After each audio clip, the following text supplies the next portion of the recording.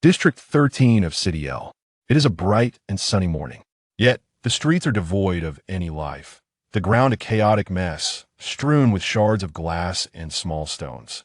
The neon lights of the convenience store flicker in disarray, emitting sporadic sparks. Only the loudspeaker on the lamppost crackles. Attention! Attention! A superpower incident has occurred on Ballion Street in District 13, categorized as Threat Level C. Citizens are advised to proceed orderly to the nearest shelter. Attention! Attention! The announcements echo through the empty streets. Suddenly, a foot steps on the broken glass with a soft crunch. The extraordinary world has its charms, yet is ever plagued by restless souls eager to stir trouble. The solitary street resonates with a sigh. Turning towards the speaker, one observes a young man, likely in his 20s, clad in casual attire. His hair, approximately 30 to 40 centimeters long, is tied back with a rubber band, while a few rebellious strands fall gracefully beside his forehead. With his hands tucked into his pockets, he slightly parts his lips to utter 4 peculiar syllables. Translated into comprehensible language, these syllables convey panoramic map.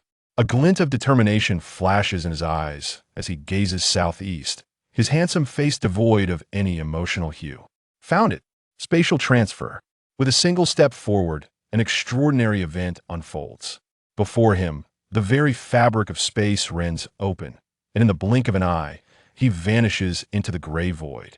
Simultaneously, several kilometers away atop a towering building, another spatial rift appears, from which a foot emerges, swiftly followed by the figure of Qin Shaoyan, who had just moments ago been lamenting the turmoil of the extraordinary world. As his foot touches down, a thunderous roar reverberates from below. Boom, accompanying the explosive sound are the terrifying roars of beasts and the shouts of humans. His spiral flame fist. Attack! He peers down at the chaotic ground, where the remnants of shattered edifices lay scattered.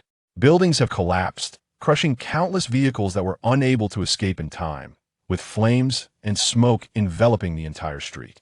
Through the haze, a colossal serpentine silhouette can be discerned, flanked by agile figures, occasionally illuminated by flashes of crimson light. Tisk, the divine clash brings misfortune to the mortals. I wonder if those who bought cars have completed their loans. Though said in jest, Qin Zioyan's smile is devoid of warmth, cold as ice. Almost simultaneously with his words, a massive gray-green body, measuring 5 to 6 meters in girth and over 50 meters in length, bursts through the smoke and roars skyward. The sound reverberates powerfully, shattering the glass of several buildings in an instant. Qin Shaoyan gazes at the colossal beast. This creature resembles an oversized earthworm, its surface reflecting an oily sheen, with its undulating body crashing against structures as if they were mere paper, effortlessly obliterating entire buildings in an instant.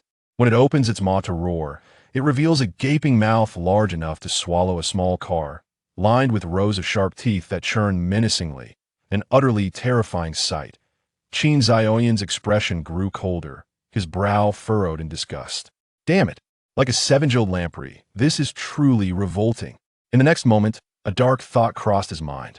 This thing crashed into my new house, which I still owe 30 years on my mortgage, using my $20,000 in unpaid loan for my car, and conveniently dug a 10-meter-deep pit in the parking space for which I just finished paying $12,000? How audacious! Are you deliberately targeting me? Qin Zioyan's temples throbbed as he gritted his teeth, glaring at the enormous earthworm that had just sent a professional hero flying. Thud, the professional hero, propelled into the ground, created a sizable crater, blood spewing from his mouth, and his right arm twisted at an unnatural angle. Director, are you all right? Several professional heroes rushed over, unable to assess his injuries, and quickly lifted him away from the battlefield. Once they reached a safe zone and beheld the horrific injuries he sustained, tears nearly spilled from their eyes. Grimacing through the pain, Yuan Bupo, pale-faced, bellowed, "What are you doing? The dragon earthworm is a Class C disaster. Without me, a first-tier professional hero, how can you third- and fourth-tier heroes expect to confront it? It is crucial to understand that the energy response of a Class C disaster corresponds to the energy level of first-tier professional heroes, ranging from 30 to 39. Given the massive size of the monster, it could easily overpower heroes of the same level.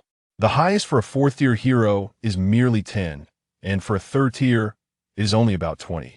Engaging it would be akin to offering oneself up as a sacrifice. He demanded, "Where are the support heroes from the medical department? Hurry up and heal me, I can still fight."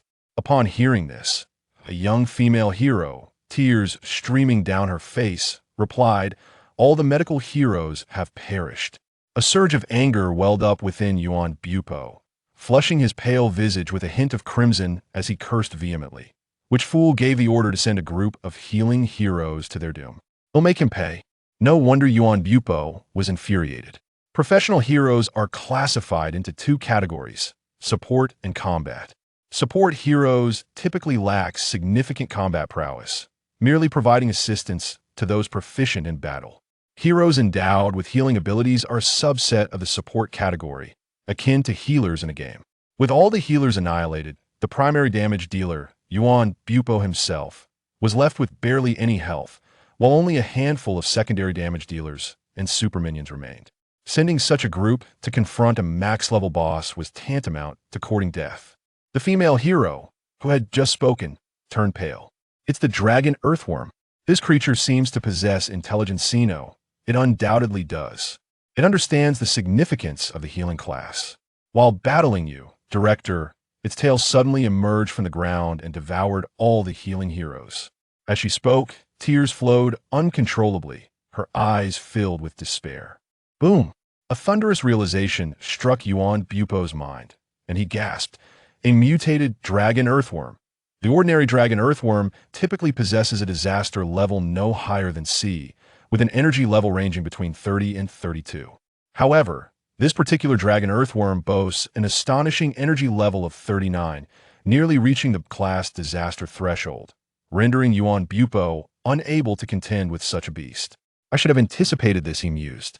Only through mutation, transforming into a conjoined dragon earthworm with two heads, could such a high energy response be achieved. How could I have failed to notice something amiss?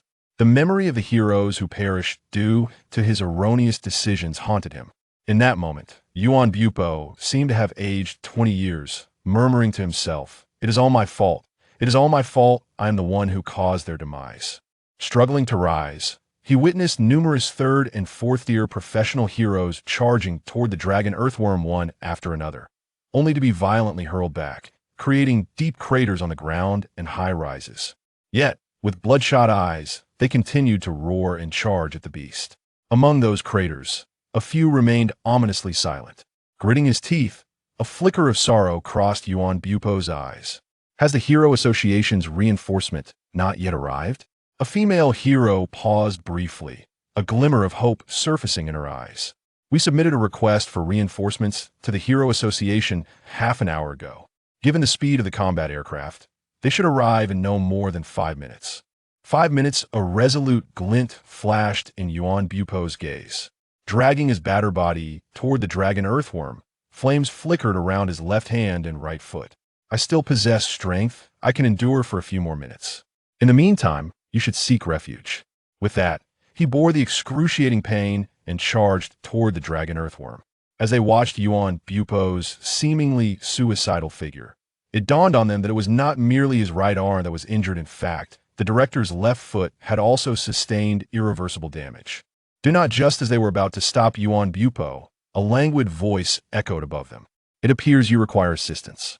Suddenly, everyone looked up in unison. A youth with a delicate visage and a wolf-tail hairstyle descended gracefully from the sky. With a warm smile, Qin Xiaoyan proclaimed, "Esteemed guests, I am an insurance specialist from Universal Insurance Company, dedicated to providing various treatments, support, and combat services. May I inquire, would you like to learn more about our specific insurance options?" As he spoke, Qin Xiaoyan beckoned toward Yuan Bupo's back with a flick of his finger. In an instant, Yuan Bupo, who had sprinted several dozen meters away, seemed to be lifted by an invisible hand, flailing momentarily in the air before gently landing before Qin Xiaoyan.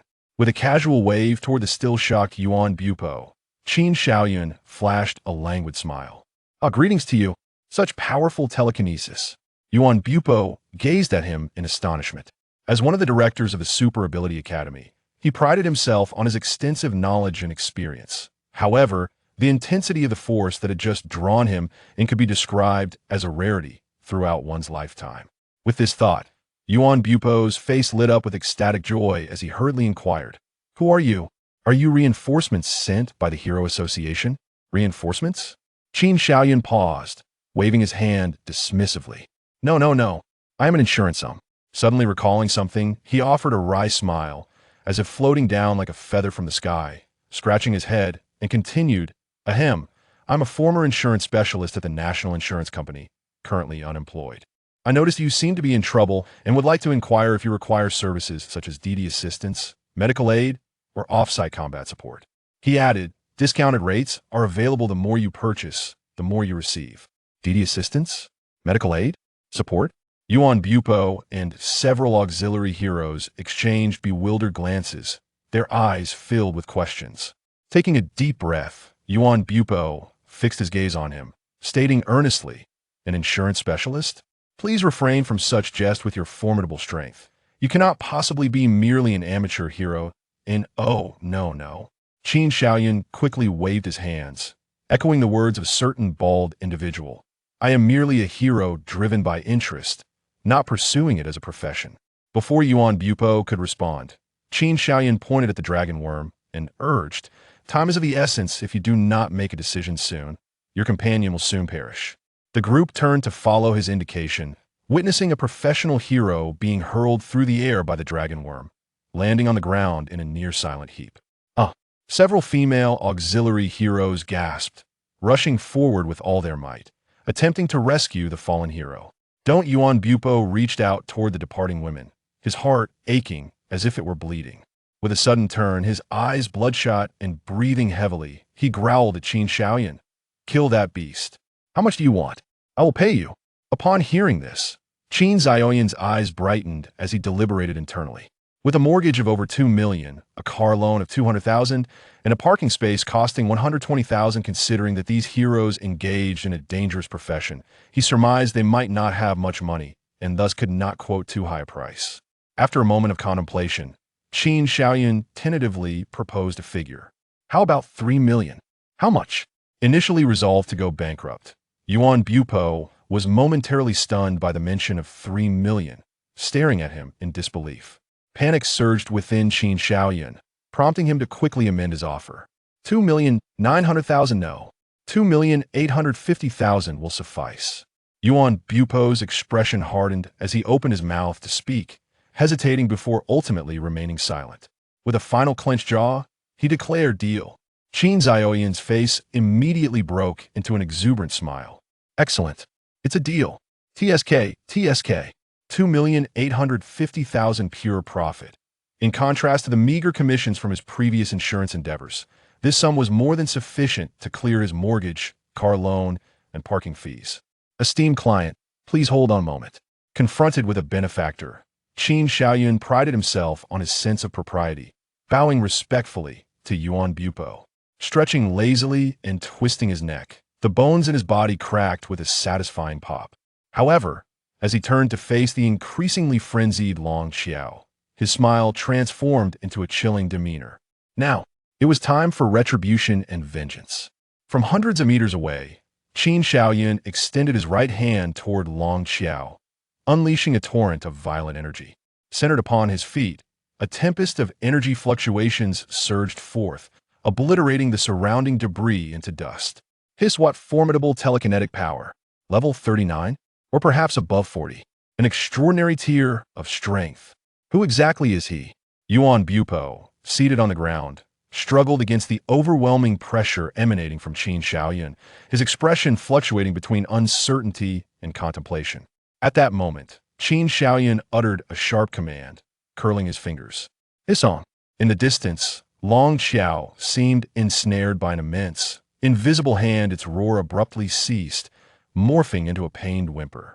A clever catastrophe, with a power level of 39, was perilously close to qualifying as a level disaster. This dragon worm possessed an intelligence akin to that of humans, capable of discerning fortune from misfortune. In the heat of battle, it quickly grasped the significance of medical support heroes, having initially ambushed and devoured them. then concentrating its might on the most formidable first-tier hero, Yuan Bupo, leaving him severely weakened. To Long Xiao, the assault from the remaining third and fourth-tier heroes felt as insignificant as mosquito bites. What began as a leisurely pursuit for a sumptuous feast took an unexpected turn. Before it could make its move, an overwhelming telekinetic force seized it. The beast's instinct screamed at it death. With an unprecedented fervor for survival, Long Xiao exerted all its strength, both heads emitting desperate roars in an attempt to break free from its confinement. What is happening? A muscular man, exposed from the waist up, plummeted from the sky, his feet carving deep furrows into the ground. Yet, his attention was wholly consumed by the sight of the ensnared Long Xiao, his face a mask of horror. "Huh, have reinforcements arrived?" queried the young man in combat gear beside the muscular figure, panting heavily. Swoosh, swoosh, swoosh. One after another, more than 10 heroes descended, their expressions a mix of caution and trepidation as they beheld the strange scene. Regardless of whether reinforcements have come, let us strike while it is vulnerable. Everyone slay this beast. A number of heroes, fueled by bloodlust, resolved to take advantage of Long Xiao's immobilization to deliver the final blow. Meanwhile, on the other side, not a glimmer of astonishment flashed in Qin Zhaoyan's eyes. "Oh, quite a formidable strength," he remarked, and before the professional heroes could react, he raised his right hand slightly. With a violent tug, the half-buried dragon worm was forcefully extracted, its 100-meter-long body nearly severed in two. Hiss, hiss, the agonizing wails erupted from its twin heads as its terrifying jaws, lined with countless sharp teeth, incessantly spewed forth viscous green blood. A cold smile graced Qin Zhaoyan's lips as he recalled his house, car, and the countless bills. "How dare you smash my house and my car? Today, I shall crush you into oblivion." With a resounding bang, he brought his fingers together, producing a sound akin to bursting a balloon. The colossal dragon worm in the air suddenly found itself subjected to tremendous pressure from all directions. Roar! A piercing lament filled the air. Various fluids erupted from within the creature, gushing forth like a saturated sponge, soon forming a small puddle on the ground. Looking up, the enormous beast had vanished, leaving behind a solid black cube measuring a cubic meter. The professional heroes below stood in stunned silence, their minds blank, unable to muster any response. "Job well done." Qin Xiaoyan flicked a stray lock of hair from his forehead, a satisfied smile spreading across his face. His earlier gloom dissipated. Not only had he avenged himself, but he had also amassed a considerable fortune. Over 2 million, enough to settle his debts and sustain him comfortably for years. Casting a glance at the dazed Yuan Bupo, his spirits soared. With a wave of his right hand, he summoned a pen and a sheet of white paper from the debris nearby, shaking the pen vigorously before inscribing his request. After a meticulous review, the paper fluttered as if caught by an unseen breeze, gracefully landing before Yuan Bupo. "This is my bank account, kindly transfer the funds here." As he spoke, he began to ascend slowly into the sky. "Oh, wait!" Suddenly recalling an additional matter, Qin Xiaoyan extended his hand and waved towards all the professional heroes, uttering 2 peculiar syllables. "Heal!" Radiant beams of pure white light cascaded from above. Whether standing or lying down, everyone was instantly enveloped in a luminous glow. He winked at the still-dazed Yuan Bupo and flashed a playful grin. "This is a complimentary medical service."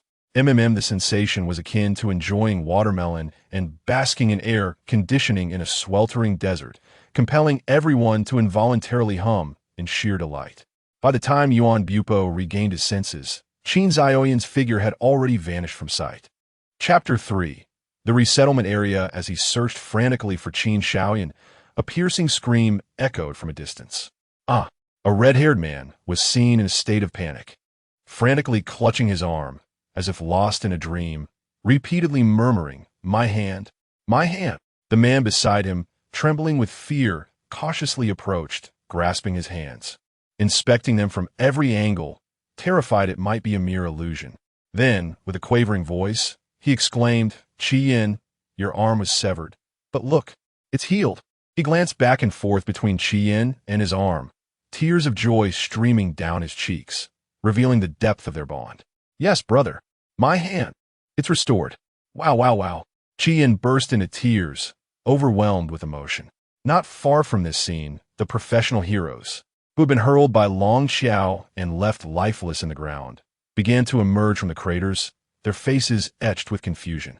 Witnessing this, the other heroes trembled, their eyes welling with tears. They rushed forward, embracing their resurrected comrades with fervor and exclaiming in disbelief, "Wu Wu, Zheng Fei, you're alive, still alive. Deng Yong, you two are unharmed. Wu Wu, this is incredible. I thought you all perished." In that moment, the air was filled with the sounds of weeping and joyous laughter from those who had narrowly escaped death. Qin Shaoyun glanced at the words on the paper, his heart heavy as he regarded the heroes around him, each displaying a myriad of emotions. He clenched the paper tightly and wiped away the glistening tears from the corners of his eyes. "Thank you." Meanwhile, on the outskirts of City L, a place once adorned with verdant waters and mountains, now stood tall buildings in abundance. The meticulously planned structures resembled identical squares, occupying every available space. This was the resettlement area. Unlike the bustling neighborhoods filled with lively chatter, the faces of those walking through this area rarely bore smiles. Encounters on the streets were brief, with no warmth or neighborly greetings exchanged. At that moment, a shadowy figure appeared on the road, seemingly half ethereal, effortlessly blending into the crowd like a droplet merging with the sea. Strangely, it seemed that no one noticed the anomaly, as if the figure had always belonged among them. Observing the expressionless faces around him, Qin Shaoyun's smile suddenly faltered and gradually faded. Shaking his head, he let out a long sigh before departing. The resettlement area, a unique place in this world where monsters roam, peculiar beings exist, and extraordinary superheroes thrive. Yet, the majority residing here are ordinary individuals. Within this extraordinary realm, being ordinary is considered original sin. The so-called resettlement area is a refuge for those who have lost their homes, or in many cases, their families amidst the battles between heroes and the supernatural. Qin Shaoyun now called this place home, a consequence of the calamity brought forth by the dragon worm that had been crushed into oblivion. As an ordinary member among the countless individuals traversing dimensions, Qin Shaoyun's initial aspiration was merely to survive in this perilous world. Upon awakening his superpower at the tender age of 17, he suddenly perceived that his dreams could be elevated. He envisioned himself leading the life of an average office worker, experiencing the existence that he had missed in his previous life on Earth. Thus, due to certain circumstances, he resolutely chose to graduate from high school early and wade into the murky waters of society. After trying his hand at several jobs, he proudly became an insurance salesman. Perhaps it was his innate aptitude for the field. He thrived in the insurance industry, achieving his short-term dreams of purchasing a car and a house within just a few years. However, everything changed one fateful day. In a bid to expand their business scope and increase profits, the upper management of the National Insurance Company decided to launch a new policy dubbed supernatural injury insurance. They also determined that the target demographic for this policy should focus on urban elites, individuals with mature financial sensibilities and substantial reserves of capital, generally residing in the city's core. Most branches of the Hero Association were located there as well, ensuring that any disturbances caused by supernatural beings could be swiftly quelled. Selling a single policy of supernatural injury insurance was tantamount to easy profit. Upon hearing this news, Qin Shaoyun felt as exhilarated as a cat catching a whiff of fish. Elites? Huh. The residents of his neighborhood were all elites. Was this not a sumptuous feast laid out before him? To not take a bite would be a disservice to oneself. Armed with his persuasive tongue, he successfully convinced 90% of the residents in his community to purchase this insurance policy. The subsequent events are well known. The dragon earthworm arrived, and his neighborhood was obliterated. The company's higher-ups were left dumbfounded. The small fortune they had just acquired not only vanished but also required them to pay out billions. It is said that upon learning the news, the company's CEO spat blood and fury and later threatened to pay a high price in the underground market to eliminate Qin Shaoyun, the one who had sold the policy. What unfolded thereafter remains uncertain. However, Qin Shaoyun, who was out expanding his business at the time, returned home with enthusiasm only to discover, oh dear, his house was gone, his car was gone, and even his job was gone. Reluctantly settling in a resettlement area, he soon discovered to his horror that the wretched dragon earthworm was still alive. That very day, he saw it wreaking havoc in the city on television. Without even having eaten, he rushed out. After avenging his deep-seated grievances, one would expect him to be in high spirits. Yet, upon witnessing the residents of the resettlement area, their faces etched with despair, Qin Xiaoyan found it difficult to muster a smile. Alas, he had heard that the accursed monster was once again wreaking havoc in the city, and now he wondered how many more would be forced to relocate to this area. A sigh escaped from someone beside Qin Xiaoyan. Following the sound, he observed an elderly gentleman with graying hair, leisurely reading a newspaper while expressing his musings. Qin Xiaoyan composed himself, a faint smile gracing his face. "Grandpa Wang, out for a stroll again?" Upon hearing the voice, Wang Wanfu leisurely set down his newspaper, slowly lifting his gaze to scrutinize Qin Xiaoyan. Finding it difficult to discern clearly, he unhurriedly adjusted his reading glasses perched on his nose. "Ah, young Qin, how do you do? Where have you been?" he inquired, revealing a smile that appeared gentle yet bore no warmth. "I too am out for a walk. What news are you perusing?" Wang Wanfu lifted his newspaper slightly, responding in a leisurely manner. "Strolling is indeed pleasant. I'm just reading the paper." Glancing at the date on the newspaper, Qin Xiaoyan approached him playfully. "What is so fascinating about the news? Allow me to take you to the senior activity center to watch some dancing." No. What is there to see in those dances performed by girls in their 60s and 70s? Wang Wanfu replied, his movements slow yet resolute as he waved his hand dismissively. Without a hint of hesitation, Qin Xiaoyan took the newspaper from his grasp, gently supporting him. No, I checked the schedule last night. Today, at the activity center, the performers are all young female students in their teens. Wang Wanfu's previously stooped figure seemed to gain vigor as he nodded. "Then we must go. We must have a look," he remarked, his steps noticeably lighter. "I shall assist you." As he spoke, he made a subtle gesture, and the newspaper abruptly vanished from his hands. Chapter 4. Luo Qingwu 1, 2, 3, 4, 2, 2, 3, 4, 3, 2, 3, 4. Again, 1, 2, 3, 4, 2, 2, 3, 4, 3, 2, 3, 4. Qin Xiaoyan was not merely speaking idly this time.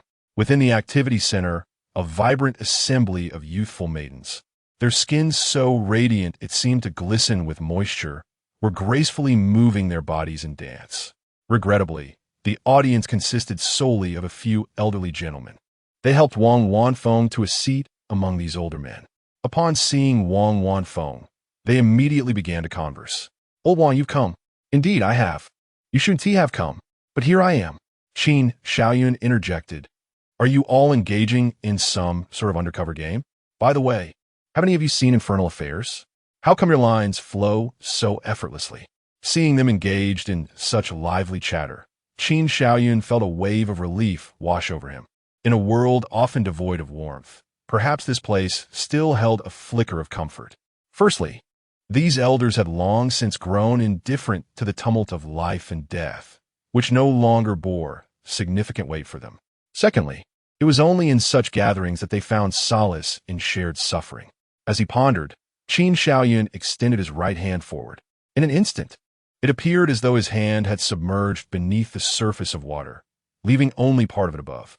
When he withdrew it, a newspaper was clutched within his grasp, precisely the one Wang Wanfeng had perused earlier. The headline read, 80-year-old entrepreneur celebrates birthday with 5 generations, a life of peace and prosperity. Accompanying the title was a photograph of a younger Wang Wanfeng, laughing heartily, his face aglow with pride.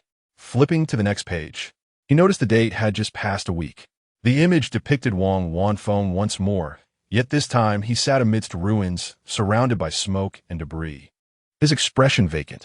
The article detailed the rampage of the peculiar wild boar king in the affluent district, noting that of the renowned entrepreneur's family. Only the 80-year-old elder remained among the 42. Upon reading this, a deep furrow etched itself into Qin Xiaoyan's brow, and a shadow of unutterable sorrow flickered in his gaze. Unbeknownst to him, The scene of his newspaper retrieval had caught the eye of a dancing maiden. She appeared to be around 15 or 16. Her skin is white as jade, her eyes clear and bright as water, emanating the essence of youth. Truly the most beautiful phase of life. Her short, fresh hairstyle swayed rhythmically with her movements. While the other girls glistened with perspiration from their prolonged dancing, she maintained an air of freshness, her breath unaltered. Her exquisite face bore an expression of stark coldness, yet her gaze was fixed intently upon the young man leaning against the back wall. His hair styled like a wolf's tail. Her level of concentration was such that her dance movements began to falter. A nearby girl quickly called out softly, "Qingwu." "Hey, Qingwu, Luo Qingwu." Snap back to reality. Seeing that she remained unresponsive, the girl gently nudged Luo Qingwu during a kicking motion, prompting her to turn her head. With an expression devoid of emotion, Luo Qingwu regarded Xiaoling, her eyes reflecting confusion. "What is it?" Her voice was ethereal, as sweet as the song of a golden oriole. Xiaoling whispered, "What are you looking at? Your movements are all off. Sister Zhao has reminded you several times." "Oh, it's nothing," Luo Qingwu nodded, indicating her understanding. Yet, in the next moment, her gaze fixated intently on Qin Xiaoyan. Following her line of sight, Xiaoling beheld Qin Xiaoyan leaning against the back wall, his face etched with melancholy. Her eyes widened in disbelief. She turned abruptly to Luo Qingwu, rubbing her eyes in astonishment, her heart churning with tumultuous waves. That Luo Qingwu was actually gazing at a boy. Goodness, the frosty beauty's persona has crumbled? Did you see that man reading the newspaper? Luo Qingwu's voice was icy as she fixed her stare on Qin Xiaoyan. Xiaoling numbly nodded, her heart racing. Here it comes. To her surprise, she had thrown a direct pitch. Was she about to confess her feelings for him? "Oh, I'm so nervous." "Wait, why am I nervous at all? I just saw him pull a newspaper out of thin air." Luo Qingwu spoke solemnly. "Go for it. I support you." "What on earth?" As soon as Luo Qingwu finished her sentence, Xiaoling blurted out her thoughts, but upon comprehending her words, she swallowed her response, utterly perplexed. Luo Qingwu, with a look of confusion, explained, "He is my neighbor, and he has used telekinesis in front of me. Yet just now, his ability was clearly of the spatial type." "Is that all?" Xiaoling, exasperated, rubbed her forehead, attempting to mask her frustration. "Sister, there are countless peculiar superpowers. Perhaps he can manipulate both objects and space." She continued, "Moreover, there are some unusual individuals who possess multiple superpowers. You've seen them before." Recalling someone she knew with multiple abilities, a flicker of disdain crossed Luo Qingwu's face, followed by a contemplative frown. Observing this, Xiaoling smiled slightly and inquired, "But upon closer inspection, this guy is quite handsome. Do you have his contact information? Should I be introduced to him?" Luo Qingwu shot her a glance and replied tersely, "He sells insurance." At this revelation, Xiaoling was momentarily dumbfounded. What on earth?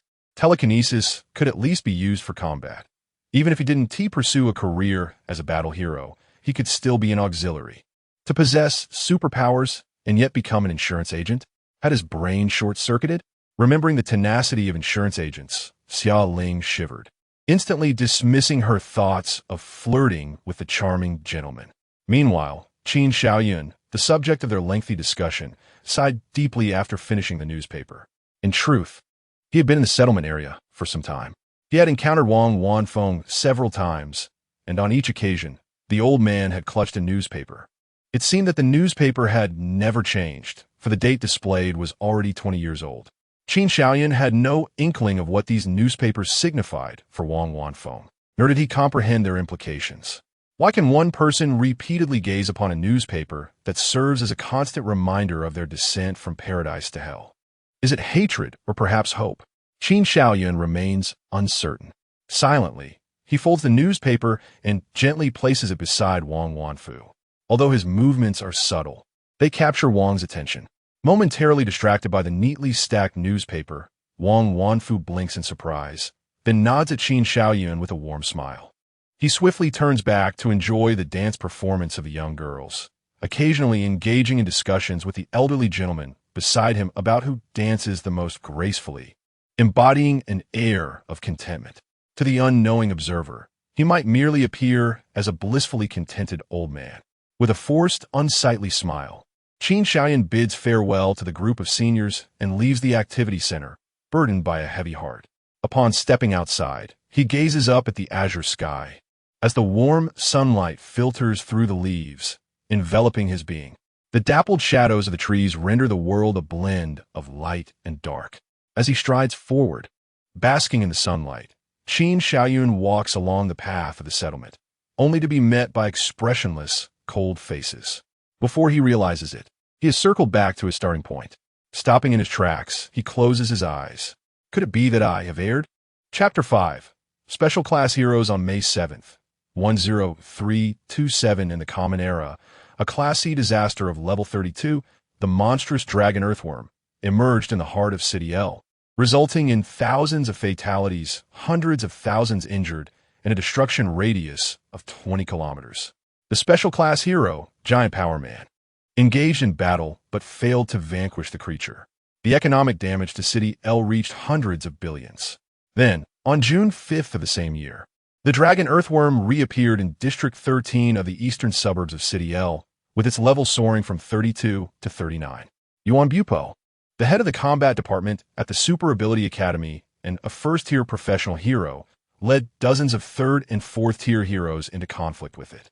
Just as their forces were on the verge of annihilation, they received assistance from a mysterious individual claiming to be a former insurance officer, who single-handedly exterminated the level 39 Class C disaster, the mutated dragon earthworm. A loud clap echoed through the Hero Association headquarters as a hand forcefully struck the projection screen. Above is the entire account of the Class C supernatural disaster in City L. A middle-aged man with a scruffy beard surveyed the assembly, his gaze lingering on the 12 enormous black screens surrounding the venue. With a swift motion of his finger, he switched to the next slide, revealing a young man in a suit, sporting a wolf-tail hairstyle and a professional smile. The one who eradicated the Class C dragon earthworm was named Qin Xiaoyan. A 23-year-old unmarried male with a high school education, he awakened his superpower at the age of 17, subsequently applying for early graduation to embark on his journey into society. His various occupations included a fishmonger at a supermarket, a courier, a food delivery rider, and a contract worker for city management. At 18, he joined the Universal Insurance Company, and due to his exceptional abilities, he acquired a car and a house within 5 years, the residence being located at. Switching to the next slide, Deng Qingri magnified a photograph, pointing to a specific location amidst the ruins. Huashan Garden, Building 8, Apartment 403. Upon hearing this, the crowd exhibited a range of reactions, from bewilderment to derisive laughter. At that moment, a teasing female voice emanated from one of the giant screens. "Oh, I see." The atmosphere in the room shifted to one of solemnity, with everyone sitting upright. This young individual sought vengeance on the dragon earthworm for the destruction of his home. Did he? Deng Qingri bowed slightly towards the speaking screen. Ice Lord Tianjiang is absolutely correct. Our analysis aligns with this conclusion. Oh, suddenly, a voice of authority resonated from another screen. I recall a law stating that non-professional heroes are prohibited from using superpowers indiscriminately. Since this Qin Xiaoyan has disregarded this regulation, are you suggesting we intervene and capture this young man who exterminated the Class C dragon earthworm? Before Deng Qingri could respond, another voice chimed in from the screen. Dark Lord Tianjiang, let's first hear the thoughts of Xiao Deng and the others, shall we? As the prominent figures conversed, those below dared not make a sound. After a prolonged silence, Dark Lord Tianjiang replied, "Then let it be as Thunder God Tianjiang suggests." "Thank you." Deng Qingri slightly nodded, addressing the senior members of the Hero Association below. In the realm of superpowers, there exist 7 continents, each governed by its respective hero association under the current unified world. As you are all aware, the professional heroes of the Eastern continent rank at the very bottom in terms of both quantity and combat prowess among the 7 continents. Take, for instance, the recent supernatural incident in City L. While the dragon centipede mercilessly slaughtered innocent citizens, we were unable to dispatch even a single special grade hero. Therefore, I propose that, Alongside the vigorous promotion of enrollment in superpower academies, we relaxed the assessment system for professional heroes. And Deng Qingri cast a sharp gaze over each senior member present. I invite Mr. Qin Xiaoyan, who made significant contributions during the Dragon Centipede incident, to be appointed as a special grade hero. The room erupted in chaos, Deng Qingri's words igniting a tempest akin to a bomb detonating in the stillness of the night, leaving everyone momentarily dazed. I pose. A balding man with a prominent belly rose angrily, slamming his hand on the table while pointing at Deng Qingri. The Hero Association is not your personal fiefdom. Elevating an ordinary person to the rank of special grade hero is utterly preposterous. Oof. Deng Qingri scoffed coldly. An ordinary person? You dare to label someone capable of annihilating a level 39 dragon centipede and extinguishing a Class C disaster as just an ordinary individual. Zhao, have you been drinking at a nightclub and lost your senses? What did you say? Zhao's face flushed crimson with fury. I also oppose. Another tall, slender member of the assembly stood up. Just recently, Lord Bingjun Tiangong mentioned that this individual acted out of revenge, destroying the dragon centipede for personal reasons. A person who has bided their time for years, only to strike when their own interests are threatened, is far more terrifying than any ordinary monster. Exactly, Zhao immediately concurred. After lying low for so long, who knows if he harbors ulterior motives? Shut your mouth, Deng Qingri retorted vehemently. A person of immense power, who willingly suppresses their abilities to live as an ordinary individual, striving for a modest living, only to reveal their strength when faced with insurmountable challenges that professional heroes cannot resolve, and who subsequently requests a mere $285 million in compensation, while generously offering treatment to all present without charge. This selflessness is deemed unworthy by your mouths. Have you lost your minds? A murmur arose from the crowd. Who knows if he understands the compensation mechanisms for professional heroes? Who? Deng Qingri's eyes glinted dangerously, seemingly searching for the speaker. The other members of the assembly felt a chill run down their spines and hurriedly bowed their heads, fearing the ire would be directed at them. Smack! Deng Qingri slammed the table, his voice cold as he declared, "It is settled then. We shall enhance the recruitment of the Superpower Academy, expand the ranks of professional heroes, and invite Mr. Qin Xiaoyan to assume the position of a special class hero bearing the name of Divine Hand." After a brief pause, he continued, "I have spoken. Who is in favor and who is against?" As they observed the ensuing farce, the 12 individuals behind the massive screens momentarily glanced at the dossier of Qin Xiaoyan before them. The information presented was largely consistent with what Deng Qingri had showcased, save for one addition: the superpower replication. After a few moments of contemplation, they could not help but share a knowing smile. This Deng Qingri, it seemed, had ulterior motives. His true aim was not merely to elevate the individual known as Qin Xiaoyan to a special class status, but rather to redirect funding towards the cultivation of a greater number of professional heroes. All his efforts were intended to convey his determination to the true decision-makers of the Hero Association, the 12 Heavenly Generals. Upon grasping this insight, the 12 colossal black screens gradually lost their color, transforming into mere white canvases. The individuals behind them departed. Meanwhile, the focal point of this debate, Qin Xiaoyan, remained blissfully unaware of the strategic maneuvering centered around him by the Hero Association. As he returned home and opened the door, he was met with the sight of a stunningly beautiful woman clad in professional attire, seated on a small stool in the corridor. Her expression dark as she fixed a piercing gaze upon him. At the moment he laid eyes on her, Qin Xiaoyun's instinctive reaction was not one of joy or excitement, nor did he perceive this encounter as a divine blessing. Instead, a chill ran down his spine, prompting him to turn on his heel and flee. Yet, before he could make his escape, a voice laced with frost penetrated his ears. "If you dare to run, I shall break your legs." Chapter 6.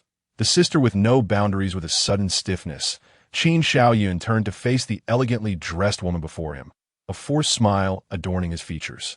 "Sister, what brings you here?" The lady's name was Qin Yining. At the age of 24, she was recognized as Qin Xiaoyun's sister, albeit in name only.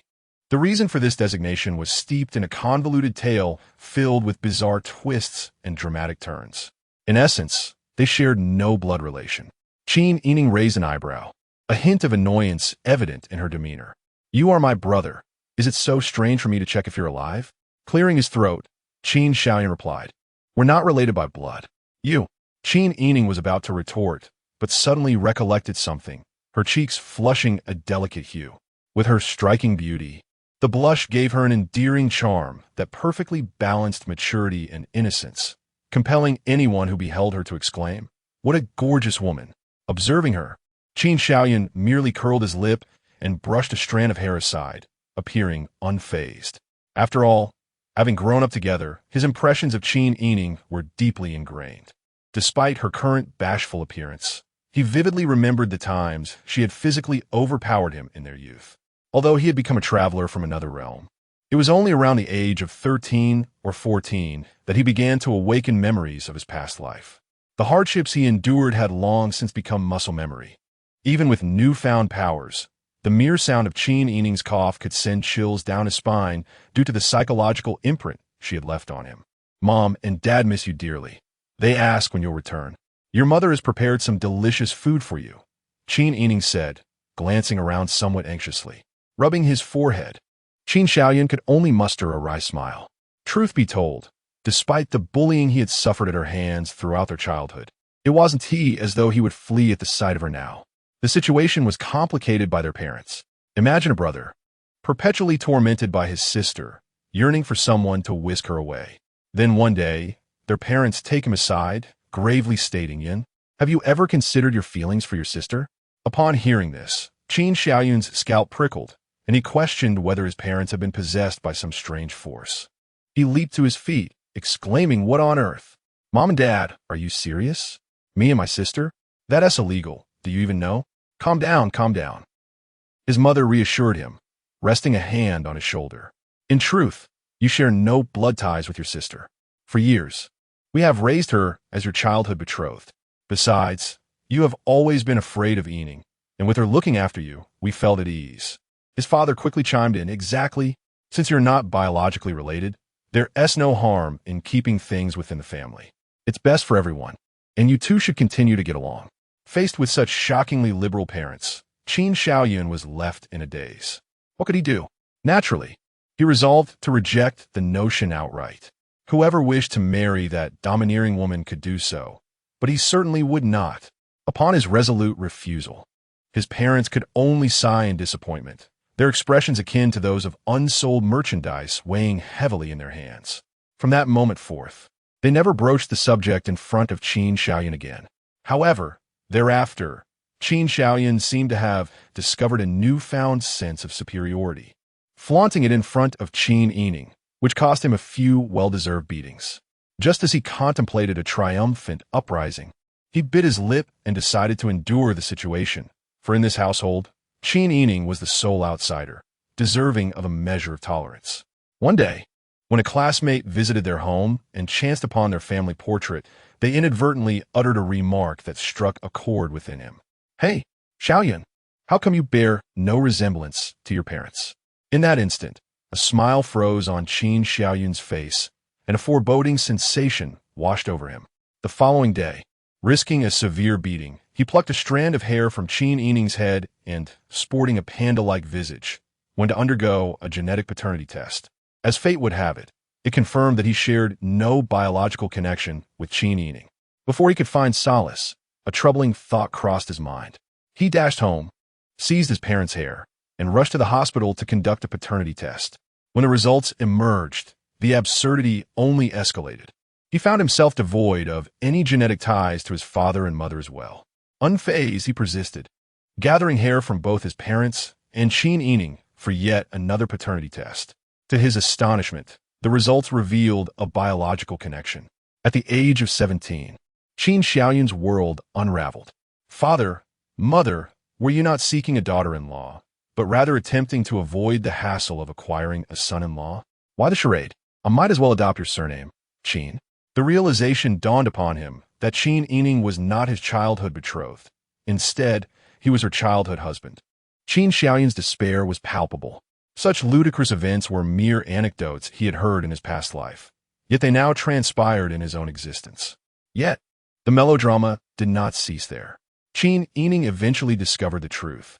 One day, in a bout of boredom, she perused the family surveillance footage and witnessed the entire scene unfold. She brooded for several days, until she stumbled upon the paternity test results beneath Qin Xiaoyun's bed. Armed with this revelation, she stormed at Qin Xiaoyun and their parents, unleashing a torrent of rage that lasted throughout the night.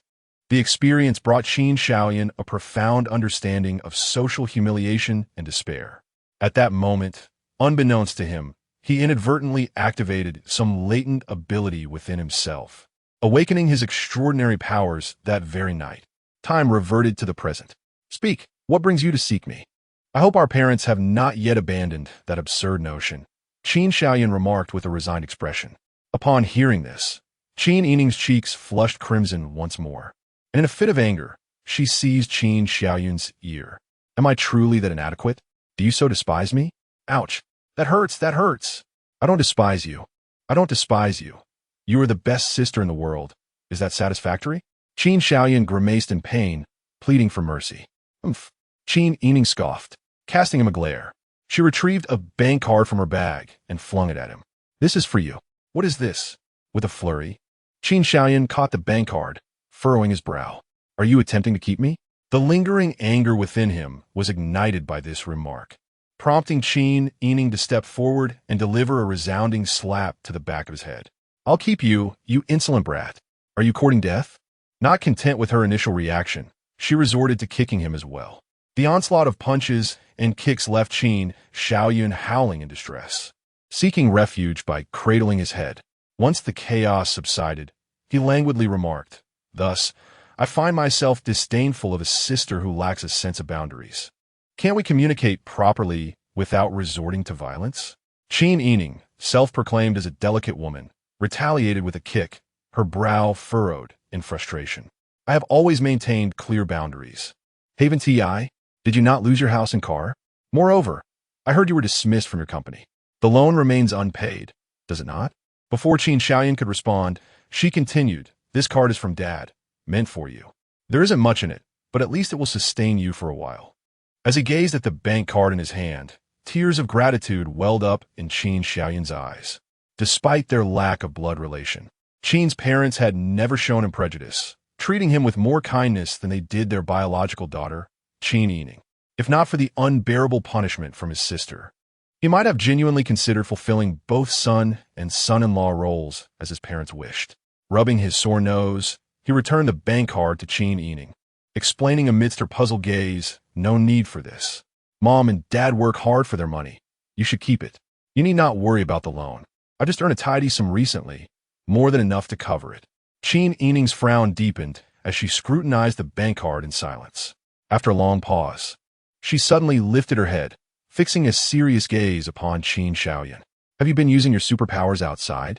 Qin Xiaoyun sprang away, as if on a spring, fervently denying her accusation. No, I haven't. Chapter 7 allow me to introduce my girlfriend, Qin Xiaoyun, whose actions are as conspicuous as the proverbial 300 taels of silver buried in this place. You, with a frown, fury surged in her eyes as Qin Yining vented her anger by striking him a few more times. Finally, she huffed and plopped down on the sofa, declaring loudly, I won't concern myself with you any longer. I told you not to recklessly use your superpowers, but you never listened to me.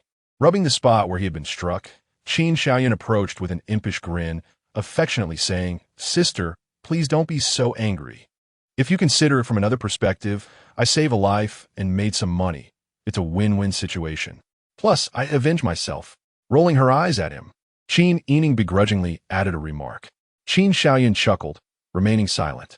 After a moment's contemplation, Qin Yining turned to him, her expression serious and earnest. However, I still hope you refrain from using your superpowers indiscriminately, for they are exceedingly exaggerated.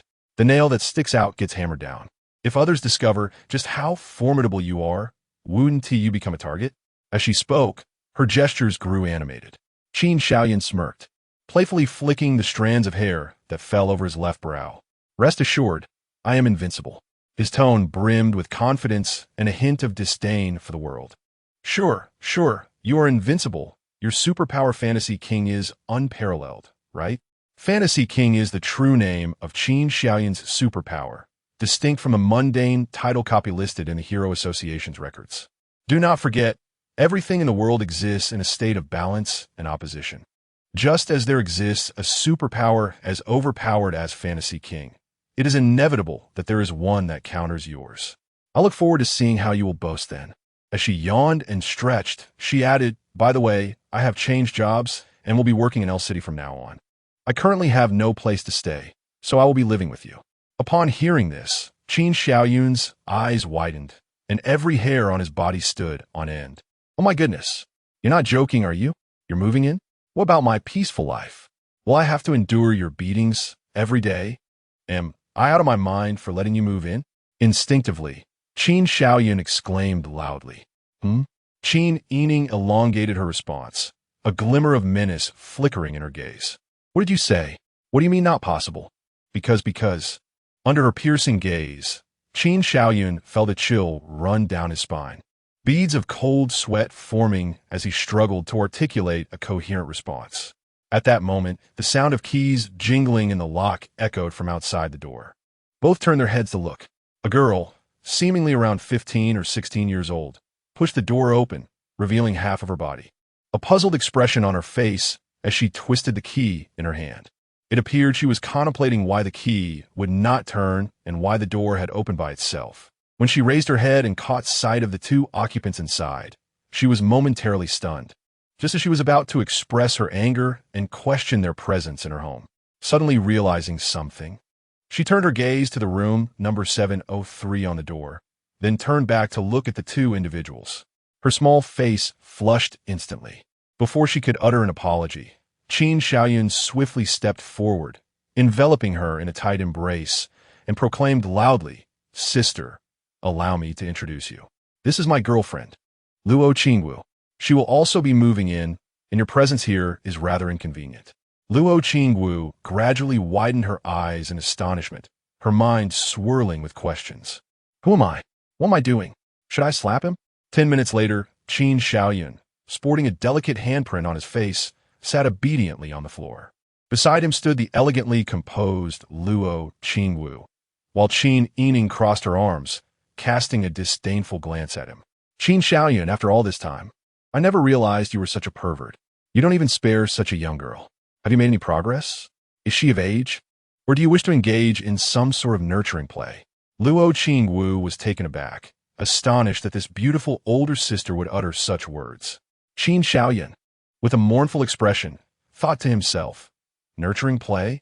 That would depend on our parents, who raised me to the point where I almost became your husband. Isn't this just your excuse for moving in because you felt it was inconvenient?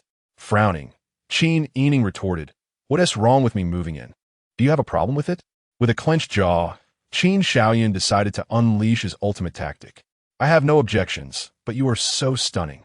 And with just the two of us, what if I can't control myself?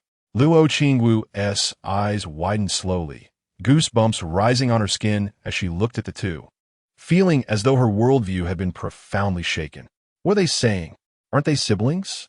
I am your sister, Qin Yining exclaimed, her teeth gritted in frustration, her piercing gaze seemingly wishing to carve a piece of flesh from Qin Xiaoyun.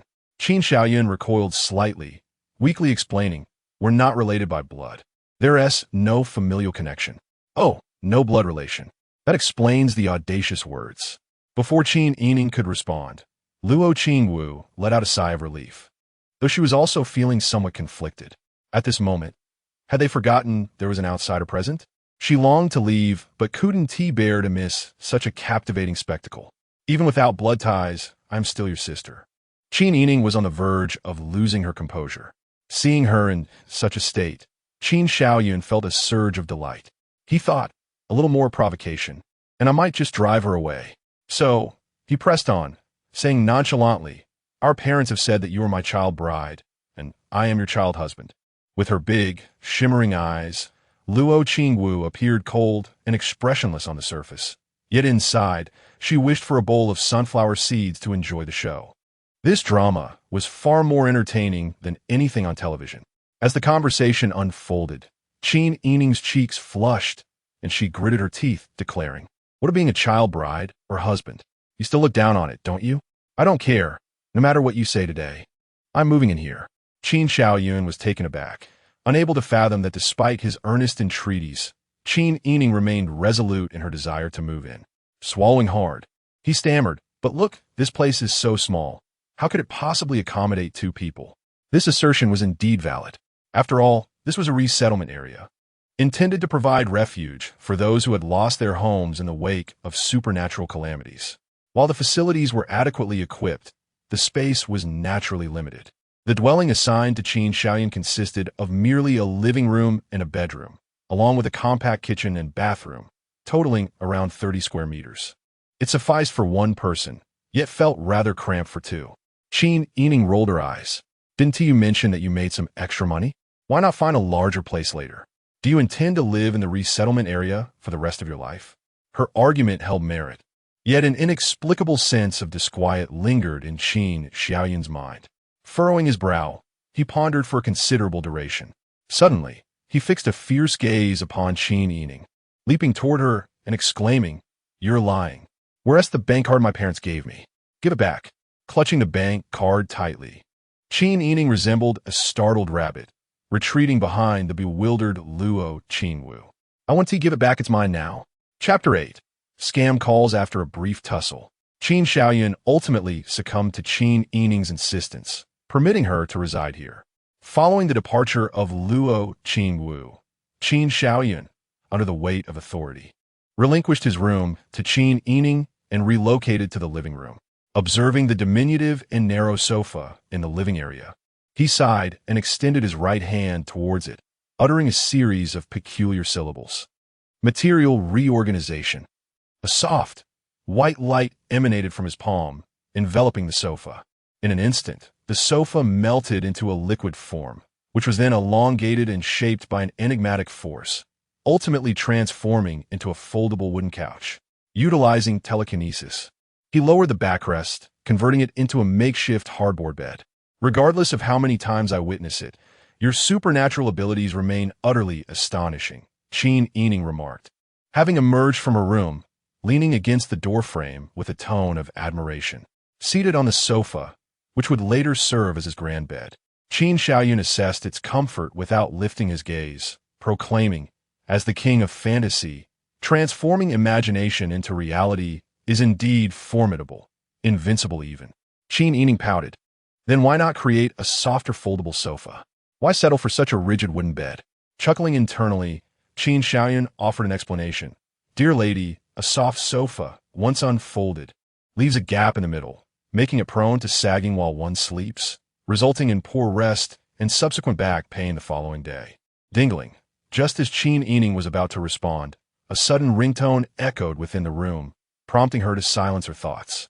Extracting his phone from his pocket, Qin Xiaoyun frowned upon seeing an unfamiliar number, but decided to answer nonetheless. "Hello, this is the headquarters of the Hero Association. I am Peony. May I speak with Mr. Qin Xiaoyun?" A melodious voice akin to a lark resonated from the other end. "Peony? Hero Association?" A tempest swirled in Qin Xiaoyun's mind, yet he could find no recollection linking him to the Hero Association. Glancing at the displayed number, realization dawned upon him. It appears to be a scam call. Amusement flickered in his heart as he replied with a tone of impatience. "No, you've dialed incorrectly. My name is Rose." On the other end of the line, a fair-skinned girl momentarily froze, her smile faltering as she cautiously verified the number. Upon confirming its accuracy, she hesitantly spoke this. "Mr. Rose, I assure you I am indeed a staff member of the Hero Association as headquarters, specifically assigned to liaise with you." Qin Xiaoyun chuckled softly, inquiring, "Young lady, is this your first day on the job? How did you know?" Before she could finish her sentence, a small exclamation of surprise echoed through the phone, as if she had been lightly reprimanded. Listening to the commotion on the other end, Qin Xiaoyun envisioned a little girl covering her mouth in embarrassment after a verbal misstep, perhaps receiving a gentle admonishment, or it could very well be a 300-pound man scratching his feet. After all, having worked in insurance previously, He had encountered such scenarios frequently. The clients insisted on speaking only to female representatives, threatening to forego their insurance purchases otherwise. Consequently, the insurance agents resorted to various tactics, some even adopting falsetto voices to masquerade as women. To be candid, Qin Xiaoyan had engaged in such antics in the early stages of his career to secure deals. A sigh escaped him as he pondered the unnecessary hardships imposed by peers on one another. He felt that indulging her in a playful exchange might be harmless. "What brings the Hero Association to me?"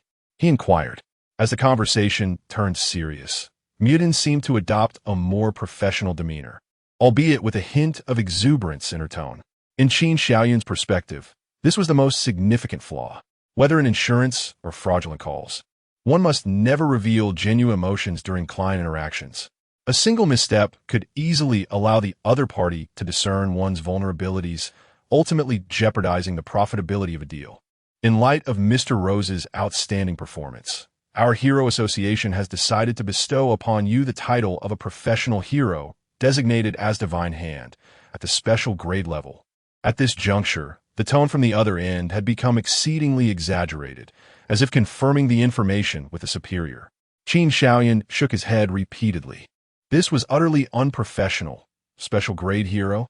Did this self-proclaimed member of the Hero Association not bother to research the actual process of becoming a professional hero? Being a professional hero is not merely a matter of possessing superpowers. Within the realm of superpowers, there are billions of individuals with abilities. If a mere phone call could elevate someone to professional hero status, then the title would hold little value. The prerequisite for becoming a professional hero is a recommendation from an esteemed figure, followed by a series of stringent evaluations and a period of observation before one can ascend to such a role. The most straightforward path involves awakening one's abilities for a while, enrolling in a superpower academy for systematic training, mastering their powers, and subsequently receiving a recommendation from the institution to participate in assessments. Even then, the likelihood of failure in such evaluations remains significant. Moreover, this representative spoke of conferring upon him the title of a special grade hero. It was laughable. This designation belongs to the upper echelon of the Hero Association, individuals who, under extreme circumstances, can mobilize entire regional armed forces. The number of heroes at this caliber across the 7 continents is scarcely 1,000. Is the quality of fraudulent calls truly this abysmal? They dare to jest about special grade heroes. Disappointment washed over him. This situation felt akin to witnessing a jester frolicking in a domain where he excelled, causing Qin Xiaoyan to lose all desire to continue the conversation. "Oh, I see now. I would be delighted to accept the title of Divine Hand and am sincerely grateful for the opportunity to be recognized as a special grade hero. However, I must attend to other matters. Farewell." Wait. Without allowing the other party to respond, Qin Xiaoyan abruptly hung up the phone. Turning around, he found Qin Yining in fits of laughter, doubled over in amusement. "Ha ha ha, the so-called elite hero, the hand of God, how utterly amusing." Qin Xiaoyun's face flushed as he defiantly retorted, "Do not laugh. In the presence of numerous professional heroes, I managed to crush a 100-meter-long monster. The Hero Association might very well acknowledge my prowess. This could indeed be true." Even as he spoke, he felt a lack of conviction in his own words. "Get lost." Qin Yining approached and kicked him. Feeling uncomfortable as she lay on the wooden sofa, she grabbed a pillow to support her waist. "Instead of daydreaming here, you might as well go buy groceries. I'm hungry and desire braised ribs." Observing Qin Xiaoyun still lingering in place, she swiftly hurled the pillow at him. "Why aren't you hurrying?" "Understood." With a heavy heart, Qin Xiaoyan, feeling defeated by his sister who monopolized his room and relentlessly pressured him, reluctantly stepped out of the house. Meanwhile, at the headquarters of the Hero Association on the East Continent, a girl named Peony stood helplessly, flustered as she glanced at a middle-aged woman in professional attire behind her. "Lan." "Sister Lan." He agreed. Zhao Lang, who had been eavesdropping on the conversation, felt her heart soften at Peony's pitiful demeanor as if she had committed a grave error. "Since he has consented, let us issue an announcement on the official website. Furthermore, from this moment forth, All information regarding the family of the Hand of God shall be completely obscured, and armed personnel will be dispatched for covert protection. Yes. Chapter 9. A terrifying ability after issuing her commands. Zhao Lan turned her gaze towards the little girl. Peony, are you there? Peony, startled, quickly responded aloud. Observing this vibrant young girl, Zhao Lan hesitated before saying, from now on, you will liaise directly with the Hand of God. You may assemble your own team. Any department, any position, just speak, and I shall arrange it for you. Peony's eyes widened in fear as she stammered. Sister Lan, can I really? I believe in you. Yes. A joyous smile blossomed on the little girl's face as she pumped her tiny fist in determination. I will work hard and not let you down, Sister Lan. Yet, she remained oblivious to the fact that Zhao Lan had turned her body away. With a sigh, Zhao Lan's heart was filled with questions. Why would the higher-ups insist on placing an inexperienced little girl in direct contact with a special class hero? Who exactly was this Hand of God? Why did they immediately hold such a prestigious rank? Setting aside the implications of adding another special class combatant to the Hero Association, which would undoubtedly stir global tumult. In the blink of an eye, 2 weeks had elapsed. After several unsuccessful interviews, Qin Yining had completely settled into a languorous lifestyle at Qin Xiaoyun's place, relying on him for everything. She even occasionally complained that his cooking was too delectable, causing her to gain several pounds. Rubbing her flat abdomen, Qin Yining lounged on the sofa and gently nudged Qin Xiaoyun, who was frowning intently at his phone. Hey, how about you use your superpower to help me slim down my little belly? With a clouded expression, Qin Xiaoyun impatiently evaded, don't bother me. You were the one who told me not to misuse my powers. This time can be an exception. After all, you've used them publicly before. What's one more time? Sitting cross-legged, Qin Yining supported herself on the sofa, revealing her graceful figure. Noticing that Qin Xiaoyun still ignored her, she leaned closer and asked, what are you doing? Checking the account balance. Qin Xiaoyun thrust his phone screen towards her. Upon seeing the meager 3-digit amount displayed, Qin Yining let out a dry laugh. 2 weeks had passed, and despite applying for several jobs, none had been satisfactory. She had no choice but to shamelessly remain at Qin Xiaoyun's, consuming his food and drink. Sometimes, when she indulged in beauty treatments or snacks, she directly sent the payment codes to Qin Xiaoyun's phone. The expenses had indeed become rather substantial. After a moment's hesitation, Qin Yining pressed her pocket and tentatively suggested, how about we use a little from that money? Hearing this, Qin Xiaoyun's face fell as he painfully refused. That's our parents' hard-earned money.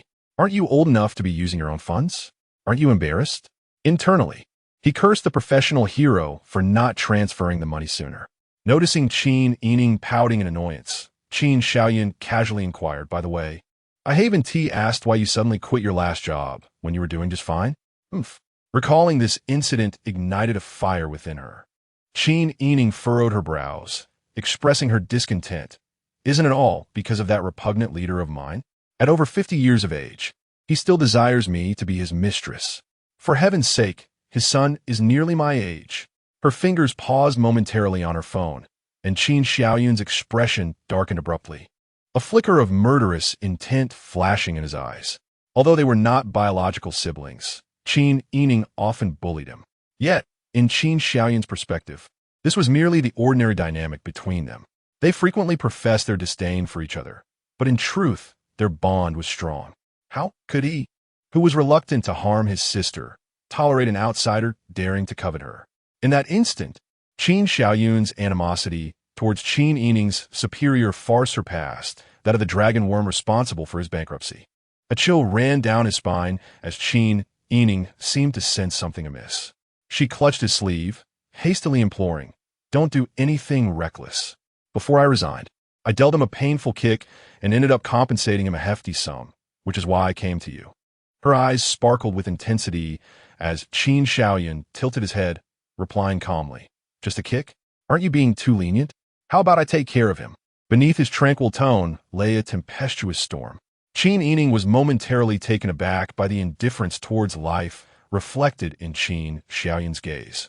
As if she were witnessing his true self for the first time, a wave of cold dread washed over her, leading her to instinctively slap the back of his head. Smack! The sharp sound echoed in the small living room, and she reprimanded, "Qin Xiaoyan, have you lost your mind? Who do you think you are? A law enforcer or a deity? What right do you have to determine another's fate, even if he is in the wrong? He ought to face the consequences through law and morality, not by your judgment."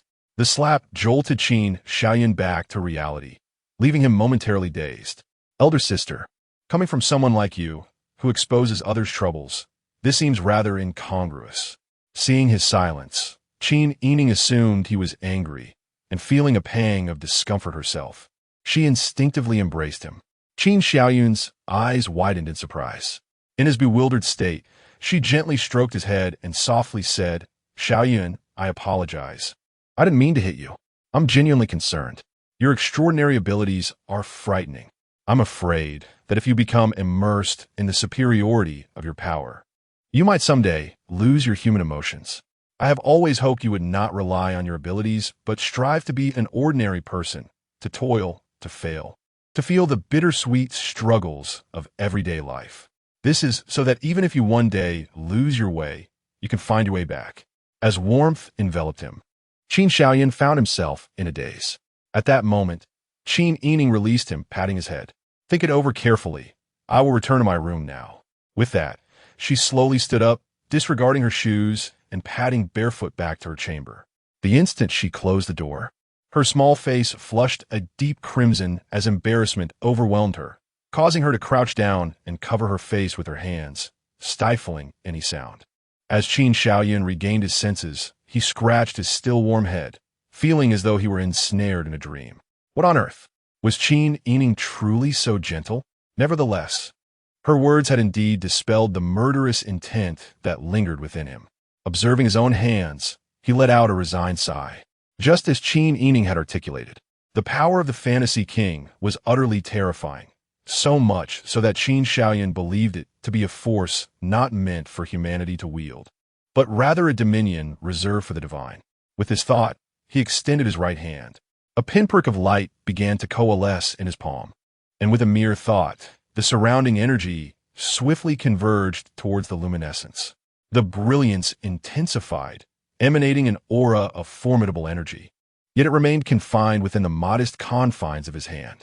Eventually, the dazzling light gradually transformed into darkness, forming a miniature black hole. Qin Xiaoyan remained impassive, continuing to compress the energy within. Gradually, the micro-black hole seemed to falter under the relentless pressure, culminating in a cataclysmic explosion akin to the dawn of creation. Endless matter erupted from a singular point, striving to disperse from the palm of Qin Xiaoyan, yet remained constrained within the size of his hand. This was not an illusion. It was a tangible reality. A point of light, under his command, morphed into a mass of infinite magnitude, ultimately culminating in a grand explosion that choreographed the birth of an entirely new universe. As he beheld this wondrous spectacle, countless thoughts flickered in Qin Xiaoyan's eyes. Lost in contemplation, suddenly his hand came together. The newly birthed universe, barely a minute old, was instantaneously obliterated at his fingertips. As if brushing away a speck of dust from his clothing, Qin Xiaoyun's expression remained unperturbed, resembling a detached observer. Slowly, he closed his eyes, and when he reopened them, the suppressed emotions once again surfaced in his gaze. Exhaling deeply, Qin Xiaoyun felt a twinge of trepidation as he placed a hand upon his chest. This encapsulates the terrifying nature of the fantasy king, the ability to create universes with a mere gesture, to fabricate rules, and to render an individual akin to the aloof, celestial Tao, indifferent to all, powerful, yet devoid of compassion. Chapter 10. The invitation from the Superpower Academy. The reason Qin Xiaoyan heeded Qin Yining's advice and chose to live as an ordinary person was precisely due to the terrifying nature of his abilities. He was simply too powerful. While others possessing such strength might aspire to conquer the world or even venture into the cosmos, embarking on an age of grand interstellar exploration, Qin Xiaoyun felt an overwhelming sense of emptiness, an endless void. In a world where power, wealth, authority, and immortality were all at his fingertips, he found not joy, but confusion and disorientation. Just as Qin Yining feared, having everything led Qin Xiaoyan to lose it all. In moments of despair, he had once contemplated the annihilation of the world. Fortunately, his human consciousness pulled him back from the divine realm. Maintaining this state proved to be quite challenging for Qin Shaoyan. To illustrate, it was akin to playing a game with cheats. With the press of a button, one could acquire the most coveted weapons. With a mere swipe, one could vanquish a boss that others took days to defeat. A flick of the finger could unleash cataclysmic damage. The exhilaration was profound, a pleasure that coursed from the tips of his hair to the very ends of his toes. Thus, one could easily lose oneself in such divine treatment. However, as time passed, the thrill waned. From logging in once a day to only once every 2 days, and eventually neglecting the game altogether, it became a mere memory. Reality, unlike a game, could not be reset. Even if Qin Shaoyan possessed the ability to start anew, he would not return to his former self. Sooner or later, he would succumb to the temptation of wielding his power once more, leading to the world's destruction and subsequent rebirth, an endless cycle that would ultimately plunge him into an abyss of despair. When one holds a button that can activate such extraordinary powers at any moment, would you press it? And what of Qin Shaoyan? He chose to remain passive. After achieving invincibility, he found himself devoid of purpose. Today, however, an unexpected occurrence transpired. Ding-dong, as Qin Shaoyan was lost in thought, the doorbell rang unexpectedly. Who could it be? He wondered, and a petite figure materialized in his mind. Hello, may I ask if this is Mr. Qin Shaoyan? A man's voice echoed from outside. Not Luo Qingwu. Qin Shaoyan was momentarily taken aback, suddenly snapping back to reality. This voice. It sounds somewhat familiar. Approaching the door, he opened it to find a mature, authoritative middle-aged man standing there. Upon seeing Qin Shaoyan, the man displayed a somewhat respectful smile. Mr. Qin, long time no see. It's you, Qin Shaoyan exclaimed, surprised. In the next instant, he seized the man's collar, revealing a murderous intent as he gritted his teeth. How dare you appear before me? Where's my money? Are you trying to renege on your debt? Enveloped in an aura of menace, Yuan Bupo's hair stood on end as he hastily clarified. Mr. Qin, please remain calm. I have come to deliver the remuneration from our last encounter. Upon learning that he was there to present funds, Qin Shaoyun's hostility dissipated, his expression transforming into a warm smile as he smoothed the wrinkles of Yuan Bupo's attire. I see. It has been far too long. I trust you find my novel greeting method to your satisfaction? Do you not sense that our distance has considerably diminished? Yuan Bupo stepped back several paces to evade Qin Shaoyun's enthusiastic reach, wiping the cold sweat from his brow with a forced chuckle. Indeed, Mr. Qin, your humor is remarkable. Internally unsettled, he thought, whether the distance has lessened is uncertain. With such palpable hostility, I feared you might truly seek to eliminate me. You see, I am remiss. I did not invite you in to sit down. Please do come in. Without further ado, Qin Shaoyan pulled Yuan Bupo into the room. Who is this? Is it light dance? Upon entering, he was met by the sight of Qin Yining, who emerged from the room upon hearing an unfamiliar voice. She regarded the evidently flustered Yuan Bupo with a slight pause before offering him a gentle smile and nod. At the first glance of Qin Yining, Yuan Bupo rose, a flicker of astonishment crossing his mind, and courteously articulated, "Greetings. I am Yuan Bupo from the Qingyun Super Energy Academy. I had not anticipated Mr. Qin's girlfriend to be so exquisite. She is my sister, temporarily residing with me. Sister, this is the professional hero I mentioned earlier, who has fought alongside me against the dragon earthworm." As he spoke, Qin Shaoyan set a porcelain bowl on the table, filling it with tea and sliding it towards Yuan Bupo. "Mr. Yuan, please." "Not at all. It was thanks to Mr. Qin's timely intervention that we survived the encounter with the dragon earthworm."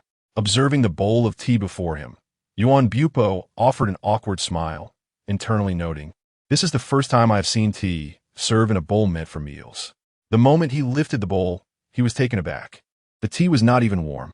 Noticing his reaction, Qin Shaoyan chuckled and explained, "This is a very popular sweet tea among the youth, typically served chilled. It is not bound by the usual rituals of gentle sipping. Rather, it is best enjoyed in hearty gulps, much like one would drink wine. Hence the use of a large bowl. Mr. Yuan, do give it a try." Beside them, Qin Yining regarded the scene with an expression akin to that of someone meeting him for the first time. Sweet tea, indeed. What was in the pot was clearly the large bottled tea drink purchased during their outing the previous evening. Bottled beverages, naturally, are served cold. As for why tea was served in a dining bowl, it was simply due to the absence of a third cup in the household. One could hardly expect a person in insurance to speak sensibly. It was no wonder that after a few years, all his friends had severed ties with him. Wasn't this a blatant attempt to deceive? As a well-versed individual, Yuan Bupo raised the tea bowl, intending to take a sip, but discreetly placed it back down. Mr. Qin, I will not beat around the bush. I shall speak plainly. Upon hearing this familiar phrase, Qin Xiaoyan's countenance subtly shifted. He was all too familiar with it. His clients, whenever they mentioned a deal, would invariably delay payment, making such statements at the outset. Could it be that my 2 million has vanished? Before Qin Xiaoyan could utter a word, Yuan Bupo carefully considered his words and retrieved a check from his pocket, slowly pushing it towards him. Although Mr. Qin provided me with an account, I believe it is more appropriate to present this remuneration to you in person. Upon picking up the check and glancing at the figure inscribed upon it, a smile instantly spread across Qin's face. How delightful! He flaunted it before Qin Yining, and just as she reached out to snatch it, he flicked his fingers, causing the check to disappear in an instant. In truth, I have come not only to deliver Mr. Qin's remuneration, but also to request a favor. Observing this scene, Yuan Bupo's eyes glimmered with an understanding look. With the financial issue resolved, Qin Xiaoyan was in high spirits, and Yuan Bupo's previously stern expression appeared rather endearing to him. Of course, business thrives on reciprocity. Yuan Bupo hesitated momentarily before finally mustering the courage to speak. Mr. Qin, I would like to invite you to serve as a practical mentor at our Qingtian Super Academy. What? Super Academy? Practical mentor? Qin Xiaoyan was initially taken aback, and then both he and Qin Yining gasped in astonishment, exchanging glances that conveyed mutual confusion. Just as Qin Yining was about to speak, she suddenly realized that this matter did not concern her at all, and thus signaled with her eyes. Qin Xiaoyan slightly nodded and furrowed his brow, saying, Mr. Yuan, are you suggesting that I? Pointing to himself, he continued, serve as a mentor at the Super Academy? Yes, indeed. Yuan Bupo clenched his sweaty palms nervously, after witnessing Mr. Qin's prowess during the previous incident. We believe that if you were to enter the education sector, you would undoubtedly cultivate a multitude of exceptional heroes. Tim, a teacher? Qin Yining couldn't help but laugh inwardly. Leaning against the doorframe with keen interest, she was curious to see how Qin Xiaoyan would respond. Haha, shaking his head in amusement. Qin Xiaoyan declined. I fear Mr. Yuan may be disappointed. As far as I am aware, the mentors at the Super Academy are predominantly first or second-tier professional heroes. Not to mention, I have not even undergone the assessment to become a professional hero. Surely, a prestigious institution like the Super Academy would not require a mere high school graduate to assume the role of a super teacher akin to that of a top university professor. Chapter 11. What? Have I become a special class hero? At the age of 17, in an exceedingly awkward moment, Qin Xiaoyan awakened his superpower. Upon learning of the terrifying nature of the fantasy king, Qin Yining insisted on taking him to the Hero Association the following day to register his information, categorizing his superpower as duplication. That same year, Qin Xiaoyan applied for early graduation from his high school. Leveraging the academic experience from his previous life, he excelled academically and could easily gain admission to a prestigious university after the college entrance examination. However, Qin Xiaoyan believed that since he had already attended university in his past life, it mattered little whether he did so again in this one. Moreover, he faintly recalled that he had met an untimely end just before graduation in his previous life. Inexplicably transported to this realm before he had the chance to face the harsh realities of society. Thus, in pursuit of adapting to his superpower, experiencing the bittersweet nature of life, and evading the increasingly delicate atmosphere at home, Qin Xiaoyan sought employment. He transitioned through several jobs, each providing ample opportunity to engage with numerous strangers. To a certain degree, this also served to substantiate his claim that his superpower was indeed duplication. After all, No one could ascertain whether the people he encountered possessed their own unique abilities. By surreptitiously duplicating their powers, it was entirely plausible for Qin Shaoyan to wield multiple superpowers. Returning to the narrative, upon hearing Qin Shaoyan admit that he had not pursued certification as a professional hero, Yuan Bupo appeared momentarily taken aback. "Mr. Qin, have you not been keeping up with the news from the Hero Association? I generally do not concern myself with such matters." Qin Shaoyan waved his hand dismissively. "But how does this relate to your invitation for me to meet the mentor?" Yuan Bupo regarded him with curiosity, poised to respond when a sudden scream pierced the air nearby. "Ah!" The two swiftly turned to Qin Yining, who was wide-eyed and visibly astonished, her mouth agape. "What are you doing? Making such a fuss?" Qin Shaoyan scoffed, rolling his eyes. Upon hearing his voice, Qin Yining seemed to find her savior, yanking on Qin Shaoyan's collar and pulling him closer. Her lips trembled, her face flushed, and in her urgency, words failed her as she pointed repeatedly at her glowing phone. "You have." Before she could articulate her thought, the content on the phone caught Qin Shaoyan's eye. His pupils dilated slightly as he snatched the phone from her grasp. Displayed prominently was a grand announcement reading, "Newly promoted special class hero. Name, Qin Shaoyan. Hero title, Hand of God, special class. Age, 23. Superpower. Duplication achievements. Killed level 39, Class C disaster dragon earthworm." Although devoid of an image, the text unequivocally conveyed one message. "Yes, it is you, Qin Shaoyan." He looked up, disbelief etched across his face, feeling an unsettling dryness in his throat. "What on earth is this hand of God? How have I suddenly become a special class hero?" Beside him, Qin Yining, still somewhat dazed, directed her gaze towards him, eager to understand the unfolding situation. "This makes no sense. How could someone as unremarkable as Qin Shaoyan be granted an exceptional admission, becoming a top-tier hero? Furthermore, a person of considerable standing from the Super Ability Academy came to extend an invitation for him to assume the role of a teacher. It was utterly ludicrous. What could he possibly teach? How to sell insurance to students? Or perhaps instruct them on how to masquerade low-grade beverages as premium tea? Faced with the siblings' incredulity, Yuan Bupo found himself equally perplexed. Wasn't this a well-known matter? He could only explain, it is as follows. When professional heroes undertake missions, they are recorded in real time to avert disputes. The recent incident where Mr. Qin effortlessly eliminated a C-class dragon earthworm was captured from multiple cameras, ensuring no angle was left unobserved. After reviewing the footage, the Hero Association, recognizing your exceptional prowess, decided to extend an invitation for you to become the 1,178th top-tier hero. Wait, Qin Shaoyan interrupted. An invitation? How come I was unaware of this? Yuan Bupo furrowed his brow in contemplation. You were not informed? That cannot be. The Hero Association surely contacted you, and prior to my arrival, they mentioned that arrangements had been confirmed, and you had already given your consent. No, I didn't. Startled, Qin Shaoyan leapt to his feet, his mind flashing back to a moment of realization. Oh my goodness, I remember now. 2 weeks ago, I received a scam call claiming to bestow upon me the title of a top-tier hero, referring to it as the Hand of God. I thought it was a joke and merely played along. His expression turned pale as he comprehended the truth. It dawned on him that the call was not a scam after all. The recollection of that number made him cringe, as he had hastily hung up every time. Feeling a twinge of guilt, the person on the line, judging by her voice, was likely a recent graduate. He had assumed she was merely a voice changer scammer and had disregarded her completely, not realizing she was genuine.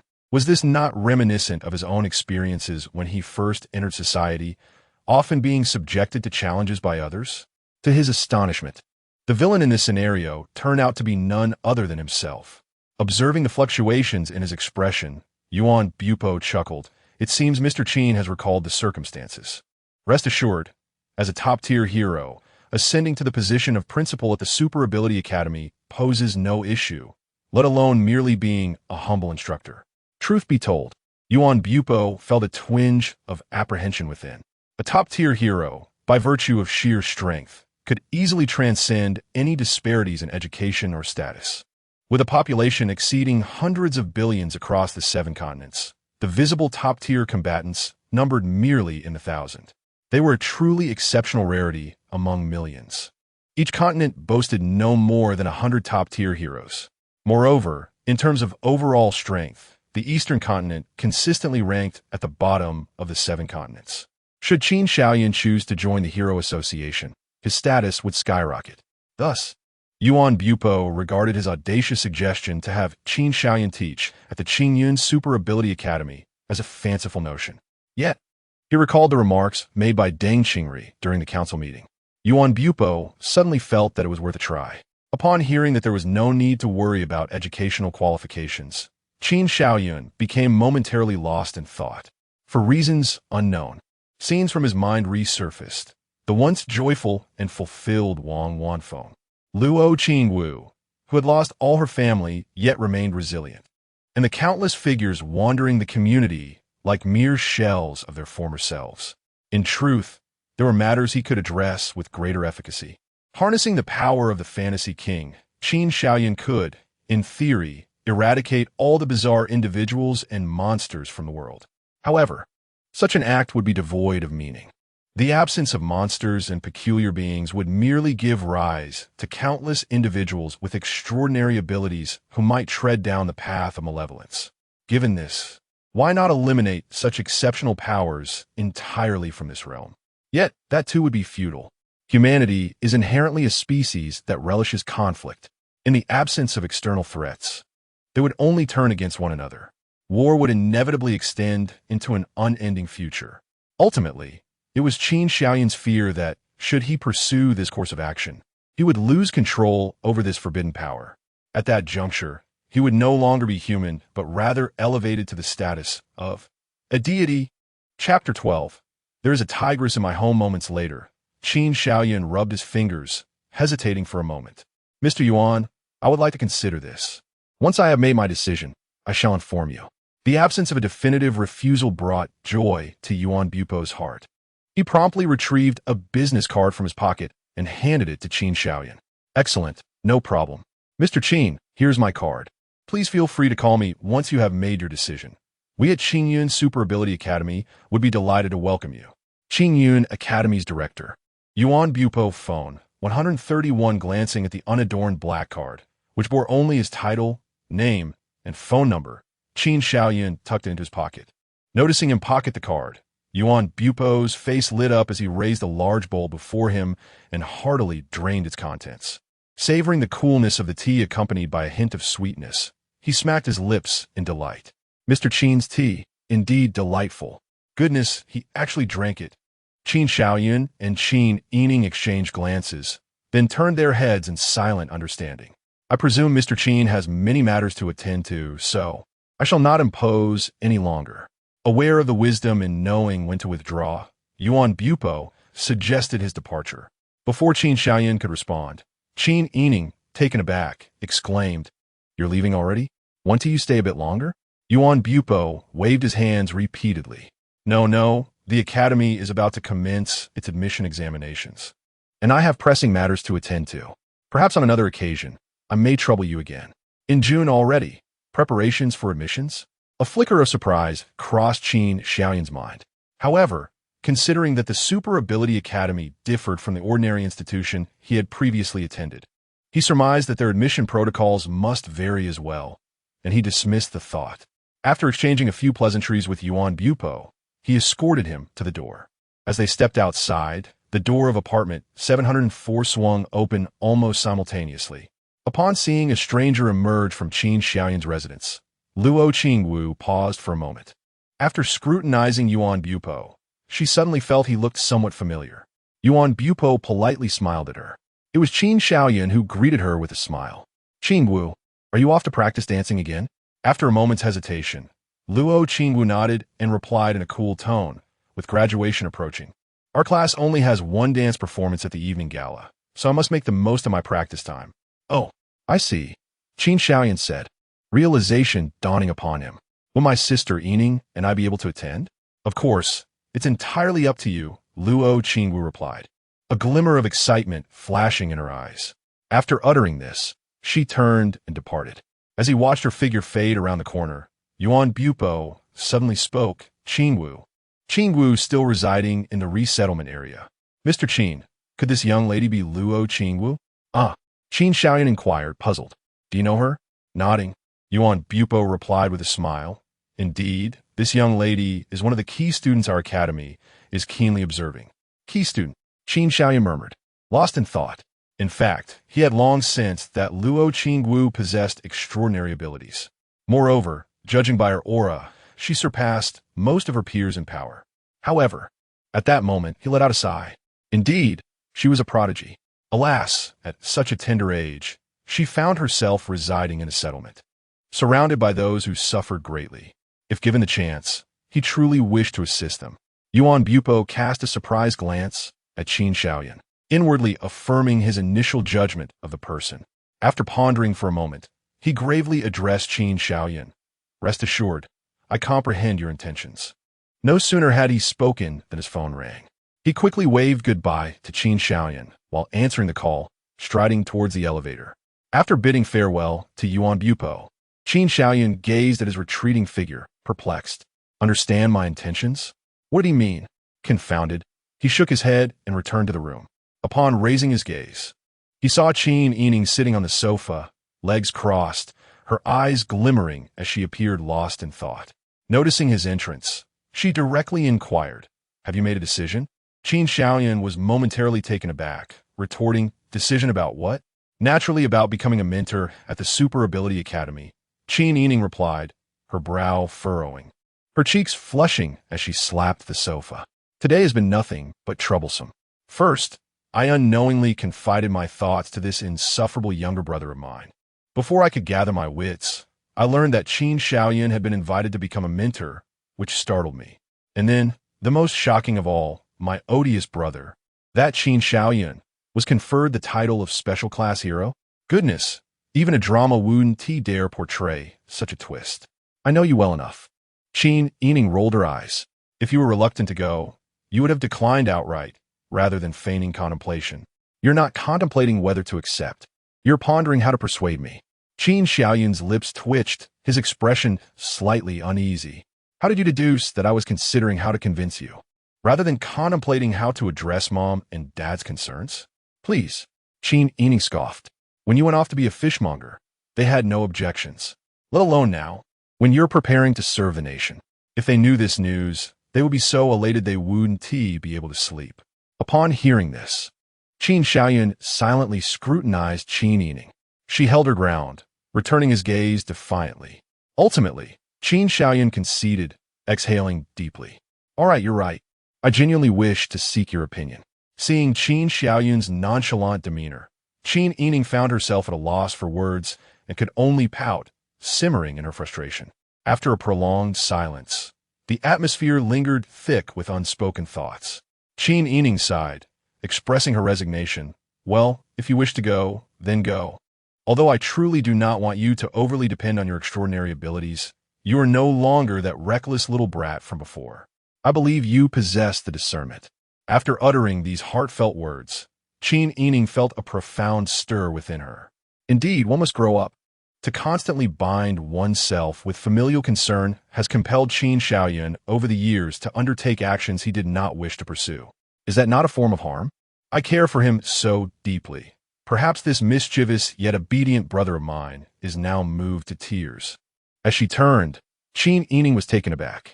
There stood Qin Xiaoyan, clutching Yuan Bupo's business card, engrossed in a phone conversation. Hello, is this Mr. Yuan Bupo? He inquired. Ah, yes, indeed, it is I, Qin Xiaoyan. I have accepted your offer to be a mentor at your academy. What? No, nothing has happened. I have simply made up my mind. Tomorrow? I find that rather slow. Upon turning around, he noticed Qin Yining glaring at him with a fierce expression. Qin Xiaoyan, I shall kill you. Return my emotions, she shouted. And in the next moment, Qin Yining resembled an enraged kitten, pouncing towards him with claws bared. With a slight sidestep, Qin Xiaoyan narrowly evaded her grasp. Continuing his conversation, he remarked, What was that noise? Oh, nothing, just a mother tiger in a fit of rage. Hearing him refer to her as a mother tiger sent Qin Yining into a furious state. She clenched her fists and began to rain down punches upon him. Qin Xiaoyan merely shrugged his shoulders slightly, shifting his feet with slight movements, evading all her attacks effortlessly. "By the way, when can I complete the onboarding procedures?" he asked. "Any time works for you," she replied. "All right then, let it be tomorrow." Chapter 13. The library the following day. Qin Xiaoyan found himself unable to commence his employment as anticipated. Firstly, the absence of a formal teaching license impeded the administrative procedures at the academy. He would have to wait until Yuan Bupo could finalize the necessary documentation, which would allow him to begin working directly at the institution without needing to visit in person. Secondly, Qin Xiaoyan felt a pressing need to acquire additional pertinent knowledge before starting his role. He wished to avoid a situation where he knew less than his students once classes began, although it was regrettable that he could not start earning a salary today. Qin Xiaoyan dutifully made his way to the largest library in District 13. With an armful of books of various genres, he sought a secluded corner. He plopped down on a chair, exhaling deeply and wiping his forehead, which was surprisingly devoid of sweat. He casually picked up a volume entitled How to Be an Excellent Teacher, and could not help but lament the arduous nature of teaching. One must not only prepare lessons, but also diligently study an array of reference materials. As he turned to the first page, the preface addressed the esteemed readers. A yawn escaped him, having barely read a couple of lines.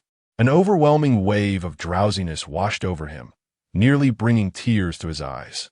Suddenly, jolted awake, Qin Xiaoyan snapped the book shut in alarm. What on earth was happening? During his school days, he could devour any text without difficulty. Yet now, he found himself weary before even delving into the content. Confounded, he tentatively reopened the book. The sentence to become an excellent teacher sent him spiraling into a heavy lethargy, his eyelids gradually succumbing to the weight of slumber, leading him to inadvertently drift into a light doze. He awoke moments later, drenched in cold sweat. Goodness, was some malevolent force at play? Glancing at the closed book before him, Qin Xiaoyan stubbornly refused to acknowledge that the curiosity of a mediocre student could lead to a reality where he could no longer excel academically. Gritting his teeth, he resolved, after a few years away from school, I refuse to believe I can't even read this book. A mysterious glint flickered in his eyes, and he murmured a mantra. With renewed vigor, he felt as if a bucket of icy water had been poured over him, instantly dispelling his fatigue and even igniting a sense of exhilaration. Seizing the momentum, Qin Xiaoyan recited another incantation. Space deprivation, time control. In that instant, a nebulous, ethereal light enveloped his surroundings, only to revert to normalcy shortly thereafter. What just happened? He wondered. Hadn't someone just passed through here? A woman, who had briefly paused to regard the spot where Qin Xiaoyan sat, wore a look of bewilderment. Had she just experienced something supernatural? Feeling an inexplicable chill, she quickly gathered her books and departed. To an outside observer, it appeared as though nothing had transpired. Yet, within his own realm, Qin Xiaoyan smiled coldly. With a time ratio of 1:10,000, I find it hard to believe. At this moment, I am more exhilarated than ever, as if I have been invigorated by a potent elixir. Surely, I can conquer these books. Indeed, after several years of work, Qin Xiaoyan has long discarded the habits cultivated during his school days. Even reading a book now triggers a reflexive drowsiness. Yet he cannot resist. He possesses a unique advantage. This is not a matter of employing supernatural powers to alter the very laws of the universe. It is perfectly reasonable to utilize such abilities during trivial moments. After all, as a mentor, he frequently employs the power of the fantasy king, so he may as well practice now. In his mind, he reassures himself as he furrows his brow, much like a primary school student newly entering a classroom, diligently laboring over each word of the book. Initially, he truly could not comprehend a single word. However, as time passed, the words on the page transformed into lively sprites, effortlessly entering his mind. Immersed in the ocean of knowledge, time flew by. 1 book, 2 books, 3 books. The volumes on the table gradually diminished, while Qin Xiaoyan's understanding of the teaching profession and the concept of heroism deepened. He opened a book titled The Path of Heroes, raising an eyebrow in intrigue. This book possesses a certain allure. By its title, The Path of Heroes resembles a biographical novel. In a sense, this is not entirely inaccurate, for it is indeed a serious historical text. It narrates the origins and evolution of the superpower world, similar to the mythologies of Earth. This book describes the birth of the world and the emergence of all things as creations of the divine. The 7 continents were once part of a vast, singular landmass, and humanity is one of the descendants of the divine. Thus, most humans are born with superpowers. These abilities have permeated the lengthy journey of human development. However, one fateful day, the divine fell, their corporeal forms transforming into boundless ferocious beasts that hunted living beings indiscriminately. These ferocious beasts are what we now refer to as monsters. Just recently, the sea-class dragon worm was one such creature. Some speculate that the corpses of the fallen deities birthed consciousness, longing for resurrection. This desire manifested in the form of colossal ferocious beasts that hunted living beings to acquire the essence necessary for revival. To escape the predation of these beasts, humans, who once resided in close-knit communities, were compelled to disperse and form primitive tribes. During the tribal era, countless tales of human champions resisting the ferocious beasts were adapted into mythological stories, passed down through generations. During this time, the mightiest of beasts clashed with the strongest of beings, forcefully shattering the continent into 7 parts. Thus, the 7 continents were born. The concept of a hero also emerged from this period. As time flowed onward, humanity recuperated and the tribes began to integrate, giving rise to the first semblance of nations. Humanity commenced organized military resistance against the ferocious beasts. Just when it seemed that humanity would inevitably vanquish the beasts, a sudden change occurred. Humanity is inherently capable of both good and evil. Some believe that the existence of monstrous beasts fortifies their own status, fearing that the extermination of these creatures would hinder their ascent to superiority. Consequently, internal conflicts among humanity erupted. War birthed countless terrifying weapons, and during this tumultuous period, some individuals devised a toxin capable of mutating humans, disseminating it into the global atmosphere during one of the wars. Thus, humanity's adversaries expanded beyond the monstrous beasts to include another foe, aberrant beings. The protracted warfare led many to become disillusioned with centralized governance, prompting these individuals to spontaneously unite and establish the nascent form of the Hero Association. This organization refrains from engaging in conflicts between nations, focusing solely on combating the aberrant beings and monstrous threats to humanity. For this reason, every regime holds a degree of trust in this organization. The original 12 founders of the Hero Association are known as the 12 Celestial Generals, each bearing unique code names: Noble, Tangsha, Zhuke, Liuhe, Goqing, Qinglong, Tiankong, Baihu, Taichong, Xuanwu, Taiyin, and Tianhou. In the present day, the highest leaders of the Hero Association remain the 12 Celestial Generals, though their code names have long since changed. Closing the book, Qin Shaoyun shut his eyes and massaged his temples, a peculiar smile spreading across his lips. The 12 Celestial Generals align perfectly with the constellations of my previous life on Earth. Could it be that I am not the first to traverse dimensions? After all, what an extraordinary coincidence this is. Standing tall, he gazed at his right hand, a surge of impulse igniting within him. He contemplated utilizing his abilities to reverse time and ascertain whether his suspicions regarding the 12 Celestial Generals as fellow traversers were true. After a prolonged internal struggle, he ultimately sighed, relinquishing this alluring notion.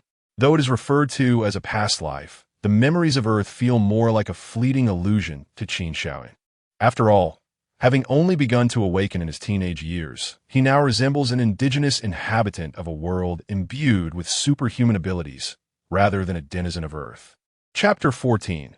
The graduation ball. His fingers danced across the pages of the hero's path, as Qin Shaoyun once more succumbed to contemplation. Beyond the Chronicles of Heroes, this tome also touched upon several points that weighed heavily on his mind. For instance, during the encounter with the dragon earthworm, Yuan Bupo and his companions frequently mention concepts such as energy levels and disaster classifications. According to the text, supernatural energy is categorized into 100 tiers. An energy level of 1 corresponds roughly to the strength of an adult's full-force punch. Level 2 equates to the weighty impact of a 200-pound individual bearing down upon one. Level 3 possesses the potential to be lethal, while Level 4 resembles the force of a rudimentary handgun.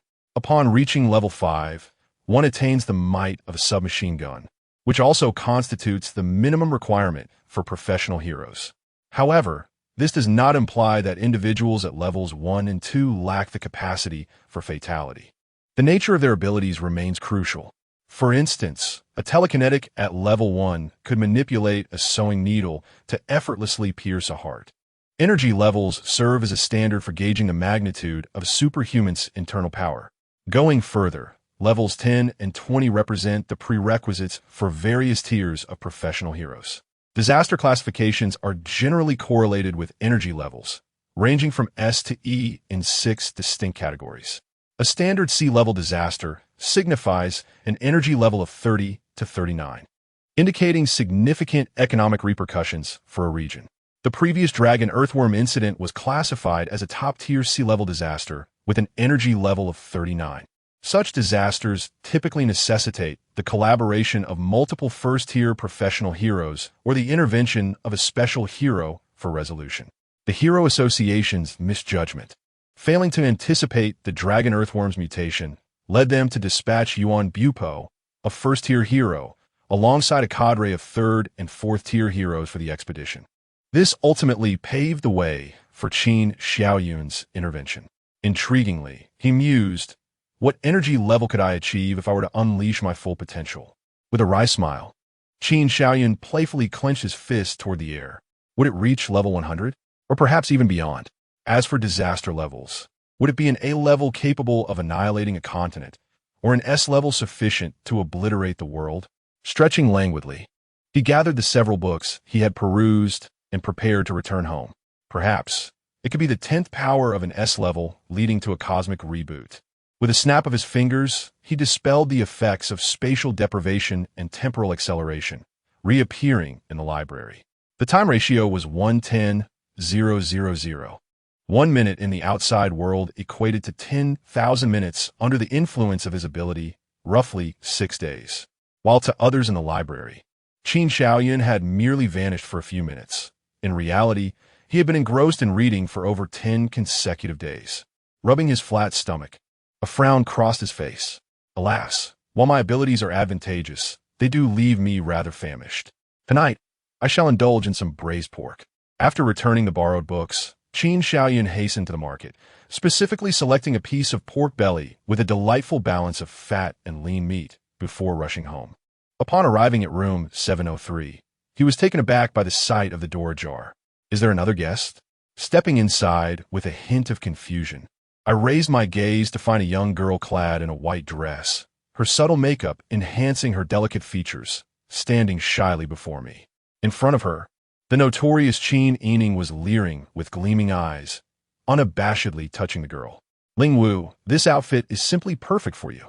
I wager that if you wear this to the soiree tonight, you will undoubtedly be the brightest star of the evening." The usually frigid Luo Ling Wu found herself flustered, evading her playful hands, a trace of bashfulness flickering in her eyes.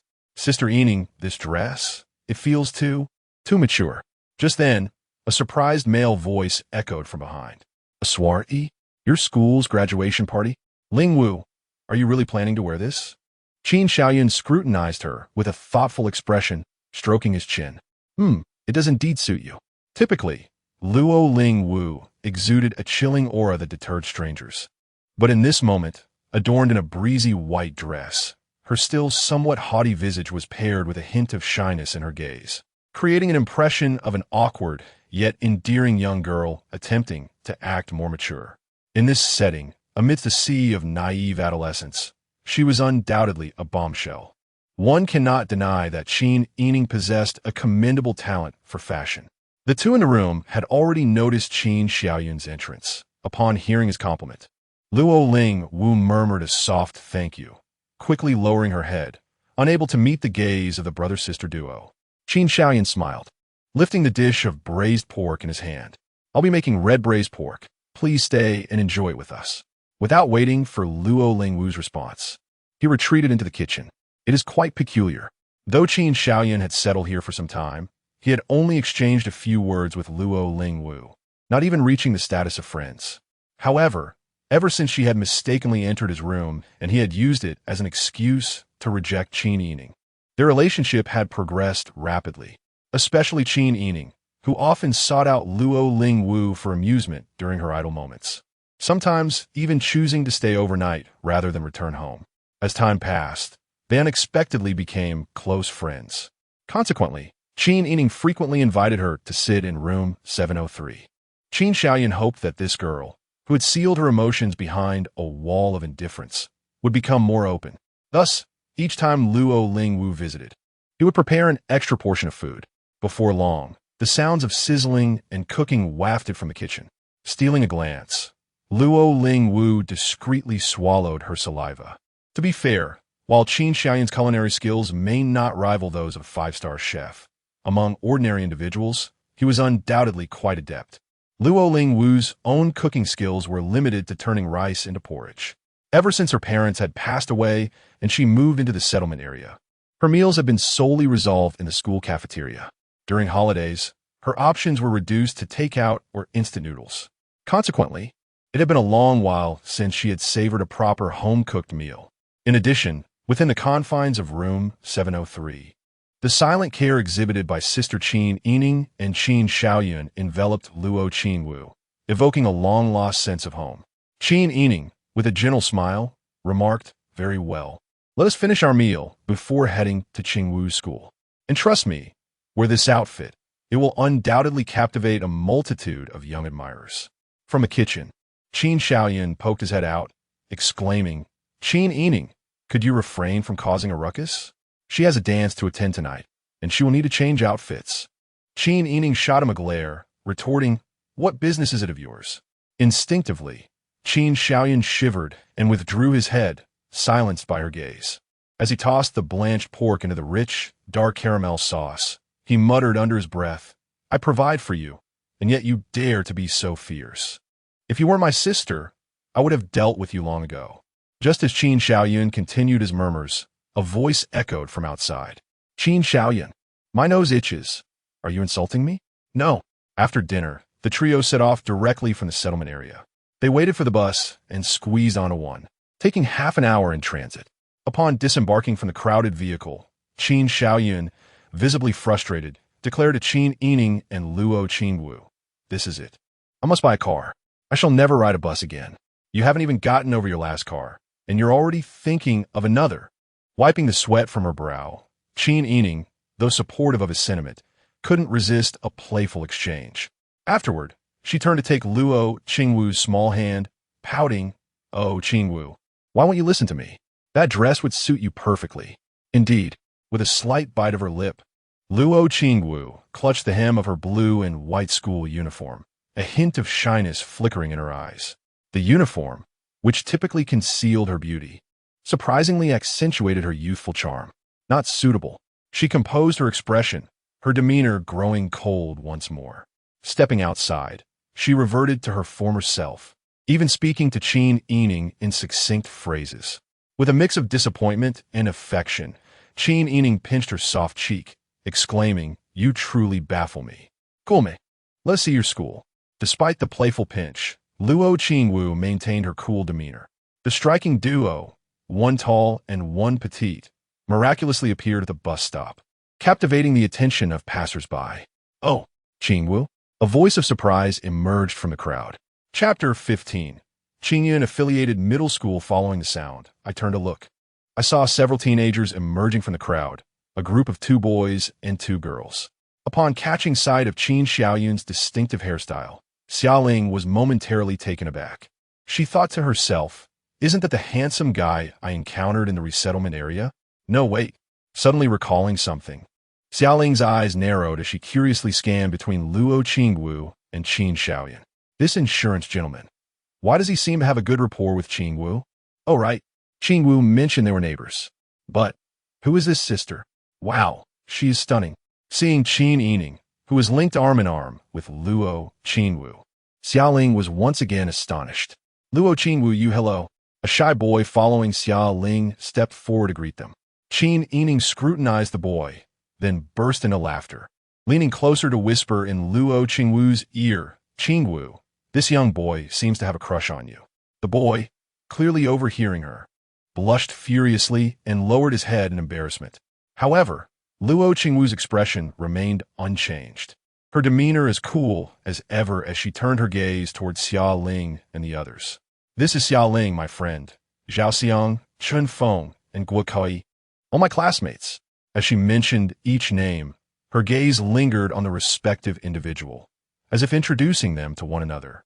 Sure enough, Luo Qingwu then turned to Qin Shaoyan and succinctly stated, this is Qin Shaoyan and Qin Yining, my neighbors. As soon as her words fell, Qin Shaoyan stepped forward, grasping Xia Ling's hand warmly. Hello, I am Qin Shaoyan, previously in insurance, but currently unemployed. If you ever need insurance. He abruptly halted, grimacing and retracting his hand, muttering an expletive under his breath. Xia Ling was momentarily stunned, then burst into laughter, casually placing her hand on his shoulder. Ha ha, this big brother is quite amusing. I adore interesting people. You're definitely my friend. Qin Shaoyan grinned widely. Is that so? I, too, prefer befriending young girls, especially beautiful ones like you. By the way, I feel like I've seen you before. Of course you have. Big brother. You've come to watch me and Qingwu rehearse, she replied, raising an eyebrow at Luo Qingwu. Right, Qingwu? Luo Qingwu nodded expressionlessly. I see, Qin Shaoyan smiled. Then tonight will be the moment to showcase your training results. Suddenly, another girl among the four, Guo Kui, covered her mouth in surprise. All eyes turned to her.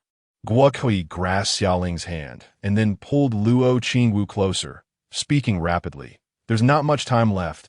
I still need to do your makeup. Let us go. Noticing the hand being pulled by Guo Kui, Luo Qingwu slightly furrowed her brows, but remained silent, merely glancing back at Qin Yining and Qin Shaoyan. Xia Ling, observing this, promptly turned back to offer her encouragement. Ah, Zhao Xiang, Chun Feng, please attend to our esteemed guest, she said, almost stumbling over a small pit in the ground. Careful. Ku-yi, take your time. As she spoke, she nearly lost her footing and turned back, jogging slightly while expressing her mild irritation at Guo Kui. Once their figures faded into the crowd, the previously flushed boy let out a sigh of relief. He raised his gaze towards Qin Shaoyan, a smile gracing his features. Greetings, Brother Qin and Sister Qin. Allow me to introduce myself. I am Zhao Xiang, and this is my quieter companion, Chun Feng. We are classmates of Luo Qingwu. After Zhao Xiang completed his introduction, Chun Feng softly chimed in, hello. Following his brief greeting, he fell silent again, standing quietly to the side. Chun Feng appeared somewhat slender, his hair falling to a length similar to Qin Shaoyun's, yet it hung down, nearly obscuring his eyes. At first glance, he bore an air of melancholy. Zhao Xiang quickly interjected, please don't mind him. He is usually like this, not one for much conversation. Qin Yining chuckled lightly. It's quite all right. A child of few words often possesses great composure. Casting a sidelong glance at Qin Shaoyan, she chuckled again. What does this have to do with me? Qin Shaoyan thought to himself, feeling a bit bemused. Brother Qin, Sister Qin, this way please. Let me show you around our school, Zhao Xiang said, breaking the awkward silence. He led the way alongside Chun Feng, sharing details about their middle school. Our school is called Qingyun Affiliated Middle School, a subsidiary of Qingyun Super Ability Academy. Generally, those who awaken their powers here opt to continue their education at Qingyun Super Ability Academy. At this point, his tone momentarily grew somber before he quickly regained his cheerful demeanor, continuing with enthusiasm. Luo Qingwu, Xia Ling, and Chun Feng have successfully awakened their abilities. And Luo Qingwu has even received a special invitation from Qingyun Super Ability Academy. He refrained from mentioning whether he himself had awakened any powers. Qin Shaoyan regarded the polite young man with mild surprise. He hadn't anticipated hearing the name of Qingyun Super Ability Academy in such a setting. It seemed he was particularly fated to cross paths with the academy lately. However, he chose not to disclose his impending teaching position at the academy, fearing it might alter the atmosphere awkwardly. With this thought in mind, Qin Shaoyun quickly communicated telepathically with Qin Yining, observing her expression, which revealed no discernible emotion. He remained uncertain whether she had grasped his unvoiced message. Nonetheless, throughout their journey, she had remained silent. After registering at the school guard station, the four of them strolled through the campus, with Zhao Xiang continually offering insights. This is the teaching building, the sports field, and the cafeteria is over here. No matter where they ventured, Zhao Xiang accurately described the school's architecture, interspersing his commentary with humorous anecdotes that elicited laughter from Qin Yining, her eyes curving into crescent moons. Meanwhile, Chun Feng silently trailed behind, listening attentively. It was merely a few minutes' absence while passing by the convenience store, and, upon reappearing, he held several bottles of beverages, distributing one to each of Qin Shaoyun and his companions.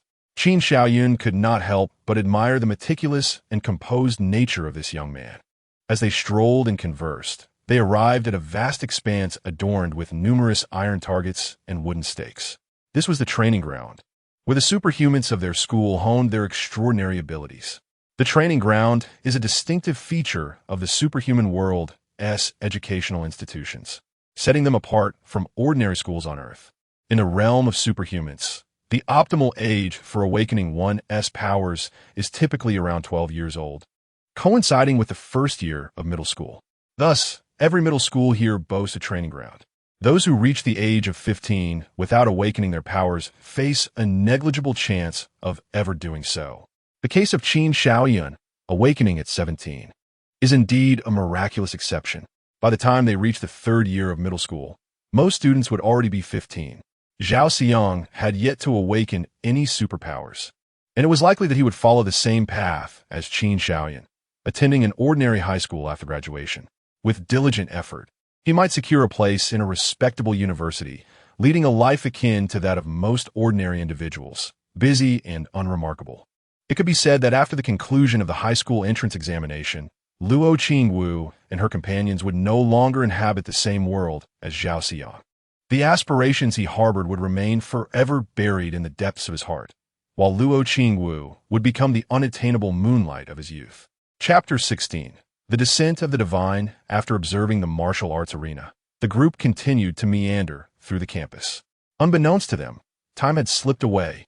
Reaching 6 in the evening, as the golden sun dipped in the west, the sounds within the school grew increasingly boisterous.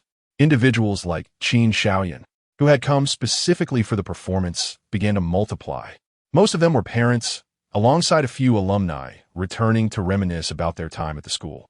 Qin Shaoyun even spotted several professional heroes patrolling the campus. As they passed, Zhao Xiang gazed at them with palpable envy, only turning away reluctantly once their figures faded into the crowd. With a smile, Qin Shaoyun inquired, "What is this? Do you aspire to be a hero as well?" Zhao Xiang froze momentarily, a flicker of melancholy crossing his eyes before he forced a smile, replying, "I can't. I'm already 15, and in 2 months I'll be 16, yet I haven't even awakened any superpowers." Qin Shaoyun let out a hearty laugh, giving him a firm pat on the back. "Do not lose heart. Miracles do exist. I awakened my powers at 17. Suddenly, a sharp pain surged through Zhao Xiang's back, causing his face to flush red. Upon comprehending Qin Shaoyun's words, surprise illuminated his expression, and he eagerly pressed, "Really?" Before he could finish, another slap landed on his back, causing him to momentarily choke. "Haha, Brother Qin speaks the truth. He did awaken at 17. And just 2 months later, he was selling fish," chimed in Qin Yining, who stood nearby, retracting her hand from Zhao Xiang's back. Zhao Xiang's excitement transformed his complexion to a brilliant crimson as he hastily turned to Chun Feng. The typically taciturn Chun Feng also displayed a smile, nodding encouragingly. "Keep it up." With fervent eyes fixed on Qin Shaoyun, Zhao Xiang implored, "Brother Qin, could you share how you awaken your powers?" In the realm of superpowers, youths typically begin awakening between the ages of 12 and 15, with the likelihood diminishing with age. Although it was known that awakening could still occur after 15, the odds were minuscule.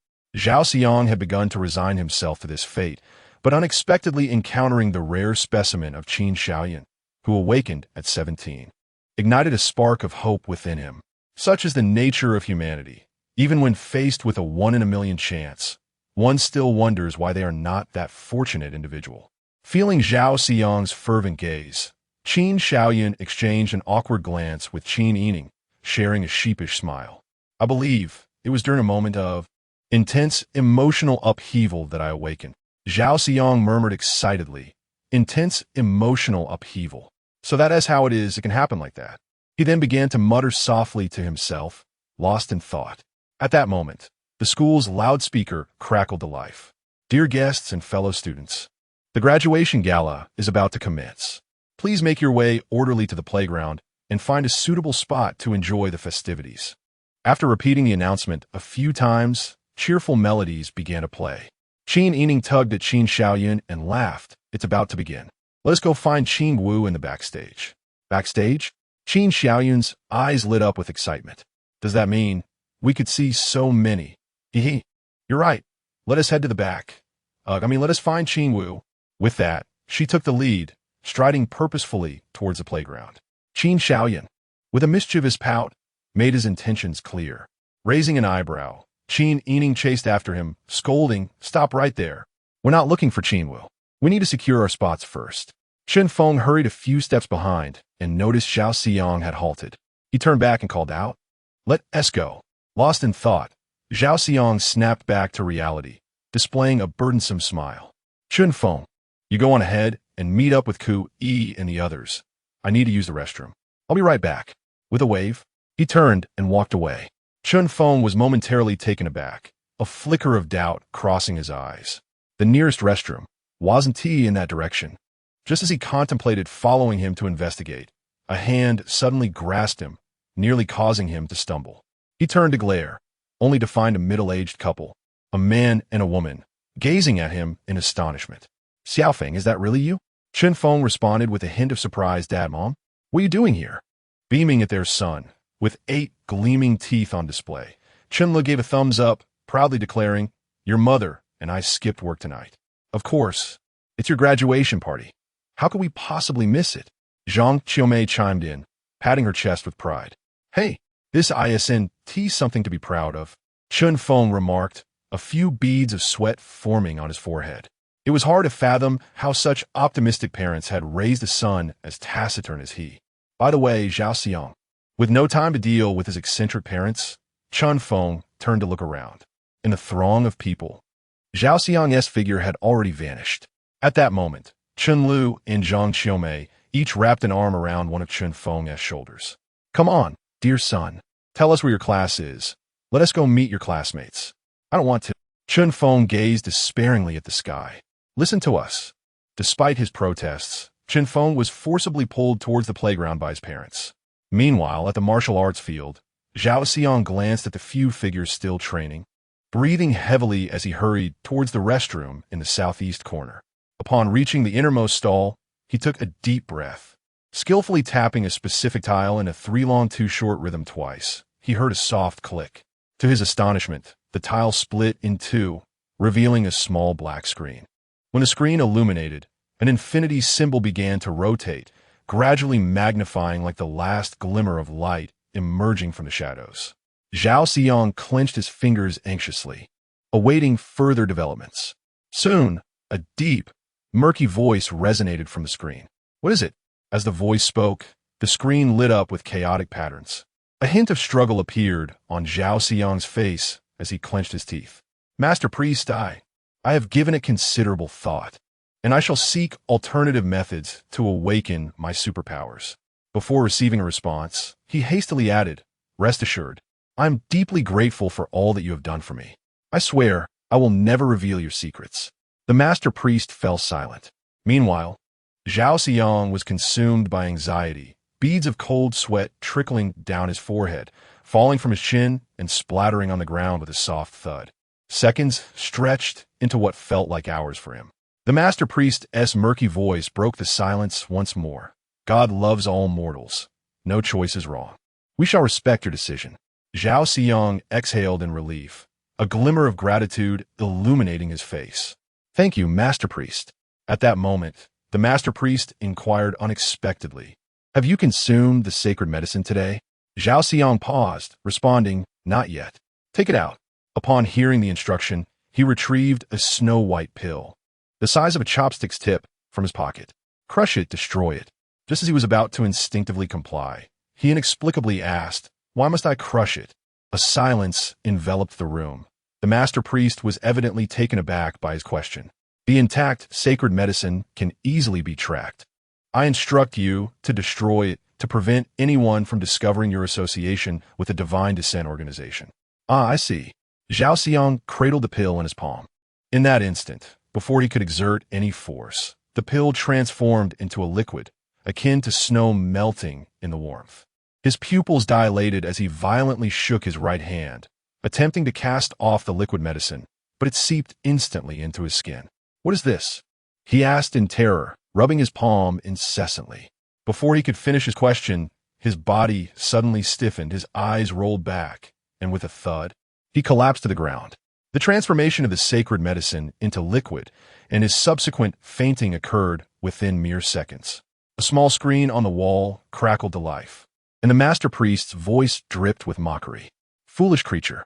Chapter 17, as the voice of the high priest resonated through the air.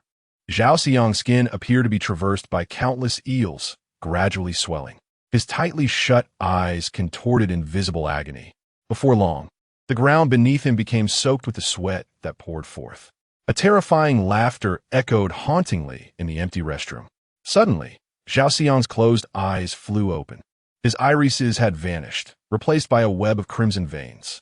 A guttural noise emanated from his body, which, once standing at a height of 1.70 meters, rapidly expanded to over 2 meters.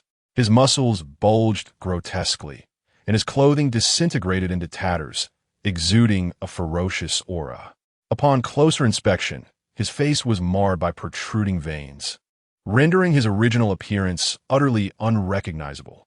Staggering to his feet, he instinctively grasped the wall for support. With a thunderous crash, the cement wall he touched crumbled as if struck by a locomotive. The mutated Zhao Xiang shook his head in agitation, exhaling a puff of white mist from his mouth. He opened his cavernous mouth and let out a low growl.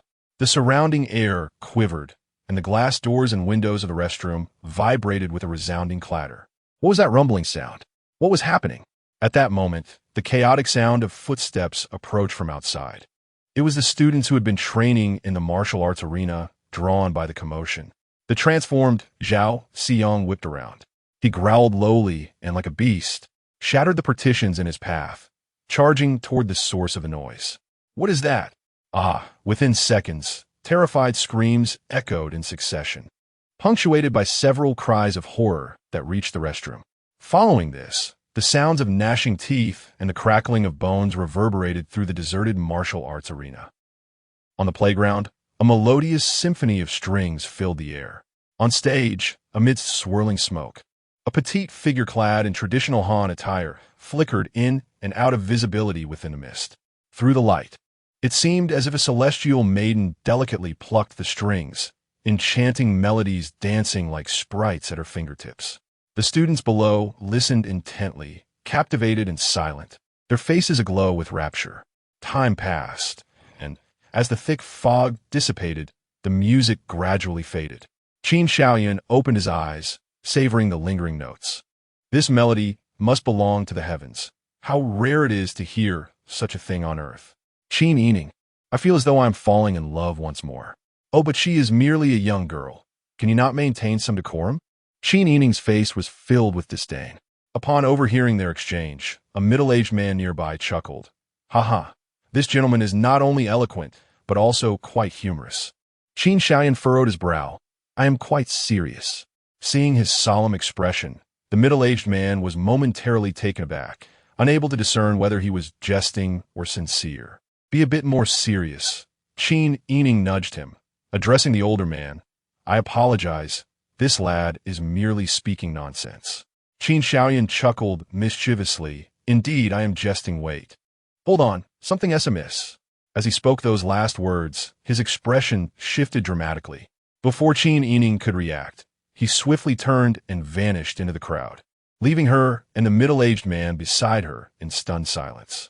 At that moment, A peculiar voice broke through the air. "Brother Qin, where are you going?" Qin Yining turned back to see Chenfeng. "Oh, Chenfeng, what are you doing here? Aren't you with your classmates?" Upon hearing this, a look of dismay crossed Chenfeng's face as he lowered his head. "My parents are here, so I came out to avoid them." After speaking, his eyes, filled with melancholy, involuntarily darted towards the location of his classmates. There, his parents were animatedly chatting and laughing with other students, their exuberance evident as they gestured wildly, almost doubled over with laughter. Following his gaze, Qin Yining also spotted the middle-aged couple mingling joyfully with the students. For reasons unknown, she felt a flicker of recognition, as if she saw the reflection of her own parents in them. With a slight twitch of her lips, she placed a comforting hand on Chenfeng's shoulder, sharing a moment of empathy. "I understand. What can you possibly understand?" Chenfeng was momentarily taken aback. Just as he was about to respond, he noticed her withdrawing her hand to retrieve her phone, quickly dialing a number. Chenfeng's frustration deepened. "Could you at least explain?" In some respects, Qin Xiaoyun and Qin Yining's independent natures indeed bore the resemblance of siblings. Yet at that moment, no one noticed the ominous figure atop the teaching building beside the playground. A grotesque creature, dripping with drool, fixated hungrily on the throng of thousands below. Esteemed guests and fellow students, as autumn gracefully arrives, heralding a time of harvest, let us now enjoy the collective dance of Class 4 from the 3rd grade. Titled Autumn. Please give them a warm round of applause. The host set down the microphone and vanished from the stage. The lights dimmed abruptly before gradually illuminating the space once more. A haze of smoke enveloped the stage as elegantly dressed young dancers entered, gliding gracefully into the spotlight. Leading the procession was none other than Luo Qinwu. Qin Yining glanced back anxiously. On the rooftop, the transformed Zhao Xiang had also fallen eerily silent, his blood-red eyes fixated on the swaying figure of Luo Qinwu. The ferocity in his gaze gradually dissipated, replaced by crimson tears streaming from his eyes, swollen from rage. "Hey, what did you disappear to at this moment?" Qinwu has already taken the stage. As soon as the call connected, Qin Yining hastily interjected. Frowning and glancing at the ground, Qin Xiaoyun's expression grew grave, beads of sweat trickling down his forehead as he spoke with an air of urgency. "I can't talk right now. I've encountered a tricky situation." Upon hearing the unusual tone in his voice, Qin Yining's expression turned somber. It was hard to fathom what could possibly be so challenging that it would evoke such a response from her seemingly invincible brother. In that instant, her seriousness affected both Chenfeng and the middle-aged man beside her. "Can you handle it?" Shifting his numb right leg, Qin Xiaoyun gritted his teeth and replied, "I can." "Hurry back." Qin Yining hung up the phone, her curiosity prompting her to ask, just before disconnecting, "What exactly are you doing?" A restless spirit deep within yearned for the clamor of the outside world. Qin Yining was taken aback. "Speak plainly. What on earth?" she exclaimed. As soon as Qin Xiaoyun's words fell, Zhao Xiang on the rooftop let out a roar and leaped onto the stage. Qin Yining's pupils dilated, and she gasped. "What the heck?" Holding his phone, Qin Xiaoyun felt a jolt, his body bristling with alarm. "No, I will handle this myself." "Qin Yining, when did you become so twisted?" After the initial shock, Qin Xiaoyun suddenly sensed that something was amiss. Straining to listen, he was met with a cacophony of panicked screams from outside. "This is bad. There's really trouble." Qin Xiaoyun's expression shifted as he swiftly grabbed some tissue, hastily pulled up his pants, and dashed out of the restroom. Before he even reached the playground, he witnessed several figures hurtling through the sky. Furrowing his brow, Qin Xiaoyun stepped forward, and in the next instant, he became ethereal, opening his eyes to find himself in mid-air, catching one of the unconscious students. Looking down, he recognized her, Xiaoling. Qin Xiaoyun's heart sank. What on earth happened? Turning his head, he noticed other students soaring past. With no time to assess her injuries, he moved through the air with ease, each step illuminating him as he grasped another student. After securing everyone, he vanished, reappearing before a teacher who was guiding the crowd to safety. Gently placing the unconscious and moaning students on the ground, Qin Xiaoyun requested, "Please take care of them." "Who are you?" Shunan whipped around, his voice laced with shock. As a superpowered instructor at Qingyun-affiliated high school, his prowess had reached the fourth tier of professional heroes. At the moment Qin Xiaoyan appeared, he had failed to detect any anomaly. A wave of dread washed over him as he sensed the threat emanating from Qin Xiaoyan. Casting a glance at the trembling Shunin, Qin Xiaoyan shifted his gaze to the stage. There, he saw Luo Qingwu wielding a steel pipe, engaged in a fierce struggle with a monstrous entity. His gaze hardened. Cradling a luminous orb in his hand, he hurled it skyward. Then, he took a step forward and vanished from Shun and S view. Special tier hero, Hand of God, Qin Xiaoyan. Heal. The orb soared into the heavens, bursting apart in a brilliant explosion, transforming into sacred white droplets that cascaded down. As they fell upon the injured students, the wounds healed at a visible pace. Shunin, witnessing this miraculous scene, stood frozen, thunderstruck, his mind echoing with a single realization. Special tier hero. Chapter 18. My dream, to become a hero heal.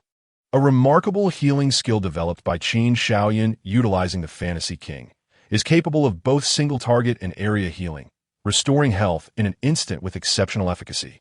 On the iron framework at the edge of the stage, the atmosphere shimmered like rippling water. In the next moment, with a sharp crack, a foot materialized out of thin air.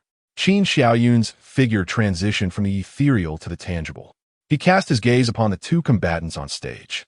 There stood the petite Luo Qingwu, nimbly maneuvering around a towering figure, whose muscles bulged like stones. Wielding a steel pipe with grace, she struck with the ferocity of a seasoned martial artist, landing blows upon the monstrous opponent. The clang of metal echoed through the air. However, despite the ferocity of her attacks, which would incapacitate an ordinary person, they failed to inflict any damage upon the creature. Instead, Luo Qingwu felt the reverberations travel through the pipe, leaving her hands numb. With each strike, the monster let out a furious roar, swinging its massive hand toward Luo Qingwu. Yet, through her agile footwork and the steel pipe in her grasp, she evaded its onslaught. The standoff between the two became palpable. Observing the situation, Qin Xiaoyan furrowed his brow. Though the battle appeared evenly matched, defense often leads to vulnerability.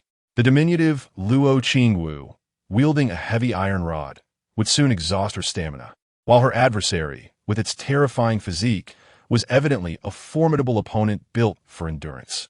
If this continued, she would be in peril. Extending his right hand toward the monster, Qin Xiaoyan summoned his telekinetic energy, which swirled around him, causing his garments to flutter and his tied-back hair to sway as if caught in a tempest. Waves of formidable telekinetic force surged forth. At that moment, however, Luo Qingwu glanced up at him, biting her lip and resolutely shaking her head. Qin Xiaoyan felt a jolt within him. That look in her eyes was one of defiance, an unyielding spirit that refused to concede. Ah, it seems I still do not fully understand you. With a sigh, Qin Xiaoyan silently retracted his telekinetic energy. As it dissipated, the movement of his clothes and hair gradually subsided. Suddenly, a ringing sound echoed from his pocket. He retrieved his phone, glancing at the screen, and upon answering, an irate voice erupted from the receiver. Qin Xiaoyan, are you out of your mind? Why are you standing so high? Watching the show? Hurry and help Qingwu. Tilting his head, Qin Xiaoyan held the phone away, scanning the panicked crowd below the stage. His gaze quickly landed upon Qin Yining, who was in a corner, fervently engaged in a phone call. Upon noticing him, she abruptly ended the call and stormed over, her anger palpable. Chun Feng, standing beside her, hastily intervened to stop her. A wave of mental communication traversed the throng, precisely reaching Qin Yining's mind. Do not fret. With me here, she will be safe. It is you I worry about. Stay put. Qin Yining, frowning with irritation, retorted in her mind, I know, and I warn you, do not use your telepathy to pry into my thoughts. After speaking, he gazed anxiously at Luo Qingwu, who seemed to dance upon a tightrope. Clenching his fists so tightly that his knuckles turned pale, he remained oblivious to his own distress. Beside him, Chun Feng displayed signs of agitation. Where were the professional heroes? Why weren't they engaged in battle? And where had Zhao Xiang vanished to? Luo Qingwu, I am here to assist you. A figure surged forth from the crowd with the speed of lightning, roaring as he lunged towards the creature. Some classmates, upon hearing his voice, showed expressions of surprise. It was Zhao Bin. Indeed, it was Zhao Bin, one of the most formidable, superpowered individuals in the 3rd grade. With him joining forces with Luo Qingwu, they were certain to vanquish this monster. Go for it. As the crowd cheered, Zhao Bin felt a flicker of delight within him. He wished for time to slow down, allowing everyone to witness his prowess, under the watchful eyes of the masses. A middle school student defeating a brutal monster would be a sensational tale, propelling him to fame and establishing him as a legendary young hero. Such recognition would attract various superpower academies eager to extend their olive branches. Accompanying the fame would be an unending stream of wealth. The mere thought ignited a fervor within him. The only regret was that this glory would be shared, albeit begrudgingly, with Luo Qingwu, who had never quite seen eye to eye with him. As for whether he could defeat the creature, since Luo Qingwu had managed to hold her ground for so long, surely it was only natural that he, possessing multiple superpowers, could triumph effortlessly. Luo Qingwu stand azide. Zhao Bin bellowed, clenching and releasing his hand, causing a metallic javelin to materialize out of thin air. Utilizing the momentum from his run, he hurled it toward the creature, lowering his body to evade the creature's grasp. Luo Qingwu seized the opportunity to strike its ankle with her club. Simultaneously, Zhao Bin's javelin found its mark, sinking deep into the creature's shoulder, blood oozing from the wound. The creature let out a pained roar and stumbled to the ground. Its muscles writhed, expelling the javelin. A delicate white hand caught the falling weapon, bending slightly to apply her weight forward. With a swift thrust, the javelin pierced the creature's abdomen. The creature howled in agony, its mouth agape, eyes bloodshot with fury. Its massive hand explored its abdomen, gripping the sharp javelin head, and yanked it free from its body. Luo Qingwu's expression shifted dramatically as she quickly released her grip and leapt back several paces, unable even to retrieve the steel pipe she had held. An excellent opportunity. Below the stage, Zhao Bin's eyes sparkled with excitement as another metallic javelin materialized in his hand, which he hurled once more at the creature. Again, he conjured a javelin and threw it, conjuring and casting. After launching a total of 8 javelins, Zhao Bin finally ceased, collapsing to the ground. His eyes filled with exhilaration as a bloodthirsty grin spread across his face. "D!" he shouted. As the spear hurtled towards him, the peculiar figure glared fiercely, and with a powerful sweep of his hand, he summoned a gust of wind that astonishingly sent all 8 spears flying away. His gaze, filled with hatred, was fixed intently on Zhao Bin. Ignoring Luo Qingwu, the strange man violently hurled a blood-stained spear in his direction.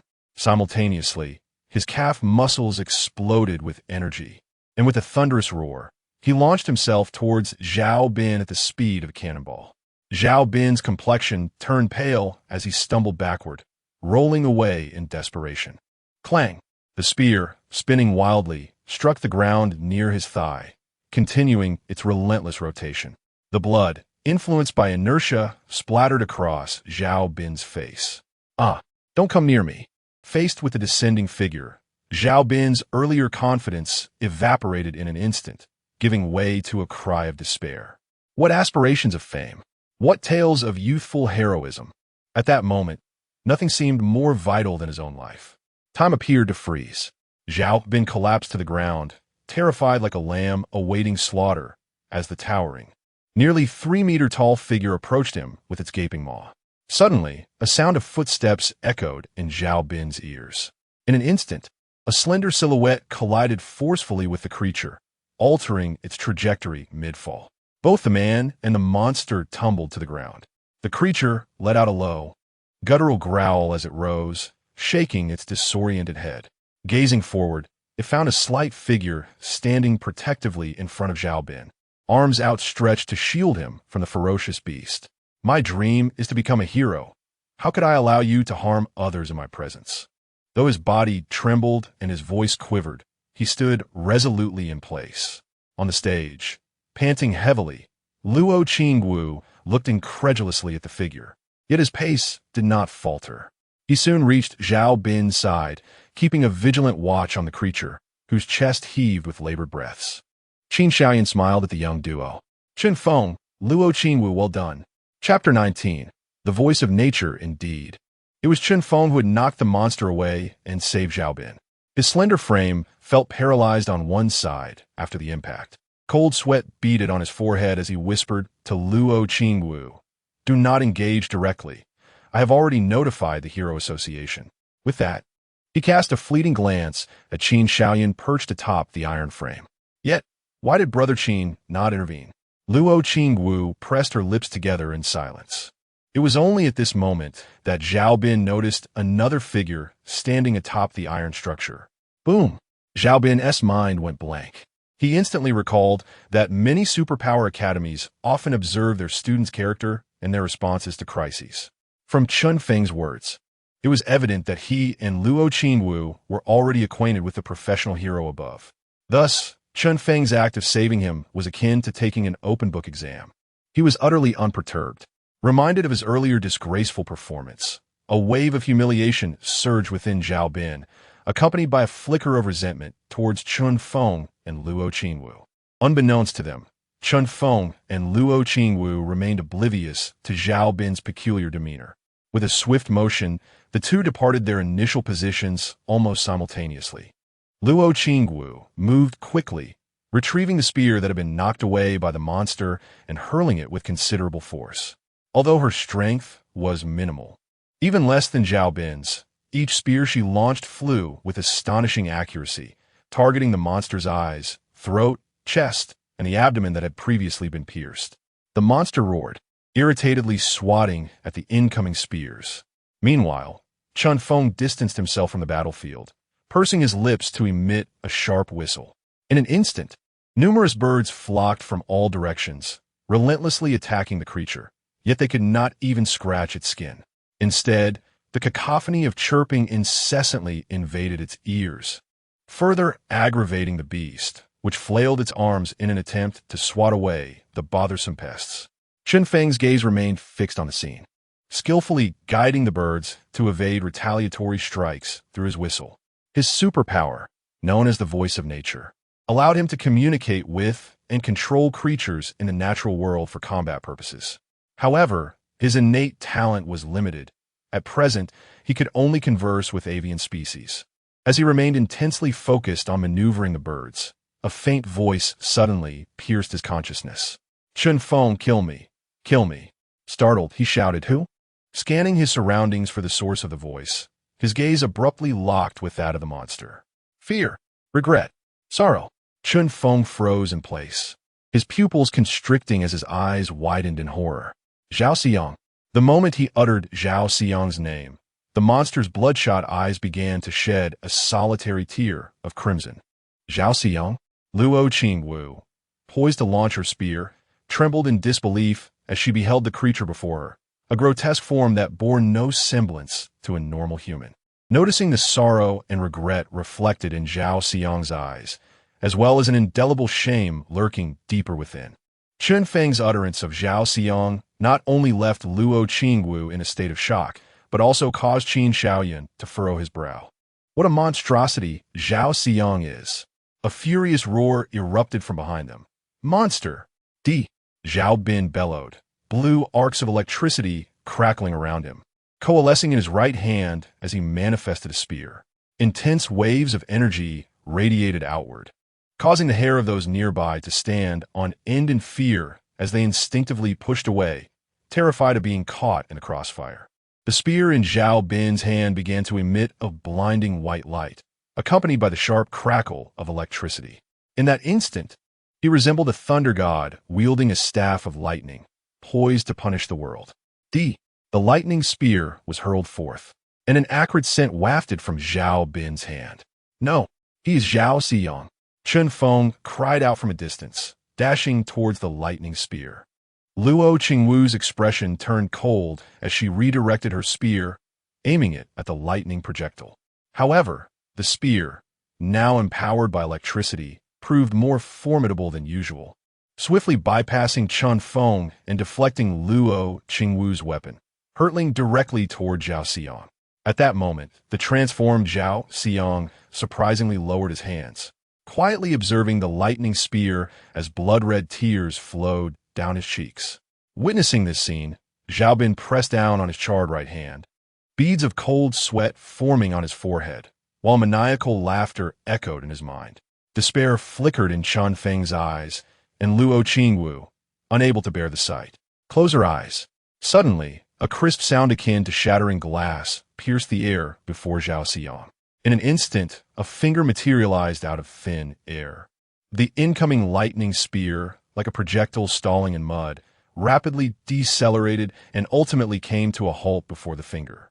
With a flick, Qin Shaoyan solidified from an ethereal form, sending the lightning spear into a fine powder.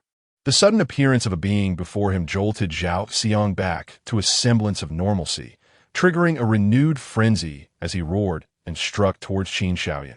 Silence. Without even glancing at the attack, Qin Shaoyan raised a hand to suppress him. With a thunderous crash, the towering Zhao Xiang, over 2 meters tall, was rendered as helpless as a mosquito, his limbs contorted against the ground.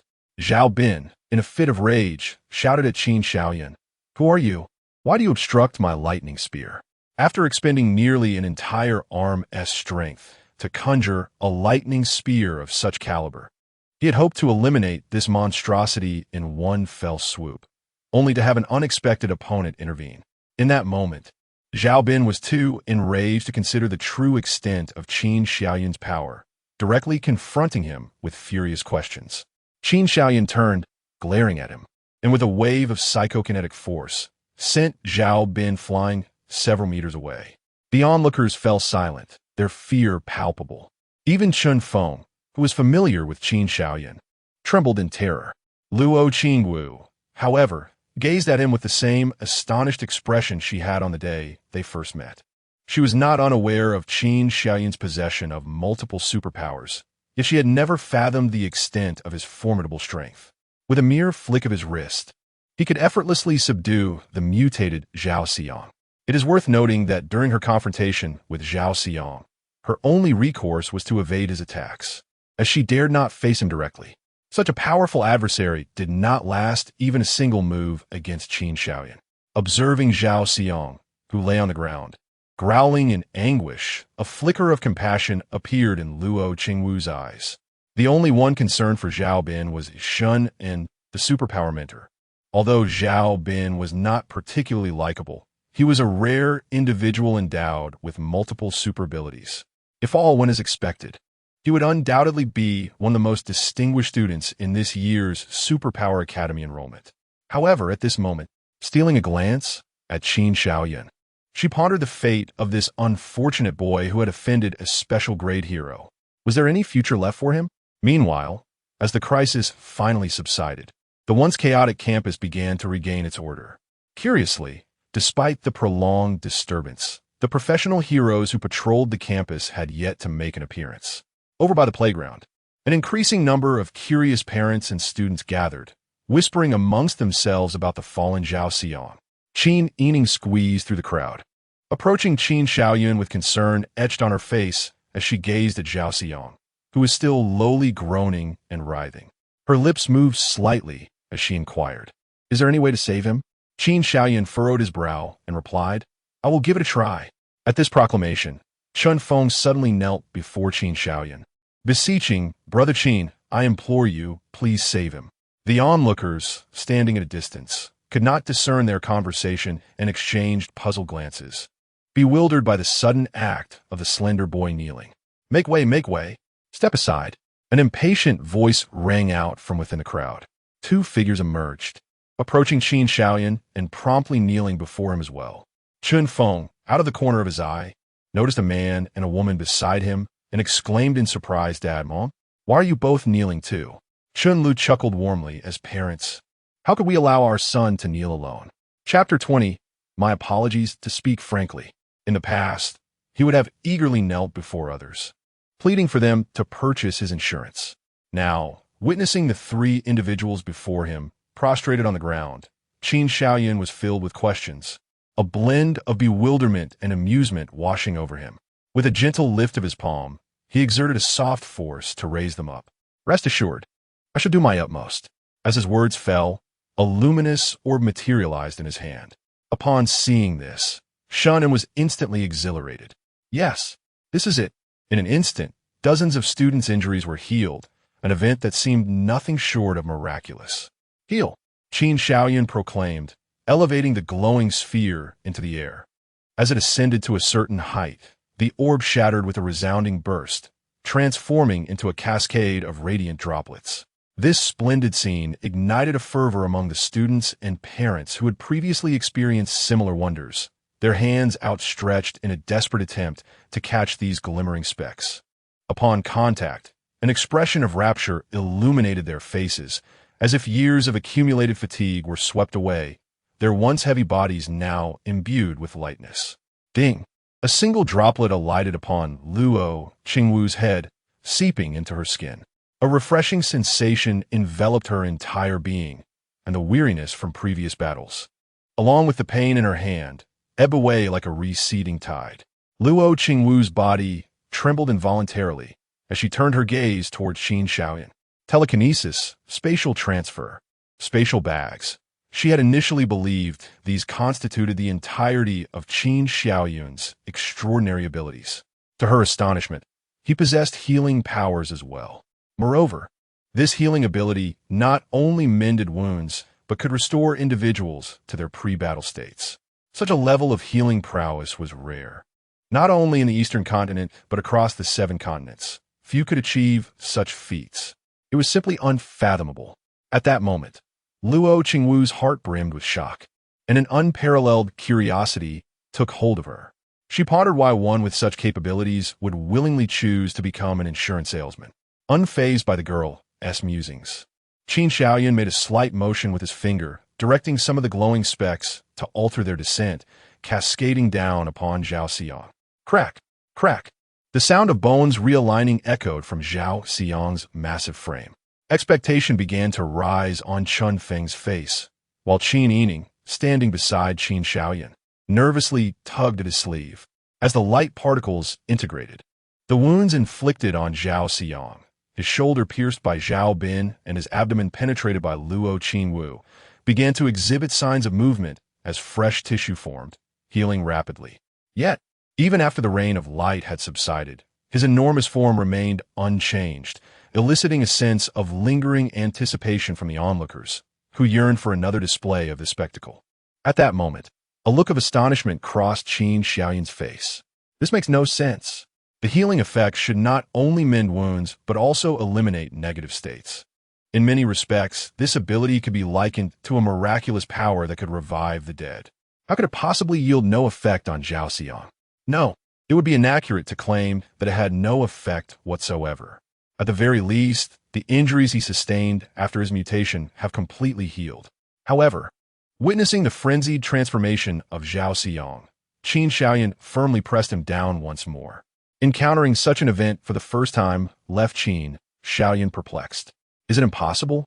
Casting a glance at the gasping Zhao Xiang and then at Qin Xiaoyun's contemplative expression, Chun Feng, feeling despondent, ventured to ask. Qin Shaoyan remained silent, his lips sealed. The surrounding students, parents, and teachers began to murmur softly, their gazes darting towards Zhao Xiang on the ground, a flicker of fear crossing their faces. Qin Yining bit her lip, her eyes scanning the unfamiliar faces around her. She understood that Qin Shaoyan possessed other methods to save him. However, it was rather inconvenient to reveal them in public. Looking down at Zhao Xiang, who was still on the ground, softly howling, Qin Yining felt a surge of inner turmoil. Just a few hours prior, this young man had been chatting amiably with her, exuding youthful vitality. Now, he had transformed into a monster. If she had allowed Qin Shaoyan to freely employ his supernatural abilities back then, he would have undoubtedly become a professional hero by now, given his prowess. Many tragedies could have been averted. Contemplating this, she hesitated, stealing a glance at Qin Shaoyan. Qin Shaoyan, seizing the moment, turned to meet her gaze before redirecting his attention, initiating a telepathic communication. Is there something you wish to express? Qin Shaoyan. Qin Yining clenched her teeth in determination. I will no longer interfere with your use of your powers. However, if you engage in wrongdoing, I will hold you accountable. Qin Shaoyun was taken aback. After a prolonged moment of reflection, he broke into a radiant smile and nodded, responding through their mental connection. Yesterday, you seem to have expressed something quite similar. With that, he did not await her reaction, but waved his hand. A dense mist rose from the ground, enveloping him and the mutated Zhao Xiang. The crowd's vision was obscured, igniting their curiosity as they craned their necks to peer inside. Chun Feng, witnessing this, felt a glimmer of hope rekindle within him. He attempted to step closer for a better view, only to be gently pushed back by an unseen force. Turning to observe others, he noticed that those who had stood beside Qin Shaoyun, including Luo Qingwu, were similarly propelled several meters away. In the heart of the mist, only Qin Shaoyun and Zhao Xiang remained. Gazing at Zhao Xiang, Qin Shaoyun remarked, I cannot predict the consequences of wielding this ability, so you must rely on your own fortune. With that, he snapped his fingers sharply. Space deprivation, time manipulation. Within the vicinity, surrounding them, ripples began to form. Qin Shaoyun's expression grew grave, the shimmering light reflecting in his eyes as his right hand sliced through the air to the right. Suddenly, it was as if a reverse playback button had been pressed. Countless images materialized, resembling individual movie screens standing before him, swiftly flickering past. Upon closer inspection, he realized that each scene depicted the experiences Zhao Xiang had undergone. The scenes of his first babbling, his companionship with Chun Feng on their way to school, and of course, the moment he fell head over heels for Luo Qingwu, all flashed before him. Time seemed to rewind, with the final syllable released. The heavens and the earth appeared to respond, as a resonance akin to the booming of ancient bells reverberated throughout the confined space. This force struck Qin Shaoyun, causing his skin to crack and bleed in numerous places. One hand pressed firmly on the trembling Zhao Xiang, shielding him from the cosmic turbulence. Gradually lifting his gaze, his misty eyes displayed no trace of emotion, seemingly oblivious to the myriad of wounds adorning his body. Slowly, a profound wave surged from within him, clashing against the external forces. The two energies wrestled with each other, neither yielding, until Qin Shaoyun uttered an enigmatic syllable. Moo! Boom! The celestial vibrations were instantly shattered, leaving only Qin Shaoyun's own energy to permeate the small space. Before the cosmic waves dissipated completely, they emitted a mournful wail reminiscent of a child who felt deeply wronged. Qin Shaoyun closed his eyes, gradually retracting his aura, and when he spoke, his voice resonated like a mighty bell. I am sorry. Upon hearing Qin Shaoyun's apology, the cosmic turbulence seemed to be soothed, falling silent at last. With his eyes still shut, he bowed his head toward Zhao Xiang. Though his eyes were closed, a torrent of images began to flood his mind, and without uttering a word, his expression grew increasingly frigid. He finally understood what was unfolding. Divine Descent. Chapter 21. Divine Wrath, Divine Descent. A terrifying organization universally condemned. It is said that the Divine Descent was established concurrently with the Hero Association. However, unlike the Hero Association, which serves to save humanity, the madmen of Divine Descent seek to create gods in their relentless pursuit of legendary deities. Divine Descent has committed countless atrocities across the 7 continents, including the massacre of entire cities, which they have executed on more than one occasion. The Hero Association has mounted over 100 offensives against Divine Descent, believing on numerous occasions that they had eradicated it completely, only to witness its resurgence after a while. It is this very organization that has transformed Zhao Xiang into a monstrosity. At the age of 15, still devoid of awakened superpowers, Zhao Xiang, a boy enamored with Luo Qingwu, finds himself in unbearable torment. In his quest to awaken his abilities, he has tried countless methods. Ultimately, he fell prey to Divine Descent's temptations, consuming a so-called holy drug that mutated him into a creature. This so-called holy drug is merely an immature catalytic agent, primarily composed of the latest discovered parasitic worms by Divine Descent. It consumes the soul, nourishes the body, and awakens the host's latent potential. The reason heal proves ineffective is twofold. First, it cannot mend the damage inflicted upon the soul. Second, Zhao Xiang's body has reached a stage of maturity It is akin to a slender individual who, after building muscle, sustains an injury. Applying heal would merely restore the body to its post-exercise state, failing to revert him to his previous slender form. Hence, the only means to rescue Zhao Xiyang is. Qin Shaoyan suddenly opened his eyes wide, manipulating the timeline. He observed the scenes receding, halting his finger at the moment just before Zhao Xiyang, concealed in the restroom, extracted the holy drug. With a swift motion of his right hand, he transcended time and space, seizing the back collar of Zhao Xiyang in the image and forcibly pulling him out. The simultaneous appearance of two Zhao Xiyangs caused a tremor within the confined space. A glimmer of brilliance flashed in Qin Shaoyan's eyes as he utilized telekinesis to ensnare the mutated Zhao Xiyang and cast him into the scene where the unaltered Zhao Xiyang was missing. The mutated Zhao Xiyang flawlessly filled the void in the timeline. Only then did the space return to tranquility. Moments prior, Zhao Xiyang had just opened his eyes, startled to find himself in this unfamiliar place. Initially taken aback, he soon fell into a state of panic. Upon seeing Qin Shaoyan, a flicker of evasion appeared in his gaze as he fearfully inquired, "Brother Qin, what is happening? Wasn't I in the restroom at the training ground?" No sooner had he spoken than a torrent of unfamiliar memories surged into his mind. Overwhelmed by the violent influx, Zhao Xiyang clutched his head in agony. Rolling on the ground, Qin Shaoyan observed him silently, refraining from uttering a word. The past Zhao Xiyang was replacing the present mutated Zhao Xiyang as the timeline corrected itself, flooding his mind with the memories experienced by the mutated version. With a flick of his finger, a pure white pill soared from Zhao Xiyang's pocket, landing in his palm. As Qin Shaoyan scrutinized the pill with keen interest, Zhao Xiyang suddenly curled up, retching violently. As he lifted his head, tears and mucus streaming down his face. His countenance smeared with dirt, a picture of utter disarray. Qin Shaoyan cast a glance at him, gesturing to dissolve the manipulation of time and space, simultaneously dispersing the surrounding haze.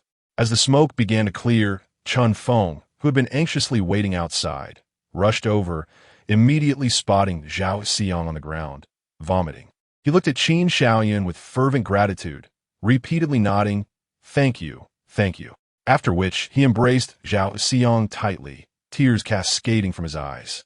Owing to his temperament, Chun Feng had few friends. Throughout his life, whenever he was bullied, it was Zhao Xiyang who courageously stood before him. In Chun Feng's heart, Zhao Xiyang had long transcended the realm of an ordinary friend, becoming akin to family. Witnessing Zhao Xiyang's return to normalcy, the fear and excitement on his face were unmistakable.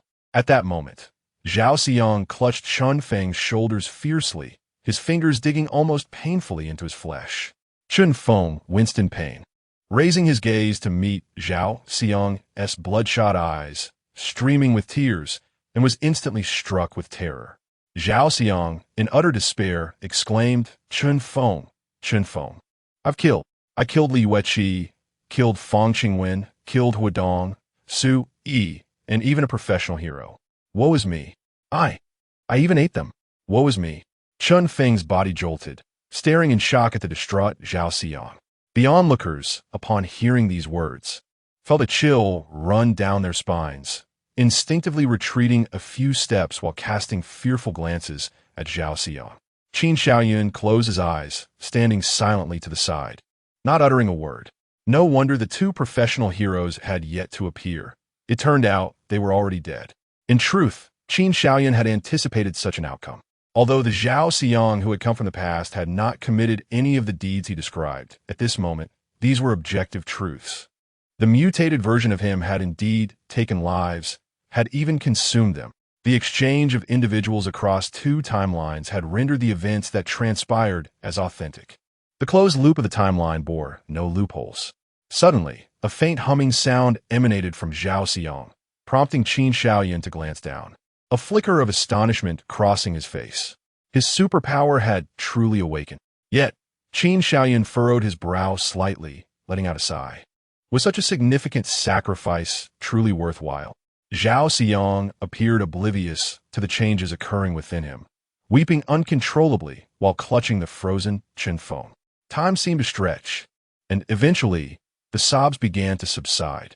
Zhao Xiang released Chun Feng, standing up while sniffing, his longing gaze sweeping the surroundings.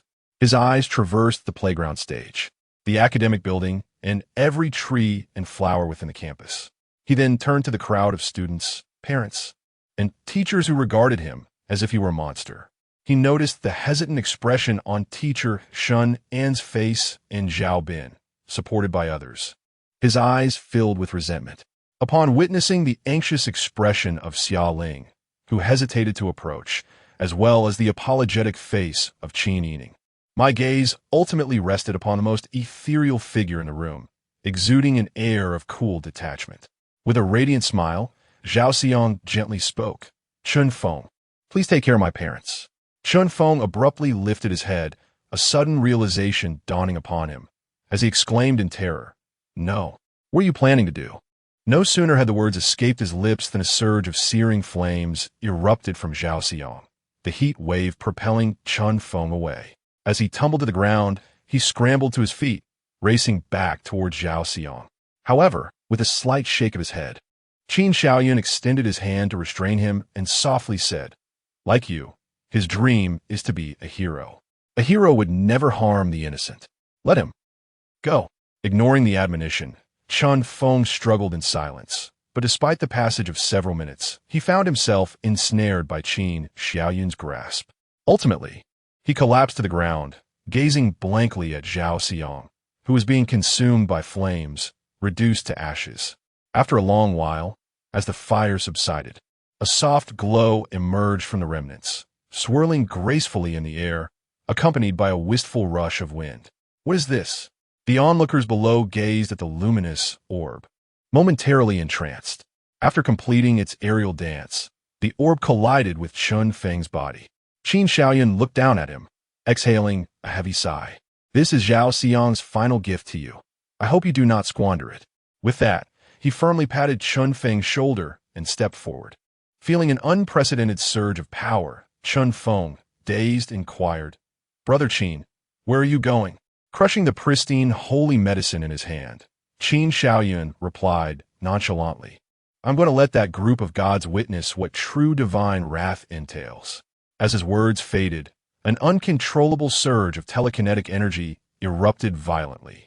The entire school seemed to be engulfed by colossal waves, debris and leaves swirling outward in a tumultuous display of force that spanned thousands of meters. With a thunderous roar, Qin Shaoyun ascended into the sky, leaving behind a crater nearly 10 meters in radius. The surrounding crowd was swept away by the shockwave, cries of astonishment filling the air. Spitting out the sand from his mouth, Shunan looked up to see a figure creating conical clouds in the air, producing sonic booms, and could not help but marvel. This is the might befitting a special tier hero. Though his voice was soft, others around him caught the words. What? Special tier hero? A thunderous realization struck the parents nearby, their startled exclamations piercing the atmosphere. He is a special tier hero? Waves of astonishment rippled through the crowd, refusing to subside. Luo Qingwu's eyes widened, her mind reeling. The man who frequently strolled about, selling insurance, and occasionally prepared braised pork for her, was indeed a special tier hero? Numbly, she turned to Qin Yining, only to find her covering her face in disbelief, prompting Luo Qingwu to gasp. It is true. Chapter 22, Where I Stand. Divine destruction, thud. Among the crowd, a figure collapsed to the ground, pale and trembling. In his mind echoed 4 colossal words. Elite hero. Zhao Bin sat dazed upon the earth, his lips quivering as he murmured, I actually questioned an elite hero aloud. What have I done? Shunan glanced back at Zhao Bin, sighing, uncertain whether to comfort him. In truth, the most astonished was undoubtedly Xia Ling. Did not Qing Wu say that the handsome young man was merely an insurance salesman? Hiss. Which insurance company is extravagant enough to employ an elite hero? Qing Wu, you deceive me. Casting a resentful gaze towards Luo Qingwu, she noticed the same incredulous expression on her face, which brought a moment of solace to her heart. Yet, upon catching a glimpse of the still-dazed Chun Feng, she was reminded of Zhao Xiang's demise, and a wave of sorrow surged within her. overwhelmed by grief and shock. Xiaoling felt a dissonance and burst into tears. The news of an elite hero appearing within the academy instantaneously diluted the public's focus on the Zhao Xiang incident. Meanwhile, high above in the skies, Qin Xiaoyun uttered 4 syllables. Full view map. Capturing the essence of the holy medicine on his fingertip, he continued coldly. Mark. Search. Streams of light flickered in his eyes as he meticulously marked every individual who had come into contact with the holy medicine across the vast expanse of El City, encompassing 20 districts and over 500 million inhabitants. His unabashed flight over the city ignited a significant uproar within the military sector. The 5 satellites orbiting El City and countless radars on the ground revved to full power, attempting to lock onto him. Report. Target speed 10 Mach. Anticipated entry into District 11 in 30 seconds. Report. Target speed 12 Mach. Expected entry into District 10 in 40 seconds. A middle-aged man in military attire, his palms sweating, inquired calmly, "Have we ascertained what has intruded into our airspace?" There were no immediate results, but according to radar feedback, it appeared to be a person. A person? Lu Jinyu furrowed his brow. Whose flying speed could reach such Mach levels? Contact the Hero Association. I require their observational data. As soon as he finished speaking, a communications officer rushed forward with a report. Report. The Hero Association states that the entity is an elite hero, known as the Hand of God, on a mission. We need not panic. The Hand of God? Lu Jinyu took the report, astonished as he murmured, "Isn't this the recently promoted elite hero from the Hero Association? Has he not yet departed from El City?" After a moment's contemplation, he returned the report. Call the Hero Association and inquire what mission the Hand of God is executing, and whether military assistance is required. The communications officer hurriedly departed, only to return shortly, beads of cold sweat dotting his forehead. Report. The Hero Association claims no information is available and requires no assistance. Lu Jinyu furrowed his brow. Report. The target has entered the airspace above Zone 10 and has ceased all movement. Stopped over Zone 10? Lu Jinyu's expression grew grave. Zone 10, situated in the heart of City L, is the most affluent area, home to dignitaries and social elites. The presence of a special-grade hero here filled Lu Jinyu with a sense of foreboding. Qin Xiaoyun's pause not only stirred the military's interest, but also garnered significant attention from the Hero Association. Deng Qingri arrived at the monitoring department and immediately inquired, "What is the situation?" The monitor replied, "We have yet to establish contact with His Excellency, the Hand of God. However, prior to ascending into the sky, he uttered a phrase, 'I shall summon the wrath of the gods to show those people what true divine fury is.'" The intelligence department analyzed that His Excellency, the Hand of God, was seeking trouble with the Divine Descent organization. Well analyzed, but refrain from further analysis next time. Observing the substantial energy level reading of 50, Deng Qingri felt a thrill of excitement. An energy level of 50. It remains uncertain if this is his limit. The damage level requirement for special-grade heroes ranges from 40 to 59, and an energy level of 50 positions him among the upper tier of special-grade heroes. Moreover, this particular hero is versatile, capable of offense, control, and support. Indeed, a true treasure has been discovered. As various factions focused their attention, Qin Xiaoyun raised his hand, unleashing shockwaves that cascaded from his palm. The massive clouds obscuring the airspace above Zone 10 were violently dispersed, allowing starlight to pierce through. Moments later, a thunderous roar descended from the heavens, causing the glass of the entire Zone 10 to rattle ominously. Some individuals squinted towards the sky, questioning what is happening. Why has there suddenly been such a loud noise from above? Hey, have you noticed? The sky is so clear. The stars are out. Wait, weren't there clouds above us just now? Could it be that a fighter jet flew by? Impossible. Fighter jets lack the capability to disperse clouds like that. The residents of Zone 10 buzzed with speculation. The more astute among them rushed home to retrieve long-dormant telescopes, scanning the sky intently. Among them, one sharp-eyed individual spotted Qin Xiaoyun hovering in the night sky. They excitedly pressed the shutter, quickly uploading the image online, which attracted a multitude of onlookers. The internet buzzed with various theories regarding the identity of the mysterious figure in the sky. Only the higher-ups of the Hero Association branch in the city were privy to the truth. Yet, faced with the overwhelming presence of a figure exuding an energy level of 50, they dared not make their presence known, not even to send a flying-class hero to extend a greeting. In the sky, Qin Shaoyun sensed the multitude of gazes upon him and softly remarked, "It's about time." He lifted his head, surveying the satellites above as well as the countless lenses pointed towards him from below. Even through the screen, separated by dozens or even hundreds of kilometers, each individual who paid him heed felt a chill deep within their hearts when met by the piercing gaze of Qin Shaoyun. They sensed that, despite the barriers, his eyes could traverse the vastness of space and see right through them. In his presence, they felt as though they were stripped bare, utterly exposed, with not a single secret left concealed. In a basement of District 10, a corpulent man exchanged a glance with Qin Shaoyun on the screen, and suddenly, a shiver coursed through him. The facade of calm evaporated from his face, replaced by sheer terror as he leapt from his chair. "Quick! Arrange for transportation at once. I must leave District 10. No, I must escape El City. Yes, High Priest." But it was too late.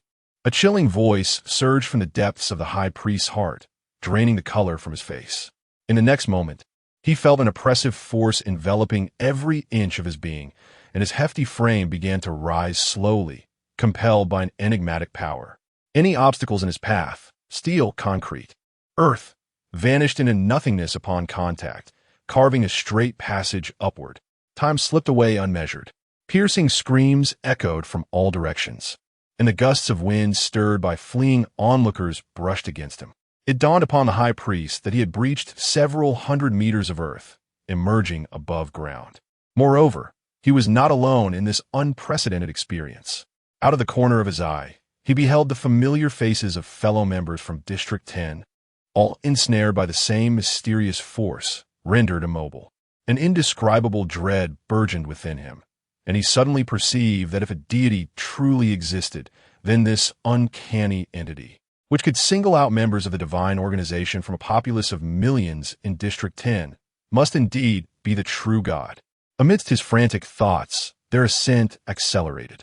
In less than 2 minutes, thousands of divine members found themselves before Qin Shaoyun. Beneath the night sky, such a vast congregation had been completely captured by satellites hovering above. Countless individuals in various institutions were silently watching the unfolding events on their screens, while many others on the ground, armed with binoculars, trembled in excitement at the spectacle. The biting cold wind of the high altitude enveloped the divine members, amplifying their terror to unbearable levels. They wished to plead for mercy, but found their lips sealed, resorting only to pleading glances directed at Qin Shaoyun. He surveyed the crowd before him, his gaze lingering briefly on the High Priest. In the next instant, Qin Shaoyun closed his eyes, and a multitude of images flooded his mind. He recalled Qin Yining's stern admonitions against disregarding life, the satisfaction of exacting vengeance upon Long Qiao, the moments spent healing and rescuing others, and the myriad experiences of the past 5 years as an ordinary person. Ultimately, all these images shattered and coalesced into the radiant smile of Zhao Xiang in his final moments. Crack! With eyes wide open, a flash of lightning seemed to flicker within, coldly fixating on the group before him, resembling lifeless wax figures. "You wretched scoundrels, what right do you possess to strip a young man of his fervent dreams?" Qin Shaoyun extended his right hand towards them. "From this day forth, in my presence, any divine dissent shall be met with death." His fingers converged swiftly, the speed so great it nearly shattered the air, producing a resounding explosion. Simultaneously, the High Priest felt a terrifying mental force erupting within his body. His eyes instantly filled with blood, agony surging like a tidal wave. In that moment, his gaze mirrored that of Zhao Xiang in his final moments, brimming with despair. His body swelled rapidly, and in the next instant, it exploded like a balloon, bursting with a thunderous roar. Fragments the size of gravel scattered 4 meters before being rapidly drawn back together. Soon, the other members of the divine descent followed suit, transforming into blossoms of crimson in the air. Finally, a conflagration erupted, incinerating these remnants to mere ashes. Chapter 23. The God of Killing Mother. Look, there are fireworks. In District 10, a little girl tugged at her mother's hand, her voice ringing with delight as she pointed to the sky. Her mother, still startled by the sudden ascent of those around her, glanced upward at her daughter's innocent exclamation and was momentarily taken aback. Ah, fireworks, how beautiful! Thousands of colorful flames adorned the sky above District 10.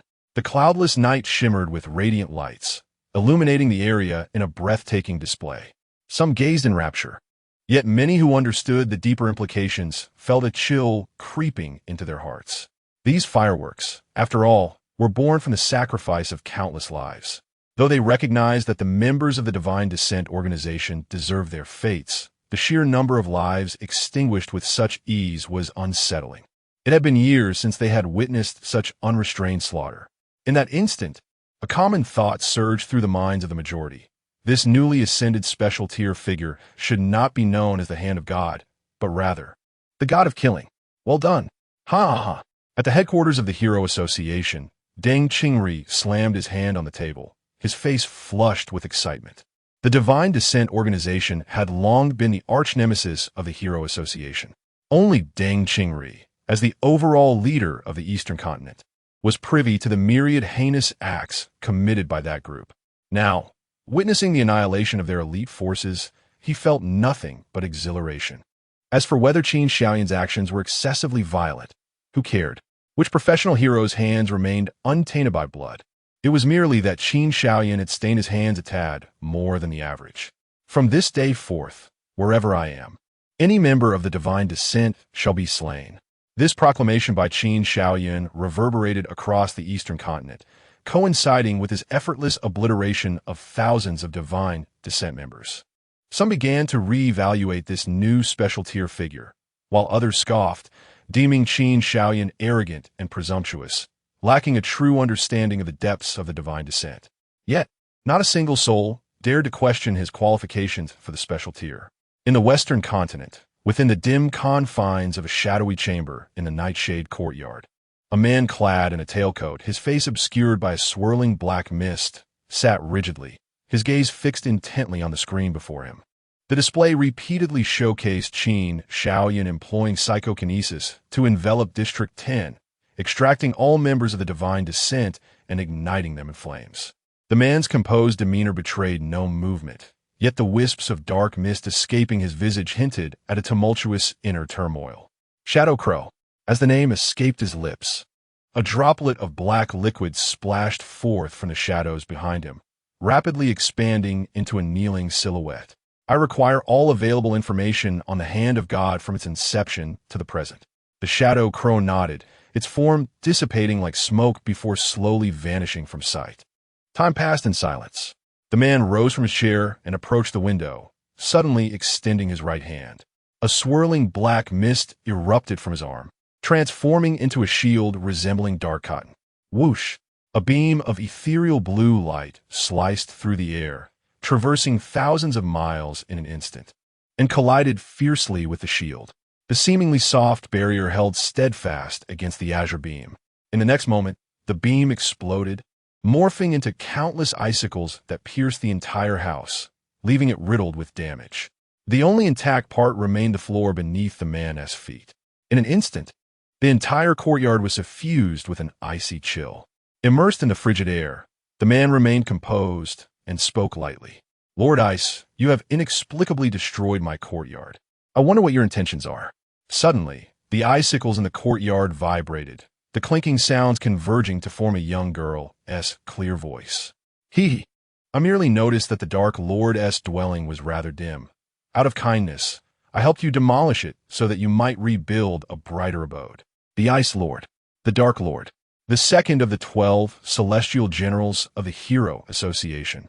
Should their sudden clash be revealed, the ensuing commotion would undoubtedly be of global significance. The black mist surrounding the Dark Lord quivered slightly, swiftly returning to its original state. Telekinesis, restoration, precise targeting, flames. You should understand that while some possess one of these abilities, no one has ever wielded them to such an extent. You and I have witnessed what true replication entails. He harbors a secret. The icicles trembled, coalescing into a scoffing laughter. A secret? Do you not possess one? Does no one in the Hero Association? The Dark Lord, arms crossed, replied coolly, superpower replication can only emulate the current level of the target's abilities. Enhancement is impossible. His words were a clear indication that Qin Xiaoyan's superpower was not merely the replication stated in the records. So what? The Ice Lord's tone turned frigid. As long as he is aligned with humanity, even if he is a monster, I can accept him. Sighing deeply, the Dark Lord remarked, "You must understand. The Master of the Divine Descent has never shown his face." The Ice Lord coldly retorted, "It is impossible. I did not claim he is the Master of the Divine Descent.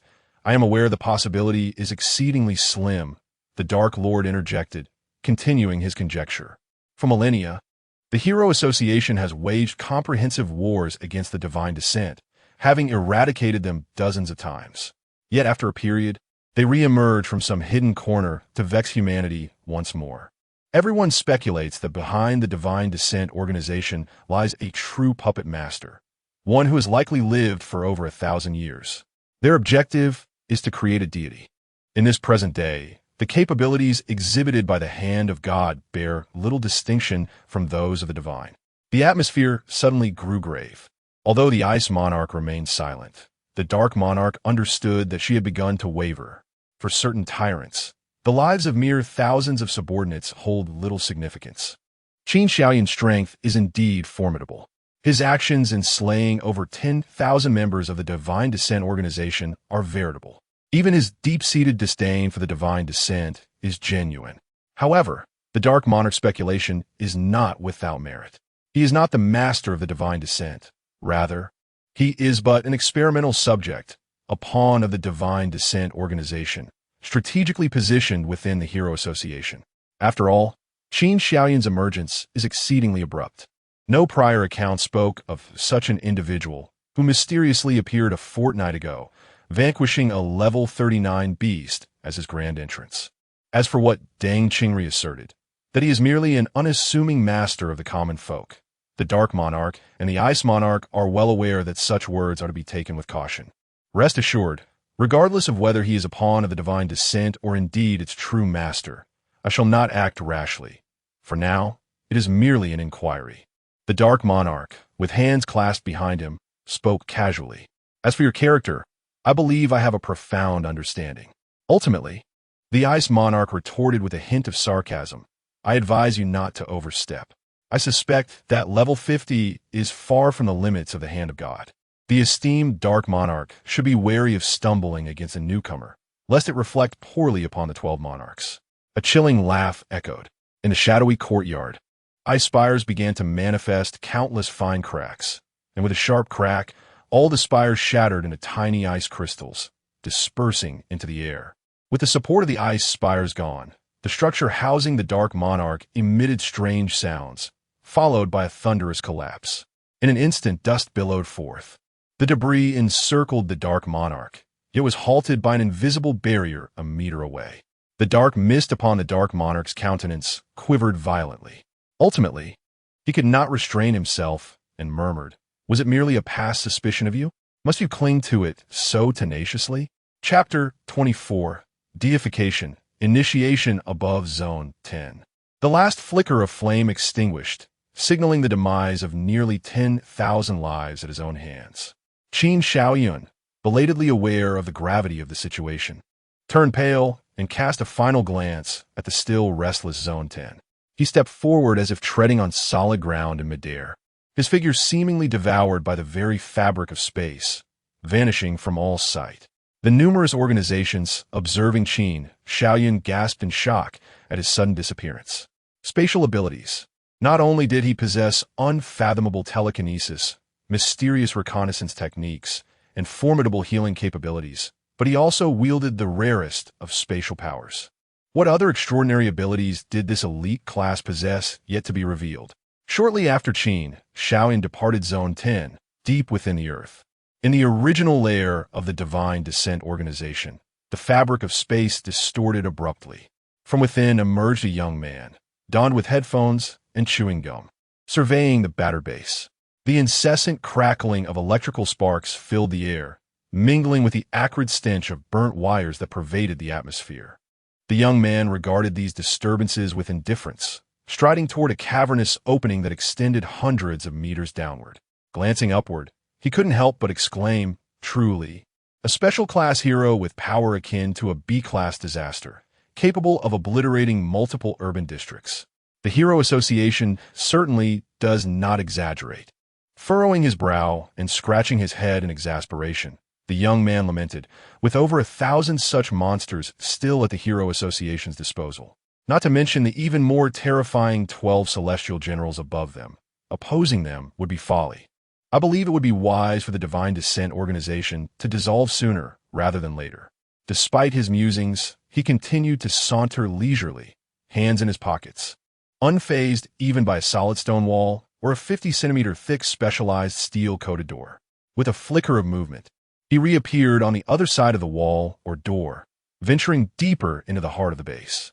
Upon reaching the innermost sanctum, he pushed open a door and approached a still-operating printer. Found it. I didn't expect it to be this easy," he exclaimed, his eyes lighting up as he hummed a tune while fiddling with the printer. Without performing any other operations, he inserted a blank sheet of paper, and the printer whirred to life, soon spitting out the paper. Grasping the sheet, he scrutinized its contents under the dim light. Deification. Initiation. A mad and sinister smile spread across the young man's face as he pressed down on the continuously beeping printer.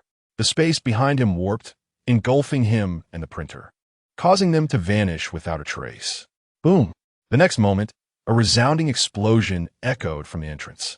Instantly, dozens of armed personnel clad in specialized combat gear surged in, warily scanning for anomalies. After signaling a safe gesture, they split into two groups and continued their advance, not a single sound escaping their lips. At that moment, an armed individual, clutching a handgun, approached the spot where the young man had previously operated the printer. Observing the footprints on the ground, his expression shifted dramatically as he discerned the marks left on the table after the printer had been removed. He pressed the intercom and swiftly reported the situation. Someone had gotten ahead and taken a fateful loom, suspected to be a spatial ability user. A spatial ability user? The voice on the other end of the intercom fell silent for a considerable time before ultimately responding with a single word. Withdraw. Yes. Releasing his grip on the intercom, he gestured for all armed personnel to retreat swiftly and in an orderly fashion. Qin Shaoyun was equally in the dark. After leaving Zone 10, he had no inkling of the tumultuous events that had transpired at the underground God's Descent base. In an instant, he transported himself back to the resettlement area. Exhaling deeply, Qin Shaoyun, feeling somewhat fatigued, sank onto the sofa in room 703. At this hour, Qin Yining should still be at Qingyun-affiliated secondary school. Thus, the entire house was now devoid of company, leaving only Qin Shaoyun. He stared blankly at the ceiling, lost in thought. Although his body felt unburdened, his spirit bore a heavy weight. To be candid, having known Zhao Xiang for merely a few hours, any notion of deep emotional ties felt utterly absurd. Deep within his heart, he believed that Zhao Xiang's current predicament was, in a sense, deserved, stemming from the moment he succumbed to the allure of God's Descent. After all, in this world, nothing comes without a price. He could not fathom that Zhao Xiang had remained oblivious to the sinister nature of this organization before embracing its seemingly benevolent offer. Yet, he ultimately made a grievous mistake. Qin Shaoyun was unaware whether Zhao Xiang's actions were driven by a desire to draw closer to the girl he admired or simply a yearning to awaken supernatural abilities.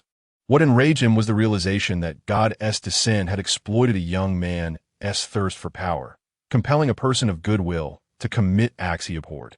Zhao Xiang's aspiration was to become a true hero, yet the sacred elixir of God's Descent trampled upon his dreams, transforming him into a monster, a harbinger of death and consumption. Thus, even if he were to return to his original self and awaken the coveted powers, Zhao Xiang chose to atone with his life. He was merely 15. To stifle the dreams of youth was, in Qin Shaoyun's eyes, an unforgivable sin. Consequently, He traced the residual essence of the sacred elixir and the information link forged during the encounter between the high priest and Zhao Xiyang, propelling himself across zones 12 and 11, ultimately arriving at zone 10, where the high priest resided. Then, utilizing the full capacity of his psychic abilities, he meticulously filtered through all members of God's descent in zone 10, leaving not a single one alive. This marked the first time Qin Shaoyan harnessed such a potent display of psychic energy. To him, the act of employing his powers incurred no personal toll. Nonetheless, as the adage goes, only sunlight and the human heart are beyond scrutiny. Through his psychic perception, Qin Shaoyan beheld an overwhelming multitude of horrors. The upper echelons of humanity have, astonishingly, forged a connection with the divine descent, all in pursuit of researching superhuman abilities and the secret to immortality. They tacitly endorse and support the continuous deception of others to conduct inhumane experiments. Through their perspective, Qin Shaoyan witnesses the anguished cries of countless souls, their faces twisted in torment, yet marked by an unsettling indifference. It becomes evident that the true devils are not born of hell, but are the very product of humanity's moral decay. Thus, he finds himself weary within. Reflecting on the memories he sifted through, the information gleaned from the hearts of the residents in District 10 stirs a flicker of revulsion upon his visage. Humanity, as a species, is utterly reprehensible. District 10 serves as the economic nucleus of City L, predominantly inhabited by individuals of the societal elite. Consequently, the knowledge they possess is far beyond that of the common populace. Amidst the opulence of their daily lives, Qin Shaoyan also glimpses an unending array of sordid affairs through their innermost thoughts. For instance, the myriad intricate factors underpinning the organization of divine descent. One can easily surmise that without the endorsement of certain individuals, the organization would lack the audacity to establish such a vast underground base. During his time hovering above District 10, Qin Shaoyan is seized by an impulsive desire to summon a meteorite and obliterate the entire district. However, he quickly realizes that destroying one District 10 would hardly suffice, as the eastern continent alone harbors 25 such districts, with hundreds more scattered across other continents. Force alone cannot remedy the deep-rooted afflictions plaguing contemporary society. The teachers at the Superpower Academy. Qin Shaoyan massages his temples, murmuring to himself, "It seems a commendable choice to alter the world." A glimmer of inspiration flashes in his eyes as he contemplates the myriad possibilities that lie ahead. Just then, a ringing interrupts his thoughts. He retrieves his phone and notices a rather familiar number. A smile graces his lips as he answers the call. "Hello, little Peony. It's Big Brother Rose speaking." The voice on the other end, Peony, gasps in surprise, her tone laced with a hint of panic. "Yes, Mr. Hand of God. It's me, Peony." Beside her, Zhao Lan, with a face full of exasperation, rubs her forehead. This girl is far too immature. Unexpectedly, Qin Shaoyan playfully quips, "Call me brother." Peony's wide, round eyes blink in bewilderment as she turns to Zhao Lan for help. Zhao Lan, equally astonished, cannot fathom how this man, who has just taken thousands of lives, can casually engage in playful banter with a young girl. Is his heart made of stone? Even after slaying thousands, one would expect a more somber demeanor. Zhao Lan furrows her brow and gestures for Peony to respond on her own. Hesitantly, Peony turns back, cautiously uttering, "Brother?" Thud. Zhao Lan collapses to the ground. Chapter 25. It turns out being a professional hero is quite lucrative upon hearing the word brother escape her lips. Qin Shaoyan was momentarily taken aback. The girl before him was exceedingly naive. Could she truly be so innocent as to not realize she might be exploited, all while counting someone else's money? Yet, for reasons unbeknownst to him, when he heard Mutant utter that term of endearment, his previously subdued spirits lifted significantly. A genuine smile blossomed on his face as he responded with a drawn-out, Mutant, startled once more, quickly clamped her hand over her mouth. Casting a furtive glance at Zhao Lan, Zhao Lan turned her head away, choosing to ignore her. Indeed, the youth possessed an abundance of creativity. She, being older, found it challenging to keep pace with her antics. "Mutant, dear sister, what brings you to me?" "Oh, it's like this," Mutant replied sweetly. Half an hour ago, Brother Shinji destroyed a stronghold of the Divine Descent organization in District 10 of L City, annihilating all members within. Qin Xiaoyun, taken aback, inquired, "You learned of this so swiftly?" "Yes," Mutin affirmed with a nod. Brother Shinji departed from District 13, soaring over Districts 12 and 11. The military attempted to deploy fighter jets for interception, but we handled that on your behalf. Understanding dawned upon Qin Xiaoyun. His initial confusion regarding the lax air defenses of a major inland city dissipated.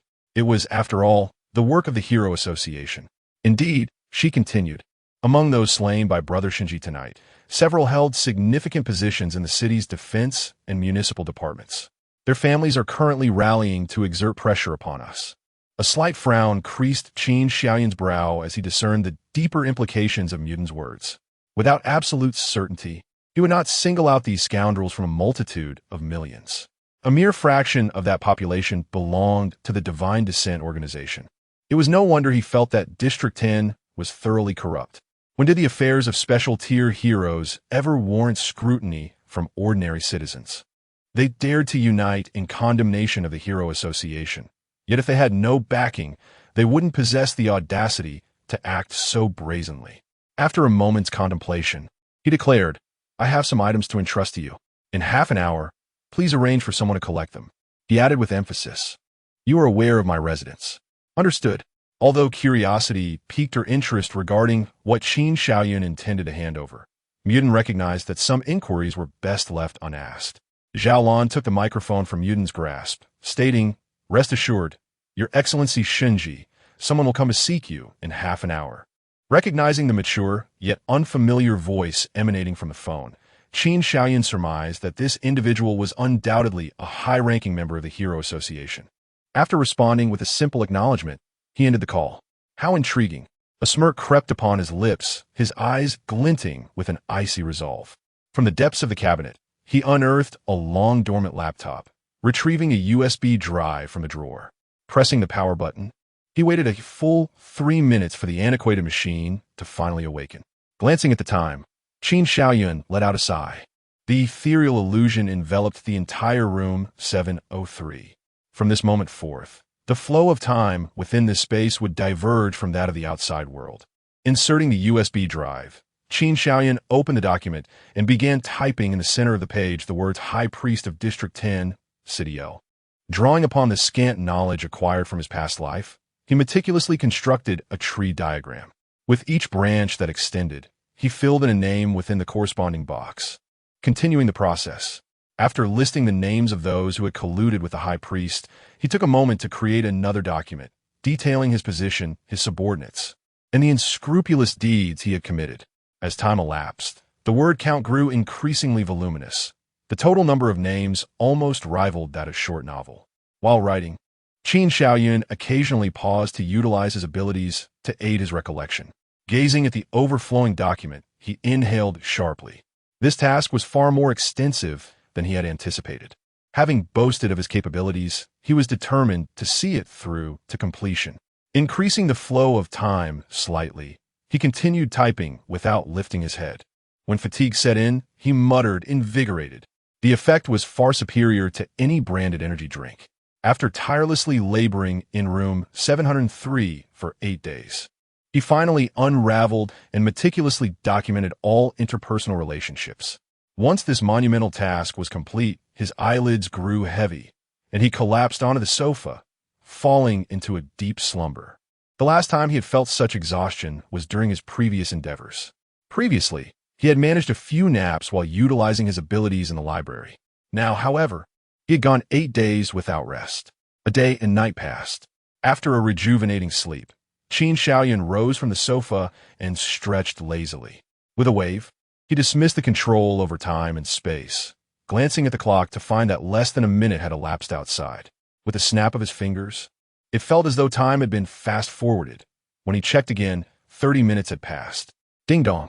Almost instantaneously upon ceasing his abilities, the doorbell rang. Quite punctual, Qin Xiaoyun remarked with a smile as he approached the door. Standing at the threshold was a professional hero clad in a streamlined cycling suit, wearing a droplet-shaped helmet, who bowed slightly in greeting.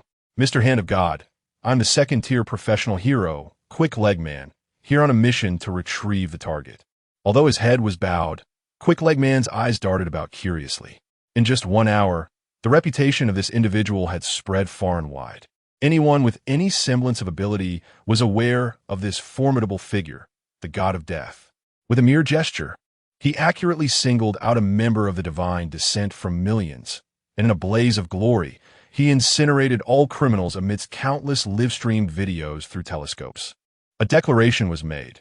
From this day forth, in my presence, anyone of divine descent shall be slain. This proclamation stirred the hearts of all who had followed the matter. It was akin to a soldier challenging an entire army and emerging victorious. Most notably, he concluded with a bold assertion, "Wherever I appear, I shall slay every one of you from this nation." Though the analogy may not be entirely fitting, it conveys the essence. The swift-footed man, taken aback, cast a surprised glance at Qin Shaoyan, pondering internally whether the slight fluctuation in his aura indicated he was merely a professional support hero. However, he refrained from pursuing further inquiries and presented the USB drive in his hand. "This is the item I need your assistance with." "Understood." The swift-footed man solemnly accepted the USB drive, producing a password box from seemingly nowhere to secure it. Seizing the moment, he raised his gaze to Qin Shaoyan, a flicker of astonishment crossing his features. He had not anticipated that this individual would be more affable and considerably younger than his video portrayal. Even through the helmet, Qin Shaoyan sensed the intensity of his gaze, prompting a vexed inquiry. "Do you require anything else?" "Yes." The swift-footed man hesitated, as if jolted awake from a dream, and nodded rapidly. He then produced a black, gold-edged bank card, handing it to Qin Shaoyan. "To dismantle and eradicate all members of divine descent in Area 1 is akin to accomplishing a sea-level mission. This card contains your remuneration for the task, totaling 40 million. The password is on the back. From now on, all your mission rewards will be deposited into this account."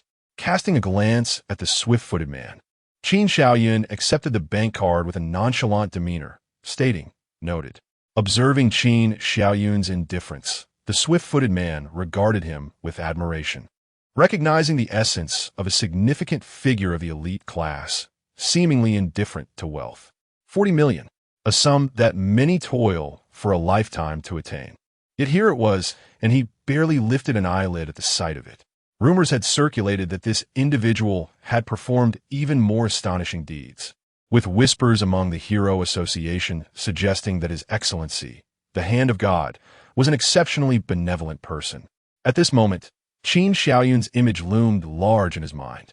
Residing in the resettlement area now appeared to be a testament to his modesty. "Farewell, Your Excellency, the Hand of God." The swift-footed man gave a respectful nod before vanishing in a flash. After confirming his departure, Qin Shaoyan trembled with exhilaration as he closed the door, pressing the bank card to his lips with a resounding kiss.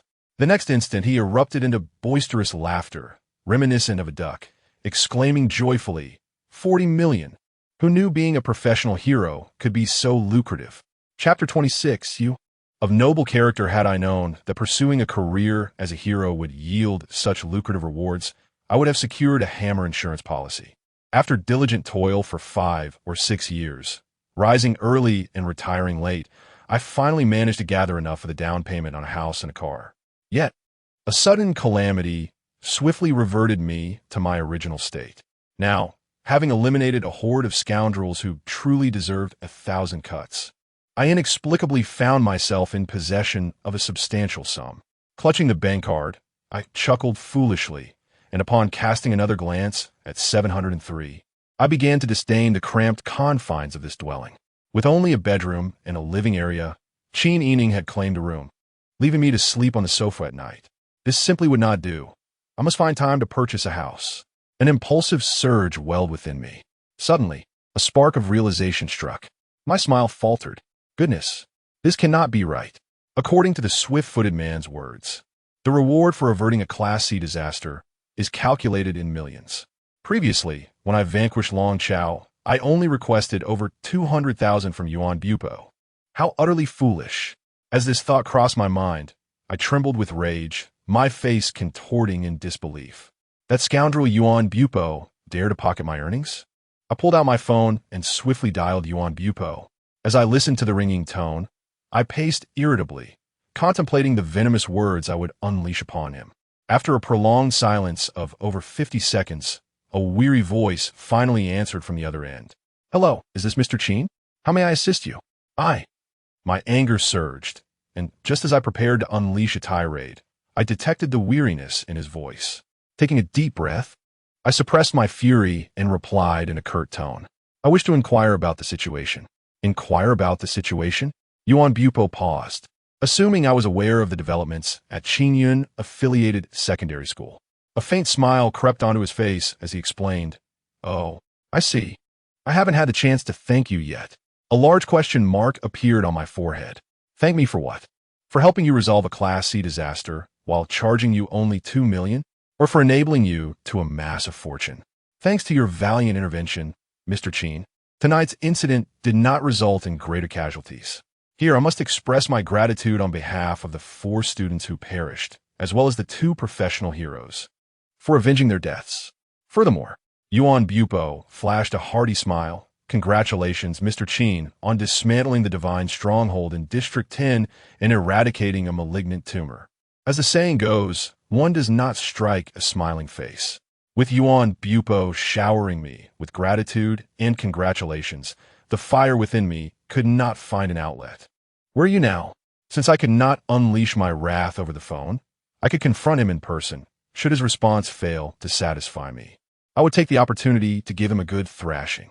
Yuan Bupo sighed with a chuckle. After learning of tonight's events, I hastily returned from H City to L City, where I am currently managing the aftermath. Goodness, you truly leave me at a loss. The corner of my mouth twitched, and I was at a loss for words. Yuan Bupo spoke over the phone. There's one more thing I forgot to mention." Taking a deep breath, Qin Xiaoyan composed himself. "Go on. Do you recall that after you eliminated the dragon earthworm, you requested a reward of 2,850,000? The thought filled Qin Xiaoyan with uncontainable joy. This was a golden opportunity that had presented itself to him. "Indeed. That's wonderful." Yuan Bupo chuckled. "The sum of over 2 million was personally funded by me, while the reward from a hero association for your slaying of the dragon earthworm amounts to a staggering 67,320,000 after taxes." 60 million. Dingling. Qin Xiaoyun's eyes instantly transformed into the symbols of gold coins, his heart racing with a singular thought. I am a billionaire. What nonsense about 9 to 5. To hell with buying cars and houses. This is the pinnacle of my life. Although he trembled with excitement internally, his voice remained calm. "The secret to sales is to never allow the other party to guess your true intentions." Mr. Chin is indeed composed. "Rest assured, I have acted according to your wishes." "And then what?" Qin Xiaoyan's heart raced to his throat. "This sum of money. What about it? Has it been transferred to my account? In your name. It has been entirely donated to a charitable foundation to improve living conditions in the resettlement areas and to increase living allowances for the elderly and orphans." As he spoke, his tone was imbued with deep admiration and a hint of pride. Crash! A bolt of lightning struck from the heavens, leaving Qin Xiaoyan completely stunned. "What? All of it donated?" His mind blanked, and he felt lightheaded, barely able to stand. Indeed, a surge of rage erupted from the depths of his heart, rising to his brow. At that moment, Qin Xiaoyun's eyes were bloodshot, resembling those of the transformed Zhao Xiang. "Yuan Bupo, you scoundrel, what are you so proud of? That's my money, mine. After slaying the dragon earthworm, you only asked for 2,850,000 as a reward. On the day I visited the resettlement area, you mentioned that the residents were suffering and that you wished to help them. It was at that moment I grasped your noble intentions. Thus, I took the liberty of donating all the funds in your name." Upon hearing this, Qin Xiaoyan was rendered speechless. His anger gradually subsided. "I did say those words, but I didn't instruct you to donate all the money. To hell with it. If you had only informed me beforehand, why take such liberties?" Qin Xiaoyan felt as if he were on the verge of tears, wishing to speak. His lips trembling, unsure of what to say. He could only manage a muted sound of acknowledgement. Having already been donated, what could be done? Even if he killed Yuan, that 67 million would not return. Lowering his gaze to the black gold-edged card in his hand, Qin Xiaoyun felt a profound ache in his heart. "There is one more thing," Qin Xiaoyun said weakly. Although such an incident occurred at Qingyun-affiliated middle school, the enrollment examination for Qingyun Super Academy is still scheduled to take place in a few days. "I wonder if you will have time to come and observe?" Qin Xiaoyun furrowed his brow, feeling somewhat disheartened. "Am I truly needed at such an occasion as merely a practical instructor?" "You jest," Yuan Bupo chuckled awkwardly. "I have already negotiated with the school leadership. I wonder if you would be inclined to take charge of class at Qingyun Super Academy, perhaps as a homeroom teacher?" A flicker of something unusual crossed Qin Xiaoyun's mind, momentarily overshadowing his sorrow. "That could work. However, might I have the liberty to select my students?" Yuan Bupo nodded vigorously with delight. "Absolutely. Then we shall await your esteemed presence on June 28th. After exchanging pleasantries and finalizing the details, the two finally ended the call. The phone clattered onto the table with a crisp sound. Qin Xiaoyun slumped onto the sofa, clutching the black gold-edged card, staring vacantly at the ceiling. Soon, his face contorted with distress as his right hand pressed firmly against his heart. "No, my dear funds." Just then, the door to room 703 swung open. Qin Yining entered with a solemn expression, followed closely by Luo Qingwu, who kept her head down in silence. The moment Qin Yining stepped in, she noticed Qin Xiaoyun's anguished demeanor. A pang of pain shot through her heart, and tears threatened to spill from her eyes. This troublesome younger brother, causing such chaos and taking so many lives. Everyone says he is cold-hearted, yet here he is, back home, secretly suffering. "Sister," Qin Xiaoyun called out tearfully. Qin Yining hesitated before approaching him. Just as she was about to offer words of comfort, she saw Qin Xiaoyun grasping her hand, his tear-streaked face buried in the fabric of her sleeve. Qin Yining felt the fabric rapidly dampening, rendering her unable to speak any comforting words. Suddenly, a peculiar sound emanated from her hand. Looking down, Qin Yining was momentarily stunned. Qin Xiaoyun was tugging at her sleeve, tears streaming down his face as he blew his nose. Luo Qingwu beside them appeared equally dumbfounded, her expression reflecting a sense of a collapsing worldview. "A special class hero? Is this it?" Qin Xiaoyun looked up. "Sister, I've lost several million in an instant. I am truly heartbroken." Qin Yining clenched her fists, veins bulging on her forehead. With a swift kick, she struck Qin Xiaoyun in the face. "Die, you fool." Chapter 27. Telepathy on the other side. Having received the USB drive entrusted to him by Qin Xiaoyun, the speedster harnessed his extraordinary abilities and sprinted towards the headquarters of the Hero Association. His velocity was such that he left a straight trail of smoke behind him.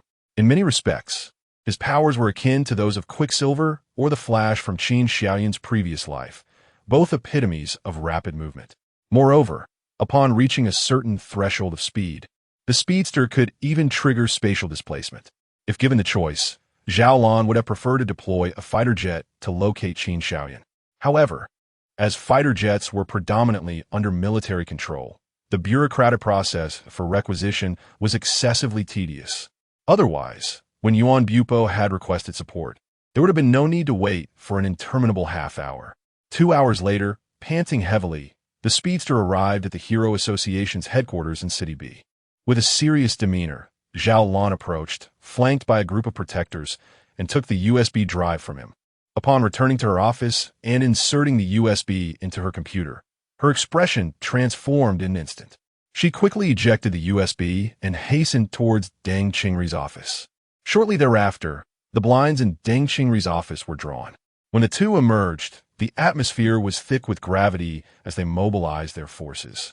The tension palpable throughout the headquarters. While organizing personnel, Deng Qingri sighed, "I never anticipated he would provide us with such a significant surprise." Zhao Lan replied with a cold chuckle. "Wasn't this to be expected? Just from District 10 of City L alone, nearly 10,000 members of the Divine Descent have been identified. The intricate web of relationships among them must be truly terrifying. I am more intrigued by how the hand of God managed to uncover these individuals." Both were momentarily startled, locking eyes and exclaiming in unison, "Telepathy!" Moreover, it was the kind capable of covering millions and accurately reading thoughts, a terrifying ability. At this juncture, a hint of fear flickered in Deng Qingri's gaze. Telepaths have historically been figures of both reverence and dread. Within each person lies a trove of undisclosed secrets, hidden beneath layers of aids and disguises, until they scarcely recognize themselves. Yet, a telepath can effortlessly strip away these masks, revealing the most authentic and unadulterated self for their scrutiny and amusement. The two fell into a silent agreement, resolutely deciding to avoid any future encounters with Qin Shaoyan. Meanwhile, on the Western continent, at a different abode of the Dark Monarch, he too was scrutinizing the contents of the USB drive hastily prepared by Qin Shaoyan. The dark mist upon his countenance fluctuated between turbulence and calm. Suddenly, he raised his head and, somewhat irritated, remarked, "More visitors?" With a mere gesture, an endless expanse of black mist surged from the ground, forming a colossal hemispherical shield that enveloped the entire building. In the next moment, a thunderous boom echoed. A beam of ethereal blue light struck the protective shield, shattering upon impact and enveloping it in a mantle of frost. Sensing a rapid drop in temperature, the Dark Lord's expression darkened beneath the veil of shadows. Muttering a curse under his breath, he attempted to maintain a calm demeanor as he spoke. "Are you ever going to cease this?" The thick ice reverberated ominously, its sound reminiscent of furtive laughter. "Surely, you have perused the materials sent by Deng Qingri. Is there anything left to discuss?" "Umph." The black mist surrounding the Dark Lord quivered violently, a cold huff escaping his lips without further words. "Ah, the esteemed 12 heavenly generals, resorting to manipulative tactics to incite the families of the criminals in District 10 of El City. One might wonder if you feel any shame. And now, unexpectedly, those with psychic abilities have compiled a comprehensive list of all involved, encompassing nearly half of the Eastern continent. The delivery of this list firmly establishes that Qin Shaoyan is decidedly not aligned with the divine descent. This is far more than a mere list. The implications are profound. Utilizing this list to apprehend individuals could ripple far beyond the Eastern continent, potentially shaking the entire world. It is precisely for this reason that Zhao Lan and Deng Qingri dare not act recklessly. Such matters are trivial. Adjusting the cuff of his tailcoat, the Dark Lord spoke with an air of nonchalance, as if he had everything under control. Nonetheless, his suspicion remained unshakable. The more one does, the more vulnerabilities emerge. Do not tell me you have not noticed. The content he provided is clearly the work of someone with limited computer skills. Just from the formatting alone, it can be deduced that he lacks the prowess of someone with advanced electronic information abilities. How then could he have completed hundreds of thousands of words in a mere half hour? At this juncture, the Dark Lord seemed to regain the upper hand. Moreover, just hours prior, he had rescued a student who had undergone a mutation. The transformation is irreversible unless, listening intently, the Ice Lord interjected, unless he possesses temporal abilities, telekinesis, medical expertise, spatial movement, telepathy, elemental fire manipulation, and now a highly probable temporal ability. The Dark Lord sighed, a mist escaping his lips. Do you not perceive that his image increasingly aligns with the divine figure sought by the divine descent? The atmosphere grew tense. After a prolonged silence, the ice crackled ominously, akin to clenched teeth. I have long wanted to ask, do you perhaps suffer from persecutory delusions? With a swift motion, dense black mist erupted from the Dark Lord, instantly engulfing all the ice. As the mist receded, the frost encasing the shield vanished without a trace. Gazing at the dim crescent moon, the Dark Lord remarked, "How could this be?" Yet his actions appeared to betray a blend of indignation and denial. El City's resettlement area. Building 1, room 703. Dressed in a new outfit, Qin Yining entered the kitchen. "Umph." Catching sight of the red mark on Qin Shaoyan's face, she scoffed coldly, ignoring his sullen demeanor. She retrieved 2 small cakes from the refrigerator and strolled into the living room, taking a seat beside Luo Qingwu. She placed one of the cakes in front of her. "Qingwu for you." Luo Qingwu murmured a soft thank you before delicately lifting the cake, taking tiny bites, her gaze steadfastly avoiding the kitchen. "Sigh." Qin Yining observed the timid Luo Qingwu and sighed. Irritated, she shouted towards the kitchen, "Get out here. Coming. Qin Shaoyan." looking as if he had been granted a reprieve, emerged from the kitchen with a fawning expression. Upon witnessing his obsequious demeanor, Luo Qingwu froze, caught in a dilemma between eating and not eating the cake. Simultaneously, the grand image of a distinguished hero in her mind began to crumble. With a furrowed brow, Qin Yining reassured her, "Qingwu, do not be intimidated by this fellow's status as a distinguished hero. Just over 2 weeks ago, he was merely an ordinary unemployed individual. It was only in recent days that he discovered the halo of a distinguished hero hovering above him. Look at me." Qin Yining chuckled, wrapping her arm around Qin Xiaoyan's shoulder. "I still treat him as my troublesome little brother. Relax a bit." Luo Qingwu nodded awkwardly, hastily finishing her small cake before standing up to bow respectfully to Qin Xiaoyan. "I'm full. Thank you for the hospitality. I have matters to attend to. I'll take my leave now."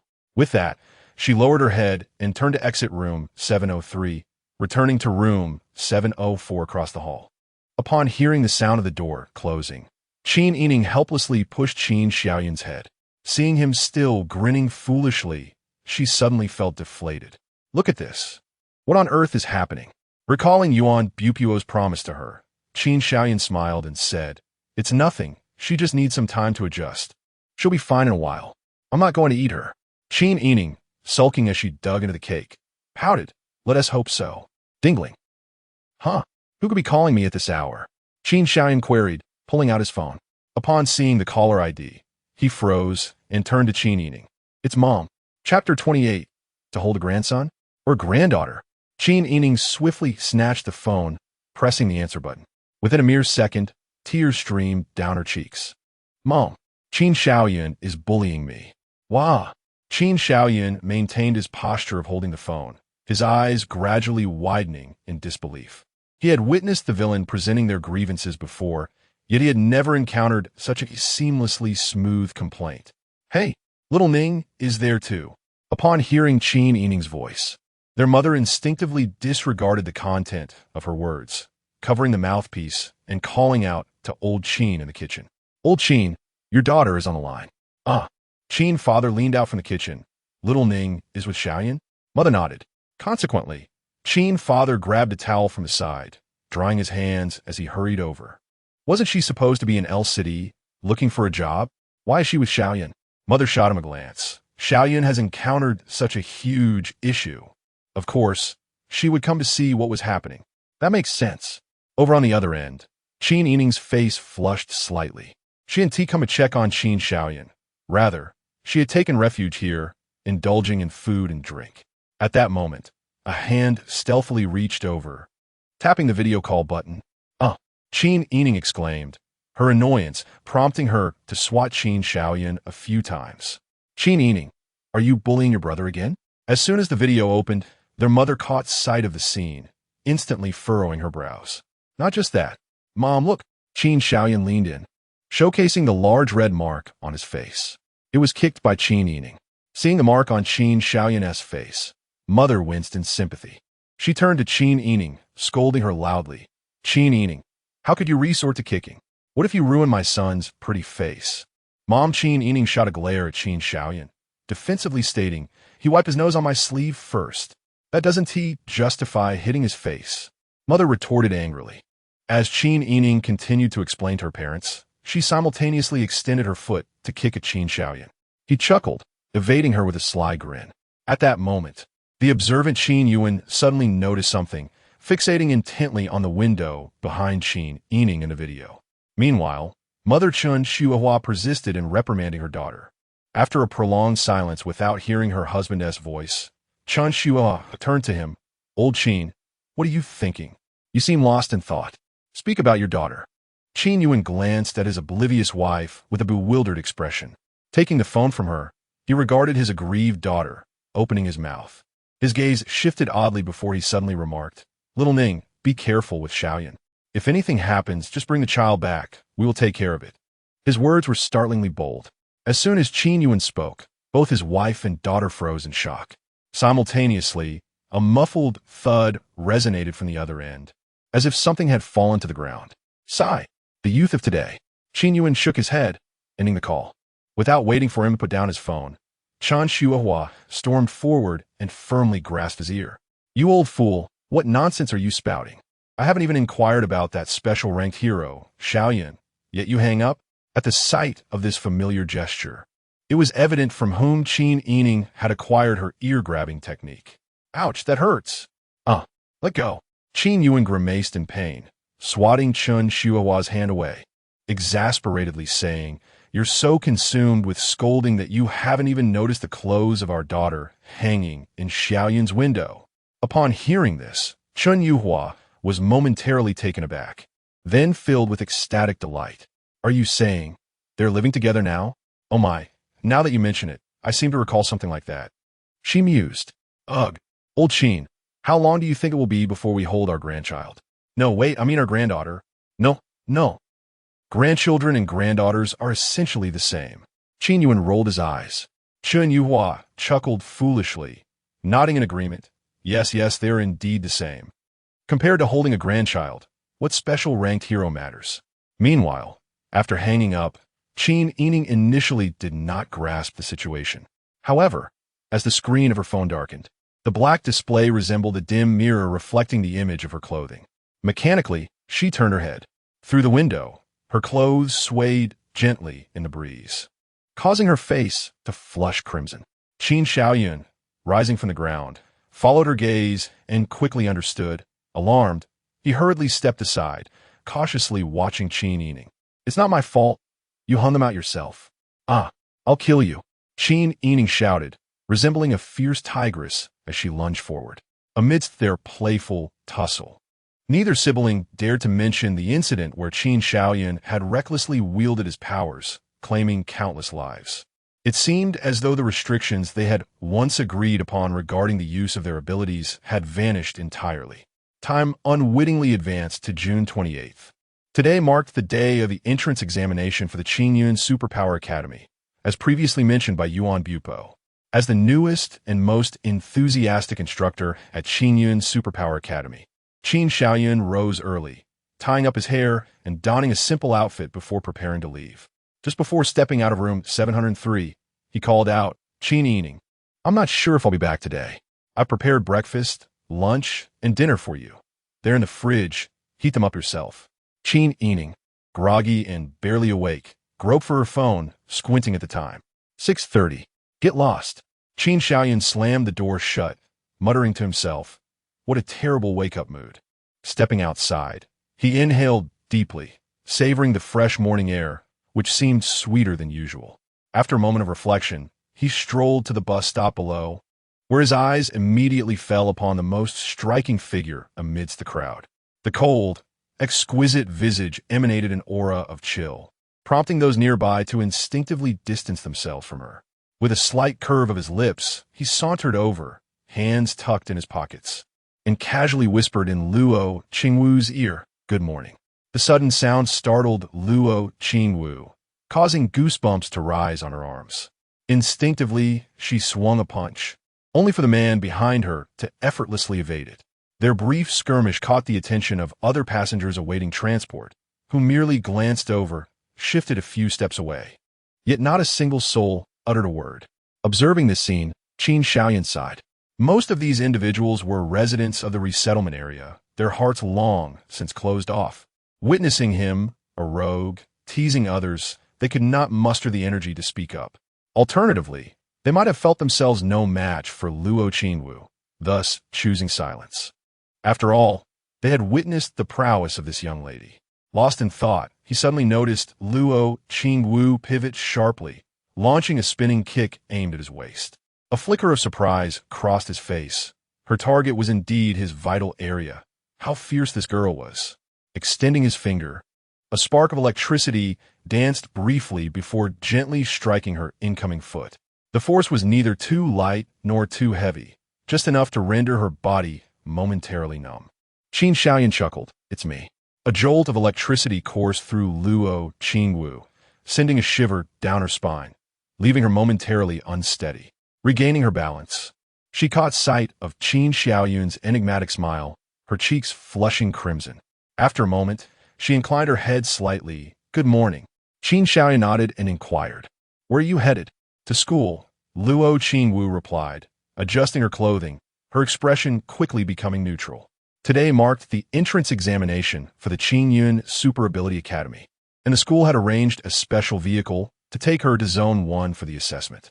As they conversed, the surrounding crowd recognized their acquaintance, furrowing their brows before returning to their previous spots to await transport. Understanding now, Qin Xiaoyun stroked his chin in contemplation, then produced his phone, offering it to Luo Qingwu. In response to her puzzled gaze, he explained, "Call your teacher and inform them that someone is taking you to Zone 1. After a brief pause, he added, "You can mention my name as well." Luo Qingwu stiffened momentarily, but obediently accepted the phone. After a few seconds of thought, she quickly dialed the number, murmuring a few words upon connection before returning the phone to Qin Xiaoyun.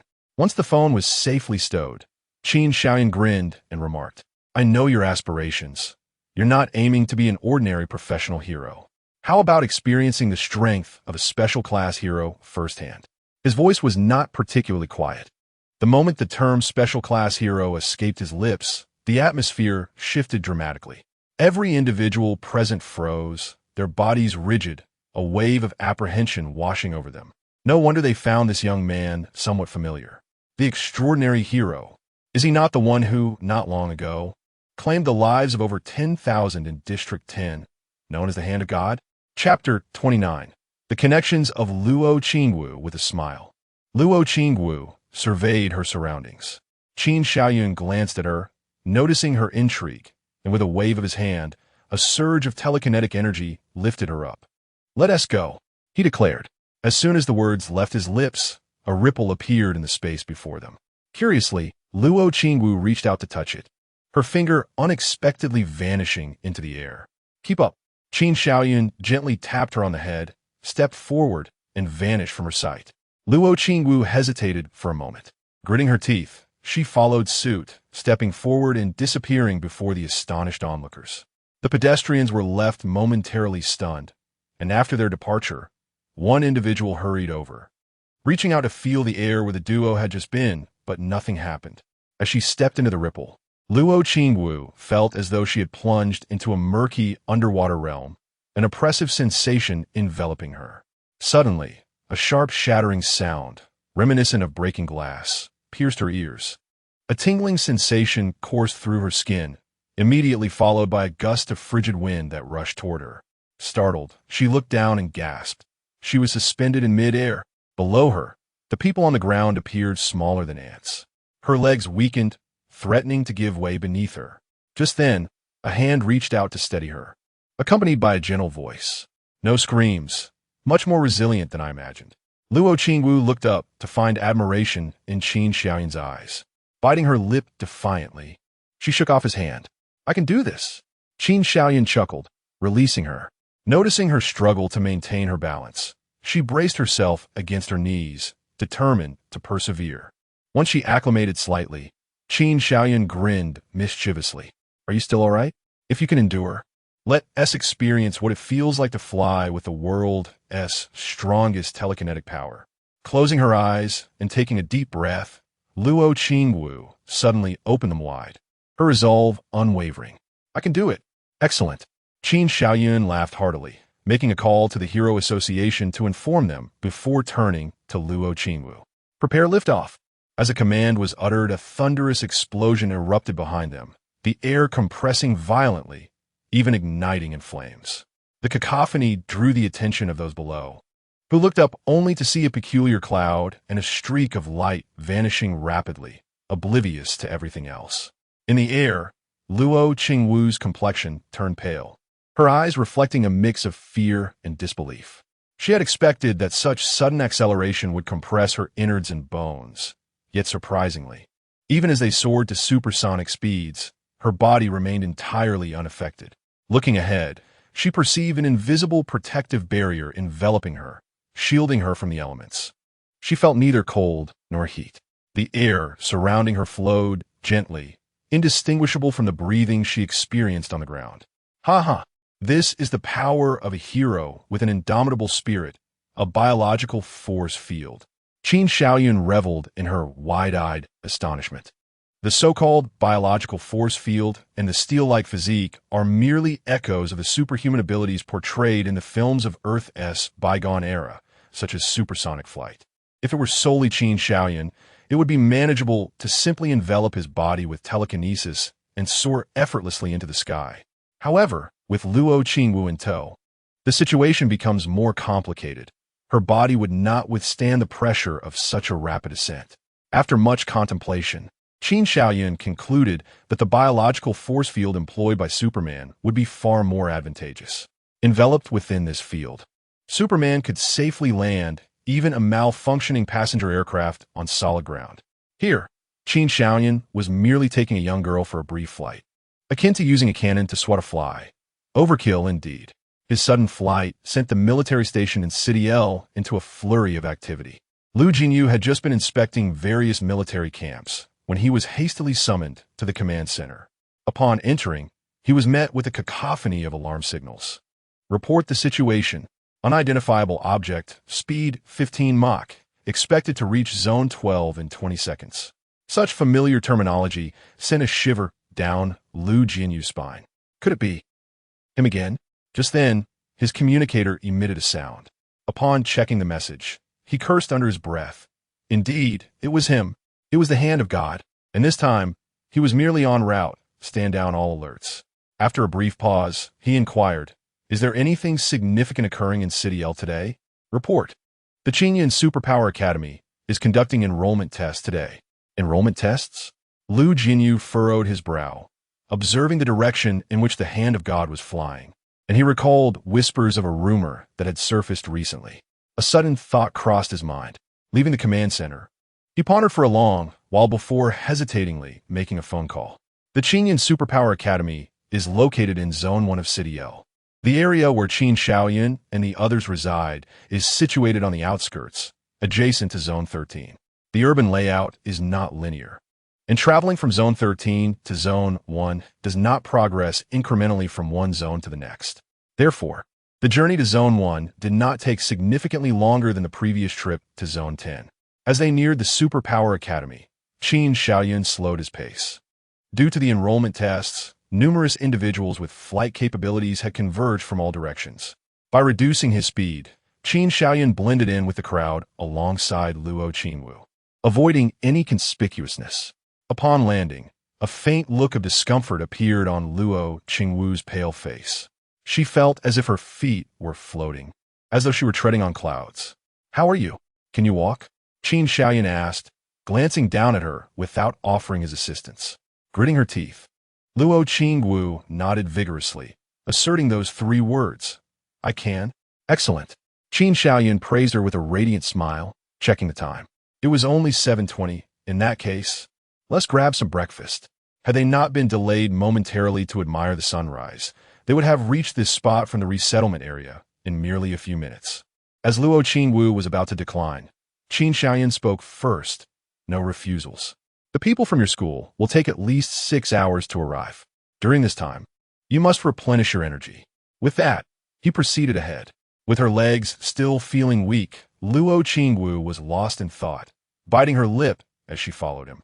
Unlike the bus station in the accommodation area, the current crowd at the Super Ability Academy was predominantly composed of superpowered individuals who were keenly attuned to supernatural events. Upon spotting Qin Shaoyan, they immediately recognized him as the recently emerged special tier hero known as the Hand of God. Gasps of astonishment rippled through the crowd. "Isn't he the esteemed special tier hero, the Hand of God?" "Indeed, it is him. I recognize his hairstyle. What's he doing here?" The onlookers whispered among themselves, their eyes filled with reverence, yet none dared to approach him. It was well known that he had made a name for himself through his formidable power, having proclaimed his entry into the world with a sea-level dragon earthworm of energy level 39, and subsequently, his notoriety was solidified by the demise of thousands of divine descent members. He was undeniably a force to be reckoned with, a true powerhouse. Furthermore, it was rumored that he played a significant role in the recent downfall of numerous formidable adversaries across the eastern continent. The presence of such a luminary caused the crowd to hesitate in approaching him. Who was the girl following the Hand of God? They soon inquired. quickly noticing Luo Qingwu trailing behind him. This sparked another wave of speculation among the crowd. Those familiar with the new student roster readily recognized her. She is Luo Qingwu from Qingyun Affiliated High School, one of the seed candidates of this cohort. The term seed candidate referred to students earmarked for the elite class at Qingyun Super Ability Academy. Graduates from this prestigious program were expected to achieve no less than the rank of a second-tier professional hero. Why was she following the hand of God? Almost everyone harbored a peculiar thought.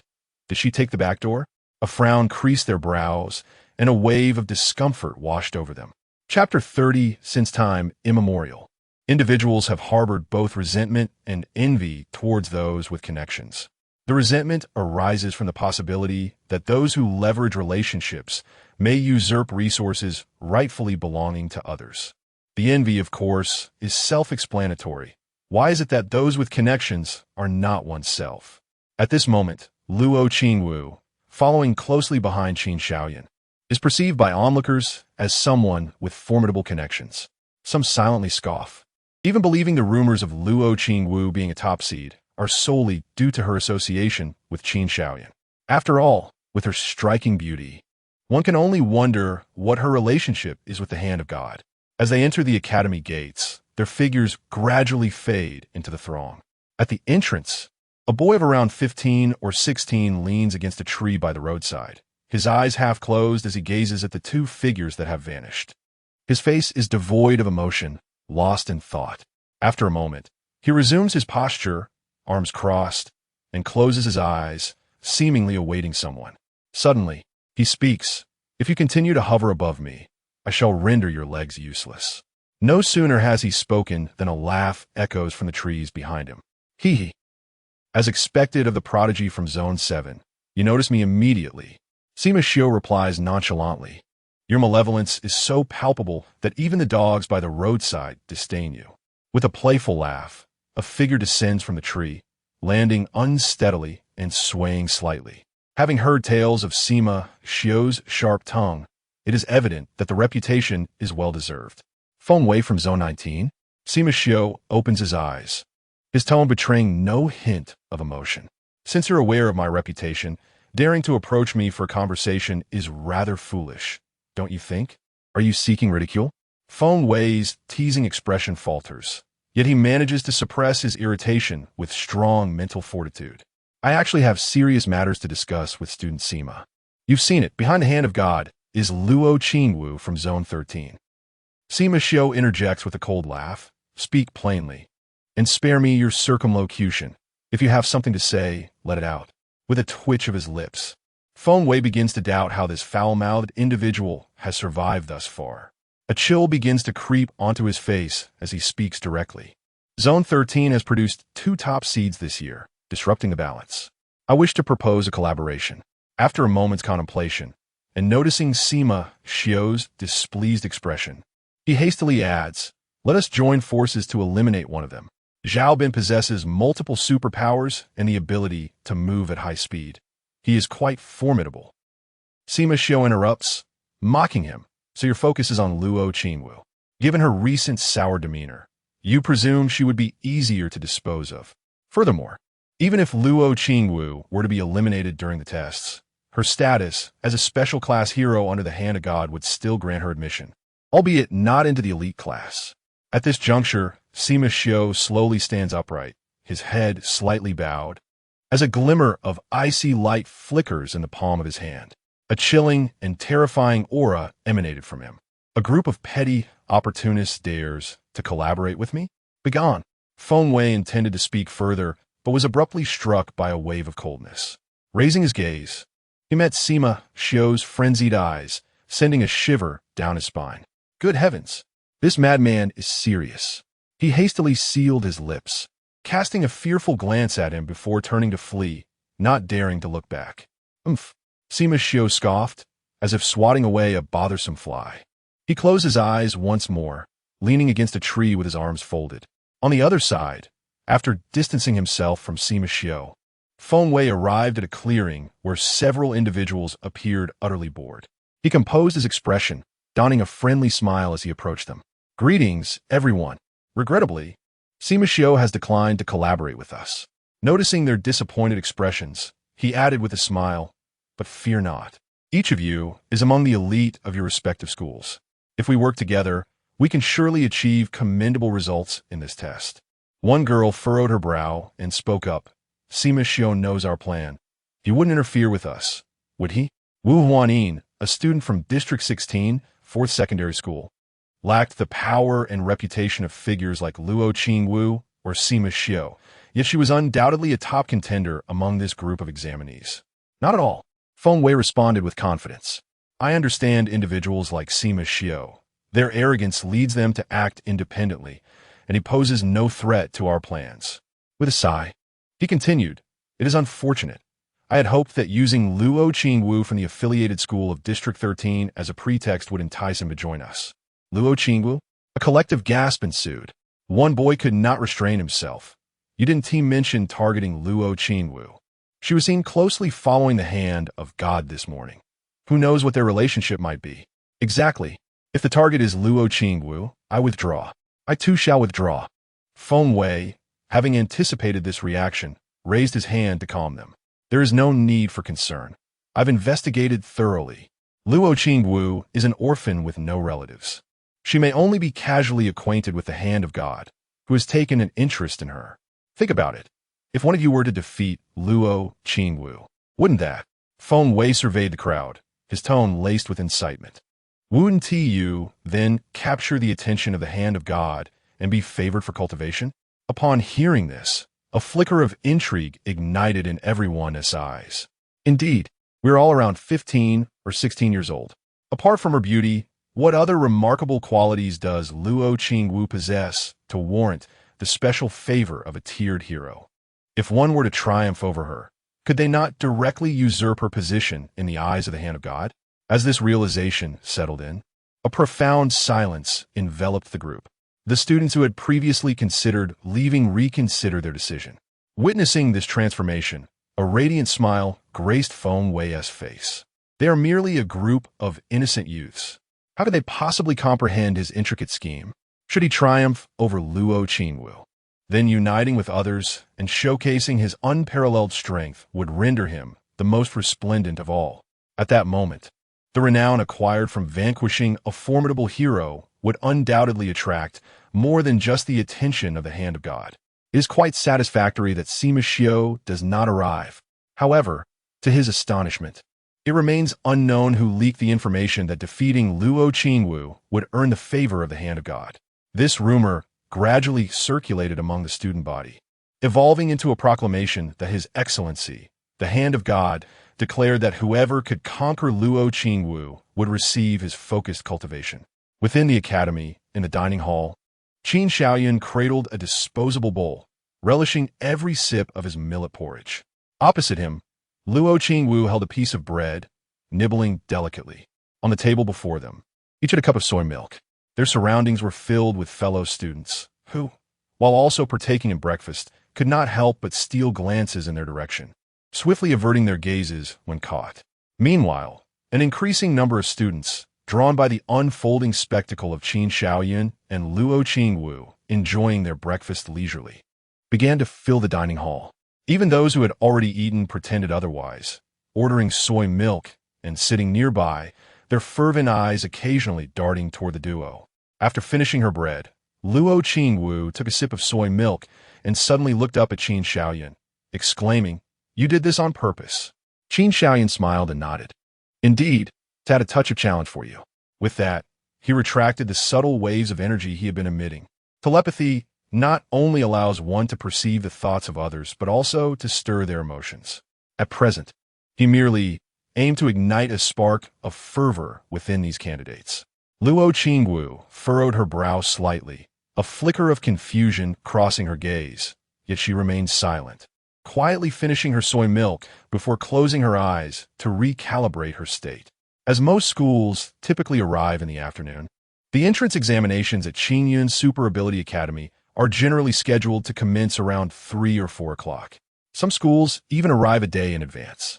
Conversely, due to its proximity, Qinyun Affiliated High School departed shortly after 7 in the morning, reaching their destination around 1 o'clock in the afternoon.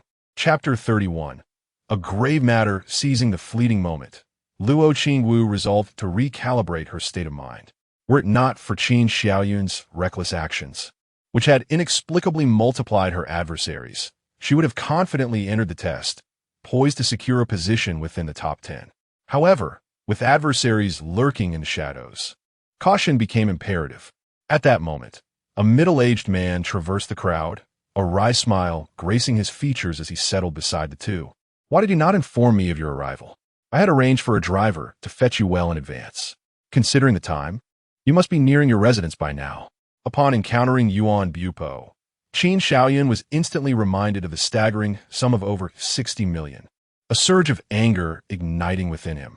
Just as he contemplated expressing his ire, he exhaled a heavy sigh. As he often reiterated, the money was irretrievably lost, having been directed toward a righteous cause. Even if he were to hang Yuan Bupo by his heels, the lost sum would not miraculously reappear. Forget it, he thought. With his capabilities, he could likely mitigate the losses by addressing a Class C disaster when the time came. With this in mind, Qin Xiaoyun drained his soybean milk in one swift motion. "Traveling by car is too slow. I flew over," he remarked. Yuan Bupo winced at the recollection of the 300 to 400 kilometers of direct distance between the settlement zone and District 1. Extraordinary class, hero Nyobai Jelisai, he mused, deciding to call back the arranged driver to avoid squandering resources. Turning his gaze towards Luo Qingwu, Yuan Bupo's eyes reflected a sense of intrigue. This young girl undoubtedly shared a profound connection with Qin Xiaoyun. Wait, could she be one of the students he has chosen? The more he pondered, the more plausible this notion appeared. Yuan Bupo abruptly shifted his gaze to Qin Xiaoyun, noting that their superpower attributes seemed dissimilar. Can he truly teach her? Superpowers vary greatly, encompassing elemental manipulation of wind, fire, thunder, and water, the manifestation of objects, enhancement of one's own abilities, and an array of peculiar abilities, such as causing someone to trip unexpectedly or ensuring a coin lands heads up indefinitely. These irrational powers were collectively termed as the rule system. Qin Xiaoyun's registered superpower, duplication, could indeed be categorized within this domain. As for Luo Qingwu, Yuan Bupo recalled that her superpower was likely of the enhancement type. Can duplication replicate enhancement powers? Lost in his thoughts, he was startled as Qin Xiaoyun rose to his feet, patting Yuan Bupo on the shoulder. "Lead me to where I need to go." Upon hearing his movement, Luo Qingwu silently followed suit, casting a sidelong glance at Yuan Bupo. At last, she recognized this gentleman, director of the Qingyun Superpower Academy, the highest authority in the institution aside from the principal. She recalled his previous speech at Qingyun High School, which explained why he had seemed familiar during their last encounter. Ah, of course. Yuan Bupo snapped back to the present, rising quickly to guide them. Suddenly recalling something, he retrieved a card and a key from his pocket, presenting them to Qin Xiaoyun. "This is your teaching credential, along with the dormitory key. If you wish to reside off campus, I can hold onto the dormitory for you." Upon witnessing this scene, the entire cafeteria fell into a hushed silence. All eyes were wide open, fixated on the card and key in Yuan Bupo's hands. Even Luo Qingwu was no exception, staring blankly with an adorably dazed expression. As Qin Xiaoyun took the items from Yuan Bupo, he casually inquired, "How spacious is the dormitory?" "It is a standard teacher's suite, comprising 3 rooms and a living room." "That sounds splendid. I have long wished to avoid sleeping on the sofa. By the way, will a vehicle be provided?" Yuan Bupo looked at him quizzically. "You wish for a vehicle after flying from the resettlement area to District 1? Moreover, how far is it from the teacher's dormitory to the classroom building? What would you need a car for?" "If you can provide one, I would not refuse," Qin Xiaoyun replied nonchalantly. "Very well." The two engaged in a calm conversation as they gradually departed the cafeteria. Behind them, Luo Qingwu appeared to be in a dreamlike state, her mind a blank canvas. Stealing a glance at Qin Xiaoyun, she pondered, "Is he going to be a teacher here?" Yet, the moment they left, the cafeteria erupted into a frenzy. Whispers filled the air as everyone discussed the astonishing scene they had just witnessed. One student, trembling with excitement, took out their phone and dialed a media outlet. "This is a major event. The godly hand is set to teach at Qingyun Super Academy. It is indeed true. I saw it with my own eyes. Tier 1 Hero Flame, Fist Yuan Bupo handed over the teaching credential and dormitory key to the godly hand. Is there a reward for this scoop? Meanwhile, at the resettlement area, Zhang Sheng stood at the entrance of room 703, adjusting his attire and giving his face a firm pat, exhaling deeply. Meeting someone of such high caliber as a special tier hero made him rather nervous. He forced a friendly smile and gently knocked on the door. Hello, I am Zhang Sheng from Qingyun Super Academy, here to escort Mr. Qin Xiaoyan to District 1. Is anyone home? Hearing no response from within, he knocked again. Hello. Finally, the sound of slippers shuffling on the floor reached his ears. With a creak, the door swung open to reveal a girl with disheveled hair and sleepy eyes, yawning in front of Zhang Sheng. Zhang Sheng was taken aback, casting a doubtful glance at the doorplate. Room 703. That was correct. Was this not the right building? Qin Yining squinted and scratched her head. Qin Xiaoyan? He left early this morning. He left? Zhang Sheng was stunned, quickly regaining his composure to cautiously inquire. And you are? I am his sister. Wait a moment. Halfway through her yawn, Qin Yining suddenly became alert, staring intently at Zhang Sheng. You mentioned you are here to take him to District 1? Indeed, today is the Academy's admission test day, and Director Yuan arranged for me to come. Zhang Sheng felt a wave of relief wash over him now that he was in the presence of the Godly Hands family. As I walked through the campus, I was acutely aware of the bustling atmosphere surrounding me. Zhang Sheng remarked in surprise, what? During the admissions testing period, the influx of visitors to the academy was vast, and even the students attending classes were granted a rare day off.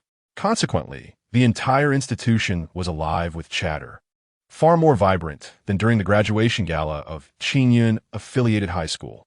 As I strolled through the grounds, Qin Xiaoyan, paid meticulous attention.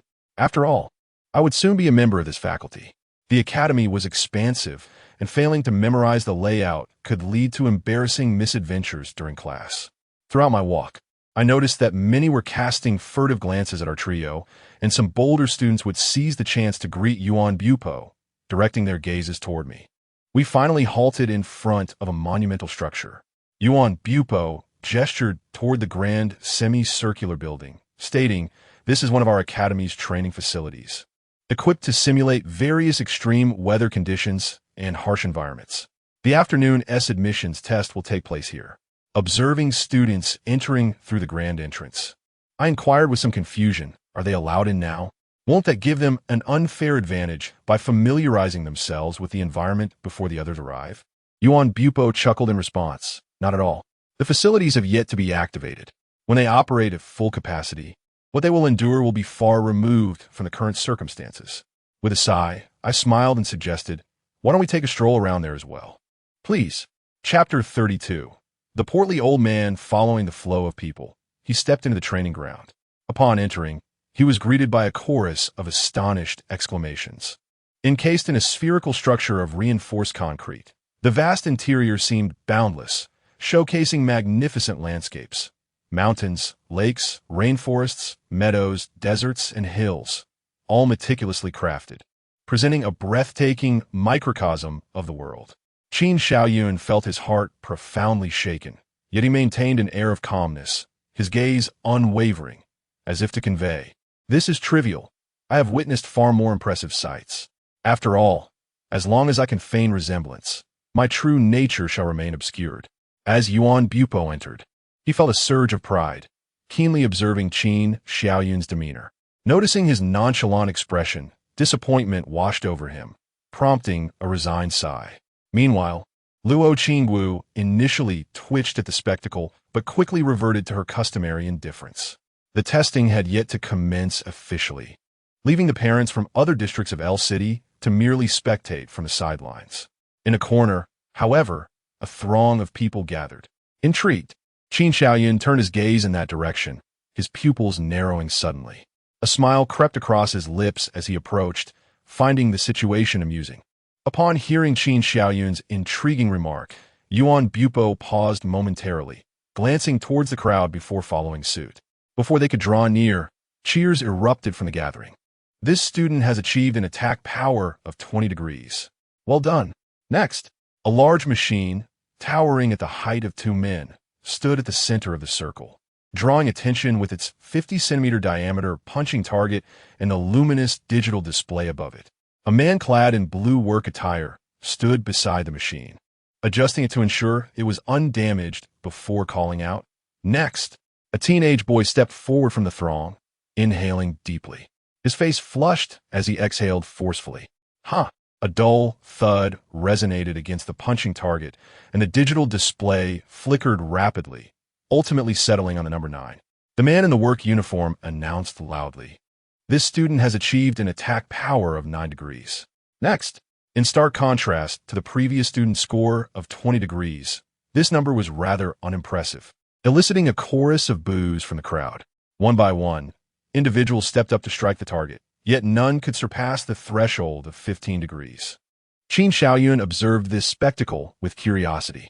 20 degrees, 9 degrees, yet another knowledge point unknown to him. Sensing his puzzlement, Yuan Bupo elucidated. This is a newly developed punching power tester, designed to measure the magnitude of one's attack force.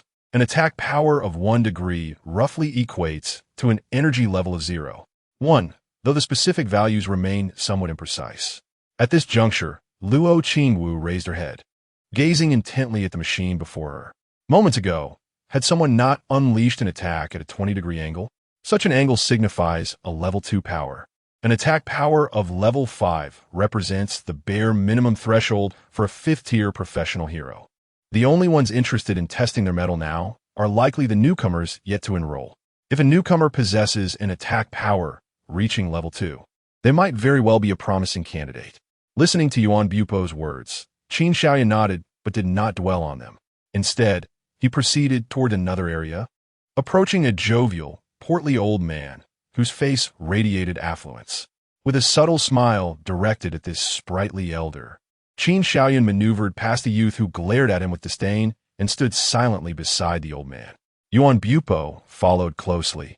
His curiosity piqued as he glanced at the elder beside Qin Xiaoyan, just as he was about to inquire further. Suddenly, a resounding boom echoed in his mind. Yuan Bupo's face turned pale, and he stumbled, nearly losing his footing. A hand extended from behind, steadying him, while Qin Xiaoyan's voice, delicate as a whisper, cautioned, "Do not perceive the strength of this elder." Even without those words, Yuan Bupo felt compelled to comply. Moments earlier, he had sensed a ferocious aura emanating from the portly man, leaving him feeling as insignificant as an ant facing a tempestuous storm. A shiver ran down his spine, and he stood frozen, overwhelmed by a profound sense of dread. This sensation was even more terrifying than what he had experienced at the hands of a special class. Only those within the Hero Association possessed such formidable strength and dared to present themselves so openly. Observing challengers approach in succession, Qin Xiaoyan remained transfixed. Yet amidst the gravitas of the atmosphere, he unexpectedly spoke. "Excuse me, sir, may I inquire about your esteemed surname?" With a hearty chuckle, the elder replied, "Ah, my young friend, you are too kind. My surname is Chun, a single character, you." He waved his hand dismissively, his eyes crinkling with mirth. He then pointed towards the agitated young man, whom Qin Xiaoyan had brushed aside. "This is my little grandson, a single character, one." Upon turning to Chun One, the young lad bared his teeth in a fierce grimace directed at Qin Xiaoyan. Maintaining his composure, Qin Xiaoyan smiled gently and addressed Chun Yu, saying, "I am Qin Xiaoyan. May I be so bold as to ask why you have come, esteemed sir?" Chun Yu chuckled heartily again, beckoning Chun Wen closer, affectionately ruffling his hair, and said, "I jest. My visit is merely to seek a teacher for my little grandson."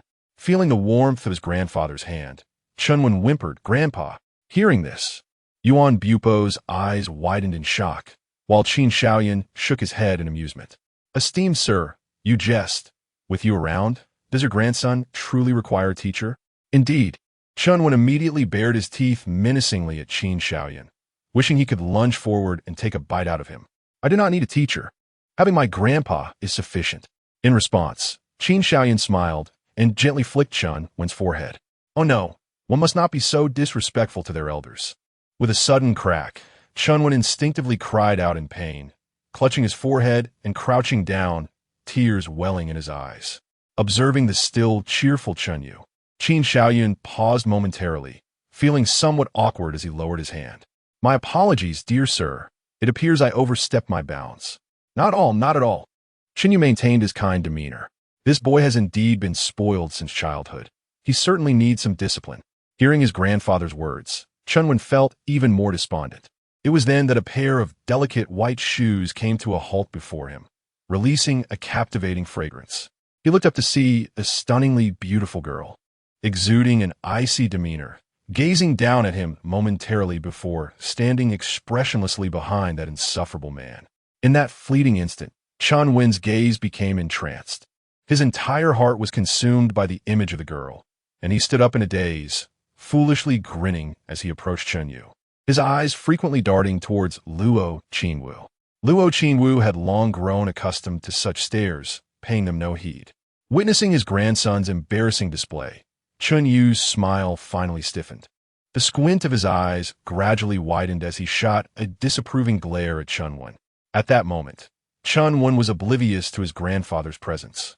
Utterly disregarding Chinyu's earlier reprimand, Qin Shaoyun silently laughed, his expression remaining calm and composed, discreetly giving a thumbs up. "Qinwu, excellent work." Only at this juncture did he notice that the pupils of both grandfather and grandson were a striking shade of violet. There was a saying on earth in a past life: those who possess a pair of violet eyes have been kissed by angels. Now, with two prime examples before him, Qin Shaoyun couldn't help but cast a few curious glances.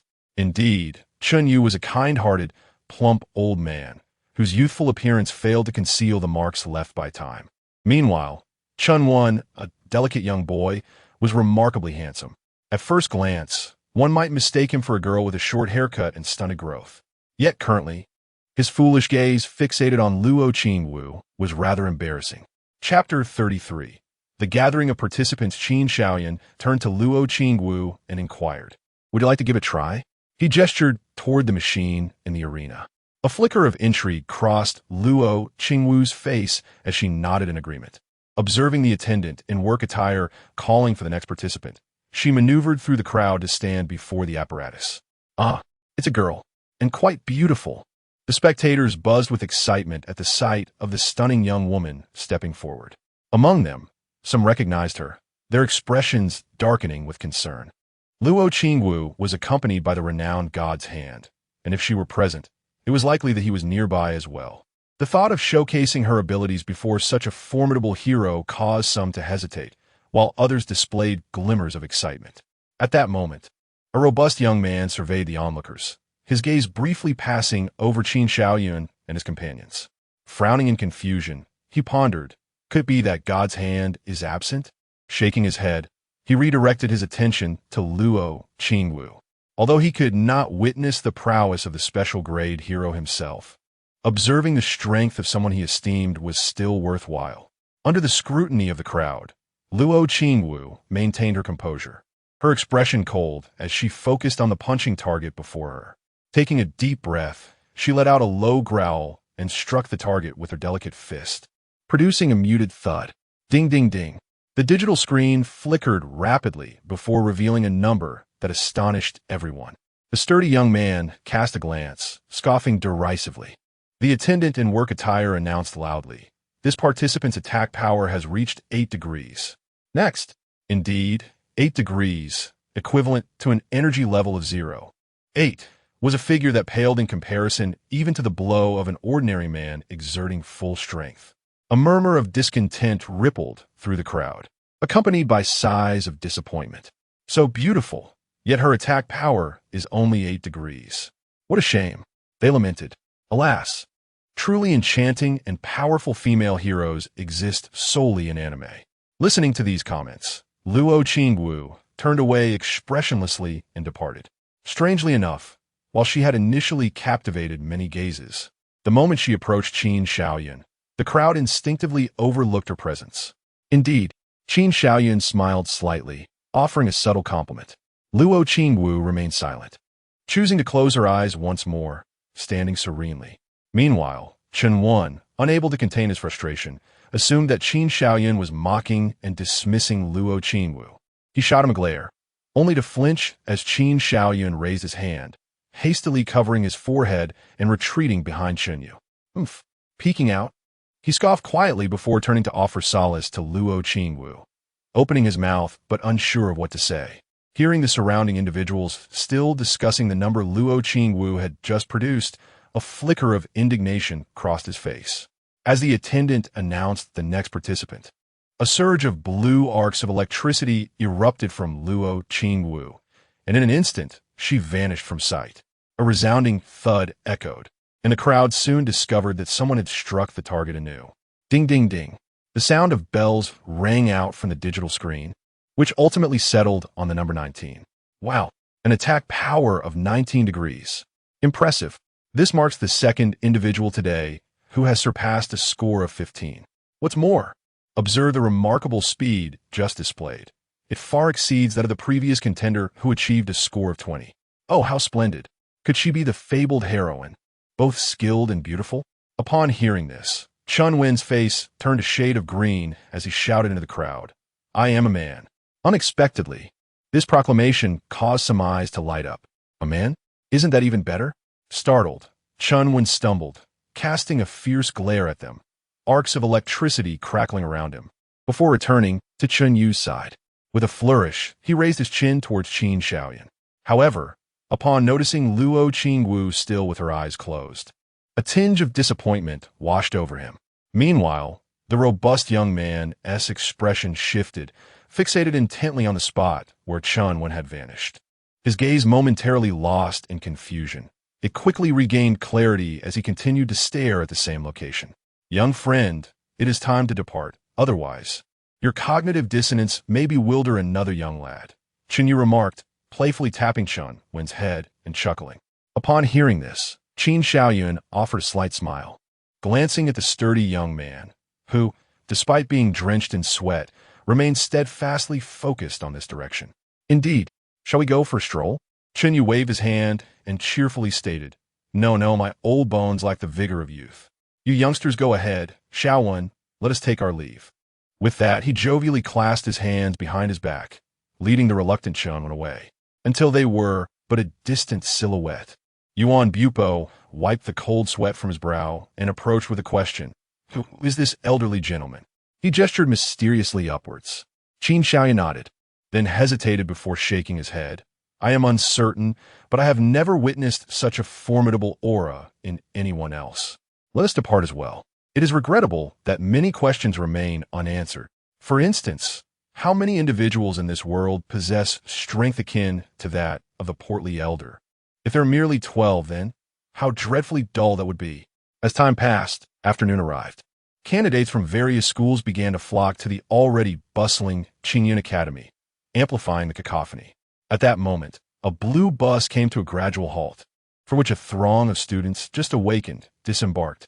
As a few boys stepped off the bus, they quickly covered their mouths and dashed toward the nearby drain, retching violently, their faces paling within moments. Shunin descended from the vehicle, observing this scene with an unshakable sorrow etched upon his face.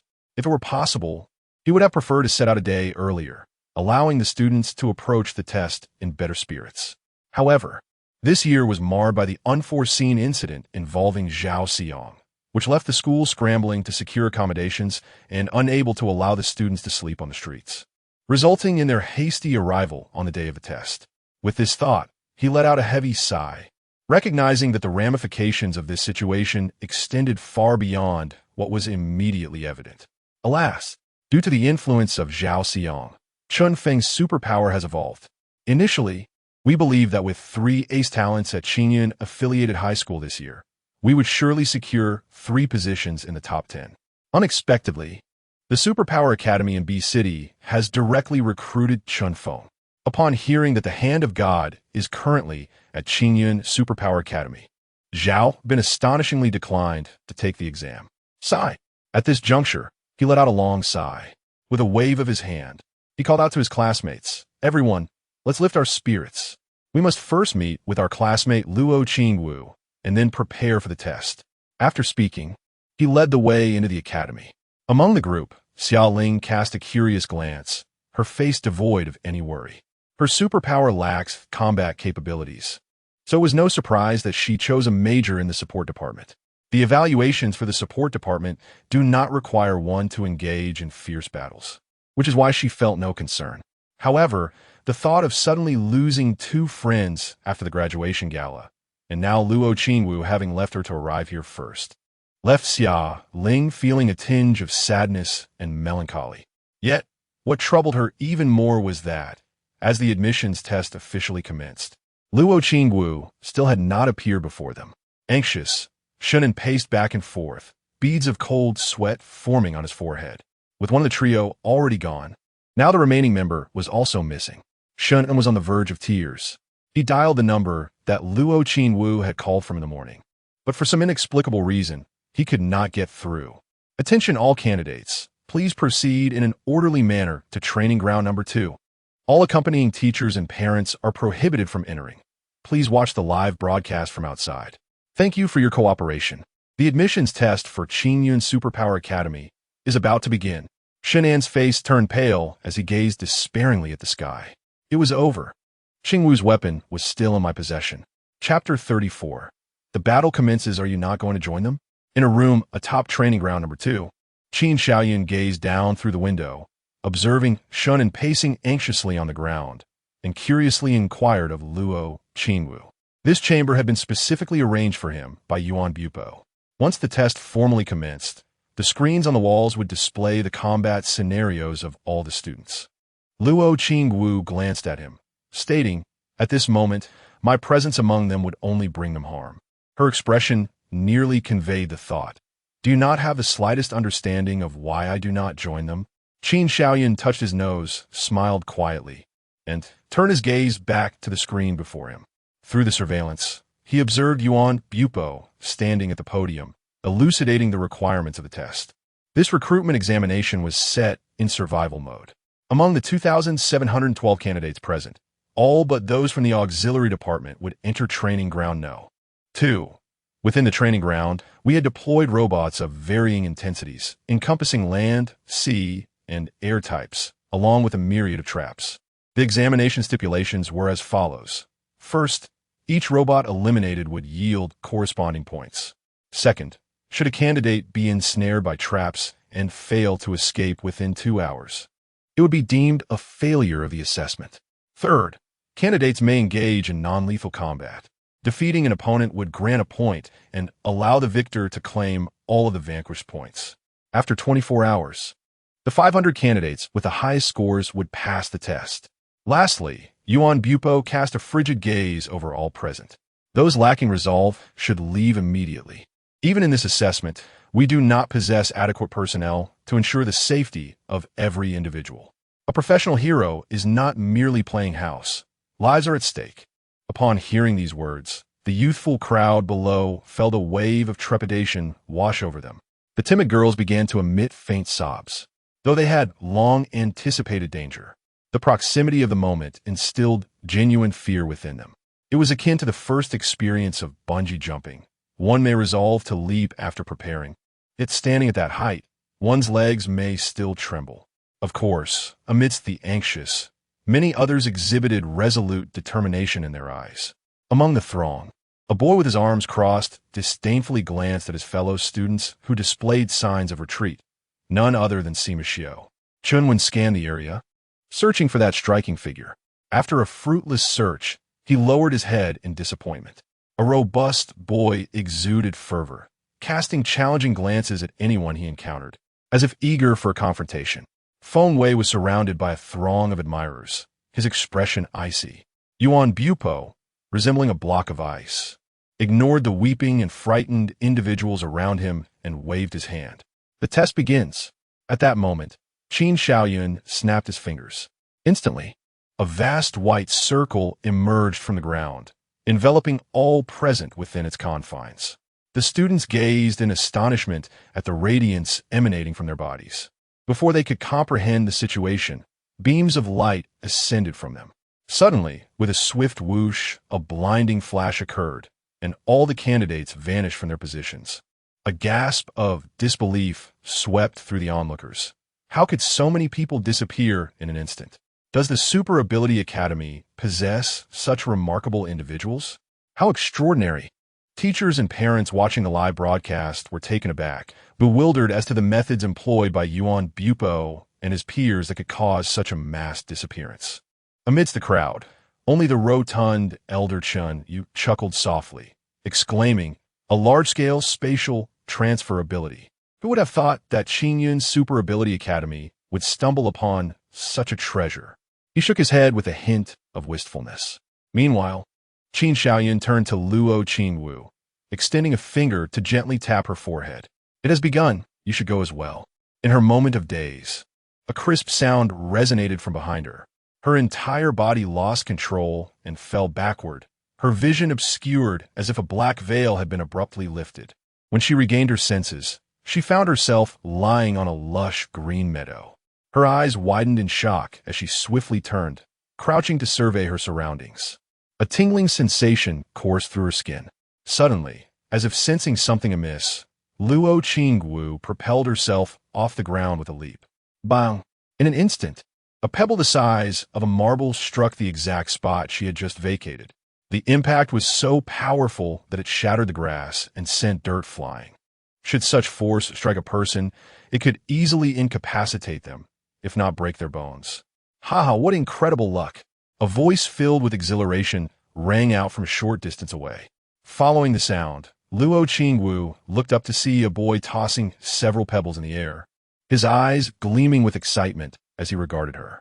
"I know you, Luo Qingwu. Who would have thought I would be the first to find you? It appears today is my lucky day. If I defeat you, it will prove I possess greater talent."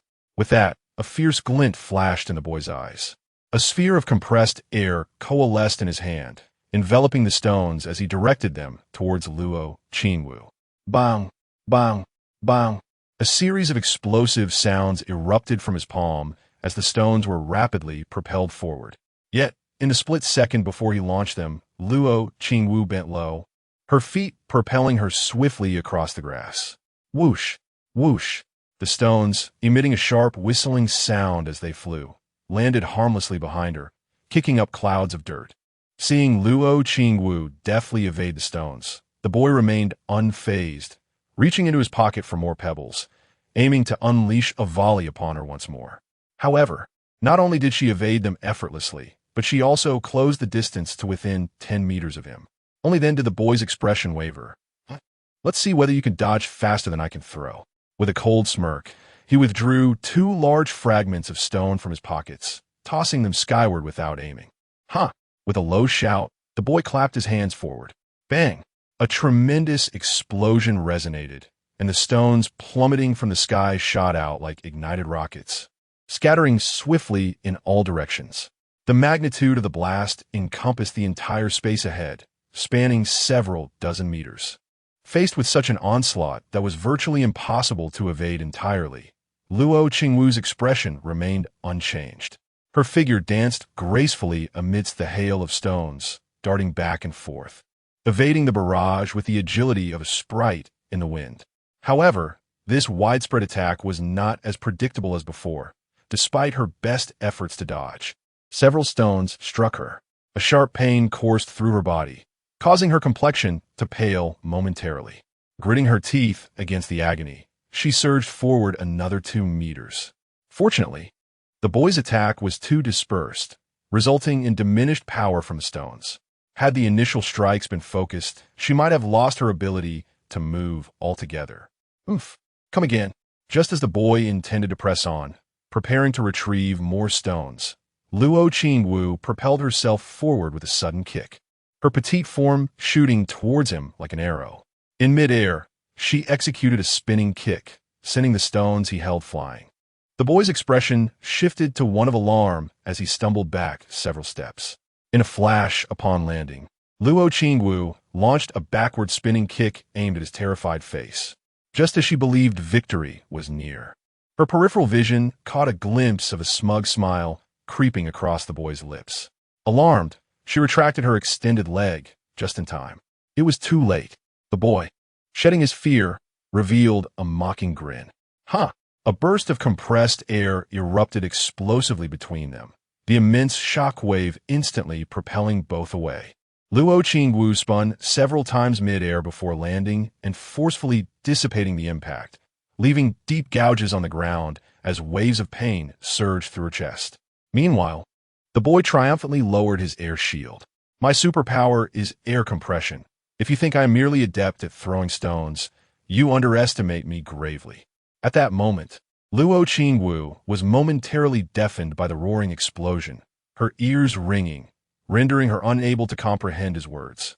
Yet, her face remained composed as she meticulously searched for a flaw in her opponent's defenses.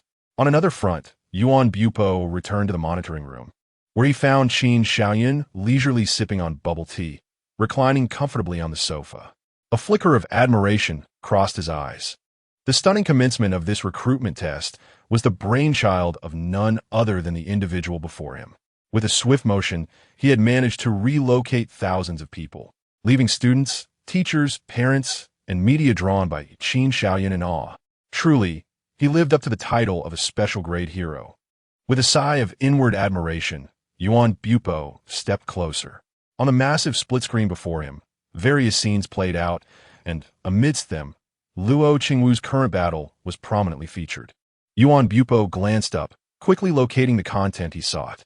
Seeing Luo Qingwu embroiled in a fierce battle, he hesitated for a moment and inquired, "Aren't you going to observe that young ladies fight?" Qin Xiaoyan stretched languidly on the sofa and replied, "Ah, I am indeed watching. Rest assured, Qingwu is not the kind of person to be easily defeated. Her resilience is far stronger than we can fathom." Chapter 35. The stage is set. Victory is decided. The young man's expression turned icy as he grasped 3 pebbles in either hand, enveloped by compressed air, aiming at Luo Qingwu, who was crouched on the ground. At that moment, Luo Qingwu flicked her fingers, and a shadow darted forth from her fingertips, striking the pebble in the young man's right hand with precision. A sharp crack resounded immediately. The young man's countenance shifted dramatically. His superpower allowed him to compress air, propelling the stones like a pneumatic rifle to strike his adversaries. However, during the charging process, he must not be disturbed by external factors. Should the equilibrium of the gas be disrupted, it would lead to an explosion. A resounding boom erupted from his right hand, sending the stones scattering in all directions, one of which ricocheted off and struck the compressed gas in his left hand. A sense of dread washed over him as another explosive sound erupted from his left hand. The flying stones rained down upon his chest. With a sharp crack, his complexion turned pale, blood spewed forth from his mouth, and he collapsed to the ground. Luo Qingwu stood astounded beside him. She had not anticipated that a mere flick of a stone could yield such devastating results. Had she known he was so easily dealt with, she wouldn't have bothered enduring a few of his stones or the impact of compressed air. Even Qin Xiaoyan and Yuan Bupo, who had been closely observing the battle, couldn't help but chuckle. Pointing at the boy sprawled on the ground, Qin Xiaoyan remarked, "This lad possesses quite a remarkable superpower. With some training, he could easily reach the 3rd tier. It seems a pity to eliminate him so swiftly." Yuan Bupo, resonating with the sentiment, pondered for a moment, but ultimately shook his head. "Never mind. Professional heroes require a degree of fortune. His luck is simply too poor. Let us see if he has another opportunity next year." Qin Xiaoyan chuckled. "As for next year, that's uncertain. Don't forget, there are still numerous cities yet to hold their recruitment." "Then let us proceed," Yuan Bupo replied with a carefree spirit. "Excellent." Qin Xiaoyan gave him a thumbs up. In truth, within the points-based competition, even after this defeat, the young man had over 20 hours left to strive for redemption. Yet the potency of his superpower had backfired, injuring himself. It would take him several days to recuperate, unless he truly possessed an indomitable spirit and an unwavering resolve to persevere through the pain. The forthcoming tests would likely offer him no stage to showcase his abilities. Simultaneously, as Luo Qingwu triumphed over the young man, a leaderboard swiftly appeared on the large screen outside. Luo Qingwu won. It seemed that her acquisition of points heralded the commencement of the battle. In under 30 seconds, names of students with scores began to flash across the leaderboard. Shi Bidingji, 2. Chunwen, 3. Sima Xiao, 3. Deng Wuqing, One. One after another, the promising youths made their grand entrance. Through this highly publicized test, the young claws and fangs of the protagonist are revealed to the world. Yuan Bupo inquires. Many have already made the list. Which students have you selected? Qin Xiaoyun waves his hand dismissively. There's no rush. My test has yet to commence. After a moment's thought, he strokes his chin and suddenly asks, by the way, I still do not know what Qingwu's superpower is. Do you have any information on that? Yuan Bupo, taken aback, responds curiously. Haven't you known each other for quite some time? How is it that you are still unaware of her superpower? Though puzzled, Yuan Bupo turns to the screen displaying Luo Qingwu and explains with a smile. This young lady possesses an extraordinary ability. To put simply, if she engages in combat with humanoid creatures, as long as their strength is relatively comparable, her chances of victory exceed 90%. Oh, Qin Xiaoyun, intrigued, leans in to listen intently. Her ability is called Weapon Master. As long as she wields a weapon, she can swiftly master all techniques associated with it, including, but not limited to, maneuvers, footwork, luck manipulation, and offensive strategies. Yuan Bupo continues. While her capability may be somewhat lacking against large monsters, it is exceedingly effective against malevolent beings and criminals. Hold on. Furrowing his brow, Qin Xiaoyun tilts his head and asks, any weapon at all? Indeed, any weapon, including firearms, Yuan Bupo affirms with a nod. Upon hearing this, Qin Xiaoyun breaks into a broad smile, suddenly realizing why Luo Qingwu, who could previously hold her ground against the mutated Zhao Xiyang, had only registered a mere 8 degrees of damage during the test. He had found it perplexing that, despite her formidable aura, which seemed more potent than Chun Wan, who could strike 19 degrees of damage, her offensive capabilities barely reached level 1. The explanation is now clear. Only when wielding a weapon does Luo Qingwu achieve her full potential. With this revelation, Qin Xiaoyun contemplates and exclaims, Old Yuan, I believe you're thinking too narrowly. Old Yuan? Yuan Bupo's mouth twitches at being addressed in such a manner by someone considerably younger. Nevertheless, curiosity gets the better of him, and he asks, what do you mean by that? You argue that Qingwu's superpower is ineffective against large monsters, but I believe you are mistaken, Qin Xiaoyun counters, shaking his head. Since she can handle firearms, why not have her pilot a fighter jet to combat monsters? Wouldn't that be a more efficient approach? Moreover, if we expand our thinking, missiles, rocket launchers, space-based weaponry, are these not weapons as well? With her weapon master ability, if she were to wield space-based weaponry, wouldn't that be akin to invoking legendary spells, causing meteors to rain down? Pointing skyward, Qin Xiaoyun declares, if we were to deploy thousands of tungsten steel rods in orbit, Luo Qingwu could obliterate an entire continent at will. The conversation grew increasingly absurd, leaving Yuan Bupo utterly astonished and at a loss for words. Although it seemed rather impractical, he followed Qin Xiaoyun's line of reasoning and began to envision that there was indeed some merit to it. If what Qin Xiaoyun suggested were true, then the ability, known as the Master of Weapons, was indeed undervalued. It should not be categorized as a strengthening ability, but rather classified under the realm of rules. And within that category, it could be considered quite formidable. Witnessing Yuan Bupo's stunned reaction to his words, Qin Xiaoyun couldn't help but chuckle inwardly and continued, however. These are merely my speculations. The actual effects remain to be observed in the future. Moreover, Qin Xiaoyun added with a smile, I doubt there are sufficient funds to construct such an array of space-based weapons. Despite voicing such doubts, his thoughts wandered to the possibility of not being able to create space-based weaponry. Instead, he contemplated the idea of investing time in mastering the technology to build a mech for Luo Qingwu to battle minor monsters, which would be quite satisfactory. After all, this was a world of superpowers, where technology far surpassed that of the Earth he once knew. The dreams of creating figures akin to Iron Man, Wanderer, Scarlet Witch, and Zaku were entirely feasible. Furthermore, according to the information Qin Xiaoyun had gathered, there were indeed many individuals in the superpower realm who engaged in mechanics. It seemed that within the Hero Association, there was a particularly skilled individual, a member of the 12 Celestial Generals, known as the Mechanist. He wondered if the chubby old man, Chun Yu, whom he had encountered previously, was familiar with him. Chapter 36, Showtime. Upon this thought, Qin Xiaoyun felt a surge of intense interest, almost eager to seek out the mechanic master to design a mech suit for Luo Qingwu. His gaze turned to the screen, where an unusual expression crossed his face. It seemed she had encountered trouble once more. There Luo Qingwu, her complexion pale, was sprinting across the grass, soon taking refuge in a thicket. Before she could steady her breath, a thunderous sound of colossal footsteps reached her ears. With a sigh, her expression turned cold as she turned towards the source of the sound, her brow furrowing slightly. A massive robot, resembling a spider with 8 mechanical legs and towering over 3 meters, was advancing slowly in her direction. Each heavy step resonated with a booming sound, leaving enormous footprints in its wake. "Goodness!" Qin Xiaoyun exclaimed, pressing a hand to his forehead, chuckling as he shook his head. He glanced at Yuan Bupuo. "Look at what you all have done." Sensing Qin Xiaoyun's gaze, Yuan Bupuo managed a wry smile.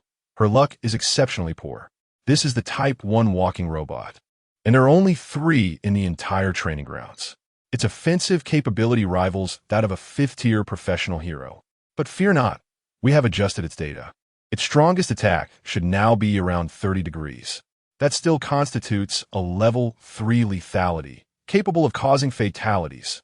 Watching Luo Qingwu's predicament, Qin Xiaoyun could not help but feel a twinge of anxiety. A white mist flickered in his eyes as his immense psychic energy silently enveloped the entire training ground.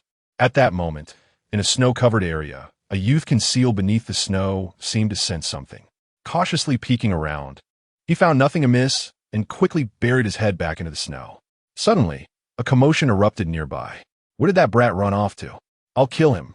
Damn it, he actually played us. Just wait until I rip him to shreds." Before long, 2 red-eyed boys approached the spot where the youth hid.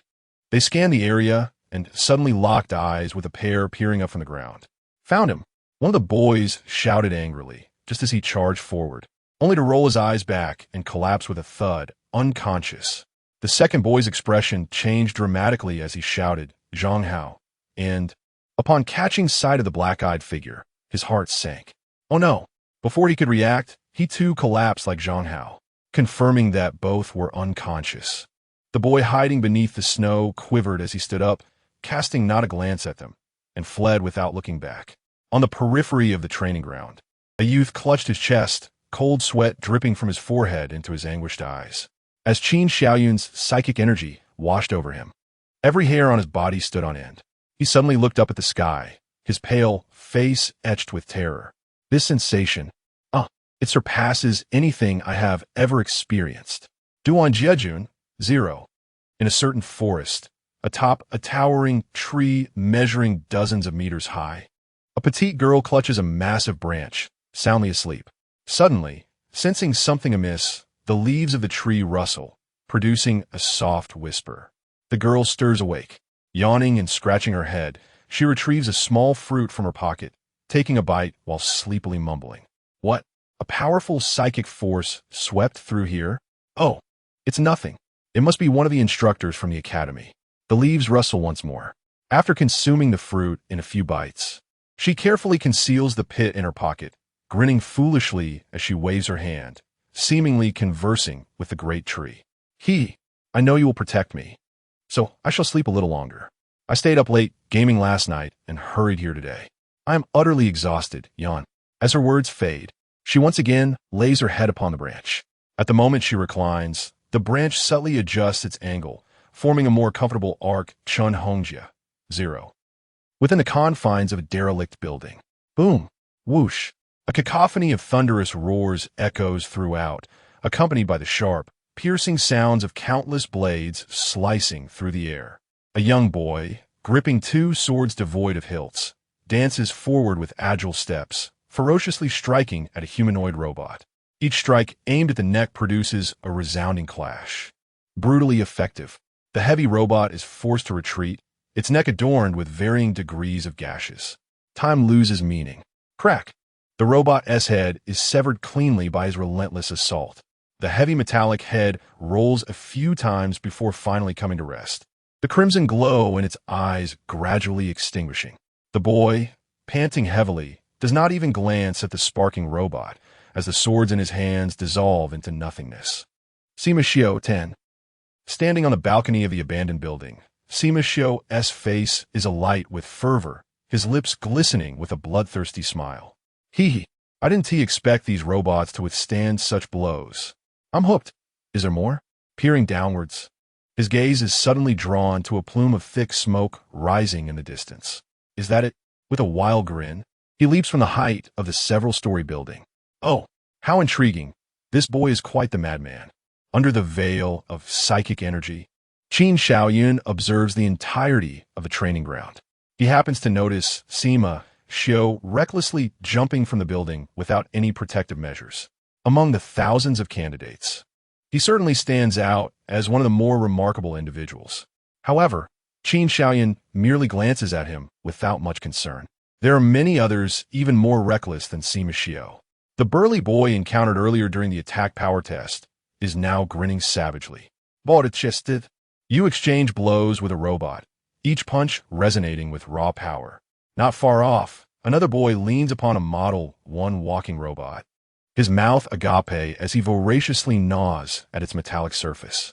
His teeth sink into the steel as effortlessly as if he were indulging in cake, each bite leaving behind a new dent. The robot's 8 limbs are relentless, launching a series of futile attacks against him. Yet, the strikes merely clang against his skin, reminiscent of iron colliding, producing a cacophony of metallic sounds. In a more distant storm zone, a boy with a sinister grin stands at the eye of the tempest. With a sweeping gesture towards the clustered robots and throngs of candidates, a fearsome tornado rushes forth, swiftly toppling all students and machines in its path. After the chaos, he smirks and remarks, "My apologies, I never anticipated it would turn out this way," his demeanor radiating unrestrained arrogance.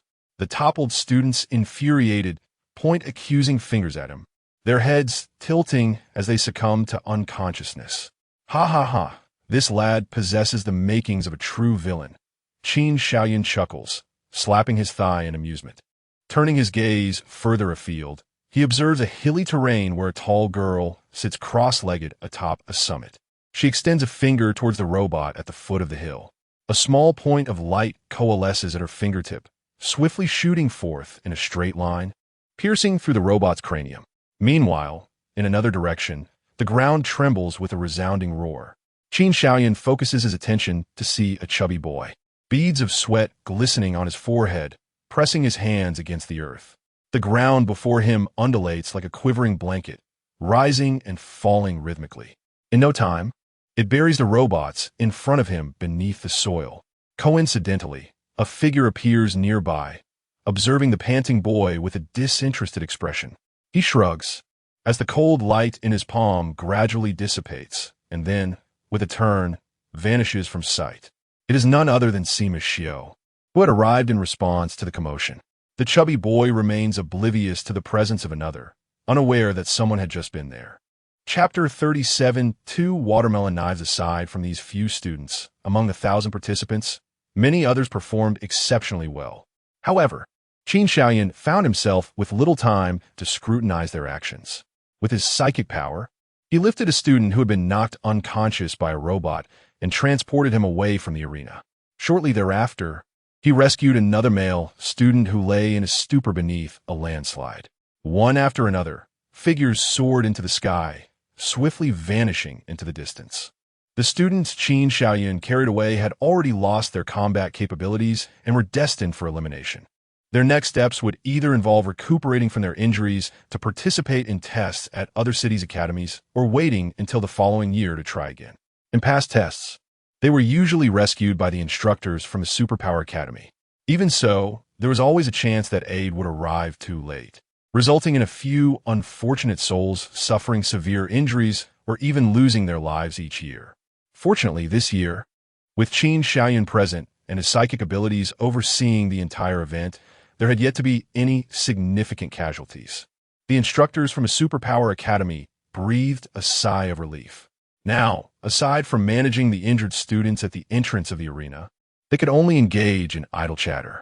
Wow, Director Yuan is impressive, actually bringing the hand of God to our academy. When I first heard this news, "I thought it was a joke," remarked a teacher with a buzz cut, as he placed an unconscious student onto a pristine white bed, continually expressing his astonishment. Another male teacher, clad in a white robe, approached to check on the student's condition and interjected, "However, I've heard that his temperament isn't particularly pleasant. After a student caused quite a ruckus, I wonder how well he gets along with others. Why fret over such matters? In my opinion, having a special class instructor at our school means we'll have quite the status when we go out for drinks and chats," another chimed in. "Indeed, with a special class instructor as our teacher, we are also teachers ourselves. By approximation, we hold the same rank as him. Dream on." Meanwhile, Qin Xiaoyun continued to rescue several unfortunate students who had narrowly escaped being crushed by robots. He then noticed Luo Qingwu rolling on the ground, desperately evading the stomping of an octopus-like robot. In addition, the incessant sound of gunfire echoed in the air. A series of bullet holes appeared behind her feet, sending countless grass clippings flying. If her movements lagged even slightly, those bullets would surely find their mark on Luo Qingwu. The perilous scene made Qin Xiaoyun's palms sweat. Even while saving others, a significant portion of his focus remained on her, fearing an unforeseen mishap. The attacking robot had a power level of 30 degrees. Among the remaining 1,000 examinees, few could contend with such a formidable adversary. Moreover, Luo Qingwu was currently unarmed, utterly incapable of utilizing her weapon mastery. To put it succinctly, this nearly 3-meter-tall robot was a formidable nemesis for her at this moment. Nevertheless, fortune smiled upon her. Although the walking robot was equipped with 8 legs and bore a machine gun atop its head, the gun's range of motion was not a full 360 degrees. By employing her nimble footwork, Luo Qingwu was able to exploit the brief moments of gun malfunction to evade its fire. As long as she remained vigilant against the looming threat of those 8 mechanical legs, she currently faces no imminent danger. Resisting the urge to intervene, Qin Xiaoyun silently observed the situation. Indeed, with the slightest movement of his finger, he could easily toss a stick beside Luo Qingwu, thereby allowing her to turn the tide instantly. However, Qin Xiaoyun understood this young girl well. Should he dare to take such an action, Luo Qingwu would undoubtedly forfeit this admissions test. At present, Qin Xiaoyun's role was that of an invigilator. Extending a helping hand to a candidate striving with all their might would constitute the gravest insult and an act of cheating. The path of a professional hero is fraught with challenges, and one can never predict when a greater crisis might arise. At such times, it is far better to rely on one's own resilience and determination, honed through countless trials, than to hope for divine intervention. This truth was grasped by both Qin Xiaoyun and Luo Qingwu. Thus, even in the face of overwhelming adversity during the test, Qin Xiaoyun steadfastly refrained from aiding her. If she were to fail, it would merely indicate that her capabilities were limited, and rather than engage in futile struggles, it would be wiser to concede gracefully. At that moment, Qin Xiaoyun furrowed his brow. What is that boy doing here? Beside him, Yuan Bupo was taken aback and began to scrutinize the myriad surveillance feeds for any anomalies. Ultimately, his gaze fixed upon the footage of Luo Qingwu. Suddenly, a sharp flash of a blade streaked across the screen. Clang! The blade collided with one of the robot's claws, emitting a crisp sound as it was sent flying. Then, a raucous laughter erupted. Delightful. Truly exhilarating. This robot has some real power. With both feet firmly planted, Sima Xiu's eyes sparkled with excitement as he gazed at the walking robot. Wetting his lips, he unleashed an explosive surge of energy, raising his hands with palms directed towards the robot, launching himself forward like an arrow. In stark contrast to Luo Qingwu, whose attack power was merely rated at 8, Sima Xiu now posed a far greater threat, prompting the robot's eyes to flash red. Clack clack! The machine gun, mounted on its head, pivoted, aiming directly at Sima Xiu, and unleashed a torrential barrage of bullets, releasing hundreds in an instant. You bastard! Sima Xiu's expression shifted as he sprinted mid-flight, his palms shimmering with a cold light. In an instant, dozens of long blades shot forth, their edges facing outward, forming a protective barrier against the robot. Ding, ding, ding. The rapid-fire bullets struck the blades, ricocheting off harmlessly. The walking robot had a bullet attack power of 30, with an energy level of 3. Each bullet possessed lethal potential. A single bullet could not harm the long blades. However, as thousands of bullets collided with the blades, they were rapidly dislodged, sending them flying away. Damn it! Sima Xiao cursed under his breath, hastily conjuring more long blades from his palms, sending them soaring outward. His superpower, known as Sword Demon, allowed him to summon an endless array of blades from his hands. He excelled in close combat, but now, unable to approach the robot, he was forced to employ his weapons as shields. Just as he was contemplating his strategy, a swift sound sliced through the air. A spinning long knife suddenly materialized, striking the base of the machine gun with a crisp clang. One opportunity, without a moment's hesitation, to ponder the origins of this divine blade. Sima Xiao's eyes gleamed as he grasped the two knives tightly and charged towards robot number 1. The robot attempted to pivot its machine gun, yet its turning mechanism was jammed, rendering it immobile. Even after increasing its power, black smoke billowed from its head. Sensing Sima Xiao's rapid approach, it lifted its 4 powerful legs to swing at him.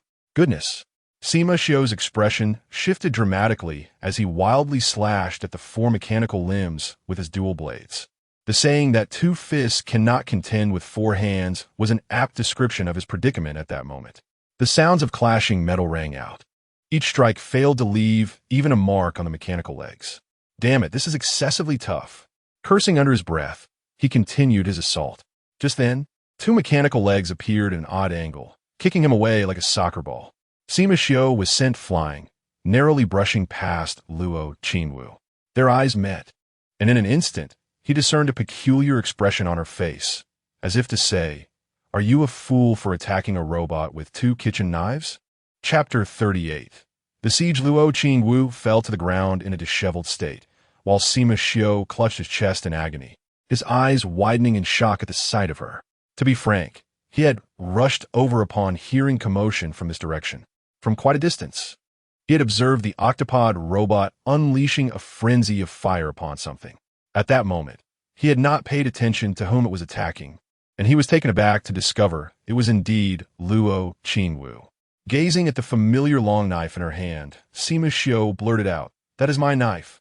However, upon noticing the scattered remnants of blades strewn about, he fell silent.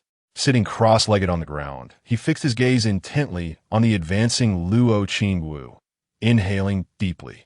Let me see just how capable the one deemed worthy by the elite heroes truly is. As the first robot detected Luo Qingwu's rapid approach, it immediately abandoned its pursuit of Sima Xiao. It intended to unleash a barrage of gunfire, but the machine gun atop its head only emitted a cacophony of clattering sounds. Miraculously, the knife Luo Qingwu had thrown moments earlier had disabled its fire control system, rendering the gun atop the first robot utterly useless. A series of piercing sounds emanated from the robot as it realized its weapon was ineffective. It swung its 8 mechanical legs, charging toward Luo Qingwu like a rampaging bull. 4 legs supported it while the other 4 coordinated their attacks from various angles, effectively blocking her path forward. Luo Qingwu's expression remained unchanged, her demeanor as composed as a machine. With a powerful push of her left foot, her body shot forward in a straight line, only to suddenly veer off at an angle as she swung her long knife ahead. In the observation room above the training ground, Qin Xiaoyun's eyes lit up, almost believing he was witnessing the legendary prowess of a master. A flash of light from the knife illuminated the scene as it slipped from her grasp, weaving through the narrow gaps between the robot's intersecting mechanical legs. It then precisely pierced the joint of one of the legs. With a resounding crackle, sparks flew as the leg was on the brink of failure. Sima Xiao watched in awe, utterly astonished. My goodness, is it possible to wield my knife in such a manner? It was as if a door to a new world had opened, igniting a fervent light in his eyes. Extending his right hand, he activated his ability. A long knife began to materialize from his palm. Closing one eye, he aimed at the towering robot, exerting force as he flung the knife.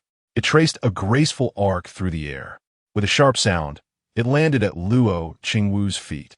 Grasping the hilt, she pulled the long knife from the ground and glanced back at Sima Xiao, a hint of surprise in her gaze.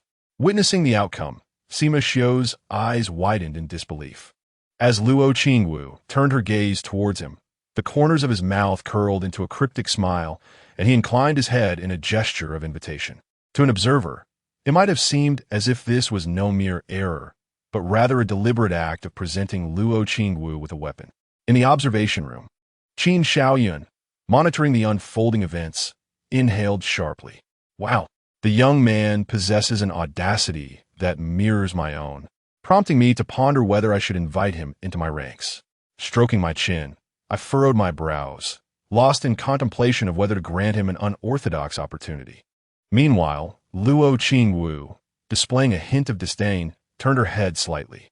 Grasping a long blade, she expertly twirled it, her brow furrowing gently as she felt discomfort in her grip. The weapon was somewhat unwieldy.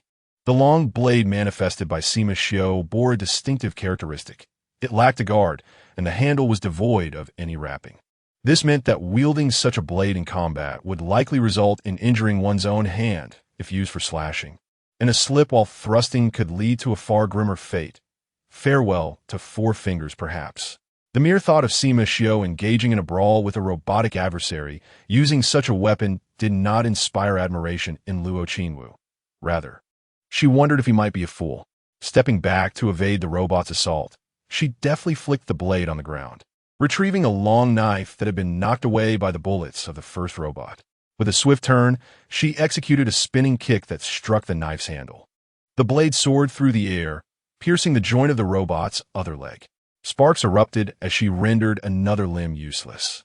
Armed, Luo Qingwu transformed from a defenseless figure into a formidable force, effortlessly incapacitating the towering automaton, which now resembled a mere oversized toy before her. The pile of discarded long knives around her only served to amplify her prowess, elevating her combat capability to unprecedented heights. Although these broken implements were incapable of cutting or stabbing, they could serve as oversized throwing knives. With a flick of her wrist, she lifted one of the long knives, gripping the handle firmly with her left hand before executing a reverse throw. In a flash, the robot was reduced to 5 legs. In under 2 minutes, the colossal 8-legged robot crashed to the ground, with at least one knife embedded in each of its joints. Though it attempted to move, vital components became ensnared, and the more it struggled, the greater the energy drain, leading to an imminent overload that caused smoke to billow from its body. The acrid scent permeated the air for hundreds of meters, while the massive form convulsed as if in distress. Luo Qingwu, you are truly formidable. Witnessing her merciless dismantling of the octopus-like robot, Sima Xiu's eyes sparkled with admiration, almost compelling him to brandish his own blades and join her in battle. Luo Qingwu cast him a fleeting glance, but chose to remain silent. There was little to say to a benefactor who offered weapons from afar. Out of magnanimity, she decided to spare him further discourse. With 2 long knives in hand, she approached a small tree, contemplating for a moment before nodding in resolution. She proceeded to strip the bark from the tree and sat on the ground, wrapping the bark around the knife handles to create a makeshift grip. Just then, after a brief respite, Sima Xiu was about to challenge Luo Qingwu when he sensed something amiss, turning his displeased gaze toward a certain direction. There, a voice brimming with confidence resonated. It seems that the prodigious Sima Xiu from Zone 7, among the 16, has indeed recognized me at once. A wave of familiarity washed over him as Sima Xiu furrowed his brow in contemplation. This voice, this tone. A glimmer of coldness appeared in his eyes as he darkly uttered, "Feng Wei." Indeed, it is I. Feng Wei slowly emerged from behind the bushes, his gaze towards Sima Xiu brimming with mockery. Accompanying him were several students with expressions as frigid as the winter chill. They fanned out, subtly surrounding both Sima Xiu and Luo Qingwu. Casting a glance at Luo Qingwu, who sat quietly, the hilt of her knife entwined with tree bark. He also noted the remnants of long swords scattered about and the wreck of the number 1 walking robot. A flicker of apprehension flashed in Feng Wei's eyes. He could perceive these details. Naturally, the others could as well. Upon witnessing the imposing robot emitting black smoke, a shiver ran down their spines. The students participating in the assessment were all individuals who had recently awakened their superpowers in the past few years. They had not undergone any special training, and their level of superpower development was relatively modest. However, upon introspection, if they were to take the stage, not a single one of them could claim absolute confidence in handling such a robot. Note that it is about managing it, not defeating it. Surveying the crowd that encircled him, a hint of gravity settled on Sima Xiu's face. Wu Huanin from the 4th School of Zone 16. Ishijie from the 1st School of Zone 12. Chun Beijing from the 3rd School of Zone 12. Zhao Baiyu from the 5th School of Zone 9. Sima Xiu seemed to recognize who they were, naming each one in turn. Even if they were not the top seeds from their respective schools, they were at least the second in command. And now, they all banded together to assault a young girl? A disdainful smile crept across Sima Xiu's face. With such thick skin, why doesn't he, the country, enlist you to develop new types of bulletproof vests? Oh, I see now. A group of opportunistic fools, devoid of any merit beyond their audacity. No wonder you are worth so little. Chapter 39 Shift. He was met with a barrage of insults. Feng Wei and his companions turned pale, glaring at him with malice. Feng Wei, in particular, bellowed, Sima Xiu. At the very least, you are a seed contender. Could you not keep your language clean? Really? I must concern myself with decorum when conversing with you? Sima Xiu replied, feigning astonishment. Aside from expletives, I have nothing to discuss with you. Who, upon encountering excrement, does not spit and curse at it? Would anyone ever commend the appearance of such filth? His words were a direct affront, likening Feng Wei and his companions to refuse in a latrine, something one would naturally revile. I can't take it anymore. Wu Huanin shrieked, her fists clenched and her arms trembling. 2 bone blades erupted from her elbows, extending forward like sharp daggers. She raised her hand, intent on striking Sima Xiu. Her fierce demeanor suggested she wished to tear his mouth apart. As the long blades manifested in her palms, Sima Xiu scoffed, retaliating with a swift slash. In an instant, the glinting blade carved a radiant arc, cleaving Wu Huanin's bone blade in two, leaving a deep gash on her remaining weapon. Fragments of bone flew past her, and she instantly snapped back from her fury, her eyes wide with terror. A sudden force surged from her abdomen, propelling her backward at twice the speed she had charged forward. She landed with a roll, her face flushing crimson, unable to utter a word. Retracting his right foot, having sent Wu Huanin sprawling, Sima Xiu's expression briefly paled, but he quickly regained his composure. Do not presume I shy away from striking women. In my battles, there are only 2 outcomes. One stands, the other lies down, regardless of gender. And do not think to brandish those blades carelessly, cheapening my abilities. Observing Wu Huanin rendered speechless by Sima Xiu's assault, Ishijie and the others felt their pupils constrict slightly. They had anticipated that none among them could rival a seed contender. Yet they had not considered that even the second-best students from various districts would struggle to withstand a single strike from one. As the crowd hesitated, a figure stepped forward. Feng Wei. How dare he? A cold chuckle escaped Feng Wei's lips as he drew 2 daggers from behind him. Sima Xiu, to prevent any claims of bullying, let us engage in a one-on-one battle. The victor stands, the loser lies down. Upon hearing this proclamation, the students accompanying him underwent a complete shift in perspective. Initially, they had thought Feng Wei to be merely a schemer, intent on rallying them to hunt down other students. However, it now appeared that he possessed certain redeeming qualities. At the very least, his current actions did not align with Sima Xiu's accusations of exploiting the vulnerable. Noticing Sima Xiu about to speak again, Feng Wei narrowed his eyes and stepped forward decisively. A phantom detached itself from him, and with each step forward, another apparition emerged, until 3 ethereal figures lunged towards Sima Xiu. Sima Xiu was perplexed by the ruse. Observing the 2 phantoms advancing upon him, he furrowed his brow and shifted his stance, deftly evading both the illusory and corporeal assaults. These 2 entities were unmistakably fake. If that were the case, why would Feng Wei exert himself to conjure them? Nevertheless, evasion could not be his sole strategy. As he sidestepped one phantom's thrust, He used his left hand to parry another strike aimed at his waist, while his right hand executed a diagonal slash toward what appeared to be the most substantial form. The clang of clashing blades resonated near his waist. To his astonishment, the downward strike passed directly through the most tangible figure. A flicker of surprise crossed Sima Xiu's eyes, and he swiftly altered his technique.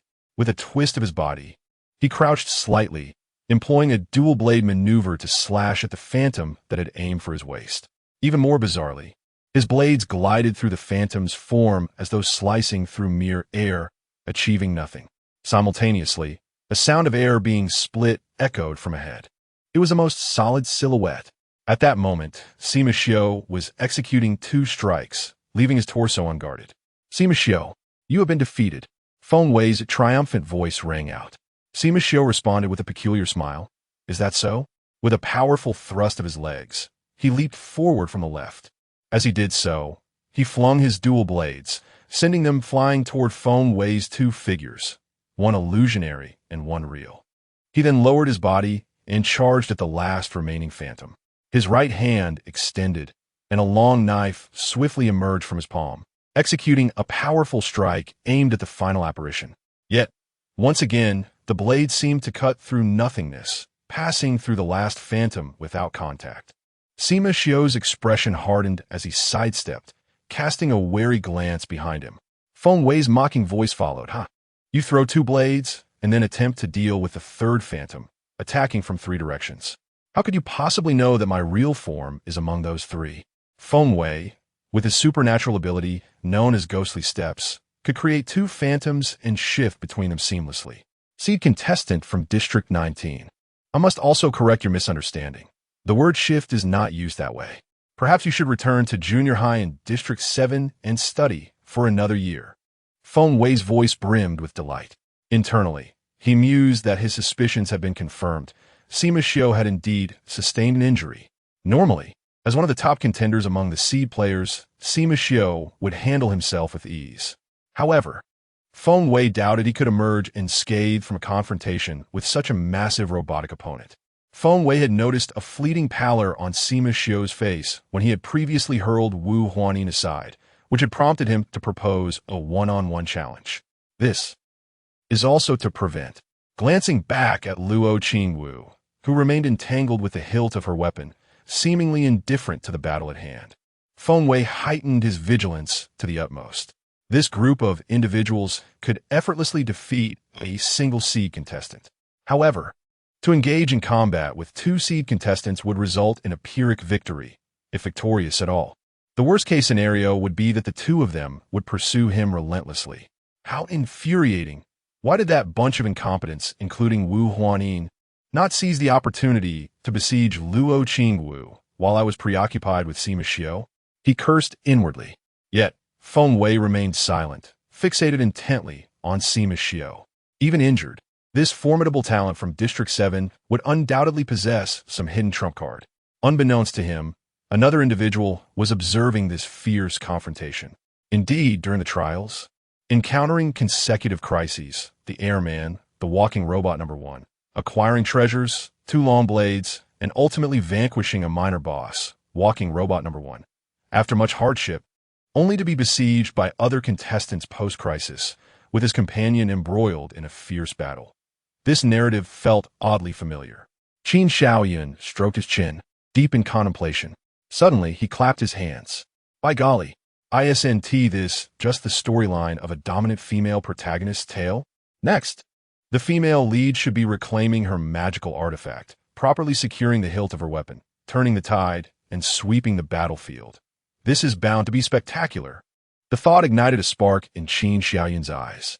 With a snap of his fingers, the myriad small screens on the Grand Plaza were pushed aside, making room for a colossal image that filled half the frame. In the scene, Sima Xiu raised his middle finger at Feng Wei, his expression exuding an air of arrogance. Of course, I know that word is misused in this context, but if stated properly, the review would be rejected, resulting in a jumbled mess of characters. Who would take responsibility for that?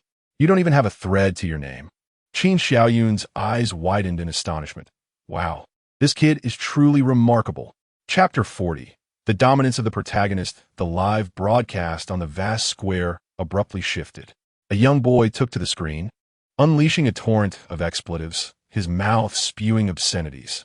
The teachers and parents below were momentarily taken aback, while the educators from District 7 felt an overwhelming sense of shame, unable to meet anyone's gaze. Sima Xiao, renowned as a prodigy in District 7, was considered the strongest among his peers in the third year of junior high. Almost every teacher from District 7 recognized him. His supernatural ability, known as Sword Demon, was a materialization-type power that he had developed to resemble a combat-type ability. Over the years, he spent his days either skipping class to seek out fights or preparing to do so. Moreover, after battling students, he would occasionally escalate to challenging professional heroes. This behavior alone might not have been alarming, as he was undoubtedly a promising candidate for a hero with extraordinary combat prowess. However, what truly irked everyone was his propensity for cursing at the drop of a hat, provoking an urge in anyone who heard him to retaliate. Such a notorious figure was bound to be known beyond the confines of District 7. Teachers from other districts had surely heard of his exploits. At that moment, a teacher spoke up. He is Sima Xiao from District 7. Indeed, it is him. I recognize him. This brat even crossed districts to challenge our school's top contender. Look, his opponents are Feng Wei from District 19 and Wu Huanin from District 16, along with Shi Jia from District 12. How did they end up facing each other? No wonder their footage was being broadcasted in full screen. Suddenly, a reporter with a microphone pointed to a corner. Look, isn't that Luo Qingwu from District 13? I heard she was brought here by the esteemed hand of God. Could it be that Feng Wei and the others are targeting her? True to a reporter's instinct, he swiftly deduced the truth. Among the crowd, Shannon's eyes widened in astonishment, nearly moved to tears. Damn it, I almost thought all three of Qingyun High School's ace contenders would be absent this year. But it turns out Luo Qingwu has indeed arrived. Yet, upon seeing the encroaching figures of Wu Huanin and her companions, anxiety gripped him once more. Girl, stay alert. Your opponents are closing in. At that moment, Luo Qingwu gripped the end of a tree bark, tying a final knot around the hilt of her sword. Testing the feel, she found it satisfactory. The two long swords materialized by Sima Xiao, though lacking guards, were wrapped in a thick layer of tree bark around the hilts, which could absorb some recoil, finally granting the blades a functional cleaving capability. With both sword in hand, she rose slowly. Just then, a gentle breeze swept past. In the standoff, Sima Xiao and Feng Wei felt a chill wash over them, sending shivers down their spines as goosebumps erupted. They turned to see Luo Qingwu approaching, instinctively swallowing hard. The sensation was akin to a sharp blade gliding perilously close to their skin, sending chills through their bones. Luo Qingwu, Wu Huanin, and Chun Beijing narrowed their eyes, instinctively adopting defensive stances. Everyone present could perceive the overwhelming aura emanating from Luo Qingwu, now armed with a weapon. They swiftly realized that this seed contender possessed not only a beautiful visage, but also the formidable prowess befitting her title. Elsewhere, Qin Xiaoyan rubbed his hands together in excitement and turned to Yuan Bupo, exclaiming, "Old Yuan, look, the artifact has been subdued. What follows will surely be the exhilarating tale of a female protagonist sweeping through the scene." Indeed, indeed, Yuan Bupo replied with a wry smile, somewhat bemused. He had not anticipated this elite individual would display such a childish side. Just then, a vibration emanated from his pocket.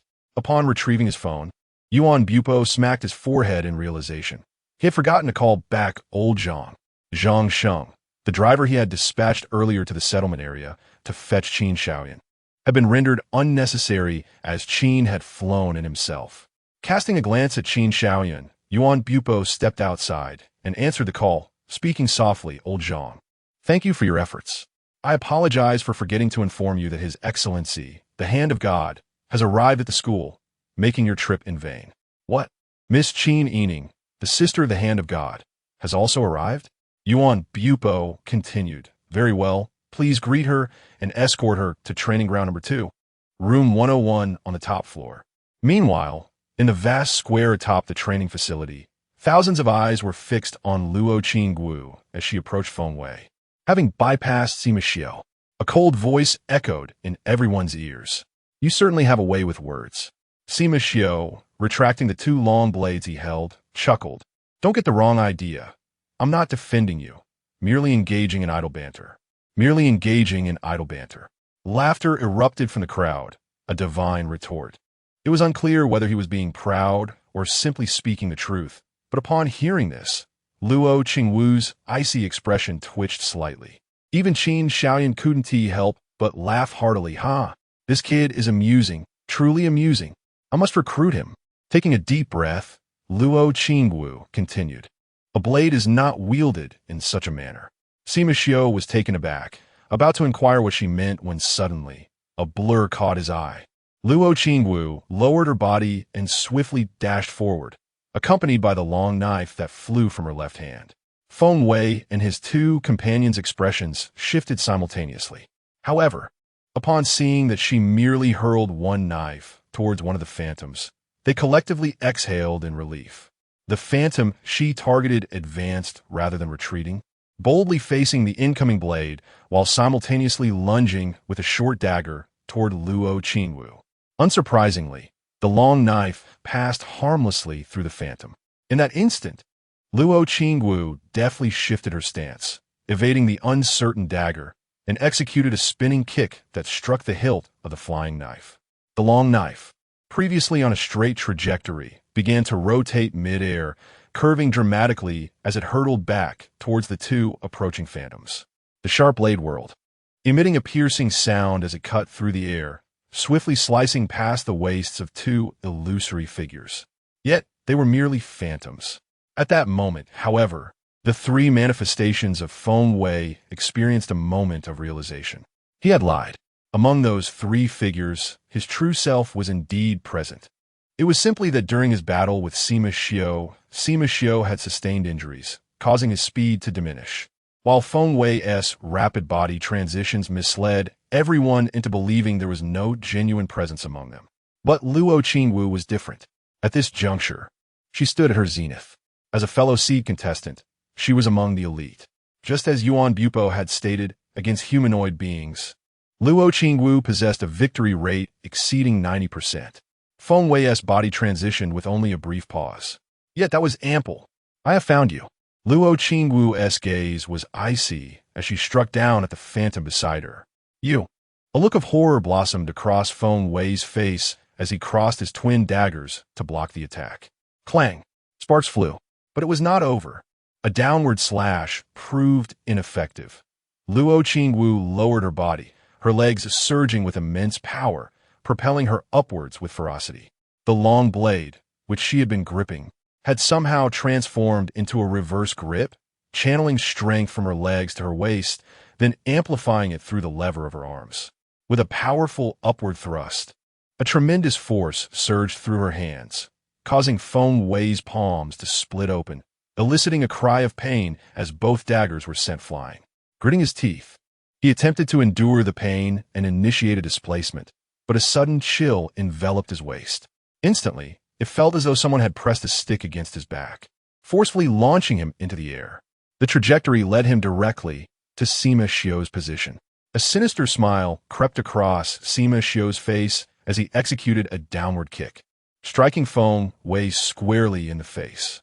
This blow caused the two phantoms Feng Wei had conjured to vanish, and his ethereal form solidified in an instant. Oh, what brings the esteemed young Master Feng to visit me? After uttering this, he delivered another kick to Feng Wei's bewildered visage. As the saying goes, a slap is affection, a scold is love, and he demonstrated both affection and love through vigorous kicks to the face. It was evident that his feelings for Feng Wei ran deep. Luo Qingwu cast a glance back without uttering a word.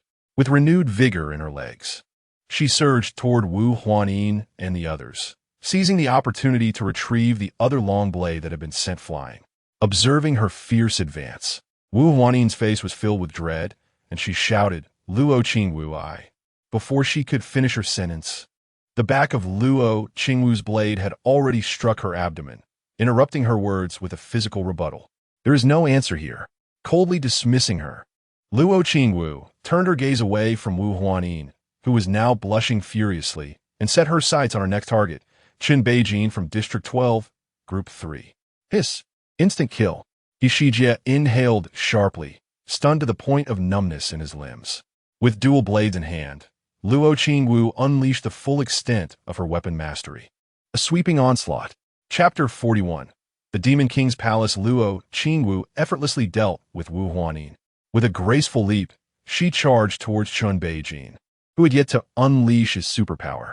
In a flash of steel, Qin Beijing fell to the ground, struck down just like Wu Huanin before him. The remaining students, sensing the peril, quickly regrouped and charged forward with fierce shouts.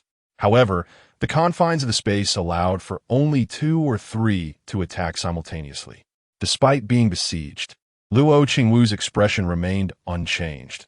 Her feet moved in a seamless dance, akin to a fish swimming through the cracks of stones. Their strikes barely grazed a strand of her hair.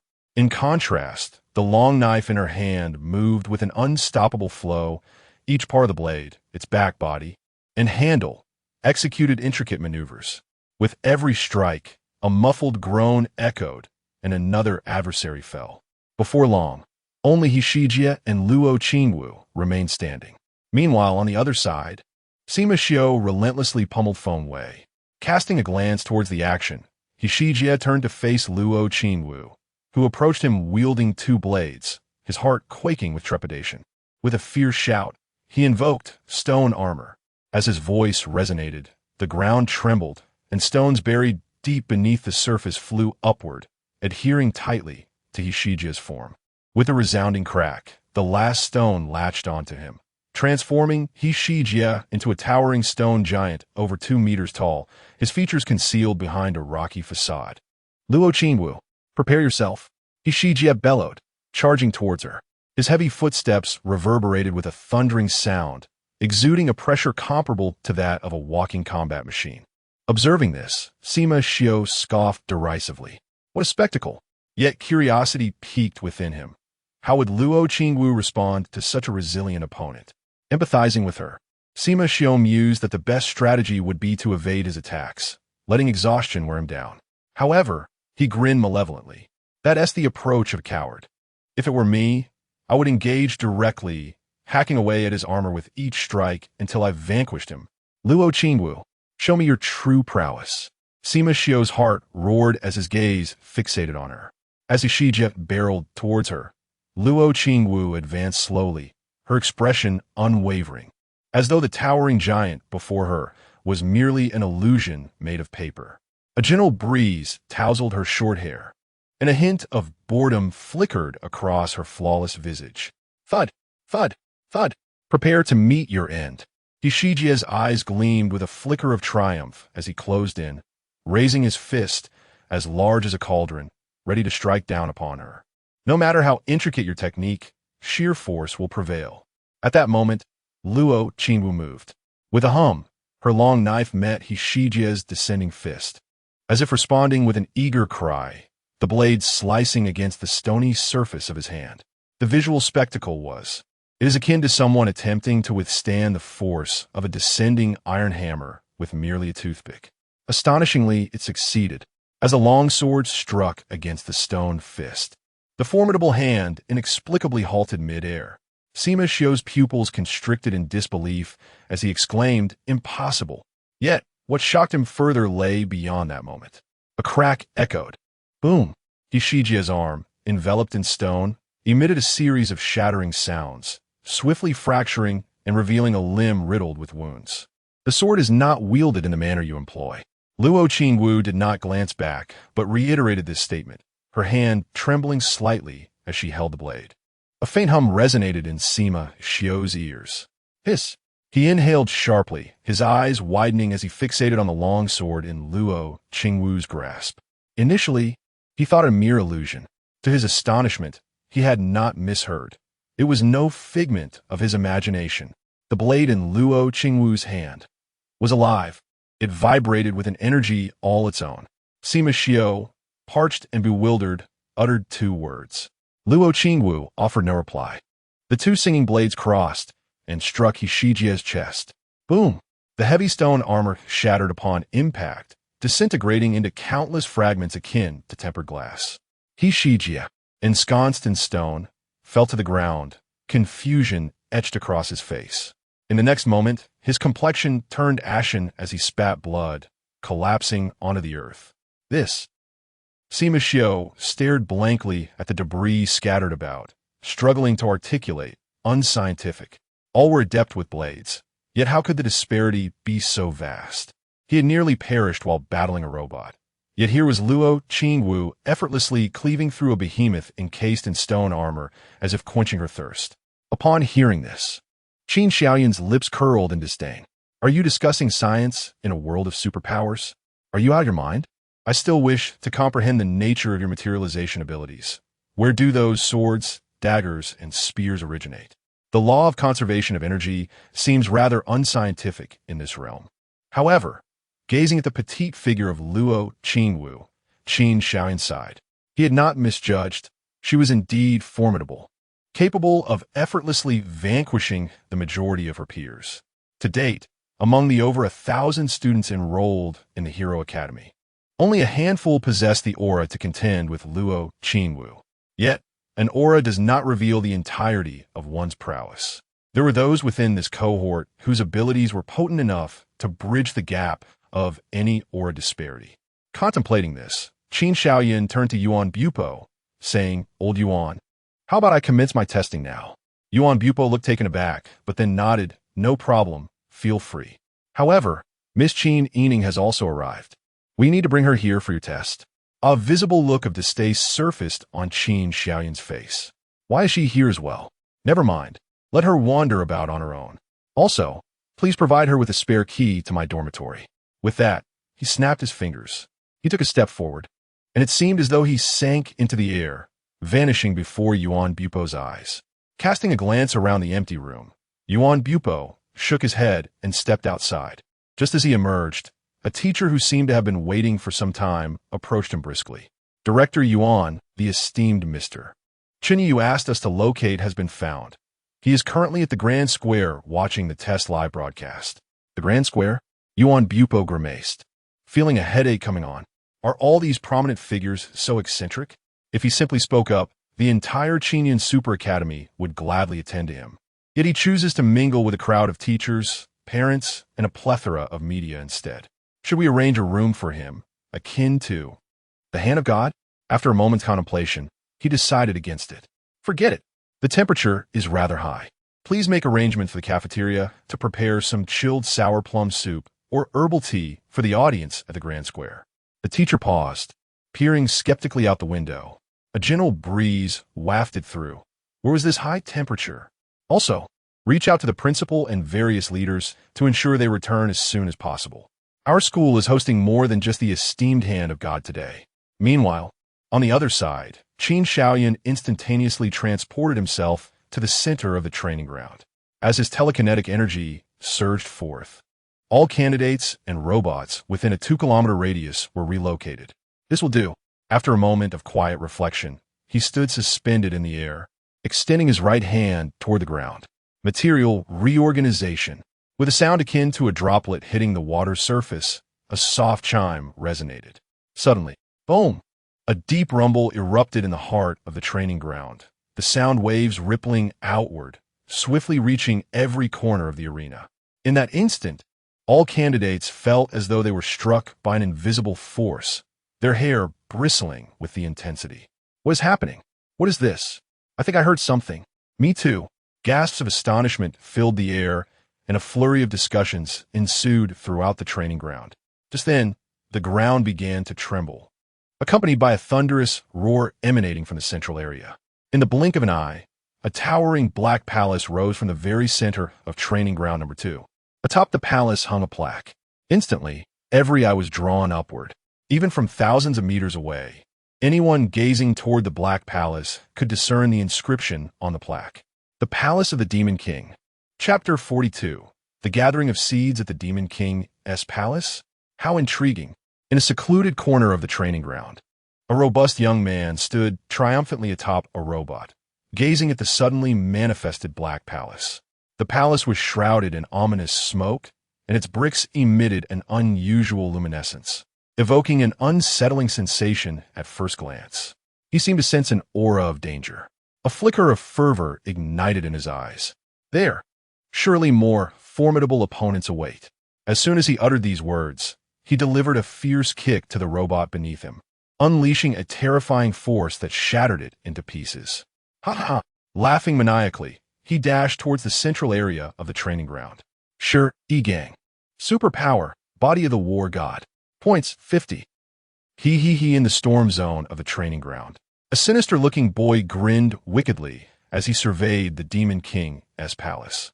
The sudden appearance of this edifice must signify immense peril. I must prevent the candidates from approaching it. Nearby, several students felt a chill run down their spines, gazing at him in terror. What had initially sounded like ordinary words, when uttered by him, carried an air of mockery and conspiracy. Dengji.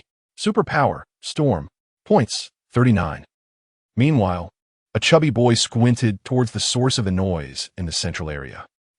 What has made that sound? Yet, all he could perceive was a vague shadow. However, in the next moment, astonishment spread across the chubby boy's face. Mamma mia, I see it. The Demon King's palace? The name alone struck him with dread, sending goosebumps racing across his skin. It was clearly not a benevolent place. It would be best to keep my distance. With this thought, the chubby boy abruptly turned and sprinted away from the palace. Unbeknownst to him, however, he failed to notice a protrusion in the ground. As he pivoted, he inadvertently kicked it. Ouch! His upper body continued to lurch forward while his lower body was tripped, the conflicting forces causing him to stumble. Fear etched on his face. He instinctively activated his superpower. The earth beneath him seemed to respond to some unseen signal, flowing upwards like water. Drawn by a mysterious force, it coiled around him, transforming the chubby boy into a plump ball of mud, leaving only his arms exposed. After becoming a ball, he toppled to the ground, rolling twice. Ugh! I can't breathe. Inside the muddy sphere, the chubby boy flailed his arms, completely oblivious to the fact that he had yet to deactivate his superpower. With each movement of his hands, spikes began to protrude from the ground in succession. Suddenly, the ground beneath the mud ball trembled.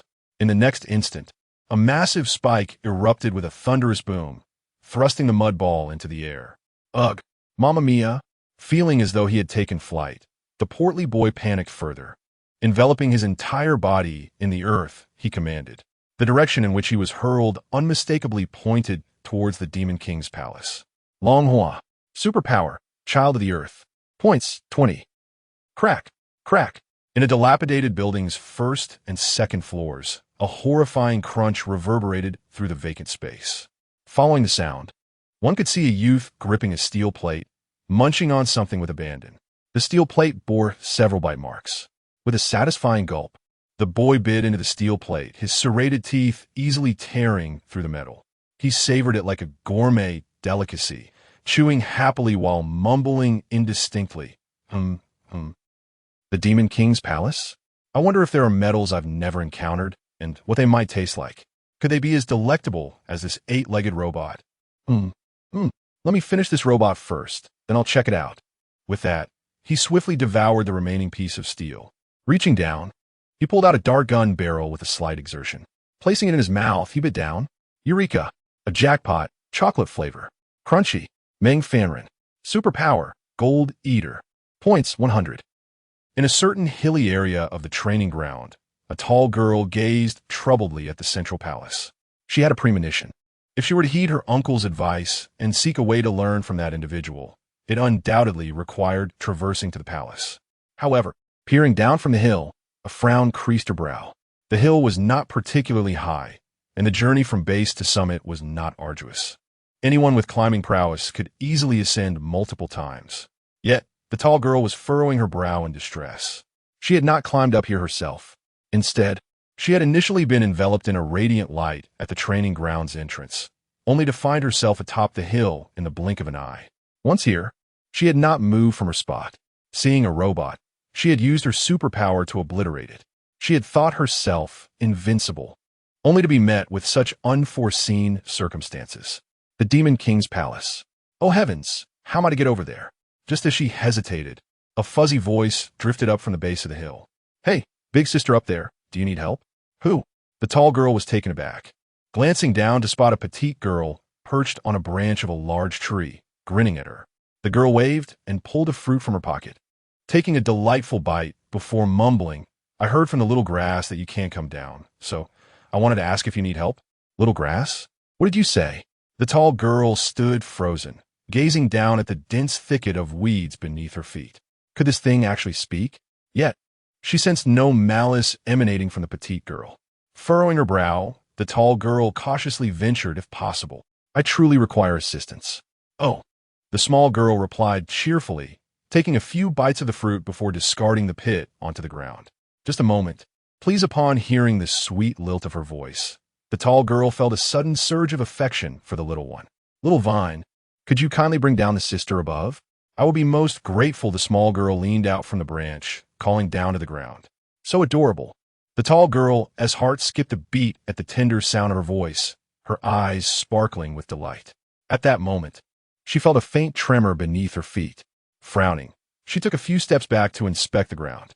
It began to shift, as if something were attempting to emerge. The small girl's voice chimed in again. Sister, remember not to be afraid. Little Vine will not harm you. As soon as her words fell, a bluish vine broke through the surface, rapidly growing from a mere sprout into a towering height of several meters.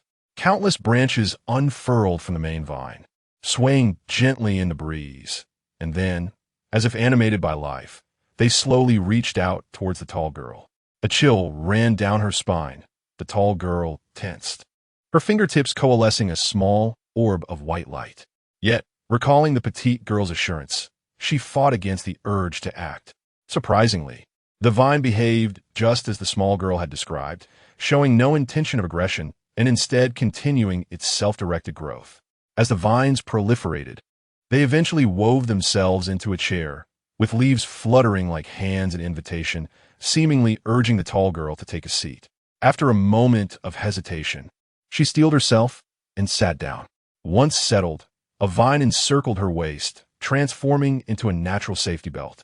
Then, to her astonishment, the vine began to lower her downwards, reaching the base of the mountain in mere seconds.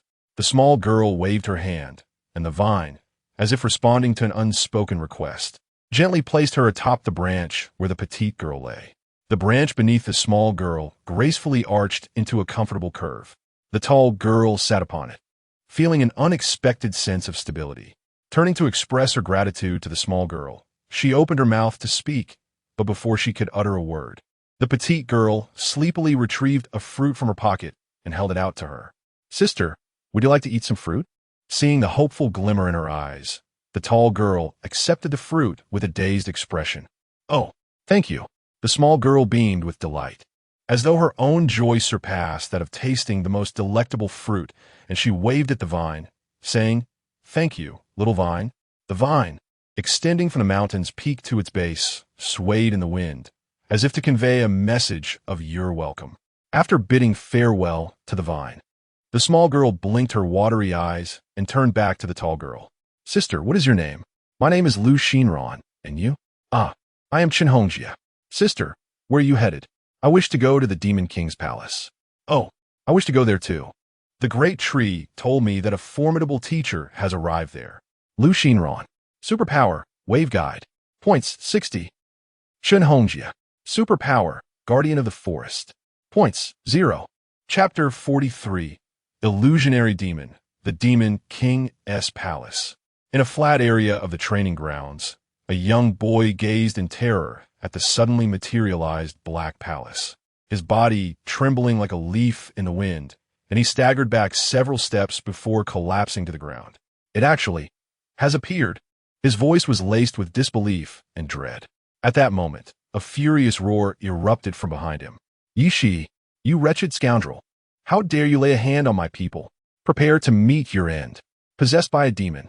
With a thunderous roar, a crimson flame surged skyward, bathing the entire space in a fiery glow, the crackling fire echoing like the roar of a beast.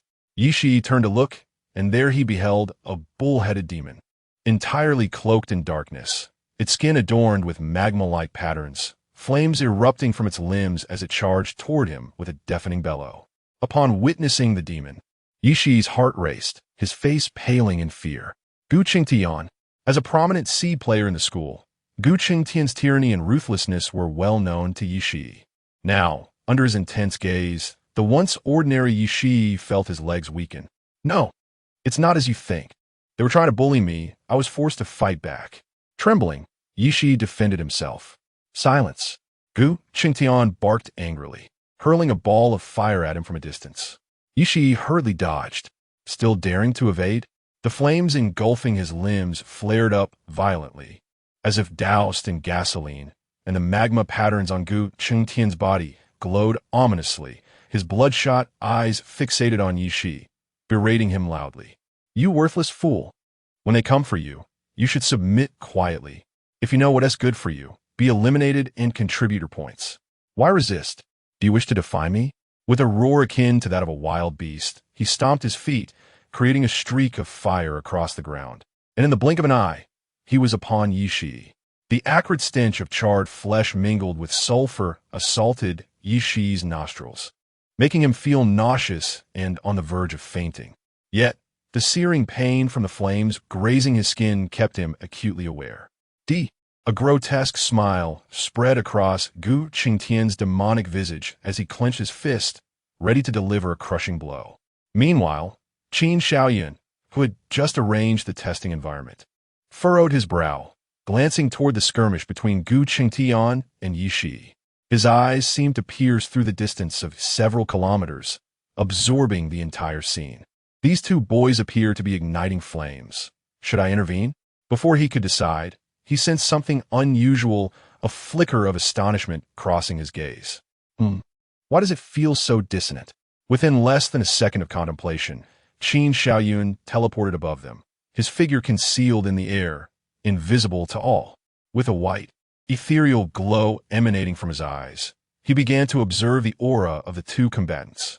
The aura of the demonic youth enveloped him like a chilling shroud of black mist, exuding an air of aggression and oppression, unmistakably marking him as a profoundly self-centered individual. Conversely, the boy who was on the receiving end of his blows, Qin Shaoyun, discerned a flicker of astonishment in his eyes. The dissonance he felt emanated from this boy, who astonishingly possessed two distinct auras. One was a serene white aura that enveloped his form, reminiscent of the energies of most ordinary individuals in this superpowered world, albeit varying in intensity among different people. If one were to seek differentiation, the political magnates would exhibit a hint of purple within their white auras, while those in the business realm would showcase a trace of gold. The boy's second aura, however, was a peculiar red hue, imbued with an enigmatic vitality.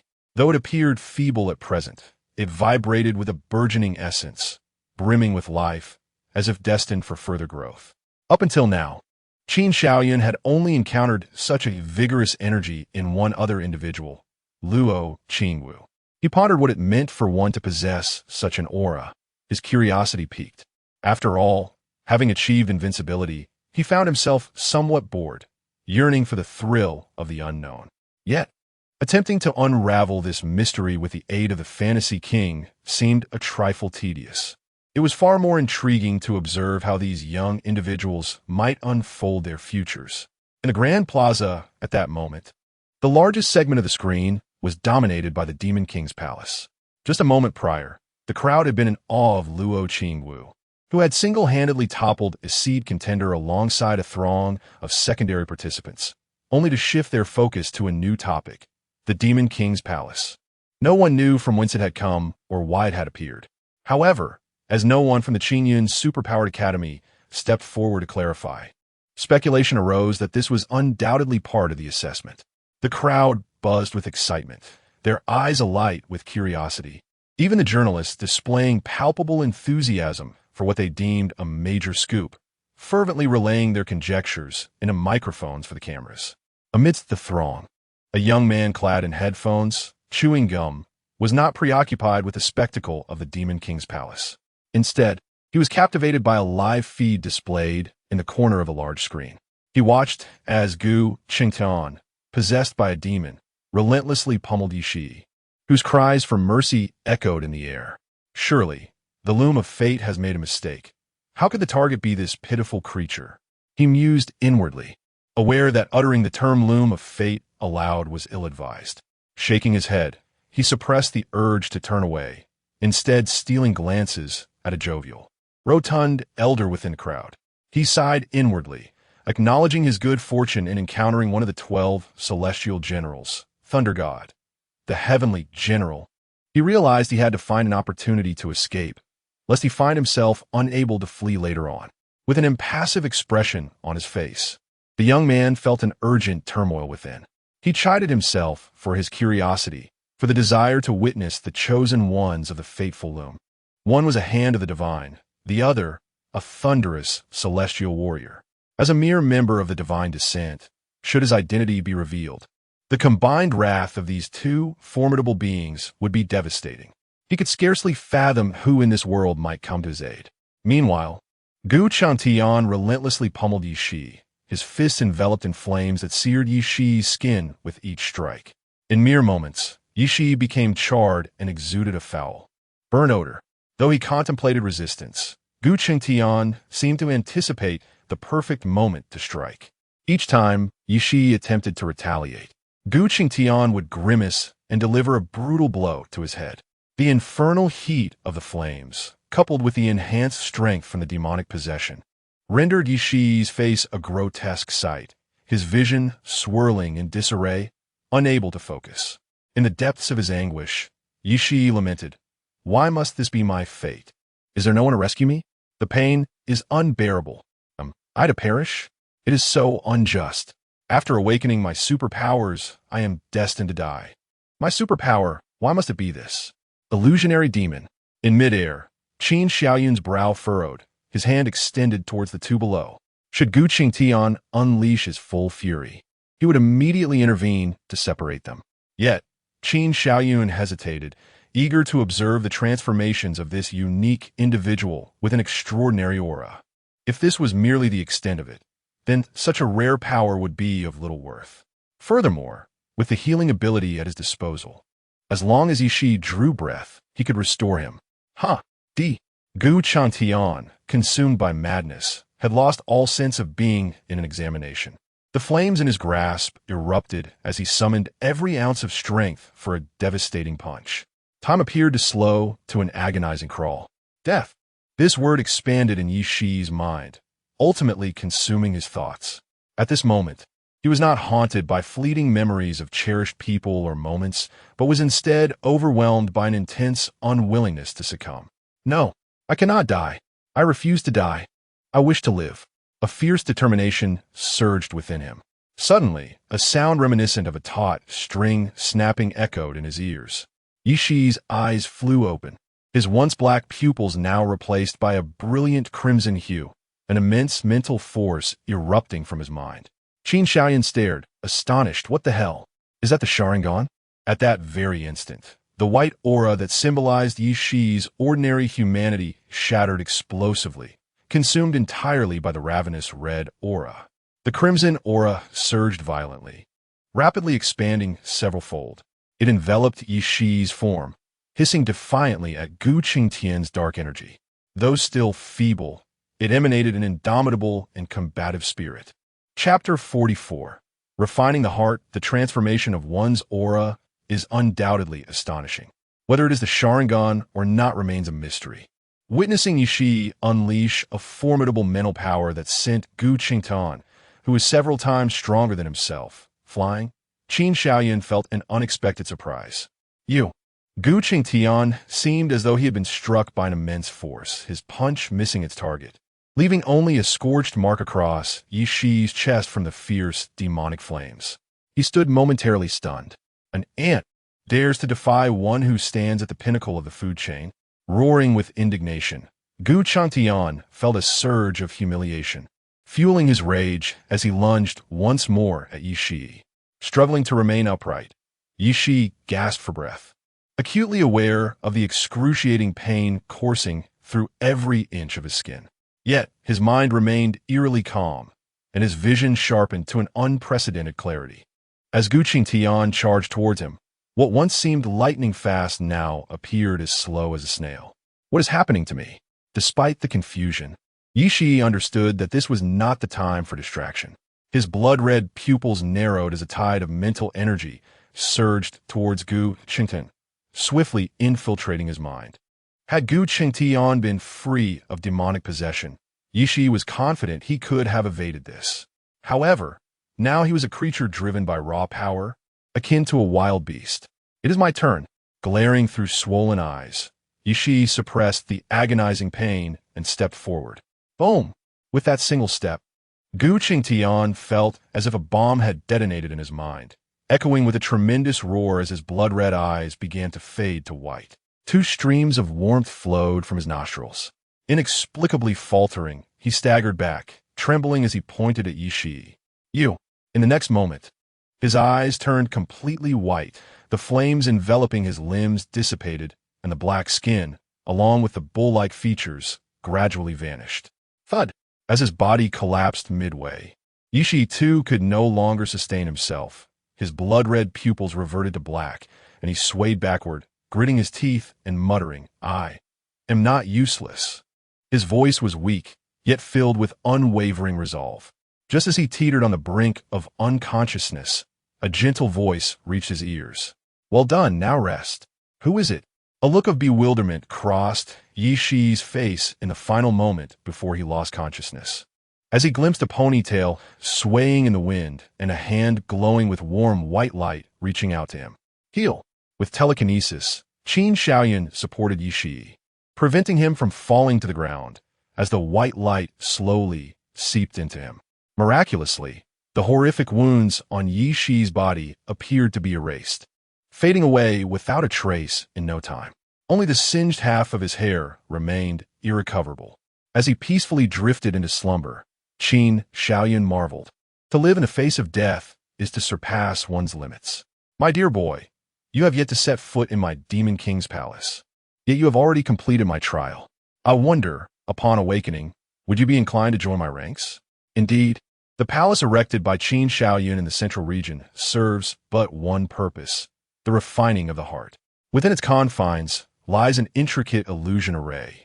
The moment one steps into this array, a test is ignited. It plunges the individual's spirit into a realm of illusion, compelling them to confront their most dreaded agonies and the phantoms of life and death. Only those who can transcend this illusion may earn the right to be his disciple. In the realm of superpowers, individuals of great strength abound.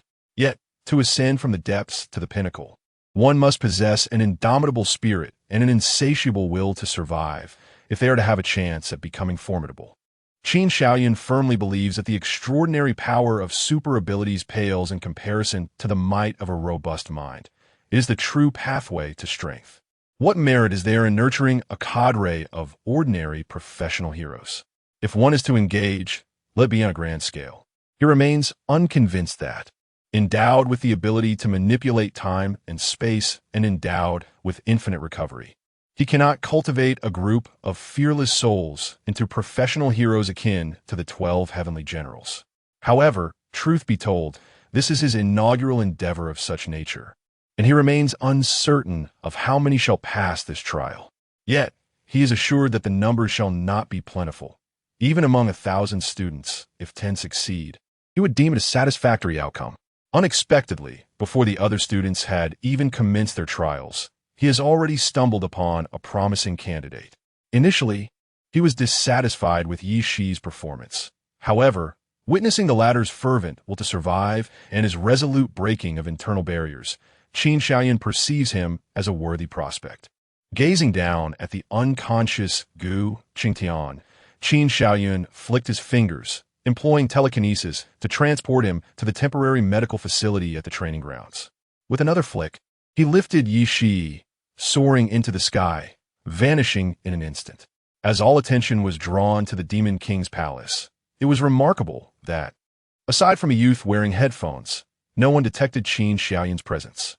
Is he truly the hand of God? His strength is not immediately apparent. Yet, as he gazed down at his trembling hands, he murmured to himself, "I merely entertained the thought of striking at him. and yet every cell in my body quakes in fear. Inconceivable. It is utterly unfathomable. Even my superior has never instilled such a sensation in me. Clenching his fists, feeling the tumultuous rhythm of his heart, the headphone-clad youth closed his eyes. "Let us depart." Immediately, he urged. Should I be discovered? I lack the confidence to escape from such a being. With this thought, heedless of any risk of exposure, he turned swiftly towards the school gate. Just as he moved, Chun-Yu, who had been smiling at the screen, suddenly sensed something amiss. With narrowed eyes, they gradually opened to reveal a pair of deep violet irises. A sweeping glance across the crowd immediately fixated on a young man who seemed utterly out of place. A hint of surprise crossed their mind. The energy fluctuations he emitted rivaled that of a special tear. Who could he be? Furrowing their brow, Chun-Yu delved into their memories, attempting to uncover any similar figures. Yet, after much contemplation, they found no one of comparable age or energy resonance in the special tier. Could he be yet another extraordinary talent akin to the legendary God's Hand? Shaking their head, Chun-Yu deemed it somewhat implausible. The sudden emergence of the unfounded Qin Shaoyun was already quite absurd, and now there was an additional young individual of such caliber. It was almost a challenge to the intelligence department of the Hero Association. As they took a step forward, intending to investigate further, a voice unexpectedly penetrated Chun-Yu's thoughts. "Miss Qin, your brother, Mr. God's Hand, is currently attending to matters regarding the student assessments. Would you like us to prepare some refreshments for you?" "Brother? God's Hand? Is this God's Hand's sister, Qin Yining?" Chun-Yu turned to see a respectfully dressed man escorting a beautiful woman across the Grand Plaza. A bit taken aback, Qin Yining quickly replied, "Oh, it's quite all right. I've already had something to eat on my way here.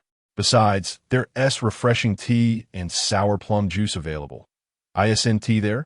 Since my brother is busy, I'll just enjoy a drink while watching the live stream." With that, she picked up a cup of chilled sour plum juice from a nearby shaded area and tilted her head back to drink it all in one go. After setting down the cup, she savored the taste, swallowing with satisfaction. Noticing a plump, kind-looking elder observing her with curiosity, Qin Yining courteously smiled and nodded in acknowledgement. Chun-Yu was momentarily taken aback, smiling back at Qin Yining, before suddenly slapping their forehead. "Oh dear, I've completely forgotten my main concern." When they turned to search for the young man again, they realized he had already vanished without a trace. Closing their eyes to sense the lingering aura, even with their spiritual perception extending throughout Zone 1, they could find no similar presence. A glimmer of understanding flashed in Chun-Yu's eyes, and they chuckled wryly. Shaking their head, the potential for spatial superpowers. It truly could be a significant catch. Chapter 45. A hint of danger in the realm of extraordinary abilities. The convergence of factors such as extraordinary rank, youthfulness, and potential casts a shadow of suspicion upon one's forehead. It is a rarity to encounter even a singular prodigy like Qin Shaoyun. The emergence of another peerless talent seems implausible. If the cultivation of extraordinary rank were so facile, with a population of several billion across the 7 continents, there would not be merely over 1,000 extraordinary individuals. Beyond the Hero Association and the military, only one organization possesses the capability to nurture such youthful, extraordinary beings. Chun-Yu sighed. Speaking of divine intervention, it appears there is an individual here with a deep connection to them. His gaze fell upon the screen in the grand square, pondering the current endeavors of the divine hand. Meanwhile, Qin Shaoyun, who had been mentioned by Chun-Yu, appeared within the interior of the Demon King's palace, carrying the unconscious Yi Shi. With a flicker of thought, he scanned the surroundings and discovered a throng of students gathered at the entrance. Yet, none dared to breach the 100-meter radius of the palace. The onlookers were burdened with unspoken fears. The closer they approached the Demon King's palace, the more their hearts trembled. The towering 100-meter edifice resembled a colossal beast lying in repose, wreathed in ominous black mist, exuding an eerie aura. Prolonged observation induced a sense of trepidation, as if the palace might spring to life and consume them whole. A few audacious souls mustered their courage to advance a few steps towards the palace, only to be met with an overwhelming pressure that bent them low, leaving them gasping for breath. Feeling unwell, Their expressions shifted to one of sheer terror, prompting them to retreat 100 meters away, deterred from further attempts. Whispers among the gathered students filled the air. What on earth is this demon king's palace? Does anyone have any insights? Why we never heard of such a test at the Qingyun Academy of Extraordinary Abilities before? Is this an additional assessment? Who can say? The Academy has yet to clarify. What does this imply? Are we expected to enter the palace? Observing the situation, Qin Xiaoyun pondered for a moment, realizing the necessity of providing an explanation. He enveloped all the students in the training ground with his telekinesis, connecting with their minds. A cough resonated within the hearts of all present. Did I just hear a cough? Strange, I heard it too. Me as well. Curiosity rippled through the crowd as they exchanged murmurs, discovering that everyone had indeed heard the same two coughs. Just as their bewilderment grew, Qin Xiaoyun spoke again within their minds. Do not be afraid. You heard correctly. I am the extraordinary rank professional hero. The divine hand. The crowd erupted in a frenzy. The divine hand? So it is he. Could it be that this demon king's palace was conjured by him? Impossible. The power of telekinesis, healing abilities, and the capacity for conversation. How many extraordinary abilities does one possess? It is rather exaggerated to claim multiple superpowers. How foolish. The esteemed hand of God possesses the ability to replicate, and these can be considered branches of his power. A sigh of envy crept across my face, as a boy cradled his head in despair. Why is my ability not replication? She, en route to the demon king's palace, paused, a frown upon his brow. The hand of God? With a sinister expression, Deng Zhi chuckled softly and resumed his stride. A chilling voice reverberated along the path. No, no. Even if it is a special tier, a battle is bound to erupt there. I must hurry and prevent them, he chuckled ominously. Within the dilapidated building, Meng Fanren set down the iron rod in his hand, pondering for a moment before setting off towards the demon king's palace. Shen Hongjie and Lu Xinran, riding on a large tree, quickened their pace. At that moment, Qin Xiaoyun's voice resonated in their hearts once more. Perhaps you have already surmised the truth. Indeed, this demon king's palace was crafted by me, and it is the most unique aspect of this entrance examination. It is a special gift I bestow upon my fellow students. Qin Xiaoyun paused, sensing their rapt attention, and continued. Director Yuan Bupo has stated that only the top 500 students will be admitted, meaning that approximately 2/3 of the participants will be eliminated. However, there exists an exceptional method of passing. Regardless of your score, even if it is 0, if you can enter the Demon King's palace, I will attempt to persuade Director Yuan to accept you. Should you succeed in the trials I have left within the palace, I shall invite you to join my class, Class 00. Seize the opportunity, for time is fleeting. Fellow students, go forth. Let me witness your determination. I await you at the pinnacle of the Demon King's palace. Like a thunderclap, his words exploded in their minds. To enter the Demon King's palace is to pass the test. To complete the trials is to become a student of a special tier hero. What does this signify? In times past, becoming a student of the special tier was akin to being a direct disciple of a great sex leader. In comparison, what do elite classes or top 10 rankings amount to? I ask you, in the 26 cities of the Eastern continent, which superpower academy boasts special tier heroes as instructors? Enough of this. Charge forth. I refuse to believe that I cannot even enter the palace. A throng of students, intoxicated by this revelation, with fiery eyes, surged forward. At that moment, Qin Xiaoyun's voice echoed once more. Oh dear! I almost forgot to mention that upon entering the Demon King's palace and commencing the trials, should you fail, there exists a minor danger. That is, at best, you may become a fool. At worst, your brief journey through life shall cease here. Upon hearing these words, the once eager group of students underwent a transformation in expression. What? The foot that had taken a step forward was swiftly retracted. They exchanged glances, questioning whether they had misheard.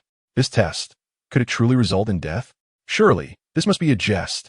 While it is true that entrance examinations at most extraordinary academies occasionally incur casualties, such incidents are predominantly accidental. Now, you speak of trials where success could elevate one to great heights, yet failure could render one a fool, or worse, cost them their very life. There is a stark difference between accidents and willingly courting death. Instantly, fear enveloped the crowd, halting their advance. After a few moments, a figure emerged from the throng. As he approached the palace gates, he disdainfully spat a remark at the retreating students. Incompetence, afraid to face even a modicum of danger. Yet you aspire to be professional heroes? With that, he stepped into the 100-meter radius of the palace. Buzz! A heavy pressure descended from above, bearing down upon him. The student's complexion paled, and a flicker of pain crossed his gaze. Yet, he resolutely straightened his back, advancing step by step. Though his movements were slow, his determination never wavered. A fellow student recognized him with a gasp. Lu Zhongyue, the seed candidate from District 15, 6th Middle School. Oomph. A cold scoff resonated once more from the crowd as another figure emerged, an unremarkable girl, yet her eyes sparkled with arrogance. He speaks the truth. Without the courage to confront danger, even as a professional hero, one merely becomes cannon fodder. With those words, she too began her march towards the palace gates. Zheng Bingxia, the seed candidate from District 8, 2nd Middle School. More students followed suit. That one is Chun Biao, the seed candidate from District 9, 4th Middle School. Chapter 46, striking at your heart as the selected contenders resolutely approached the palace. Even in the face of immense suffering, they held their heads high. The observing students, gritting their teeth, followed suit. They were all of similar age. There was no substantial difference between them. If they could do it, so could we. In terms of effort, we are not inferior to you. Those in front, make way, do not obstruct the path like a pile of stones. A brash voice echoed from the back of the crowd. Who dares to speak so rudely? The crowd turned, glaring at the newcomer. A youth wielding twin blades stood there, his expression dripping with disdain, regarding them as if they were mere refuse. This was Sima Xiao, seeing that the crowd ignored his warning and continued to block the path. He licked his lips, a glint of eagerness flashing across his face as he savagely declared, "Very well, if you choose to stand there. I shall first deal with you before proceeding to this wretched trial." Suddenly, before he could finish his sentence, a delicate foot kicked him squarely in the rear, sending him sprawling. A cold, indifferent visage emerged behind him, stating icily, "Mind your language." The crowd gasped in surprise upon recognizing the familiar face. It was Luo Qingwu, the seed contender from District 13. Additionally, some recognized the one who had been kicked as Sima Xiao, exclaiming in disbelief, "The prodigy from District 7, Sima Xiao." Sima Xiao turned back with a resentful glance, cursing his luck internally, but refrained from uttering any insults. He nearly forgot that this woman had an ambiguous connection with the hand of God, which explained why he had been struck. Those who were aware of Sima Xiao's reputation now began to question their reality, staring at the pair in astonishment. Am I dreaming? Who is that? He is the prodigy, Sima Xiao, and he did not retaliate after being hit? In other schools, the top student is regarded as the seed contender.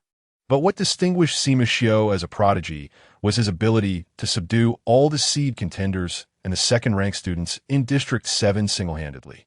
After defeating students, he foolishly provoked the extraordinary mentors of various schools, inviting numerous educators to attempt to correct his behavior. Surprisingly, rather than being deterred, he only escalated his defiance, even triumphing over several relatively weaker, extraordinary mentors. Such incidents were not uncommon. The most sensational occurrence was when he directly challenged a third-tier professional hero and managed to tear the hero's sleeve during the battle. For this alone, he was deemed a prodigious student.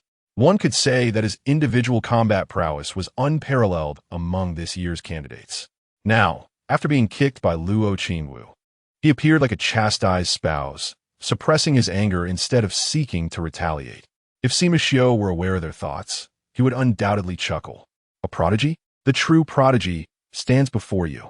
Recalling the exquisite dual swordsmanship of Luo Qingwu ignited an uncontainable fervor in his eyes. After incapacitating Feng Wei and his entourage, Sima Xiao, gritting his teeth against the pain, issued a challenge to Luo Qingwu. It was only then that he truly grasped the meaning of underestimating an opponent. Under the masterful technique of her dual blades, he was swiftly defeated in a single move. Unwilling to concede, He launched dozens of attacks against her, each met with effortless dismissal. Eventually, Luo Qingwu, exasperated by his relentless assault, executed a counterstrike known as the vibration blade, leaving Sima Xiu sprawled on the ground, incapacitated for half an hour. Otherwise, they would have long since arrived at the venue. Now, in a desperate bid, he sought to persuade Luo Qingwu to teach him the art of wielding a blade. His request was modest. He simply wished to master the vibration blade. Wait a moment. Wasn't it rumored that defeating her would lead to being fully nurtured by the esteemed Lord of the Divine Hand? Observing Luo Qingwu, some began to realize the implications. How could this be possible? Who claimed it was impossible? Could this not be another trial set by the Lord of the Divine Hand for us? Indeed, she is a person of great importance, and defeating her would imply superior aptitude on our part. As these thoughts spread, the gazes directed at Luo Qingwu turned envious.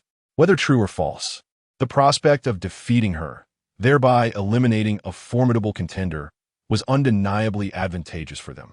Among the crowd were a multitude of second-tier competitors from various schools. Could she possibly manage a counterattack? Fireball technique. In the next moment, someone, unable to restrain themselves, clandestinely launched a fireball at Luo Qingwu. She deftly tilted her head, effortlessly evading the fiery assault, and with her dual blades in hand, strode towards the Demon King's palace, seemingly unfazed. Yet, it was Sima Xiu who erupted in fury. Who? Which scoundrel dare to do this? Step forward, and I shall send you to your demise. With eyes wide and blade drawn, he was ready to strike. His furious roar signaled the commencement of battle, and in the blink of an eye, a torrent of attacks surged from the crowd. Ice blade, water, arrow technique, earth spike. Faced with this overwhelming barrage, Luo Qingwu took a deep breath, slightly inclining her body. In the next instant, she sprang into action. As agile as a rabbit, she weaved through the onslaught of attacks with effortless grace. Her left blade spun in a circle before being gripped in reverse, cleaving a flying rock in two. The right blade swept horizontally, sending shards of stone flying like pellets towards the crowd. Whoosh, whoosh, whoosh. The air was filled with the sound of violent ruptures. The students at the front turned pale, exclaiming in shock, as they were swiftly taken down in droves. Seizing the moment of chaos, Luo Qingwu plunged into the fray, rotating her blades as she adeptly maneuvered. With a simultaneous flick of her wrists, her long blade emitted a low, resonant hum. One strike landed on a student's abdomen, causing his complexion to drain of color at a visible pace, as if a high-speed train had collided with him head-on, leaving his entire body paralyzed. This is it. Sima Xiu watched with eyes alight with excitement. What he yearned to master the most was this move. Just like during his previous battle with Hishijia, a single slash could shatter even the sturdiest armor. The visual spectacle was utterly magnificent. If he could master this technique, Sima Xiu was certain he could cleave through that eight-legged robot. Kicking aside a fellow student, Sima Xiu focused nearly all his attention on Luo Qingwu, attempting to glean the method of wielding the vibrating blade from her actions. However, all he witnessed was Luo Qingwu striking down student after student with lightning speed. Luo Qingwu, this is not your personal stage, he shouted. Just then, a formidable figure with a lion's head leaped from the crowd, its sharp claws lunging towards Luo Qingwu's head. Upon seeing the lion-headed man, the other students gasped in shock, their excitement palpable. It was the Lion King, Hongjong. He was a seed player from District 8. Class 2. We're all seed players, and there are so many of us. Charge. Defeat her. Go. With a single swift stroke, Luo Qingwu felt a boy engulfed in flames. Once again, she flicked her hands. A deep, resonant hum echoed as one could almost perceive the subtle vibrations emanating from the longsword in her grasp. With her right foot forward and her left foot back, she spun the longsword around her waist, twisting her torso fiercely as if the blades were tightly coiled springs, unleashing a flurry of strikes. The first slash met Hongjing's claws, the tremendous force displacing his hand and exposing his chest. A flicker of shock crossed Hongjing's eyes. But before he could react, Luo Qingwu's left-handed strike followed swiftly, crashing into his abdomen. Had she used the blade's edge, no one would doubt that this blow would cleave him in two. Although it was the flat side, it was no less punishing. With wide eyes, Oh Hongzheng expelled a mysterious liquid as his massive form was sent flying, crashing into a throng of students. The remaining spectators' cheers abruptly ceased, a chill creeping into their hearts. Was this a joke? Were they not both seed players? With a single blow, just one blow, the Lion King was defeated? How could there be such a vast disparity? Who's next? Came Luo Qingwu's cold voice. In her indifferent tone, the crowd sensed an air of arrogance, as if she were challenging them. You insignificant pests, dare to come at me again. Observing Luo Qingwu, standing tall, seemingly unperturbed, while the ground lay strewn with fallen students and the unconscious form of the Lion King, Oh Hongzheng, a wave of fear washed over the onlookers, causing them to retreat in trepidation. TSK. A derisive laugh broke the silence, and they turned to see Sima Xiao using his toe to flip Oh Hongzheng back to his normal position. Lion King Oh Hongzheng, your name is quite unique. You scoundrel. It's Lion King Oh Hongzheng. Oh Hongzheng glared at Sima Xiao, his eyes ablaze with fury, wishing he could leap up and claw at him, if only he could move. Chapter 47. The Demon King's Trial, casting a glance at the crowd, who were utterly terrified by Luo Qingwu. Sima Xiao disdainfully curled his lip. A bunch of insignificant scum. The onlookers glared at him, yet dared not advance an inch. Just moments ago, Sima Xiao had not merely kicked, as Luo Qingwu made her move. He had unsheathed his twin blades and wreaked havoc among the crowd with the backs of his swords, leaving no one unscathed. Moreover, he lacked Luo Qingwu's exquisite swordsmanship. Those who found themselves targeted bore bruises of blue and purple. Most of the moaning figures sprawled on the ground were his handiwork. It was only at this moment that they realized, despite being fellow seed candidates, their combat prowess was far from uniform. Especially for those students who had witnessed Luo Qingwu unleash an attack power of 8 degrees at the training ground, their hearts brimmed with discontent. Inferior instruments. You claim this is an attack power of 8 degrees? What the hell? Luo Qingwu, observing their lack of desire to continue the fight, paid them no mind.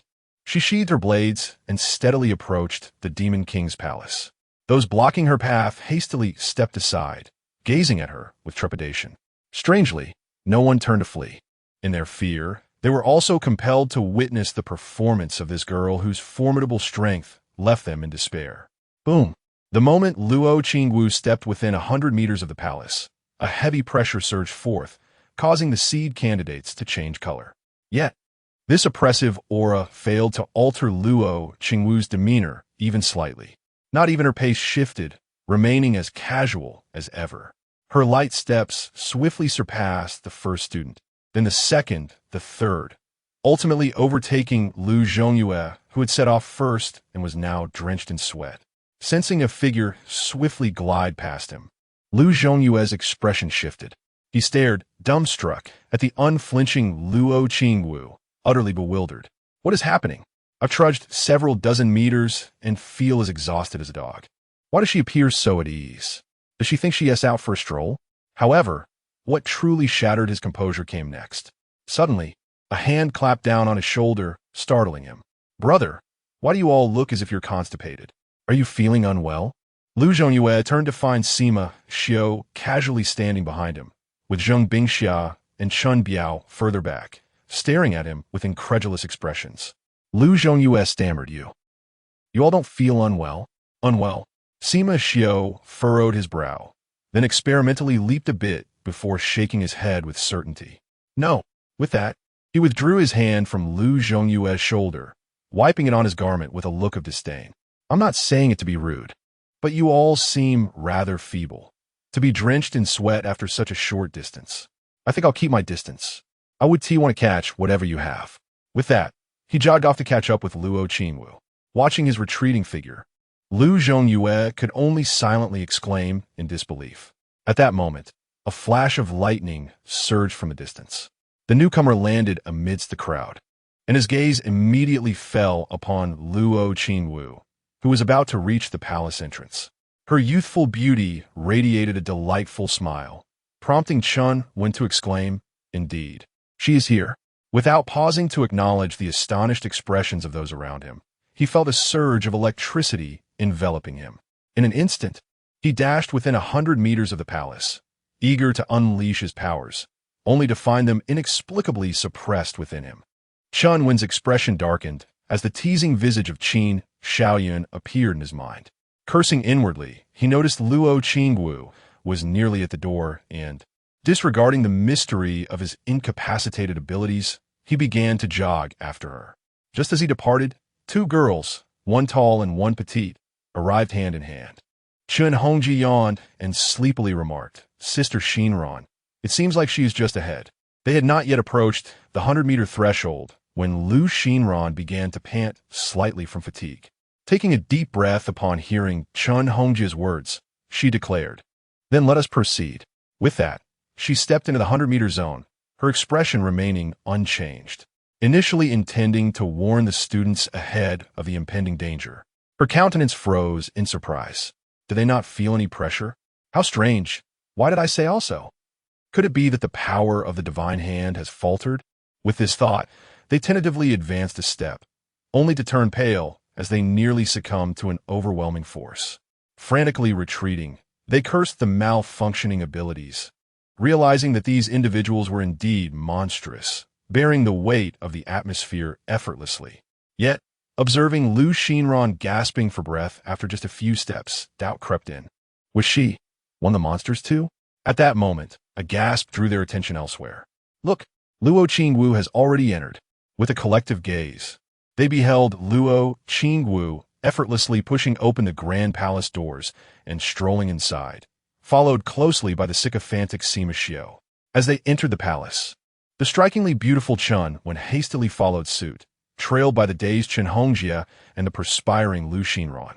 Once they all stepped into the palace, a voice of confusion emerged from the crowd. They went in, but why is there no reaction? Barely had the words left their lips when a massive stone sphere soared overhead, crashing down with a resounding thud near the palace entrance, erupting in a cloud of dust. For a long while, as the smoke dissipated, a chubby boy tumbled forth, dazed and rolling like a ball, inadvertently rolling inside the grand doors. Is this even possible? The crowd seemed to have unlocked a new realm of possibilities, as those with flying abilities soared skyward, hastening towards the palace. However, before they could ascend too far, they plummeted back down with a thud. Why can't we? The crowd stood in stunned silence, then erupted in anguished shouts towards the palace. Hey, don't run. Come. Let us engage in a fierce battle of 300 rounds. With a thunderous roar, attention was once again captivated. Following this, a colossal metallic clash reverberated, as if someone had delivered a powerful blow to the great bell. Turning back, one could only sigh. I explicitly stated my reluctance to engage in combat. Suddenly, a nimble figure dashed forth, cradling a metallic leg in his arms, his mouth agape, leaving a trail of jagged teeth marks upon it. Behind him, a robust young man pursued, his eyes aflame with fury, delivering punch after punch to the fleeing figure's back, each impact resonating like a resounding bell. In this chaotic chase, they inadvertently sprinted into the palace's vicinity, undeterred by obstacles, their movements unchanged. They continued their pursuit within this sacred space. The boy with the serrated teeth took a bite of the metallic leg, and upon glimpsing the palace, his eyes sparkled with excitement as he bolted towards the grand entrance. The sturdy young man gritted his teeth and relentlessly followed. In the end, both entered the palace together. Lu Zhongyue watched in dismay as one after another outpaced him. Stepping into the palace, his expression dark as a pot's bottom, Zheng Bingxia and Chun Biao fared even worse, their mental states on the verge of collapse. At the pinnacle of the Demon King's palace, Qin Shaoyun sat before a mound of sunflower seeds, cracking them open while laughing heartily. Nearby, the unconscious Yishi lay, involuntarily furrowing his brow. Ah, since others have entered, the true trial shall commence. After finishing a seed, Qin Shaoyun nodded, observing the students struggling within the 100-meter radius of the palace. This distance tests your willpower. Without extraordinary resolve, you shall only advance slowly. With a decisive snap of his fingers, a massive crystal orb slowly materialized at the palace's first level, capturing the gaze of all who had entered. Demon King Trial. To enter the Demon King's palace signifies that you possess a will that transcends the ordinary. Yet, this is merely the beginning. To become a true powerhouse, one must confront suffering head-on, facing death to embrace life and transcend the self. If you wish to prove yourselves, please touch the crystal orb to unlock your personal Demon King trial. A friendly reminder, failure to endure may result in fatal consequences. Sima Xiu inhaled sharply. Is this for real?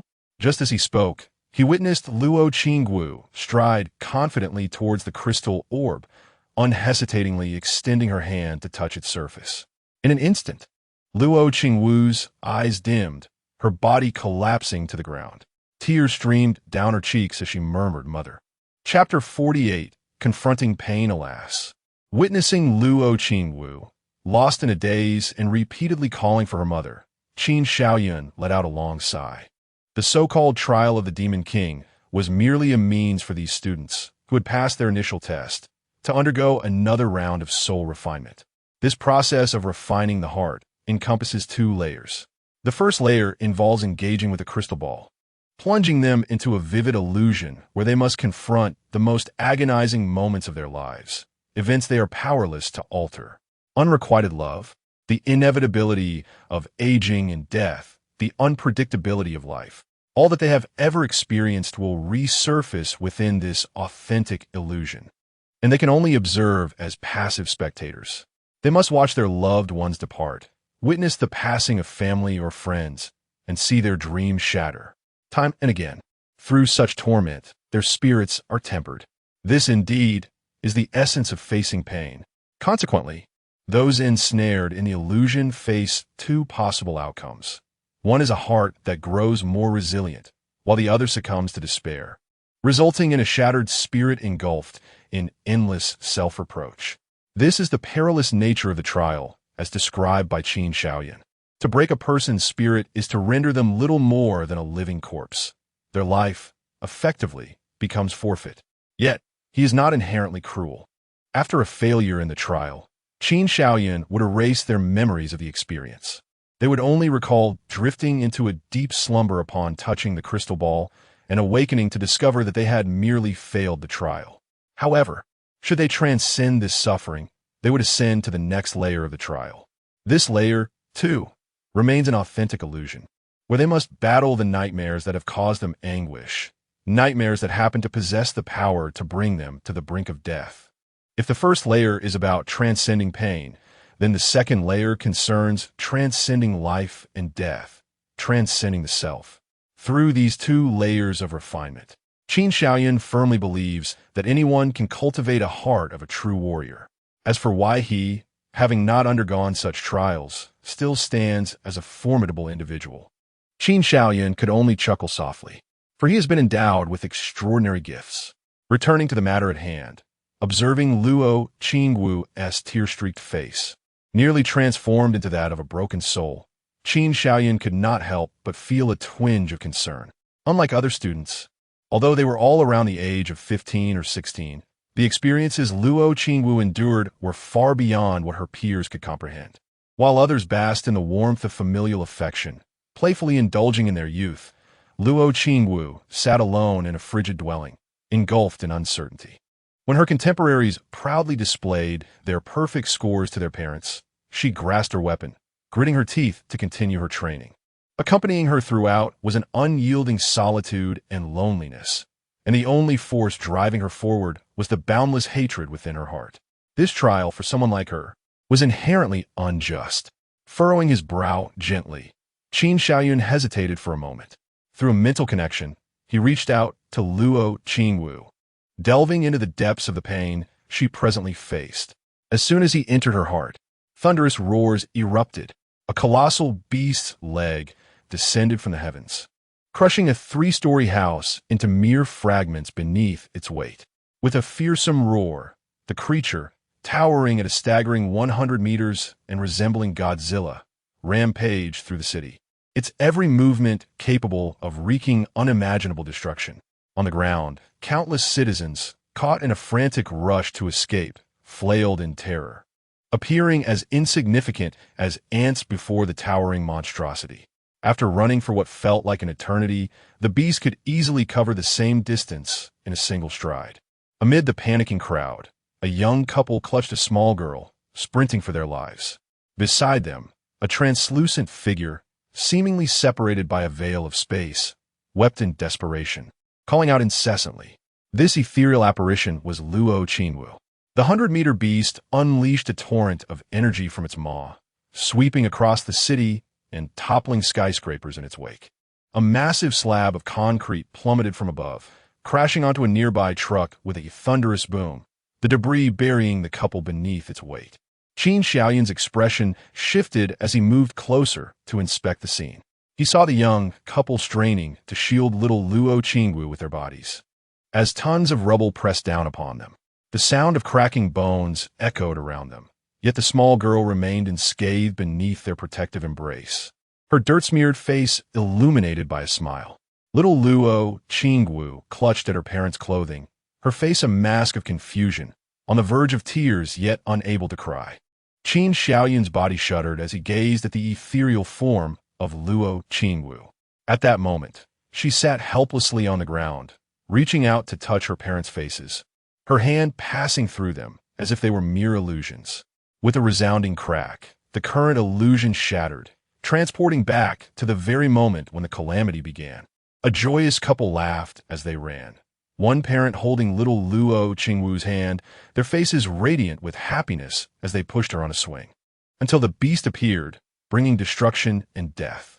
Witnessing Luo Qingwu endure this torment time and again, Qin Xiaoyun inhaled deeply, his gaze resolute. "I believe in you.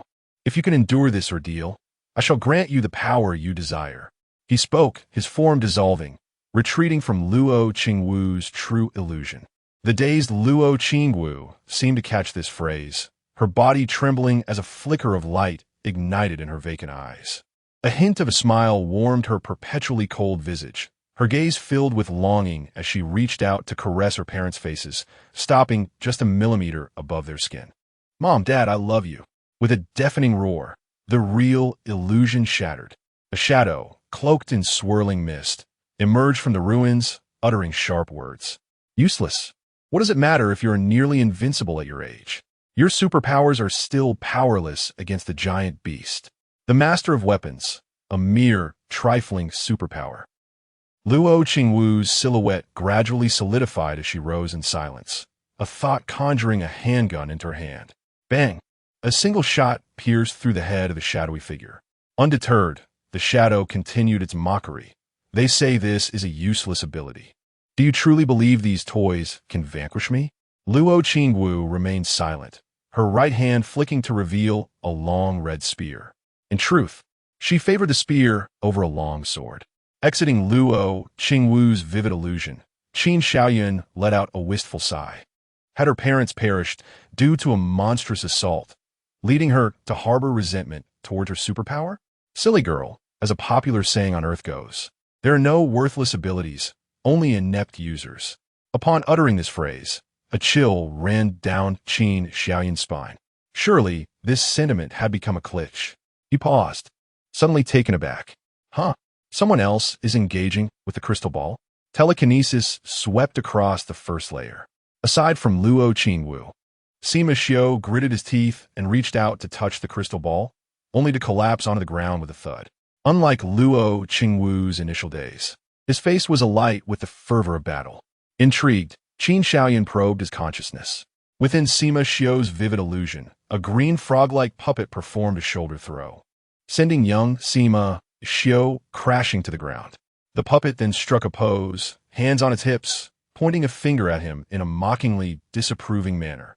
Its insufferable demeanor mirrored that of the present Sima Xiu. Young Sima Xiu, enraged, his eyes bloodshot, emitted a series of shrill cries. "Oh no, ah!" as he flailed his small fists and charged at the puppet, only to be knocked down once more. A cascade of exasperation washed over Qin Xiaoyun. What on earth? Being bested and ridiculed by a frog puppet is the most humiliating experience of your life. Goodness, truly, You live up to your reputation. Chapter 49. The unexpected candidate Qin Shaoyan had always harbored the belief that Sima Xiu possessed a rather peculiar mindset. Now, as he gazed upon the telepathic imagery, it became evident that his suspicions were indeed justified. Who, in their right mind, would consider being defeated by a mere puppet in childhood to be a source of anguish? Wasn't it merely a game? Observing Sima Xiu repeatedly challenge the frog puppet, only to be toppled time and again, Qin Shaoyan couldn't help but question whether this surreal experience could genuinely fortify his resolve. Yet upon noticing the translucent figure of Sima Xiu beside him, visibly exasperated, he pondered that perhaps it could indeed serve a purpose. Upon exiting Sima Xiu's vivid realm, Qin Shaoyan was immediately struck by the sight of two figures rushing in from outside, one of whom appeared somewhat familiar. It was the robust young man who had achieved the highest attack score of 20 degrees during their training session alongside Luo Qingwu and Chunwen. Was it truly him? Had he managed to enter so swiftly? On second thought, it seemed plausible. After all, such a minor barrier would pose no challenge to a genuine prodigy. Despite this reasoning, Qin Shaoyan felt a twinge of astonishment. This young man was the sole individual present at the time who had slightly sensed Qin Shaoyan's mental suggestion. The ability to partially resist such influence was a clear indication of his exceptional capabilities. Directing his gaze towards the sturdy student who was being pounded repeatedly, producing a resounding clamor, Qin Shaoyan recognized him as well. Among the over 1,000 candidates in the examination hall, if one were to identify someone with a more formidable presence than Luo Qingwu, this young man would undoubtedly qualify. During his surveillance of the second training area, Qin Shaoyan had noted that he had single-handedly dispatched a walking robot from the first area. Even now, while enduring relentless blows, he remained unfazed, gnawing on a metallic limb, a testament to his formidable defense. Perhaps exasperated by Shi Yigong's antics, Meng Fanren turned to shout, "Are you finished yet?"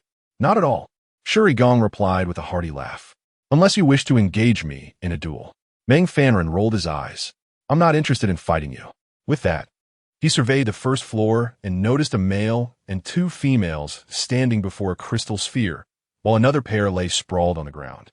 A flicker of excitement crossed his face as he pointed at them, exclaiming, "They entered even earlier than us.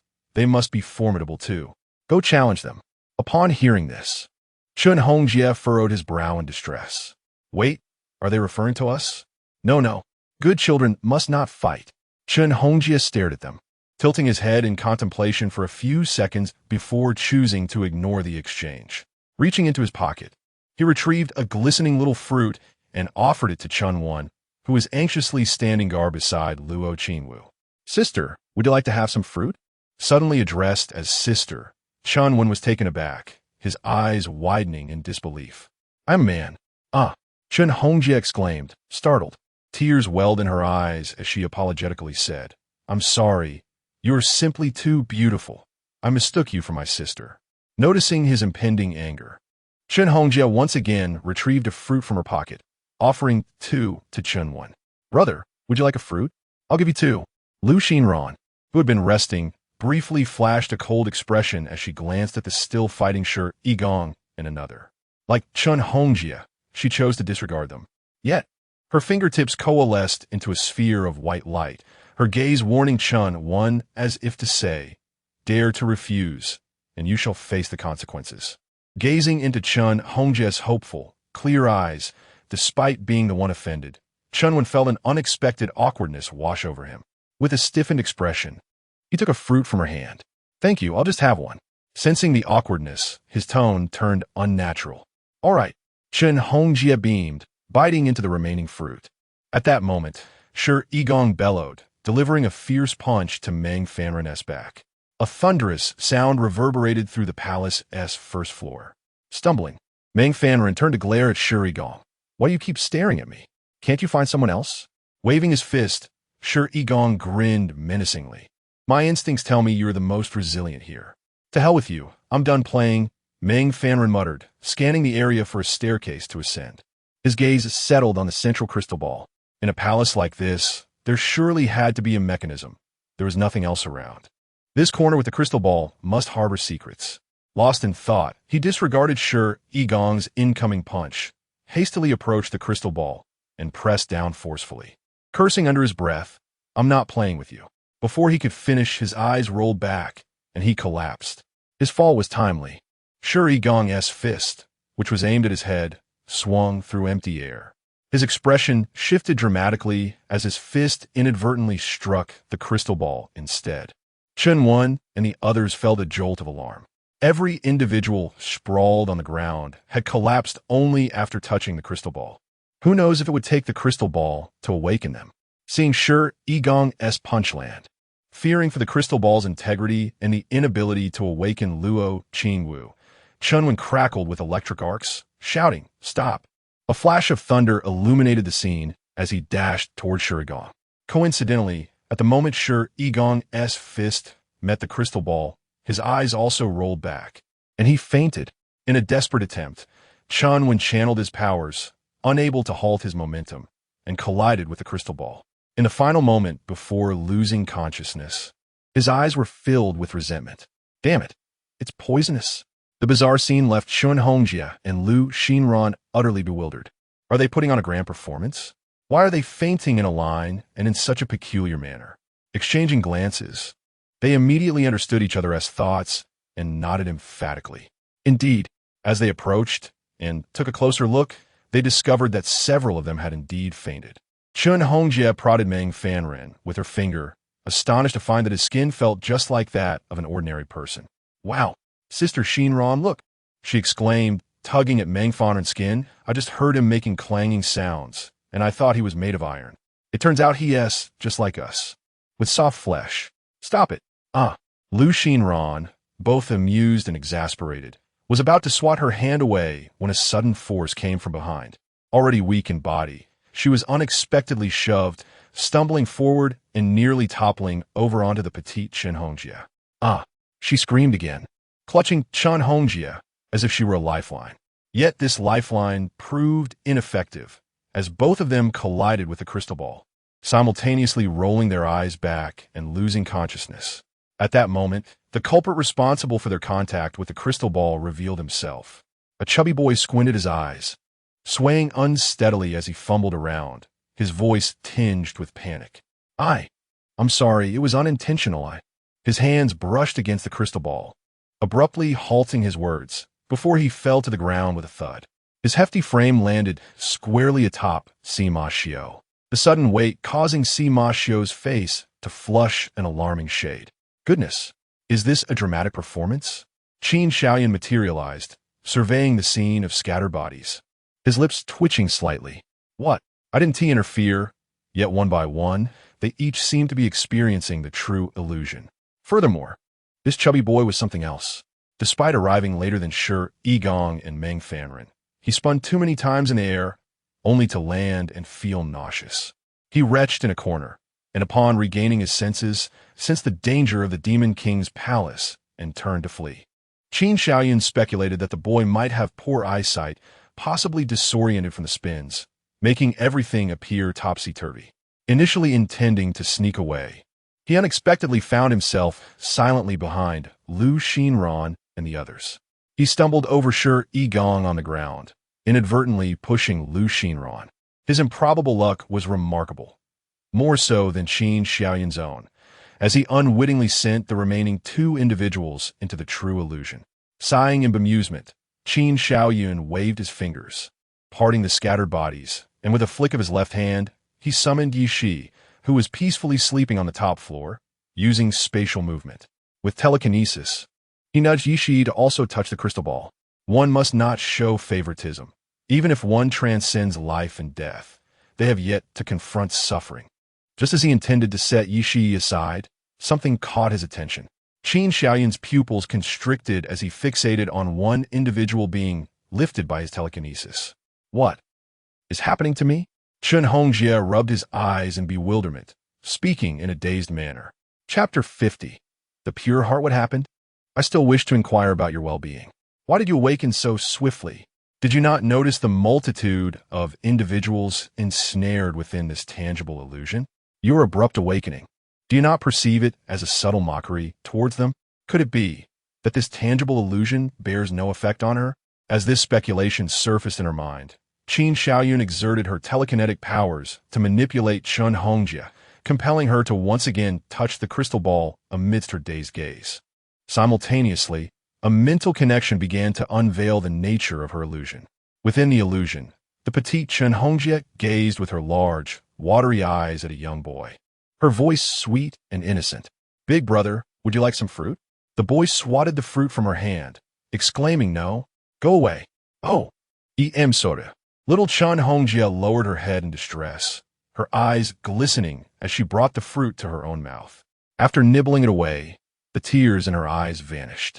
She then cheerfully retrieved another piece of fruit, extending it towards another unfamiliar figure.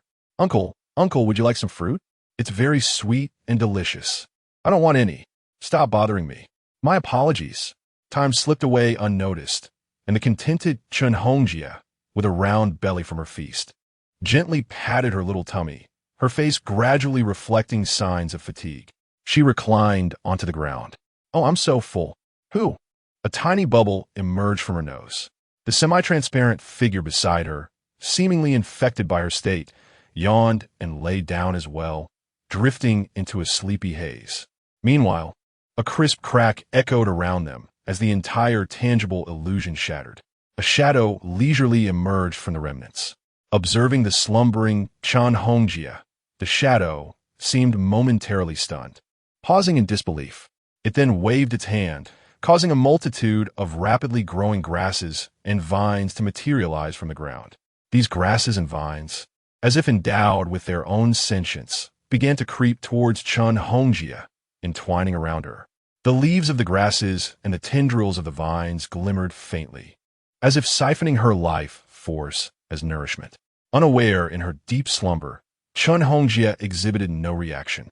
Yet, her life force plummeted swiftly.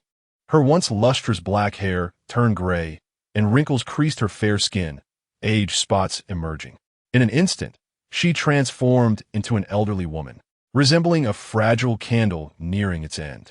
Just as her life force dwindled to a thread, on the brink of eternal slumber, a gust of refreshing wind surged forth. The grasses and vines summoned by the shadow radiated a brilliant green light, an inexhaustible energy flowing back into Chun Hongjie's withered form. The age spots receded, wrinkles vanished, and her hair regained its dark luster. In a heartbeat, her vitality returned to its prime. Sighing in resignation, the shadow dispersed like smoke, and the entire tangible illusion crumbled away into nothingness. As Qin Xiaoyun's eyes sparkled with brilliance, he glanced around and realized he had once again found himself in the first level of the Demon King's palace. Lowering his gaze towards Chun Hongjie, a slight twitch appeared at the corner of his mouth. He inwardly sighed, bemused. Is it really this simple? At that moment, Chun Hongjie was gradually awakening from her stupor, half closing her eyes as she yawned, resembling a kitten just roused from slumber, stretching her arms wide in a grand display of laziness. "Ah, how well I've slept."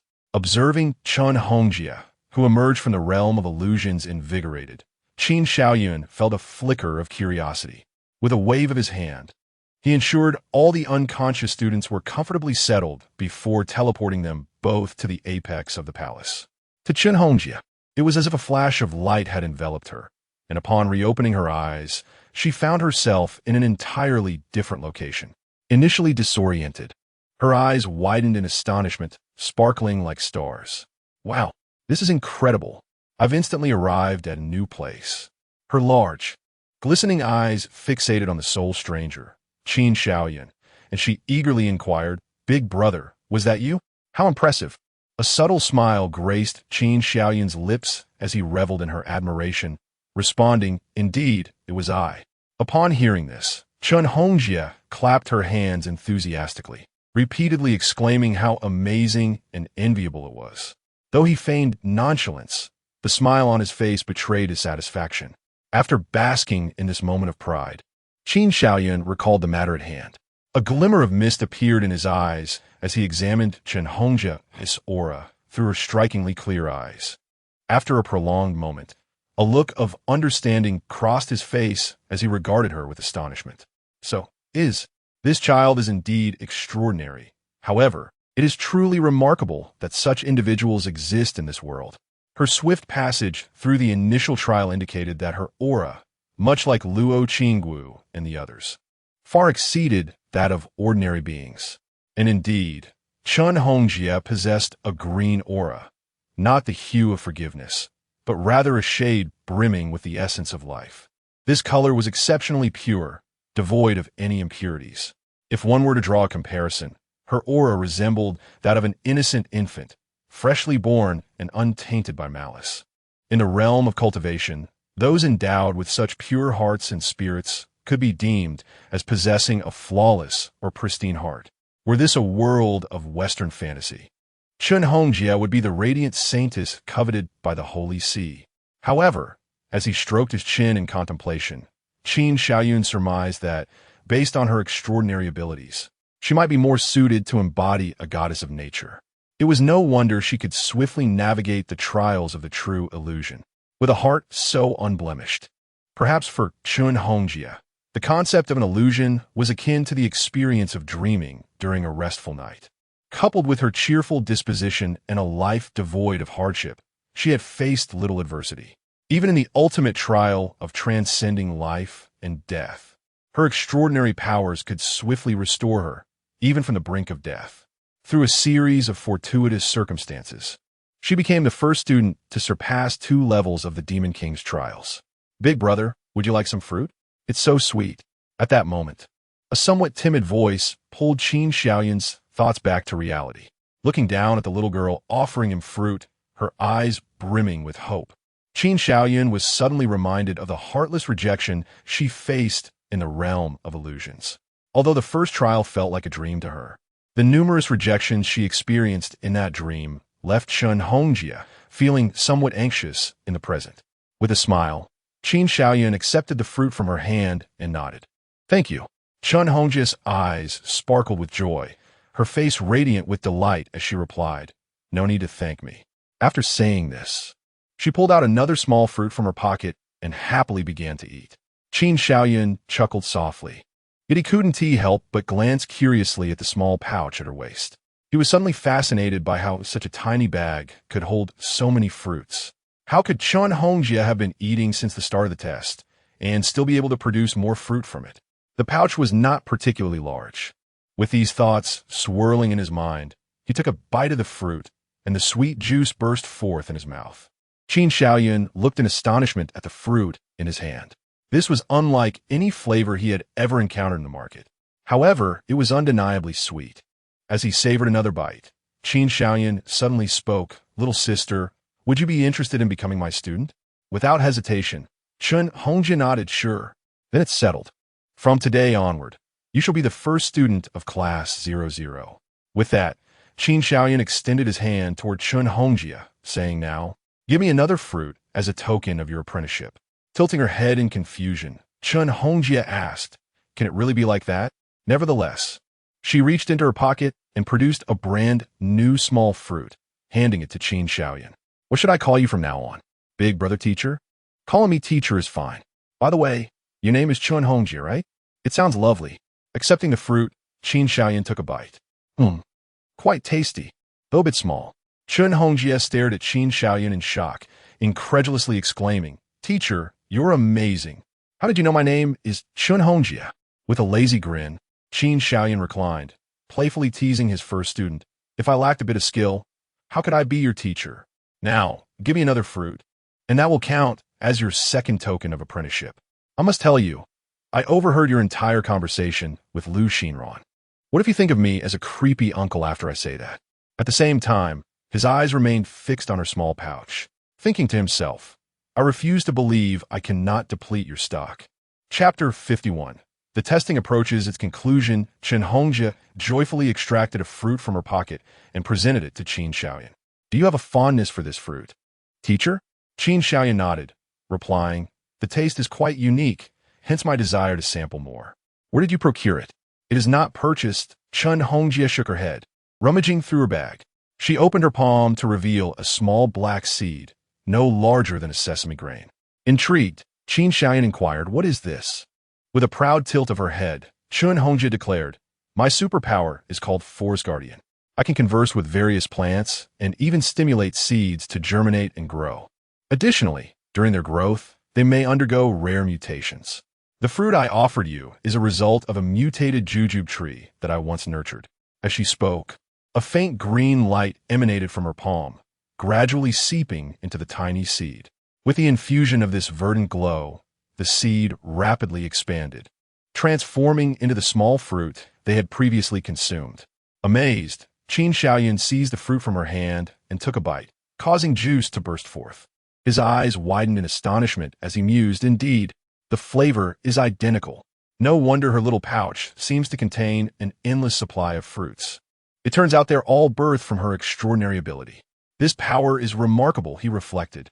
With a simple venture outside, one could relish fresh fruit at any moment. Turning to Chun Hongjia, Qin Xiaoyan stroked his chin in contemplation before suddenly requesting, "May I have a few of those seeds?" Furrowing her brow in confusion, Chun Hongjia retrieved several black seeds. "Teacher, what do you need the seeds for? They can only transform into fruit, not sprout. I wish to experiment." Qin Xiaoyan replied, taking the seed she offered. A wispy white mist flickered in his eyes as he activated the power of Illusion King. "I can make them bear fruit." With unwavering conviction, a slender thread of energy emerged from his palm, entering the black seeds. In an instant, the seeds expanded, morphing into 4 fruits the size of ping-pong balls. Chun Hongjia, initially perplexed by Qin Xiaoyan's actions, was struck with disbelief as she witnessed the miraculous transformation. A sense of wonder surged within her, leaving her utterly astonished. Is this the power of duplication? How impressive! Biting into the fruit, an even richer and more delectable juice flowed from the fruits conjured by Qin Xiaoyan. In terms of flavor, they surpassed those birthed by Chun Hongjia. However, he couldn't shake the peculiar feeling that accompanied his creation. Consuming fruit that emerged from his own energy felt oddly self-serving. With this thought, the delight waned, and he tossed the remaining 3 fruits to Qin Hongjia. "These are for you. Now, please give me one of the fruits you produced." In a flurry, Chun Hongjia took the fruit, momentarily bewildered by the words she had just heard. A flash of green light appeared as she hastily handed a ripened seed to Qin Xiaoyan. Her heart filled with confusion. "Why must one consume the fruits I have nurtured? Is your creation not delectable?" Gazing at the pale green fruit in her hand, Chun Hongjia hesitated before placing one of Qin Xiaoyan's fruits into her mouth. As her pearly teeth sank into it, a look of astonishment erupted in her eyes. It was delightful, 100 times more exquisite than my own. Her mouth moved swiftly. After devouring one, she promptly tossed another into her mouth. Once she had consumed 3, she licked her lips with lingering satisfaction. Why? How did he manage this? The same fruit, yet the ones cultivated by the teacher are so much more delicious. With her large, glistening eyes fixed upon Qin Xiaoyan, Chun Hongjia seemed to yearn to express her thoughts. Sensing her unspoken question, Qin Xiaoyan interjected, "In truth, the fruits I have cultivated are of the same variety as yours. The difference in flavor lies solely in the fundamental nature of the powers we wield. Study diligently, and one day, you too shall create fruits of this exquisite taste. Is that true?" Chun Hongjia's eyes sparkled with excitement. Her round orbs twinkled as she retrieved a large handful of seeds from her pocket and presented them before Qin Xiaoyan. "Teacher, I wish to eat more." Qin Xiaoyan was taken aback. Her unyielding determination was indeed refreshing, devoid of any psychological burden. Yet, witnessing the admiration in her eyes brought him a sense of gratification. With a snap of his fingers, a barely perceptible surge of energy flowed into the pile of seeds in Chun Hongjia's hands. In an instant, succulent fruits began to emerge, one after another. The multitude of seeds she held, numbering in the thousands, transformed into an array of luscious fruits under Qin Xiaoyan's playful magic. As the fruits multiplied, her small hands could hardly contain them, and they tumbled to the ground, accumulating in a heap. Staring at the nearly towering pile of fruits that threatened to engulf her, Chun Hongjia was momentarily stunned. After a prolonged pause, she picked one up and stuffed it in her mouth, taking a bite that brought forth a blissful squint of her eyes. Qin Shaoyan smiled and turned his attention elsewhere. With his telekinetic abilities radiating from the palace, he intended to gauge how many more individuals could successfully navigate the first trial. Considerable time had elapsed, and the first group of students entering the initial test was nearing the finish line, just a few steps away from passing through the palace gates. As time progressed, some individuals, realizing their inability to traverse this segment, diverted their focus to the onlooking students. It was uncertain who initiated it, but a brawl broke out among the spectators, the commotion rivaling the hustle of a marketplace. Some astute individuals discovered that within a 100-meter radius of the palace, supernatural abilities could not be employed. Regardless of whether one possessed elemental or manifestation powers, entering this zone would render them incapable of launching an attack. Thus, they began to dart back and forth within the 100-meter limit. The moment they were under threat, they bore the painful pressure and leaped into the safety of the designated zone. As the attack subsided, they surged forth once more, insidiously launching surprise assaults on others. In an instant, numerous individuals ascended to the heavens, vanishing from sight.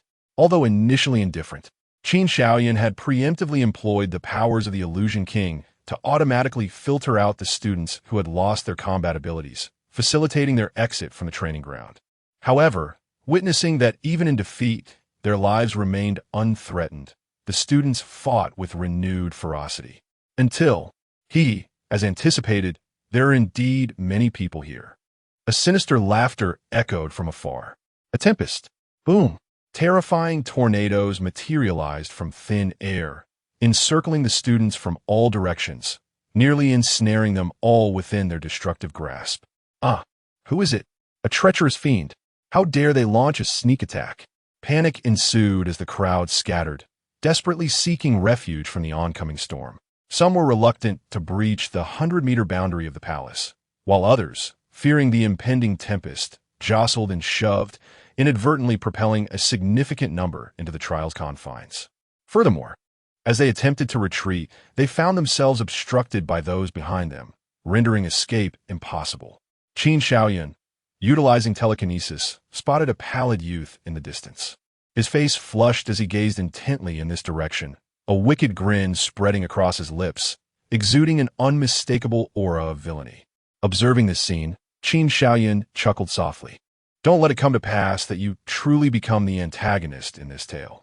His telekinesis swept across the palace's first floor, revealing that Luo Qingwu and the others remained unconscious, indicating that no students, aside from Chun Hongjie, had yet broken free from the true illusion. Nevertheless, it was nearly time. Judging by the atmosphere, most of the students poised to complete the trial had congregated here. The rest, he would entrust to miracles. Chapter 52. Awakening. As time progressed, apart from Luo Qingwu and her companions, others finally began to enter the palace. The trial of the special level was indeed terrifying. I nearly couldn't even step through the grand entrance of the palace. I need to catch my breath. A girl with delicate features and a ponytail sat breathlessly on the ground of the first floor. Her name was Shan Fei, a seed contestant from District 2, no, 1 high school. Her superpower was Ice Armored Battle Maiden, and she had accumulated 50 points. Like Luo Qingwu and her group, Shan Fei had eventually surpassed Lu Zhongyue and entered the Demon King Palace. Though her performance did not shine as brightly as that of Luo Qingwu to the other students, her exhausted appearance was a true reflection of their peers participating in the trial. Those few who seemed impervious to pressure were nothing short of beasts. After resting and regaining some strength, she stood up and ventured further inside. The moment she stepped in, her gaze fell upon the deeply unconscious Luo Qingwu and the others. Shan Fei was startled, her eyes widening in disbelief. Had they all fainted? Could it be they'd all failed? The mere thought of this possibility made her hesitate. The hand of God had warned that failure in the trial could lead to becoming an idiot or even dying on the spot. Initially, she had been reluctant to come, but driven by curiosity, she had decided to take a look. Shan Fei was aware that before her arrival, others had effortlessly passed the first test and entered the Demon King Palace. Observing their current state, it was clear they had already begun the so-called Demon King trial. Moreover, Luo Qingwu, Shi Yigong, Long Hua, and Sima Xiao. As she scanned their faces, Shan Feifei's pupils contracted. These individuals were nearly all renowned seed contestants from District 20 in City L. Furrowing her brow, a bold idea suddenly sparked in her mind. Should she take action against them here? Yuan Bupuo had mentioned from the outset that the Superpower Academy's testing projects included the elimination of opponents. Additionally, successfully eliminating them would grant her their accumulated points. As this thought crossed her mind, a wave of greed surged within her. With 20 districts and hundreds of schools, there were merely over 50 seed contestants. Now, a tenth of them were gathered here, and if she could eliminate them all at once, not only would she significantly reduce the number of formidable competitors, but she would also amass a substantial amount of points. She lacked the courage to risk her life in challenging the Demon King trial. However, by eliminating Luo Qingwu and her companions, the points she would gain could certainly secure her a position among the top 10, or even the top 3, in this test. The resources she would obtain would surely not be far less than those of a student in the special level. Ha! Truly, I am favored by destiny. In this trial, I shall emerge as the greatest victor. Shan Feifei laughed with exhilaration. A chilling aura emanated from her body, swiftly coalescing into a hauntingly blue suit of armor, tightly encasing her form. A bow, crafted from ice and snow, gradually materialized in her hands. Drawing the bowstring, she aimed at the unconscious Luo Qingwu. Release. Whoosh. The arrow, forged from the gathered frost, shot forth, tracing a perfect arc through the air, accompanied by a sharp sound of slicing through space. It seemed certain that the arrow would pierce through Luo Qingwu. Just then, a white barrier suddenly appeared before her. The icy arrow collided with it, producing a crisp sound as it shattered into countless icy shards. Who is it? Shan Feifei exclaimed in anger, realizing her arrow had been rendered ineffective. A somewhat resigned voice echoed in her mind. Dear student, within the Demon King's palace, combat is not entirely prohibited. However, I certainly cannot allow any attacks on those undergoing the Demon King's trial. With a furrowed brow, Shan Feifei's mind raced. The hand of God? Indeed, it is I. Upon hearing the owner of the voice confirm their identity, Shan Feifei's expression shifted from pale to flushed, yet she lacked the courage to retort. Gritting her teeth, the icy bow and the ethereal blue armor dissipated like smoke. Reluctantly, she glanced toward the unconscious individuals. Suddenly, her gaze met a pair of icy eyes, causing a surge of dread to rise within her, prompting her to instinctively take a step back. Luo Qingwu, when did you wake up? She stammered. Luo Qingwu replied coldly, when you drew the bow aimed at me. As her words fell, her pupils constricted, and a fierce aura surged toward Shan Feifei. To Shan Feifei, it felt as though Luo Qingwu's mere glance transformed into an endless barrage of blades and weapons, crashing upon her like a tidal wave. As if to rend her asunder, under the weight of this overwhelming presence, Shan Feifei could even hear the continuous clanging of weapons. Terrified, she stumbled back several steps, ultimately collapsing onto the ground, trembling uncontrollably. With closed eyes, she cried out in fear. I was wrong. No, please don't kill me. Seeing this, Luo Qingwu retracted her imposing aura, no longer casting a glance in Shan Feifei's direction, and slowly rose to her feet. Such a person, who could pass the 100-meter test at the entrance of the Demon King's palace, must have had the most outrageous luck. She deemed it unworthy to pursue any further action. Once she steadied herself, a beam of white light appeared beneath her feet, and in the blink of an eye, she vanished from Shan Feifei's sight. At the palace's top level, Qin Xiaoyan smiled as he observed the still, icy Luo Qingwu. You have truly lived up to my expectations. What do you say? Would you like to join my class 00? Class 00? Luo Qingwu paused, then nodded. All right, allow me to introduce you to Hongjie. Come over. Qin Xiaoyan smiled even more broadly, beckoning to Chen Hongjie. Emerging from a pile of fruits, Chen Hongjie lifted her head. Oh, I'm coming, she exclaimed, dashing over while cradling an array of fruits in her arms. Luo Qingwu's body trembled, and it was only then that she realized there was indeed another person present. This individual was Chun Hongjia, the first student to complete the Demon King trial. Qin Xiaoyan pointed at Luo Qingwu and said, "Hongjia, she is." I know. Chun Hongjia excitedly interrupted him.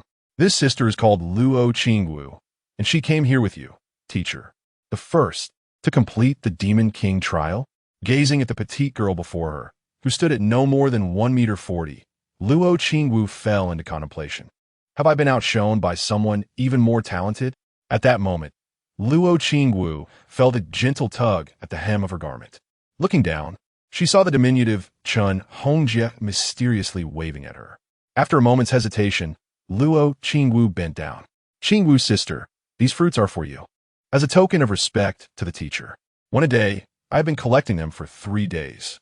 Upon hearing this, a large question mark appeared on Luo Qingwu's forehead. She glanced again at Chun Hongjia, whose eyes sparkled as if sharing a monumental secret. The corners of her mouth twitched as she turned her gaze towards Qin Xiaoyun with a scrutinizing look. To deceive even a child, are you still human? Qin Xiaoyun, who had been eavesdropping with pricked ears, felt his face flush with embarrassment. He thought to himself, had I known, I wouldn't have teased her. I didn't expect retribution to arrive so swiftly. Here I am, the world's mightiest, yet I find myself socially embarrassed. Just as he was about to explain, he felt a stir in his heart and glanced at the ground. Clearing his throat, he said, "Ahem, another person is waking up. Please be attentive." With that, he snapped his fingers. A bewildered little chubby boy appeared amidst a burst of white light. As he awoke, he squinted around, a look of confusion on his face. "Where is this? Hey, this student. Look here." The little boy was startled, turning his gaze towards the sound. He squinted his eyes and shook his head, seemingly searching for the source of the voice.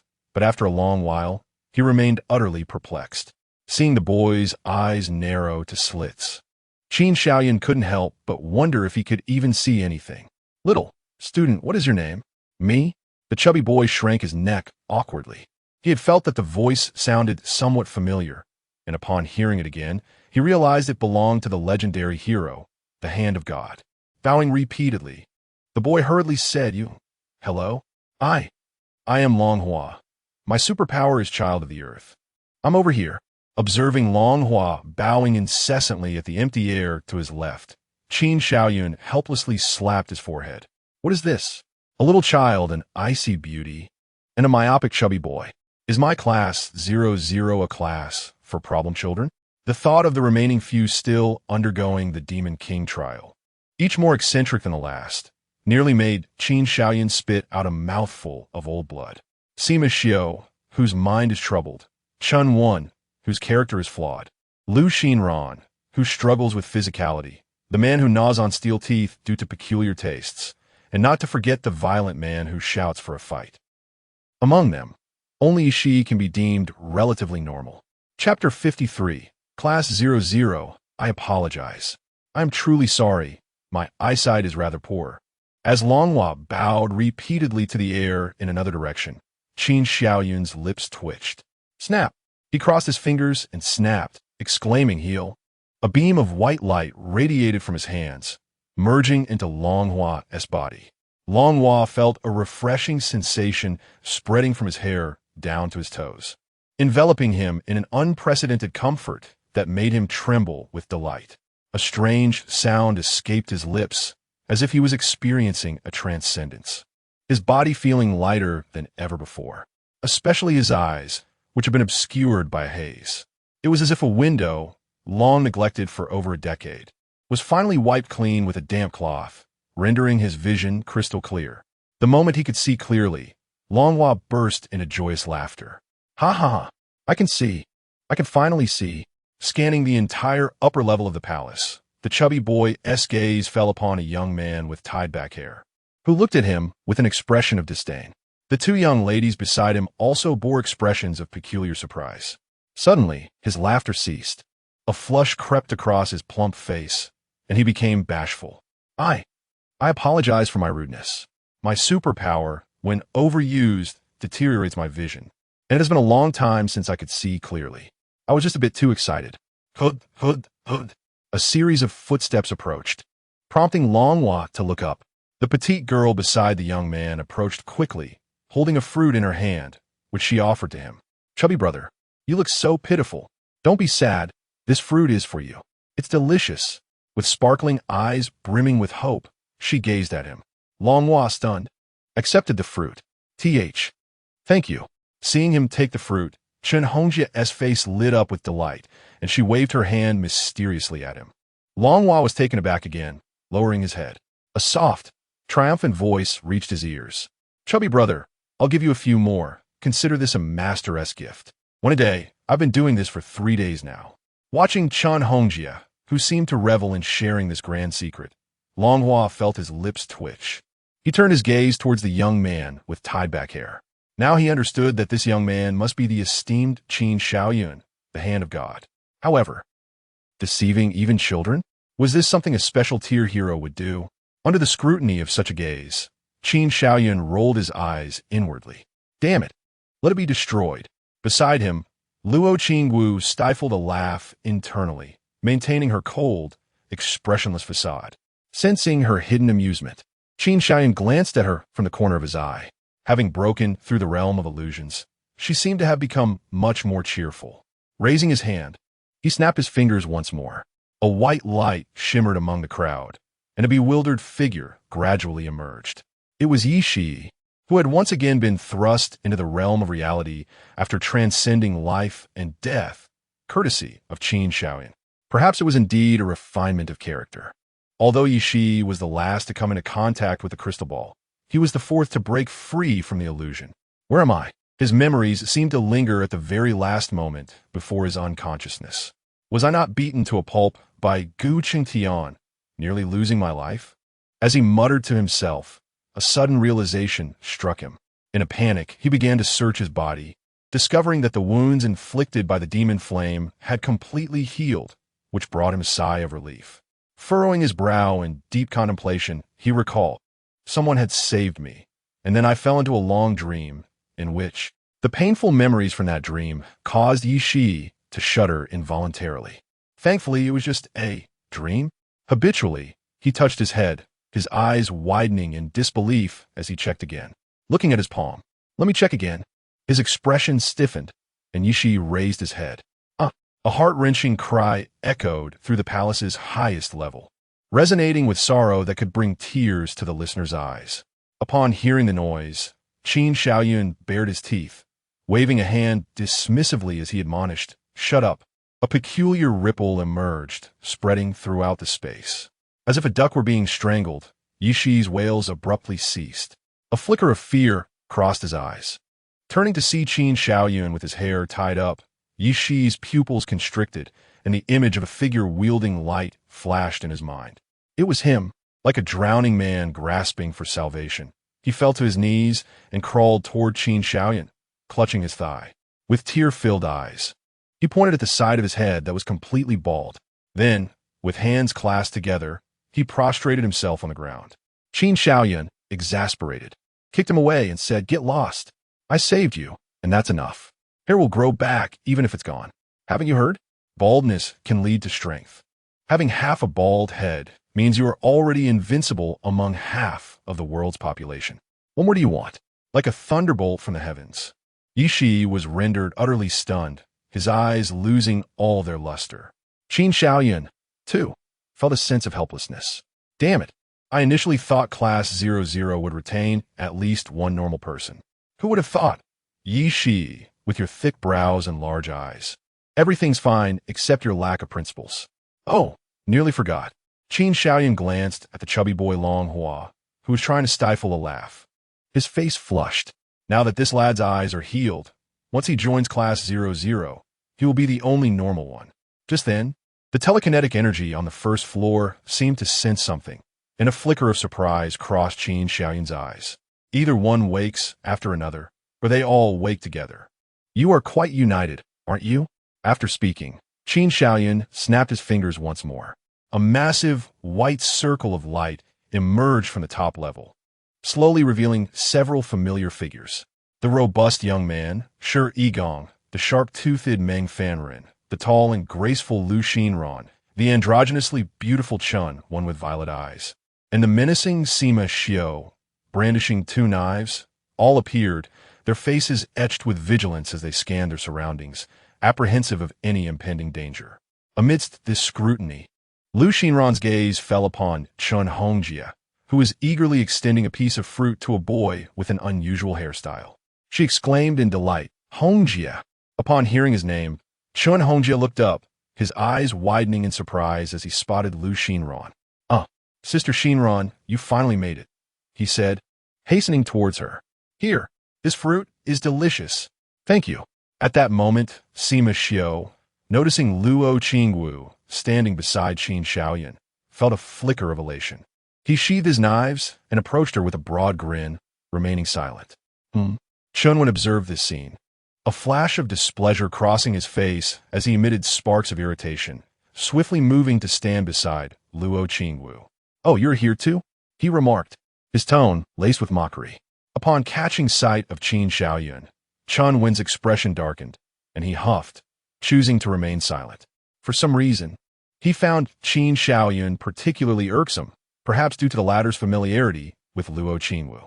Qin Shaoyun chuckled, dismissing the tension with a wave of his hand, garnering the attention of all present.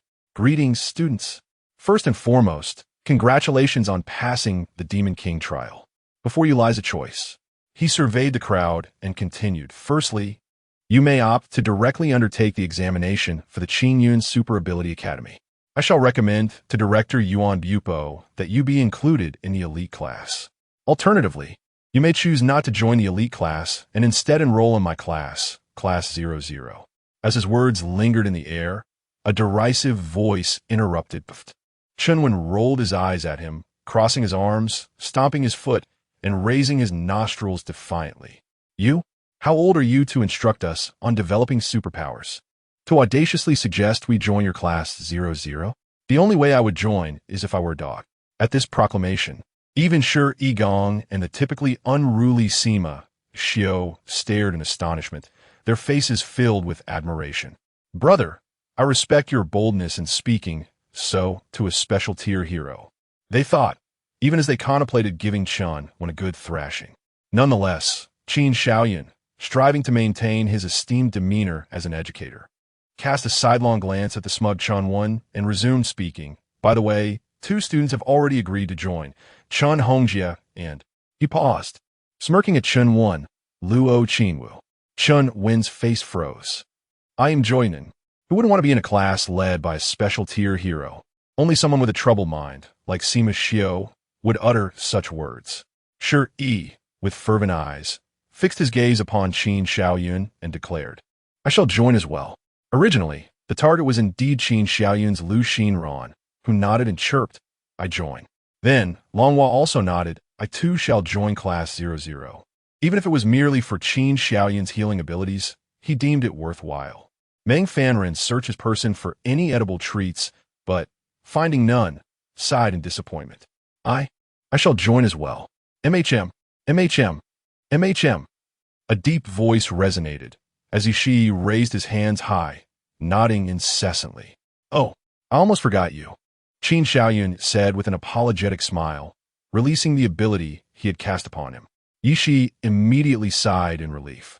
Beside him, Sima Xiao scrutinized his hair, chuckling hee. "Brother, your hairstyle is quite unique." Yi replied, "Very well, since only one person has withdrawn, I shall." At this point, Qin Shaoyun cast a knowing glance at Chun Wen, whose mouth twitched. Woof woof. Chapter 54. The final passerby. "Brother, where has your integrity gone?" Shi Gong and the others stared in astonishment at Chun Wen. Under their unusual gaze, Chun Wen's face flushed with embarrassment, regretting his hasty retreat.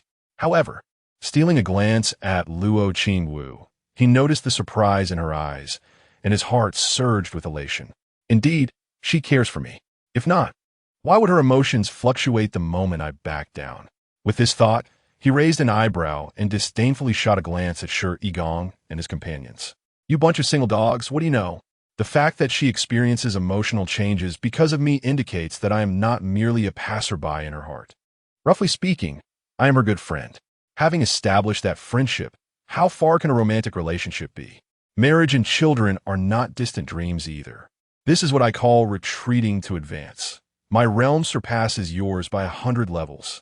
Lost in endless daydreams, Chunwon broke into a silly grin. As he withdrew his gaze, he also retracted his ability for spiritual connection. Qin Xiaoyan felt a chill run down his spine. Goodness, your method of flattery is quite unique. With such an imagination, if the power of fantasy were bestowed upon you, you would surely soar. At that moment, a puzzled voice echoed, "Teacher, why is our class named Class 00? Following the sound, he turned to see Lu Xinran's confused expression. Qin Xiaoyan stroked his chin and replied, "There is no special meaning. It is merely a beautiful expectation for your future." Beautiful expectation? The group exchanged bewildered glances, utterly confused about how the number 00 related to any form of hopeful anticipation. Qin Xiaoyan continued, 0, representing nothingness, is the starting point of all numbers, the origin of all existence. Numerically, moving forward signifies positivity, while moving backward denotes negativity. In terms of materiality, the transition from nothing to something embodies creation. I cannot guarantee whether your futures will be righteous or wicked, or if they will unfold into splendid lives. The significance of Class 00 merely heralds this as your new beginning, the inception from nothing to something, where you shall embark on creating various legends. It also embodies my hopeful expectations for you. A new beginning, the origin of legends. The group stared blankly at Qin Xiaoyan. Brother, do you hold a different interpretation of the phrase no special meaning? This significance seems rather substantial. However, you are the teacher. Your word is law. Shi Yigong and Sima Xiao exchanged glances, both igniting a flicker of excitement in their eyes.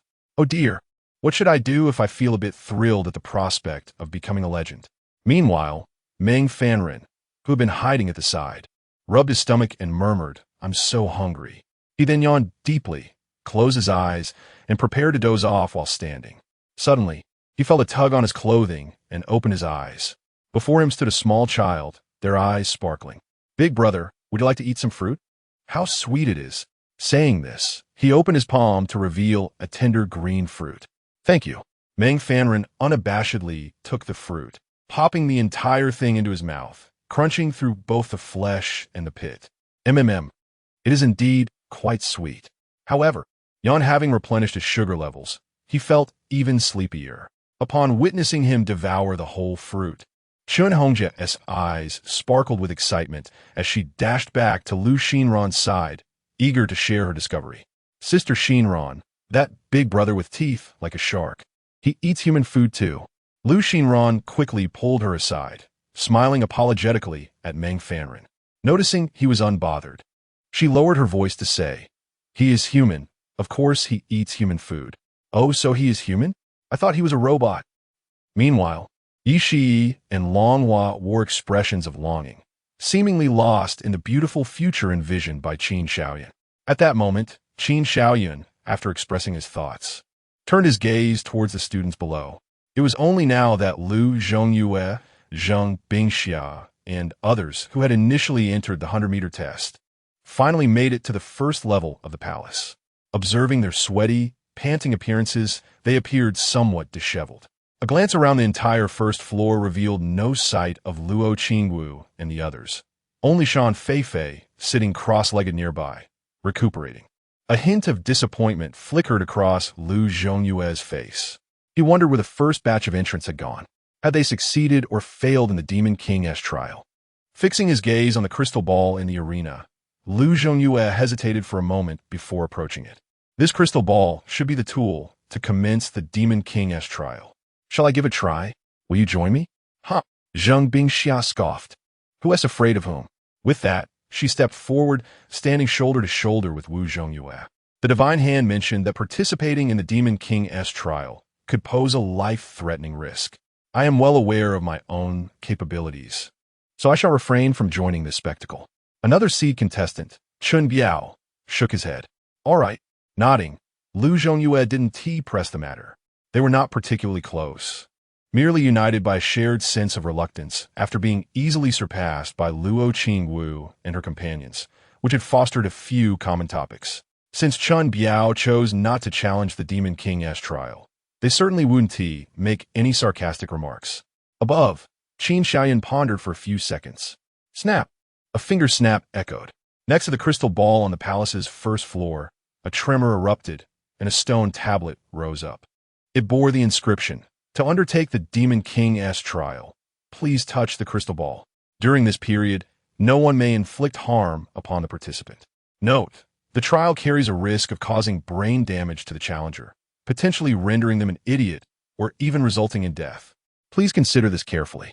The moment they read these words, Lu Zhongyue and the others were taken aback. However, upon further reflection, they realized that since Luo Qingwu and her group were no longer on the first floor, there was a high probability they had already passed the trial. Since they are all young individuals, and among the finest seed from their respective schools, why should they be any less capable? With this thought in mind, Lu Zhongyue and Zheng Bingxiao exchanged determined glances, encouraging one another before reaching out to touch the crystal ball. In the next instant, both rolled their eyes back, their bodies succumbing to weakness as they collapsed to the ground. A gentle force materialized from the earth, softly catching their falling bodies and guiding them aside for protection. Qin Xiaoyan observed their condition and sighed softly.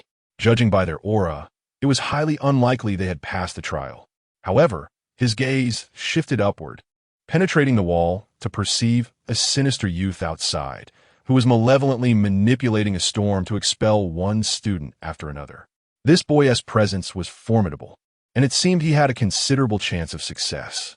Just as Qin contemplated whether to intervene and thwart him, an unexpected occurrence transpired. The whirlwinds he commanded converged from all directions, defeating numerous students. To his astonishment, as the number of students dwindled, the whirlwinds unexpectedly collided with one another. Rather than canceling each other out, they swiftly merged, forming a colossal tornado. Its power was so immense that it ensnared those students who could not escape, carving deep craters into the ground as it passed. Even small trees, the size of bowls, were uprooted and sucked into the vortex. When the tornado subsided, only devastation remained. The sinister youth, concealed within the trees, paled in realization. This was disastrous. His powers were spiraling out of control. No sooner had he uttered these words than the massive tornado, akin to a kitten detecting the scent of fish, surged towards him with relentless force. Before he could take more than a few steps, the tornado was upon him, its tremendous pull drawing him in, amidst the howls of despair echoing in the roaring wind. Qin Xiaoyan found himself both amused and exasperated. It seemed the time had come for him to intervene once more.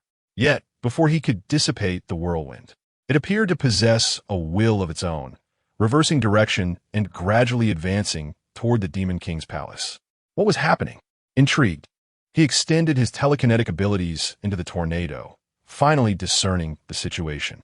The sinister youth, despite being tossed within the tempest, was striving to maintain consciousness. Veins bulged on his forehead as he exerted every ounce of strength to control the tornado, guiding it toward the palace. With a spark of realization, Qin Xiaoyan nodded in approval, remarking, "Ah, so you intend to utilize the palace's anti-magic field within a 100-meter radius to quell the uncontrollable tornado? An astute strategy indeed. You possess both responsibility and cunning. If all goes well, this young man is likely to be the final victor of the trial." Chapter 55, another one that being said. This ominous youth, should he refuse to undertake the Demon King trial, would merely be the last to pass by mere words. As thoughts swirled, a colossal tornado, under the control of the eerie boy, finally encroached upon the 100-meter vicinity of the Demon King's palace. In that fleeting moment, the furious tornado seemed to be halted by an unseen hand, abruptly ceasing its tumultuous dance, vanishing as if it had never existed. The students ensnared within its grasp screamed in terror, plummeting from the sky alongside countless twigs and leaves. Within that 100-meter radius, a cacophony of falling debris echoed. Many students, already disoriented from being sucked into the vortex, found themselves crashing to the ground, only to land within the oppressive aura that enveloped the area. Struck by this dual assault, they barely had time to utter a lament before their eyes rolled back, succumbing to unconsciousness. Alas, with such a display, at least a third of this group had been eliminated, and it appeared that old Yuan's ambition to recruit 500 individuals would soon be realized. Wait a moment. A frown creased Qin Xiaoyun's brow as a realization dawned upon him. In this manner, the sinister lad would undoubtedly emerge as the one with the highest score. Indeed, the powers of a natural-type devil fruit are as formidable as rumored. After a brief reflection, a veil of white mist flickered in Qin Xiaoyun's eyes. A surge of telekinetic energy enveloped the training ground, lifting the unconscious students from the ground and escorting them out of the arena. Then, the ominous youth rose from the ground, shaking his head to dispel the dizziness. Once his vision cleared, his eyes darted around, searching for any signs of danger. Judging by the shift in his expression, he seemed relatively unbothered by the oppressive atmosphere. Yet, upon realizing his location, his pupils constricted, and he scrambled to escape. Qin Xiaoyun smirked, communicating with him through mental connection. "Boy, get yourself into the Demon King's palace and face the trial, or I shall hang you up and beat you." "Who?" The sinister youth squinted, his facial muscles twitching, adopting a menacing demeanor. "I am Qin Xiaoyun." Qin Xiaoyun, as Deng Jigang was about to unleash a tirade. The name struck him like a chill. "What? His Excellency, the Divine Hand? Knowing who I am, why haven't you gone yet? Go, go. I shall head there immediately." Without hesitation, he scrambled to his feet and dashed toward the Demon King's palace, achieving an impressive time of 8 seconds within the 100-meter range. Meanwhile, another figure cautiously approached. Upon glimpsing the Demon King's palace, his face turned ashen, eyes brimming with dread. Trembling, he hesitated to turn back. "Until now, I have yet to earn a single point. This is my only chance. Only by passing through here can I become a qualified candidate. Duan Jiejun, do you dare not take the risk? Will you remain a coward for life?" As if conversing with himself, the youth named Duan Jiejun's eyes flickered with a spark of defiance. Gritting his teeth, he shut his eyes and charged into the 100-meter zone. As he took his first step inside, an indescribable weight suddenly descended upon him, pressing down with formidable force. A suppressed grunt escaped his throat, as the overwhelming pressure nearly caused him to faint. Yet, gritting his teeth, he persevered, moving forward step by painstaking step. The wavering of his resolve only made the initial 100-meter test increasingly arduous. This ominous-looking youth, much like Luo Qingwu and the others, managed to traverse rapidly, indicating that his willpower was not inferior to theirs. Watching Deng Ji swiftly complete the 100-meter test and boldly challenge the Demon King trial upon entering the palace, Qin Xiaoyun nodded in satisfaction. This time, it seemed that the promising talents of this cohort were indeed in his grasp. "Old Yuan, do not blame me. You consented to my selection of students." With a triumphant chuckle, Qin Xiaoyun closed his eyes, planning to slip away as soon as the last prospective student of Class 00 finished the Demon King trial. As for Lu Zhongyue and his peers, to be frank, Qin Xiaoyun harbored little hope for their success in the trials. However, undergoing the Demon King trial would not be without its benefits. After the ordeal, their mental fortitude would experience a significant enhancement. Yet, unbeknownst to him, a youth with a pallid complexion was steadily approaching the Demon King's palace, his trembling body drenched in perspiration. Though his pace was slow, he never ceased his forward momentum. In a short while, he had surpassed several others. One male student, gazing at his back in disbelief, exclaimed, "Is that you, the timid Duan Jiejun?" Upon hearing his name called, Duan Jiejun glanced back, his bloodshot eyes and ashen face resembling that of a specter. The other student recoiled in surprise, almost doubting his own recognition. Yet seeing Duan in such a state, he dared not speak again, and, feeling the heightened pressure, he plopped down onto the ground, his complexion paling rapidly. Duan Jiejun remained silent, turning back to continue his slow advance. With each step, he whispered to himself, "I can do this, as long as I become a student of the Supernatural Academy. I can do this." His deliberate pace surpassed one student after another. His will, tempered like steel, shed impurities in the crucible of fire and hammering, refining into a robust essence. Time passed, and miraculously, he found himself within the Demon King's palace.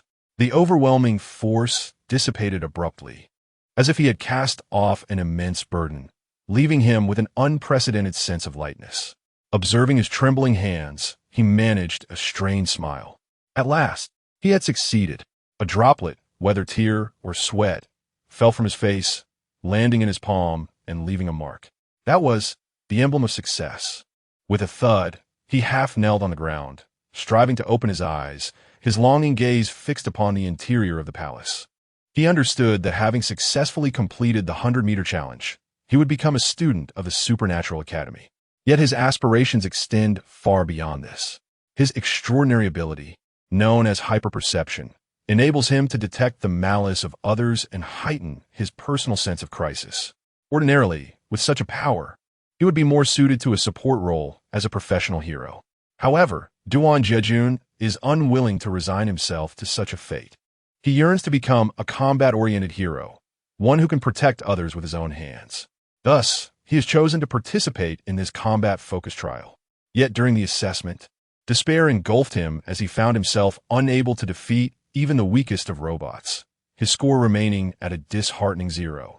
He had begun to abandon his dreams, contemplating withdrawal from the training grounds to accept a more modest role as a support hero.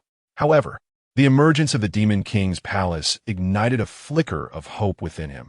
For the sake of his dreams, he steeled himself against his fears and, with great effort, made his way to this pivotal juncture. He understood that his innate talents paled in comparison to those of the illustrious figures like Luo Qingwu. Yet, as long as a glimmer of hope persisted, he refused to yield. No, merely enrolling in the Superpower Academy is insufficient. My abilities are too weak. Only those stronger than I can assist in unlocking my potential. With his eyes wide open, a flame ignited within Duan Jejun. I shall challenge the Demon King's trial. Resolutely, he dragged his weary body forward, ignoring the myriad gazes of the sea contestants. His focus remained fixed on the crystal orb before him. Intuition urged him. This colossal crystal was the key to the trial, emanating an overwhelming sense of danger that could easily crush him. In the past, such a feeling would have sent him fleeing, seeking refuge from harm. But now, he was willing to take a gamble. Taking a deep breath, Duan Jejun extended his hand towards the crystal. At that moment, a mocking laugh echoed from behind him. Heh! What kind of insignificant creature dares to challenge the Demon King's trial? Utterly lacking in self-awareness. Though he did not turn, Duan Jejun recognized the voice's owner, his classmate and his seed contestant, Dan Fei. In school, she was the lofty cloud, while he was but dust beneath her, their paths never crossing. Yet now, Dan Fei stood as a coward who dared not face the trial, while he had transformed into a gambler, risking his life and future. Showing no sign of hesitation, Duan Jejun resolutely pressed his palm against the crystal orb. The moment he did so, Qin Shaoyun, at the pinnacle above, abruptly opened his eyes, surprise flickering in his luminous gaze. To his astonishment, another promising candidate had emerged. Chapter 56. Class 00 reaches initial capacity. A blinding white light suddenly illuminated before Duan Jejun. Raising his hand to shield his eyes, he squinted and lowered his head, bewildered by the unfolding scene. Just as confusion enveloped him, a faintly mocking voice reached his ears. Coward! Duan Jejun! Coward! As the glaring light faded, he beheld a group of teenagers relentlessly mocking a terrified boy who clutched his head in despair. Witnessing this familiar tableau sent a shiver down Duan Jejun's spine. This was a moment that occurred shortly after he had awakened his superpower of heightened perception. This extraordinary ability significantly amplified his sense of danger, enabling him to discern the hostility of others with ease. To elaborate, while a person walking down the street might view a mere pothole as a trivial obstacle, to Duan Jejun, it appeared akin to a life-threatening abyss. What others merely expressed as dissatisfaction felt to him like a terrifying threat to his very existence. Thus, the awakening of his superpower plunged him into a profound abyss. Even simple acts like opening a door or descending a staircase felt akin to embarking on a life-or-death challenge. Consequently, the once cheerful boy earned the moniker of coward among his classmates. The inconveniences of life the disdain from family, and the ridicule from peers plagued him for several years. This period was undoubtedly the most harrowing of his existence. His semi-transparent eyes were bloodshot, fists clenched tightly, his body trembling uncontrollably, and his face ashen with terror. "I'm not a coward. I'm not a coward. Not a coward," he muttered incessantly, while the waves of fear and anguish crashed over him relentlessly. In a state of despair, he cradled his head and sank to the ground, weeping profusely. The group of students who had once mocked the young Duan Jiajun seemed to peer through the veil of space and turn to witness the sobbing, half-ethereal figure of Duan Jiajun, their faces contorting into expressions of derision. There's another coward over there. That's the grown-up Duan Jiajun. Ha ha ha. Look, even after growing up, he remains a coward. Clasping his hands tightly over his ears, Duan Jiajun's eyes gradually glazed over as he repeated, "I'm not a coward. I'm not." Meanwhile, Qin Shaoyun, utilizing telepathic insight to peer into Duan Jiajun's illusion, scratched his head in exasperation. "Damn, could I have misjudged this? This display is quite perplexing." Unconvinced, he withdrew from Duan Jiajun's vivid illusion. As his eyes glimmered with a white light, he meticulously scrutinized the boy's aura. From a person's aura, one can discern their character, future, and unique attributes. Duan Jiajun's aura was feeble, hardly surpassing that of an ordinary individual. Were it not for the unusual hue of his aura, Qin Shaoyun might have mistaken him for an inconspicuous commoner. However, gazing at this aura that swayed like grass in the wind, Qin Shaoyun fell into deep contemplation. A line of ancient poetry suddenly emerged in his mind. "The fierce wind knows the resilient grass." Indeed, it was this very line that best encapsulated the aura of Duan Jiajun, far surpassing the mere grass of the vast plains. What makes the humble grass truly formidable? Is it its vitality? No, it is its tenacity, a spirit of resilience that cannot be toppled even by the fiercest gale. "Wait," Qin Shaoyun pondered, stroking his chin. "What is this intense scent of blue silver entwined in the air?" However, he furrowed his brow as he observed Duan Jiajun's aura. This presence, as fragile as the wild grass by the roadside, seemed to rise anew each time it was trodden upon, swaying in the wind and letting out its own roar. Perhaps a miracle might indeed unfold. A hint of surprise flickered across Qin Shaoyun's face as he turned to look at another individual of great significance to him, the eerie boy. He initiated a mental connection, penetrating into the boy's illusion. "Little sister, would you like to see the goldfish? I just caught them." In the realm of illusion, a sinister-looking child spoke to a girl of 7 or 8 years. Perhaps due to the cold weather, the child's gaunt face was flushed, and as he exhaled, wisps of white smoke escaped his lips. Paired with his grin revealing 8 teeth, he resembled a diminutive, unsavory old man. "Wow, Mommy!" The little girl was frightened, bursting into tears as she fled, leaving behind a bewildered Deng Zhi. Those around him began to point and murmur. A bad person, a wicked villain. His appearance suggested that he would inevitably become a wanted criminal. At such a young age, this child does not seem to be a good soul. Can anyone help report this to the authorities? Deng Zhi's eyes glimmered with unshed tears, his nose tinged with sadness, yet he still wore a smile he deemed friendly. "Look," P.S. still smiling. A most unpleasant sight. Clutching a small fishbowl, Deng Zhi gazed around in confusion, unable to comprehend the malice directed at him. Anticipating this very scene, Qin Shaoyun sighed, quietly observing the semi-illusory Deng Zhi, curious about how he would confront it all. A light laugh echoed in his ears. Qin Shaoyun looked in astonishment at the grown-up Deng Zhi. He watched as Deng Zhi took a step forward, and at the moment he touched the barrier of space, a crack resounded, shattering the entire barrier. The semi-illusory figure gradually solidified. The adult Deng Zhi still did not appear to be a virtuous person. With a smile that could easily be misinterpreted, he approached his younger self step by step. Opening his arms, he embraced his frail and helpless younger self, exclaiming, "I have always wished to return to the past, to hold the confused and lost little me. Thank you for granting me this opportunity." Crack! The true illusion shattered. Boom! Countless whirlwinds erupted from the fractured world, and a dark figure emerged, resembling a world-destroying demon. Ha ha ha! Deng Zhi laughed maniacally, his eerie aura now infused with a touch of pride. I am invincible now. The storm. Boom! A multitude of tornadoes swirled around him, intertwining with one another, their powerful forces seemingly poised to rend the very fabric of space. Standing amidst the tempest, the fierce winds whipped at his garments, producing a sharp, crackling sound. In that moment, Deng Zhi exuded an aura reminiscent of a sinister mastermind.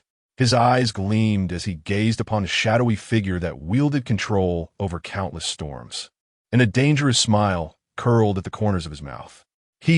My apologies, but it appears my superpower has spiraled out of control, he remarked. As soon as the words escaped his lips, he was swept away like a leaf caught in a gale, emitting a piercing scream before being drawn into one of the tornadoes, swirling chaotically like clothes in a washing machine. Several tornadoes entwined as they surged toward the shadow, accompanied by the incessant sounds of horrified screams and retching. Goodness, Qin Shaoyun chuckled, inflicting 1,000 wounds upon the enemy while sustaining 800 to 1,200 of my own. Another reckless little rascal. I shall await your return outside. With that, he vanished from Deng Zhi's illusory realm. On the top floor of the palace, Qin Shaoyun slowly opened his eyes, turning to glance at the group of students exuberantly displaying their skills beside a pile of fruit. He smiled with satisfaction. Luo Qingwu, Lu Xinran, Chun Hongjie, Sima Xiu, Yishi, Shi Yigong, Meng Fanren, Long Hua, and Chunwen, together with the undoubtedly successful Deng Zhi and the highly probable candidate Duan Jiejun. They totaled 11 individuals. Class 00 was thus preliminarily filled to capacity. Chapter 57. The entrance examination concludes it is not that he is unwilling to recruit more students. Rather, he deems it unnecessary. Focusing one's efforts on nurturing a select few elites is far more prudent than squandering considerable time attempting to cultivate a multitude of ordinary individuals. Most importantly, Qin Shaoyun harbors a modicum of self-doubt regarding his ability to teach students effectively. Transforming mediocrity into brilliance remains uncertain. However, he mused with a smirk, transforming a cohort of inherently gifted individuals into acknowledged prodigies would undoubtedly pose no challenge.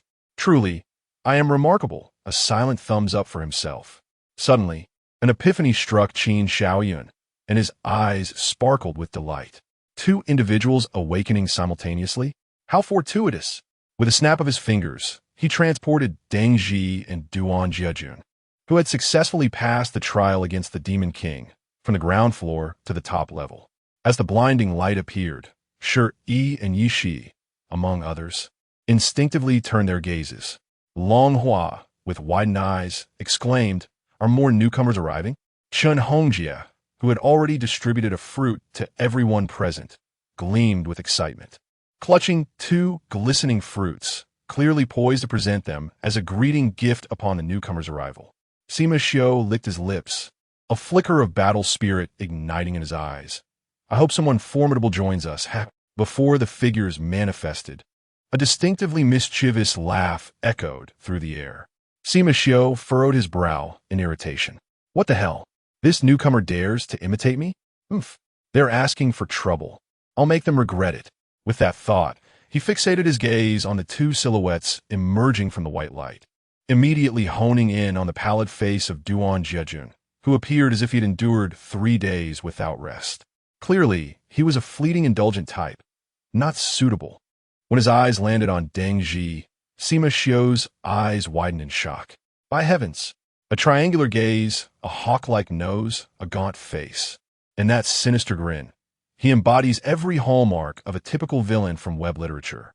No one would believe he is a good person. Momentarily taken aback by Deng Zhi's appearance, Sima Xiu momentarily forgot his intentions to confront him. The others, too, were taken aback upon seeing Deng Zhi, having never encountered such a quintessentially villainous visage. Chun Hongjie, who initially intended to approach with fruit, hesitated, cautiously retreating behind Lu Xinran to observe discreetly. All right, everyone look over here. A voice shattered the silence. drawing the attention of the crowd towards Qin Shaoyan. Upon hearing that familiar voice, Duan Jiejun's eyes flickered with excitement as he too turned towards Qin Shaoyan. It was the voice of the Hand of God. Truly, it was the formidable special class hero, the Hand of God. If you were to assist me, surely he could help me unlock my superpowers. At that moment, Deng Ji suddenly grinned maliciously, fixing a chilling gaze upon Qin Shaoyan. Qin Shaoyan's mouth twitched involuntarily. What on earth? It truly evokes the image of a villain. No wonder that in the realm of reality and illusion, even the innocent little girl is so fearful of you that she breaks into tears. Feeling somewhat speechless, I noticed their gazes shifting towards me, prompting me to speak. Duan Jiejun and Deng Ji, congratulations on overcoming the trials of the Demon King. You now have two choices observing the two youths who seemed poised to succeed in the trials. Qin Shaoyan reiterated his previous words. You may join the elite class or the 00 class. I hope you will deliberate carefully. As he concluded, a meaningful glance was cast towards Deng Ji. Deng Ji's smile froze, a chill creeping into his heart. What does this imply? If I refuse to join this so-called 00 class, will you resort to brutal punishment? Before he could voice his thoughts, Duan Jiejun beside him eagerly nodded his head. I am willing. I wish to join the 00 class. Excellent. Qin Shaoyan responded with satisfaction. Although Duan Jiejun may not appear to be a genius, with some refinement, he could indeed be considered a remarkable gem. After all, passing the trials of the Demon King surpasses the achievements of 99% of the participants. Turning his gaze to Deng Ji, he inquired again, And you? Deng Ji's sinister smile emerged, but upon catching Qin Shaoyan's warning gaze, a cold sweat broke out on his forehead. I choose to join. The Qin Shaoyan narrowed his eyes, a chill running through him. Deng Ji quickly corrected himself. I choose to join the evidently more prestigious 00 class. Good. With a resounding clap, Qin Shaoyan beamed. Extending his right hand, energy swiftly coalesced into a luminous white sphere. With a flick of his wrist, the sphere tumbled to the ground, seamlessly merging into the floor, vanishing from their sight. Noticing their puzzled expressions, Qin Shaoyan smiled and clarified, a simple precaution, to prevent those who challenge the trials of the Demon King from truly becoming imbeciles or meeting their demise. As previously stated, he is not devoid of compassion. Those below appear unlikely to succeed in challenging the Demon King's trials. Moreover, he had not lied from the outset. Failure in the challenge genuinely results in becoming a fool or losing one's life. When he had previously glimpsed Duan Jiejun's true illusion, witnessing him crumple to the ground, Qin Shaoyan nearly believed he would be crushed by despair, leading to failure. Once the spirit is shattered, self-doubt ensues, locking one's heart away. This is the very reason for becoming an imbecile. Death, on the other hand, occurs when one fails to surmount the challenges of life and death, resulting in being vanquished by another aspect of oneself. If one fails to realize they are merely in a state of pseudo-death, then true death ensues. The sphere earlier was imbued with a special essence. Should anyone fail the challenge, immediate rescue would be enacted. Who could have predicted that so many would rush to confront the trials of the Demon King? Reflecting on this, Qin Shaoyan placed the blame squarely on Duan Jiejun. The onlookers, witnessing his success, hurried to engage with the crystal ball, leading to a scene where a multitude lay sprawled across the first level of the palace. For you, the entrance examination of the Qinyun Superpower Academy has concluded. Next, Qin Shaoyan smiled, surveying all those present. I shall demonstrate my strength to you, allowing you to behold with your own eyes whether I possess the qualifications to teach you. As he spoke the last words, his gaze, half smiling yet piercing, fixated on Chunwan. Chunwan felt a chill run down his spine, an unsettling discomfort enveloping him. Why are you staring at me? I acknowledge that the special class is formidable, yet I have even more impressive candidates to instruct me. Is it not permissible for me to dissent? Retracting his gaze, he turned to the visibly exhilarated Sima Xiao and the grinning Shuri Gong, as Qin Shaoyan continued. You should be aware that I once proclaimed, where I stand, if any deity descends, they shall be slain. As the word slay reverberated, a palpable aura of death erupted from Qin Shaoyan. sweeping through the entire upper tier like a tempest. The crowd felt as though they were ensnared in a mountain of corpses and an ocean of blood, a profound terror blossoming from within. Even the audacious Sima Xiao and Shi Yigong turned ashen, while others trembled in fear, barely able to remain upright. Duan Jiejun, whose ability was supersensory, felt the hair on his body stand on end, his eyes bloodshot. It was as if a blade were incessantly gliding across his skin, etching terrifying lines of dread. Only Luo Qingwu stubbornly bit her lip, resisting the urge to sway, her indomitable spirit compelling her to fight back. She was not alone in this defiance. Yi Shi, who shared a similar aura, stood resolutely alongside her, while the rest were nearly toppled by this menacing presence. The two of them felt a flame ignite within, perpetually resisting the overwhelming force. Excellent. Qin Shaoyun, witnessing this, smiled with satisfaction, retracting his murderous aura.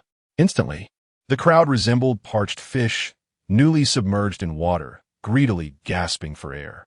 Chun Wan, panting heavily, gazed at Qin Shaoyun, his mind racing with profanities. What is the need to showcase any prowess?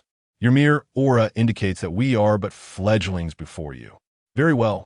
Since none of you have fainted, I shall show you how I eradicate the malignant forces of Area 1. As his words fell, a sinister smile crept upon Qin Shaoyun's lips, and with a resounding clap, a blinding white light enveloped the scene. In the wake of the brilliance, all present vanished from their locations. Chapter 58. Omniscience and Omnipotence. Above District 1 of City L, a sudden spatial transfer occurred with a crack. A languid male voice accompanied the crisp sound of shattering glass. In the next moment, the previously serene sky was suddenly riddled with fine white fissures, from which a foot clad in casual shoes emerged. It was as if the very fabric of space had been shattered. Qin Shaoyun stood firmly in the emptiness of the high altitude. Ding! The moment he materialized, it seemed to conjure a tempest. The fierce winds tore through the surrounding space, causing it to fragment and resonate with an ethereal tinkling sound, as shards of space of varying sizes scattered in all directions.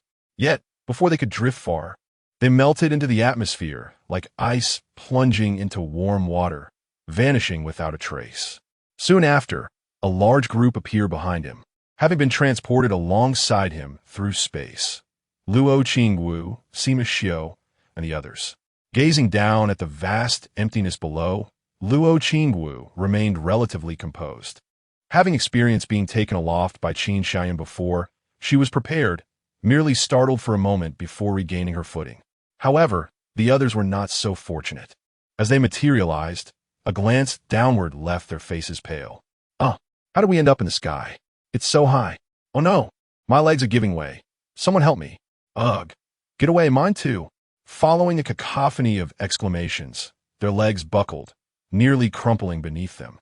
Chen Hongjia, terrified, leaped into Lu Xinran's embrace, her face a mask of fear, unwilling to look down. Duan Jiejun was covered in goosebumps. Curiously, his heightened senses detected no imminent danger. Meanwhile, Chun Wan, claiming to have seen much in his experiences with the 12 heavenly generals, trembled in shock. Even his grandfather could not effortlessly lift a dozen individuals into the sky.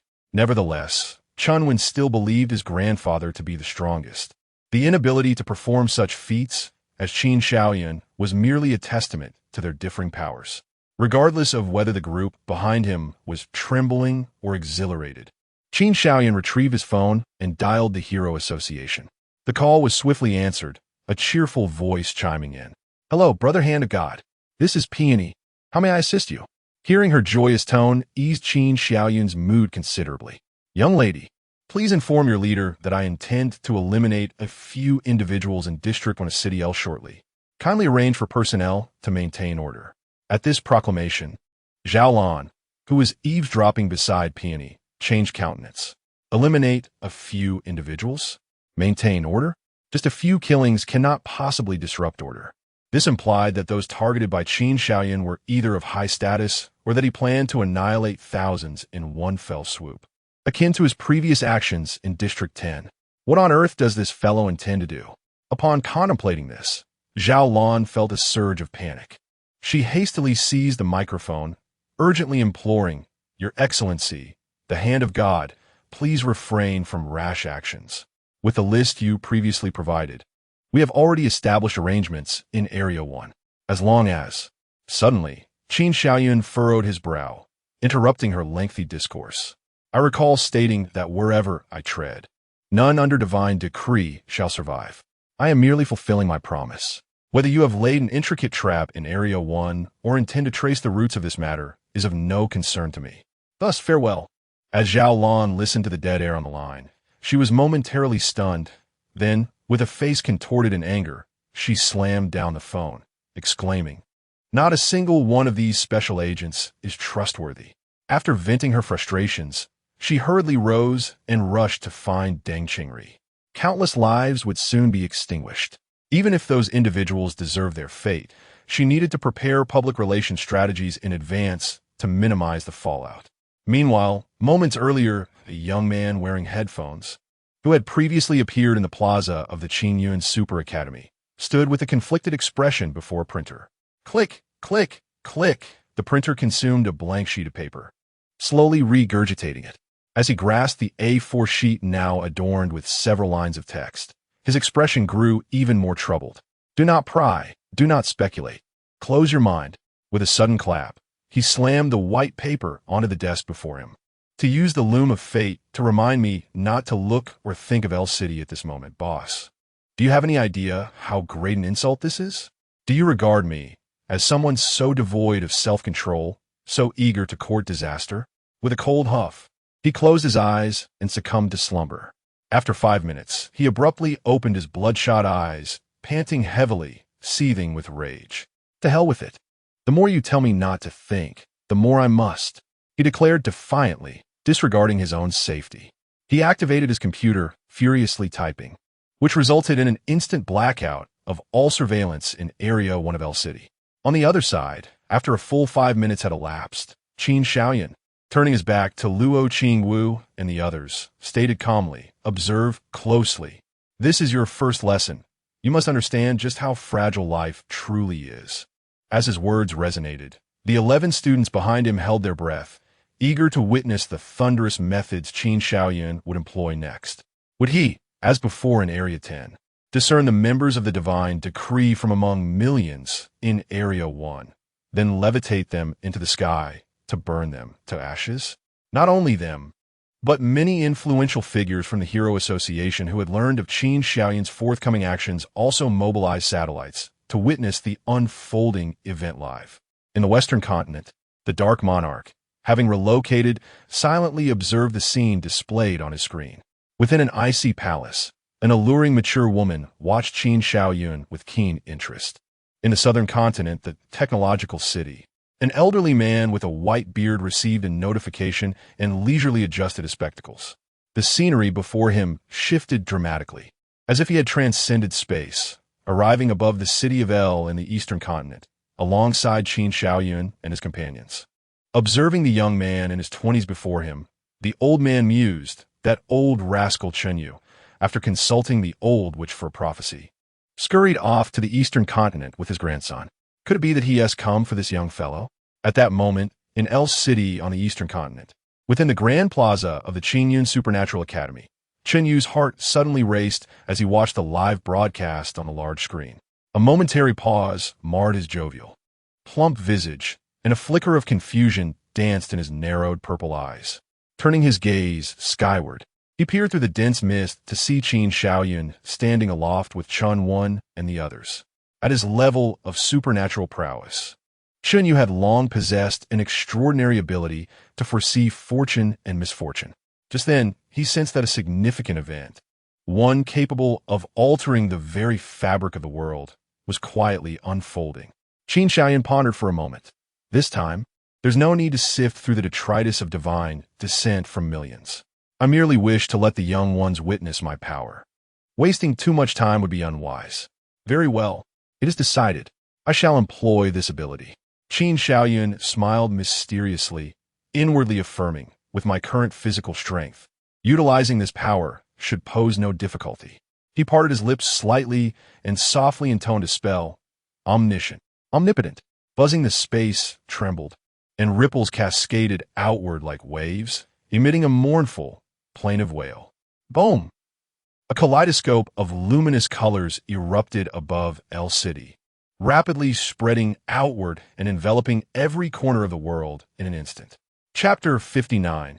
The consciousness of the divine under the oppressive tremors of this force. The 11 students behind Qin Shaoyan were rendered unconscious in an instant, unable to react. The space continued to vibrate ceaselessly.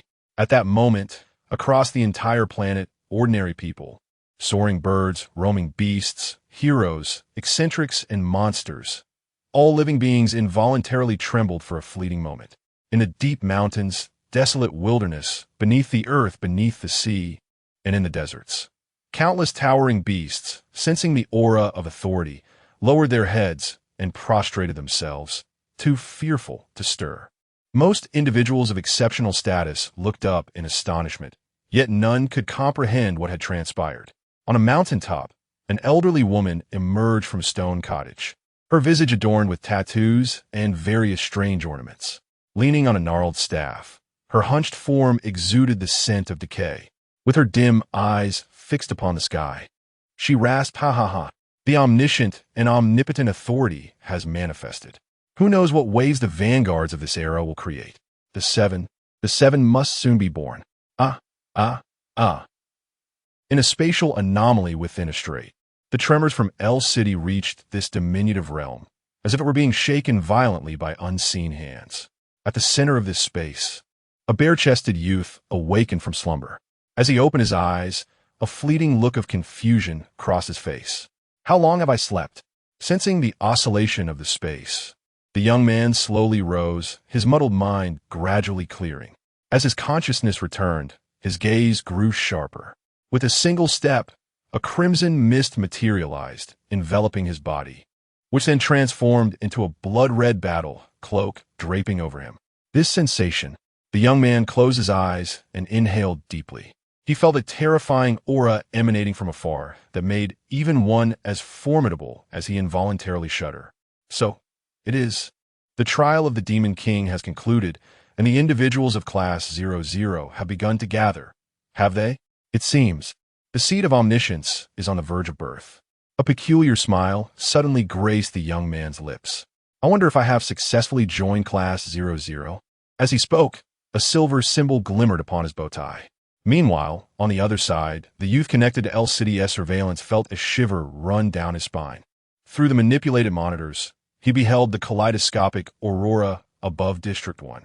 While ordinary people might marvel at the beauty of nature, the headset-wearing youth, as a member of the divine descent, felt an unsettling sense of being targeted by a mysterious and formidable presence upon witnessing the radiant spectacle. "Damn it, I should have heeded the boss's advice. My curiosity has led me into trouble." The youth lamented, tears of frustration welling in his eyes. "Forget it. Death is but death." Sitting on a chair, I rolled a few times, akin to a decayed child, while the headphone-clad youth surrendered to despair, lying flat. Moving the mouse, I directed all surveillance towards the heavens, yearning for a comprehensive observation of the scene. Alas, the resolution of the monitors was inadequate, revealing only clusters of light in the sky. In the grand square of Qingyun Academy, a multitude of spectators, initially engrossed in the live broadcast, were captivated by this aurora. The reporters, in particular, were ecstatic. It was indeed fortuitous to be here. Not only had they unearthed a monumental story about the Demon King's palace, but they could also capture a rare aurora up close. Truly, this journey was not in vain. Gazing upward, Qin Yining felt no marvel, but rather a flicker of foreboding. Could this bizarre phenomenon be conjured by that rascal Qin Shaoyan? The thought ignited a sense of worry within her. Meanwhile, Chen Yu, upon witnessing the colorful radiance in the sky, was enveloped in gravity. A flicker of lightning danced within his violet eyes. Moments ago, after experiencing an indescribable shudder, he realized he could not decipher the dazzling light above. As he contemplated investigating further, a sudden paralysis overcame him, as if he sensed a life-threatening peril lurking within. Moreover, it was of a fatal nature. "Director Yuan, a strange aurora has appeared in the sky." "Aurora? Can we reach the Lord of the Divine Hand? Unable to establish contact. Amidst the kaleidoscope of colors, the omniscient Qin Shaoyun unexpectedly slipped into a peculiar state. He felt as though he stood in one place while simultaneously existing in another realm. The smile upon his face gradually faded, replaced by an aura of serene nobility. The seven-colored luminescence emanated from his towering form. His eyes, now wide open, shimmered with a white light, growing increasingly indifferent, as if all emotional hues were buried deep within. Within his mind, a torrent of incomprehensible information surged in an instant. Yet, in comparison to the deluge of knowledge flooding his consciousness, his processing speed was akin to an ant attempting to catch up to a beam of light, striving to escape the Milky Way from Earth. Light, a stream of photons within a specific frequency band. Electronic transitions, a star 100 light-years away, its radius, a lifespan of 75 billion.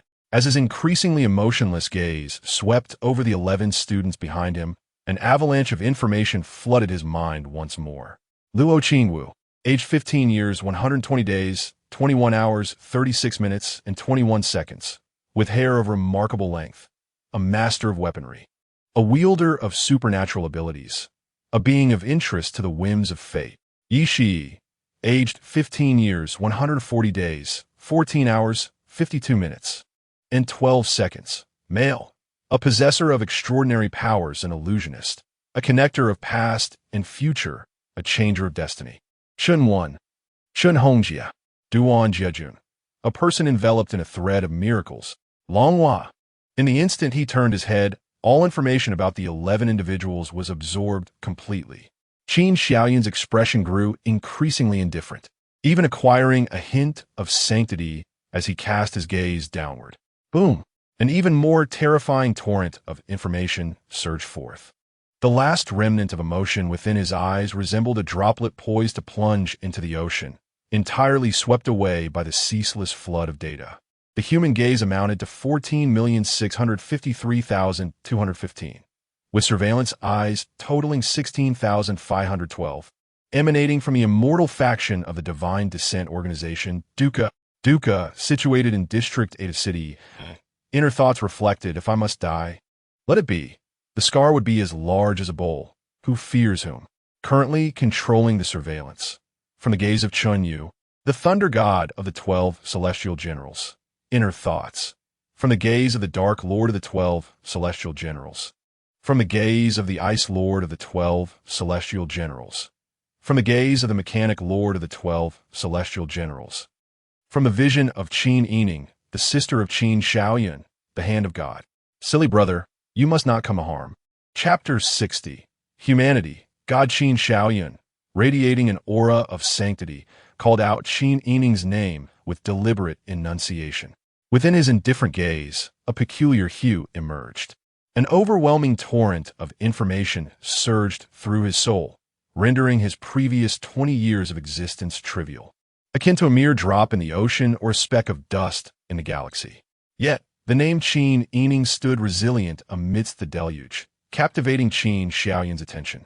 Qin Xiaoyun, have you lost your mind? Who do you think you are? The voice of his sister echoed in his mind. Mom, Qin Xiaoyun is bullying me. Familiar yet distant memories cascaded through his consciousness, and a fleeting perplexity crossed his eyes. Who am I? A vivid image materialized in his mind. A frantic Qin Yining wielding a broom, chasing him from their room to the street. Qin Xiaoyun, I will kill you. It was a memory from when he was 17, having plucked a strand of hair from the slumbering Qin Yining for a paternity test. In another recollection, Qin Yining resembled a fierce mother tiger, shielding Qin Xiaoyun from an older boy, glaring fiercely. My brother can only be bullied by me. Let us see who dares to touch him. This was from when he was 7, standing alone, having ventured out to buy ice pops, only to be bullied by older students, while Qin Yining defended him. A young couple, distressed, lifted a feeble infant from a tattered basket by the roadside. What kind of heartless adult would abandon a child to the elements? Quick, to the hospital. A curious little girl, around 2 or 3, gazed at the silent infant, poking his cheek with her finger and bursting into delighted laughter, clapping her hands joyfully. Brother, brother, Suddenly, a white, ethereal mist enveloped Qin Xiaoyun's vision, and an immense force erupted from within him, as vibrant, prismatic light emanated and multiplied rapidly. In mere moments, it engulfed the entirety of City L, showing signs of further expansion. I am. Amidst his previously indifferent tone, a trace of emotion emerged. Suppressed feelings surged forth, and a struggle appeared on Qin Xiaoyun's face. Qin Xiaoyun, his pupils constricted sharply. The memories of 23 years, now condensed into a solid mass, stood unwavering against the relentless tide of information. He extended his hand, allowing his thumb and middle finger to touch. With a snap, a resonant sound echoed, sending ripples of colorful light across other cities, only to retract and vanish in an instant. Invisible information was drawn from his mind and gathered in his palm, slowly coalescing into a pristine, diamond-shaped crystal. No one could have anticipated the extraordinary essence concealed within this crystal. Meanwhile, the aura of nobility and mystery that enveloped him gradually faded, reverting to his form prior to wielding the omniscient and omnipotent powers. Gasping for breath, Qin Xiaoyun clutched the crystal tightly, a wave of trepidation washing over him. Cursing under his breath, he cast it into his spatial pouch. Damn it! He had nearly lost control. Omniscience. It was a force far beyond the grasp of any mere mortal. Omniscience implies an awareness of all worldly information. From the grandest events, such as the birth of the universe, the formation of celestial bodies, the destruction of stars, the origins of life, to the esoteric secrets of ascension to divinity, down to the minutiae of particle collisions and their resulting chain reactions. Such an overwhelming torrent of information, when thrust upon an individual's consciousness, could yield dire consequences. Ah, indeed. It would drown Qin Xiaoyun's human awareness amidst an endless sea of knowledge. Omniscience granted him insight into the profound mysteries of existence, while omnipotence catalyzed the rapid evolution of his mind and body to accommodate this knowledge. Yet, the extreme consequences of such evolution drew him closer to the essence of the universe, transforming his being towards an entirely new cosmic form. Should this continue, he risked becoming chaos incarnate, potentially giving rise to myriad divine beings, culminating in a formidable figure wielding an axe to cleave open the heavens. Yet by that time, he would care little for such transformations. In the relentless pursuit of knowledge, his thoughts would dissipate, rendering him akin to a celestial principle. However, Qin Xiaoyun felt no ailment afflicting him. Why, then, should he unwittingly merge with the chaotic cosmos? He could manipulate a small universe at will, create or destroy it, without resorting to the abilities of omniscience and omnipotence to forge a new universe. It was akin to possessing a fortune of 100 billion, only to gamble it away for a mere dime, risking the loss of his wealth. Why not simply enjoy life with that fortune? Such a pursuit seemed utterly imprudent. Reflecting on this, Qin Xiaoyun gazed toward the direction of the Qingyun Supernormal Academy and sighed. Acknowledging Qin Yining's foresight in anticipating his potential descent into power's abyss, thus providing him with a precautionary shield. He owed her gratitude for insisting he remain an ordinary person for several years. Otherwise, he might have truly ascended to godhood. Patting his still-throbbing chest, he muttered curses. What was the allure of divinity? It rendered one cold and devoid of desire, akin to a mere stone.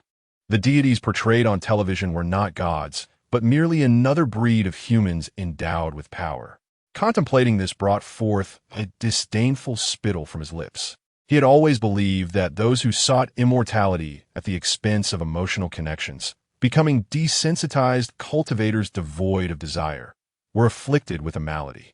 After all the cultivation, what emerged was a hollow vessel of power, stripped of emotion. What does it mean to be human? It is to possess desires and thoughts, to experience the myriad sentiments of love, hatred, joy, and sorrow, replete with rich emotions. That is what defines humanity. In this world, those who pursue cultivation strength, or the allure of dark powers are merely seeking power, which bears little relation to true divinity. Qin Xiaoyun considers himself an individual, and being merely human is sufficiently gratifying. What benefits arise from being a deity? One becomes invincible, yet remains a solitary figure, akin to a carefree wanderer masquerading as an ordinary person. What purpose does invincibility serve? To vanquish the strongest beings in the world? Yet, even in action, one must conceal their traces. Why engage in such endeavors? What rewards lie therein? To defeat the mightiest and attain fame. Such is the allure, perhaps leading to the acquisition of anything one desires. However, Qin Shaoyun, at present, finds he can attain whatever he wishes, even indulging in the thrill of quelling the arrogance of divine beings, alleviating his inner vexations. Why then? Must he unnecessarily inflict harm upon others? Is he simply bored, having consumed too much pickled vegetables with plain porridge? Why did he not erase his traces when he eliminated Long Chow? Boredom, perhaps. He is already invincible, harboring no desire for world domination, nor to reign as a tyrant, nor to assume the mantle of a nationalistic figure. Is it not permissible to seek amusement? Moreover, the role of a nationalist appears devoid of advantages, fraught with potential troubles. There exists a faction known as the Black Robe Enforcers, ready to oppose any self-proclaimed nationalistic figure. Consider this. As you stroll joyfully with your family, a self-styled nationalist suddenly appears, emitting lethal rays from his eyes, slaying your loved ones while sparing you. What emotions would surface? Would you succumb to sorrow for the remainder of your days, or would you rise to resist? It is a simple principle. Do not impose upon others what you would not want for yourself. Those who suddenly acquire power, aspiring to become the tyrants of humanity's fate, ought to experience the plight of victims. Qin Shaoyun is more than willing to allow them to taste such suffering, curious to see if they will still boast that the world belongs to them. This encapsulates Qin Shaoyun's philosophy. Power should not be wielded by an individual to wreak havoc upon others, merely to satiate personal desires. Yet, he often feels unworthy to voice such sentiments, for he too must wield power to take lives. However, a simple thought crosses his mind. As long as he acts with a clear conscience, that is sufficient. Chapter 61 I proclaimed, fortunately, I am invincible. With a reflective sigh, Qin Shaoyun turned to glance at the 11 students who lay unconscious. He declared, I command them all to awaken. As his words echoed, he felt a faint energy dissipate from his being, seemingly transforming into an enigmatic force that vanished into the void. What is happening to me? A soft groan emerged from behind. The first to regain consciousness was Luo Qingwu, soon followed by Meng Fanren, who yawned and opened his eyes in a state of bewilderment. One by one, the others gradually stirred from their stupor. Why do we faint again? Lu Xinran exclaimed, her expression one of dismay. What on earth is going on? Today has been a cycle of losing consciousness, awakening, and then succumbing to oblivion once more. What caused us to collectively lose consciousness this time? Lu Xinran pondered deeply. It seemed the teacher had mentioned something about allowing them to witness the fragility of life. And then, as he began to speak, they suddenly felt disoriented and collapsed. At this thought, Shi Yi's lips twitched. Is this really it? Allowing them to grasp the fragility of life does not entail slaughtering someone before their eyes, but instead incapacitating them with mere words, compelling them to confront the vulnerability of their own existence. Could this truly be his intent? How dreadfully mundane. The group exchanged glances, a shared sense of frustration washing over them, almost to the point of tears. Just then, Qin Shaoyun turned away from them and stated, watch closely. The group froze, their gazes fixed upon him. I command all those cursed by the divine in El City to appear before me. Upon uttering this proclamation, Qin Shaoyun distinctly felt even more of his strength evaporate, transmuting into waves of mysterious energy. What does this mean? Could it be mere bravado? Sima Xiao and the others furrowed their brows, perplexed. What is he saying? Does he believe that by declaring the cursed will appear, they will indeed materialize? Such folly. Does he think words hold such power? He appears more like someone intoxicated by false spirits. Teacher, you are. Just as Ishi was about to voice her doubts, she suddenly sensed something, her eyes widening in confusion as she fixated on the space before Qin Shaoyun. Crack! The sky above them shattered, revealing a gray and nebulous void. Simultaneously, countless figures erupted forth like beans jumping from a pot. Upon their emergence, they realized they were suspended in mid-air, their souls momentarily lost to fear, and amidst the throng, curses and cries of despair erupted. Where's this? Who brought me here? Do they not know who I am? I shall kill you. Who are you? As the cacophony reached his ears, a flicker of irritation ignited within Qin Shaoyan, and he bellowed, "Silence!" Buzz! The sound reverberated outward, vibrating through the space. The once boisterous shouts and anguished cries abruptly fell silent. All eyes turned in terror towards the indifferent figure before them. They wished to speak, yet their mouths opened in vain, producing no sound. It was none other than the hand of God, Qin Shaoyan, for these members of the divine descent. His name resonated with thunderous familiarity. They were well aware of his audacious challenge to the divine descent. However, their faith in the organization, which had been established concurrently with the Hero Association, was unshakable. They believed that it would not be long before someone was dispatched to deal with this insolent minor elite. Thus, they had allowed themselves to feel complacent, reluctant to abandon their current status and remaining in El City. Little did they anticipate that this momentary lapse in judgment would lead to such dire consequences. Moreover, how had he managed to accomplish this? Those present included the district chief of Area 8, Liu Yao, and the director of the Public Security Bureau of Area 6, Fong Tingrui. How could there be so many prominent figures? As Liu Xinran gazed at the assembly, her expression was one of astonishment. Coming from a notable family and having been interested in the political realm since childhood, she recognized several familiar faces among them. For instance, District Chief Liu Yao had attended her 15th birthday celebration. To her astonishment, he was indeed a member of the divine descent. Wait, was he truly a member of the divine descent? The teacher had just mentioned that the damned ones of the divine descent stood before him. Yet, could it truly be that a single utterance could summon so many individuals? Even Liu Xinran, despite her limited understanding of elite capabilities, found the notion almost absurdly far-fetched. Indeed, in the minds of many, the idea that one person could wield such power was utterly preposterous. On the Western continent, the Dark Monarch's celestial envoy felt a disturbance in his spirit, the dark mist enveloping his face trembling as never before. What manner of ability was this? An invocation of law through mere words? Furthermore, what was that resplendent, multicolored light? Why did it instill such a profound sense of dread within me?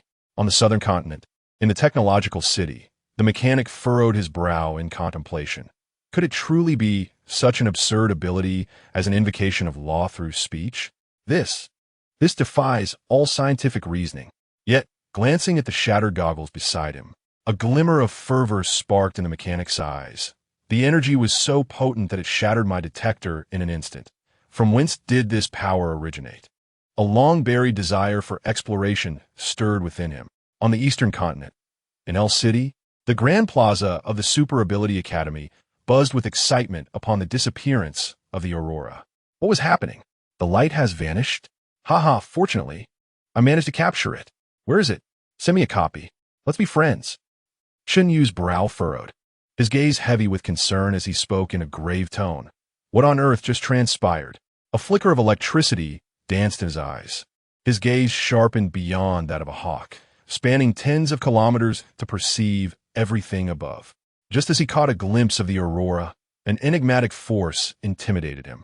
At that moment, Chen Yu dared not probe the situation with his mental faculties, but instead relied solely on his eyes to discern what transpired. In the next instant, his pupils constricted sharply. Was it a fixed-point summoning or some other ability? From his vantage point, he could only discern the silhouettes of students and Qin Shaoyan. Although he could read lips, he could not see their faces. He merely observed a sudden appearance of a multitude of unfamiliar figures before them. With Chen Yu's keen eyesight, he could even discern the pores on their faces, thus capturing their expressions of fear in full view. At that moment, he saw Qin Shaoyan turn to the 11 students. Saying something, fixating on his lips, Chen Yu silently translated in his mind. Did you all see that? Regardless of the vast disparities in status, wealth, and power, there exists one universal truth. Every individual possesses but a single life. As he spoke, Qin Shaoyan raised his hand, seemingly snapping his fingers. Boom! A A colossal inferno, stretching thousands of meters, erupted magnificently in midair. Look, that dark cloud suddenly appearing in the sky seems to be on fire. What? Where? The journalists who had lowered their cameras due to the disappearance of the aurora instantly regretted their decision.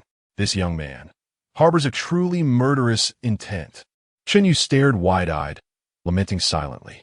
As his words faded, it appeared that Xiaoyun, from more than 10 kilometers away, offered him a knowing smile. Yu's body trembled. In his heart, he marveled. He actually sensed my gaze. In the high altitude, Xiaoyun smiled at the distant Yu, indifferent to the psychological impact his smile might impose. He turned away, again facing away from Luo Qingwu and the others, gazing at the blazing flames before him. His expression remained utterly unchanged. The first time he had taken the lives of tens of thousands, he had paled in discomfort. However, the second time engaging in such acts seemed to evoke no ripples of emotion. No matter how powerful you may become, I hope you remember this. Life is singular. Those who fail to cherish their own lives, no matter how formidable, are merely experiencing a hollow semblance of strength. The next time you encounter a life and death crisis, be astute. Not all crises are mere illusions. Now, you may leave.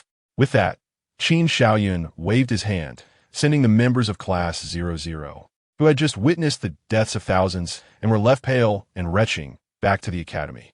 Noticing Xiaoyun's apparent intention to depart, Duan Jiejun, suppressing his discomfort, inquired, "Teacher, where are you going?"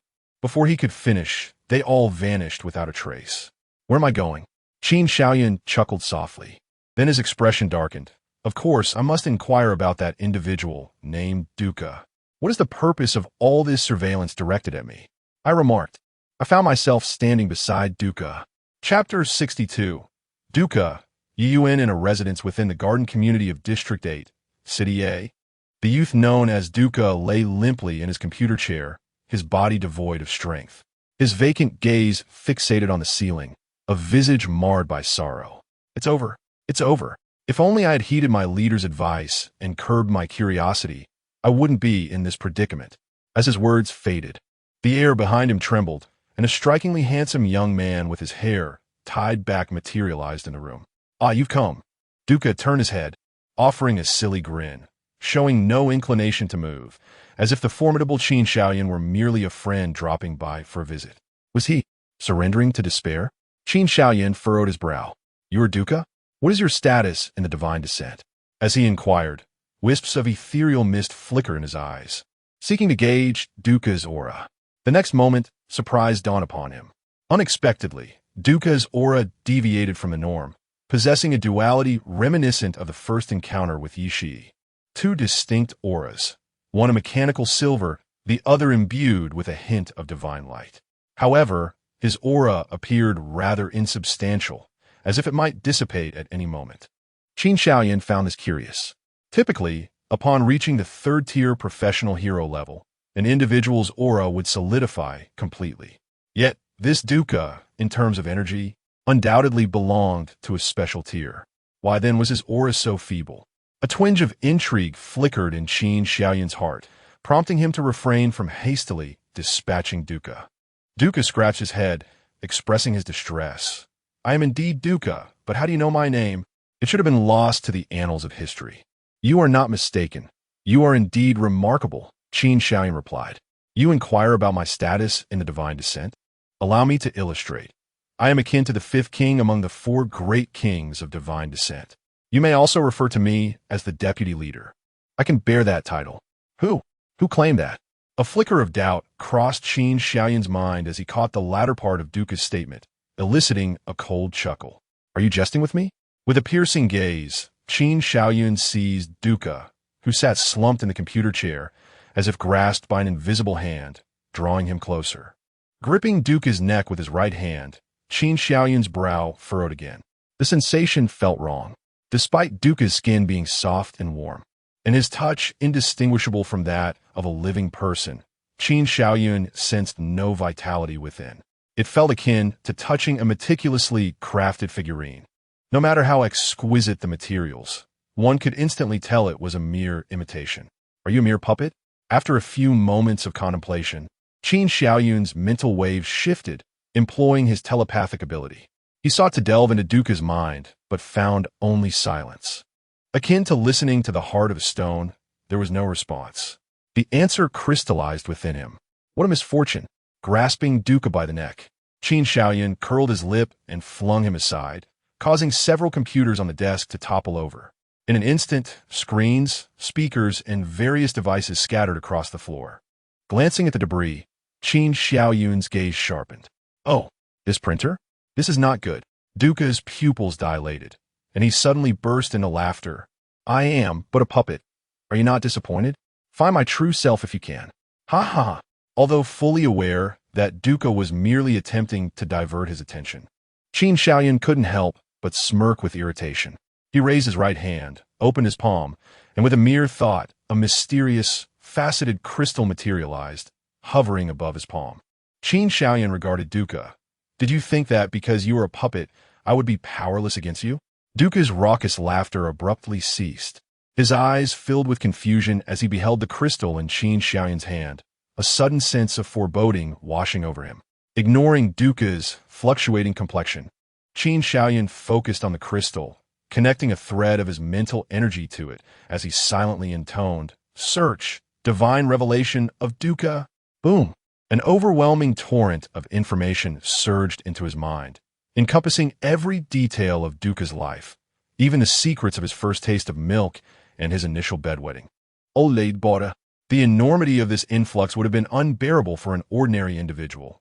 Yet Qin Xiaoyun, seasoned and resilient, managed to endure the onslaught.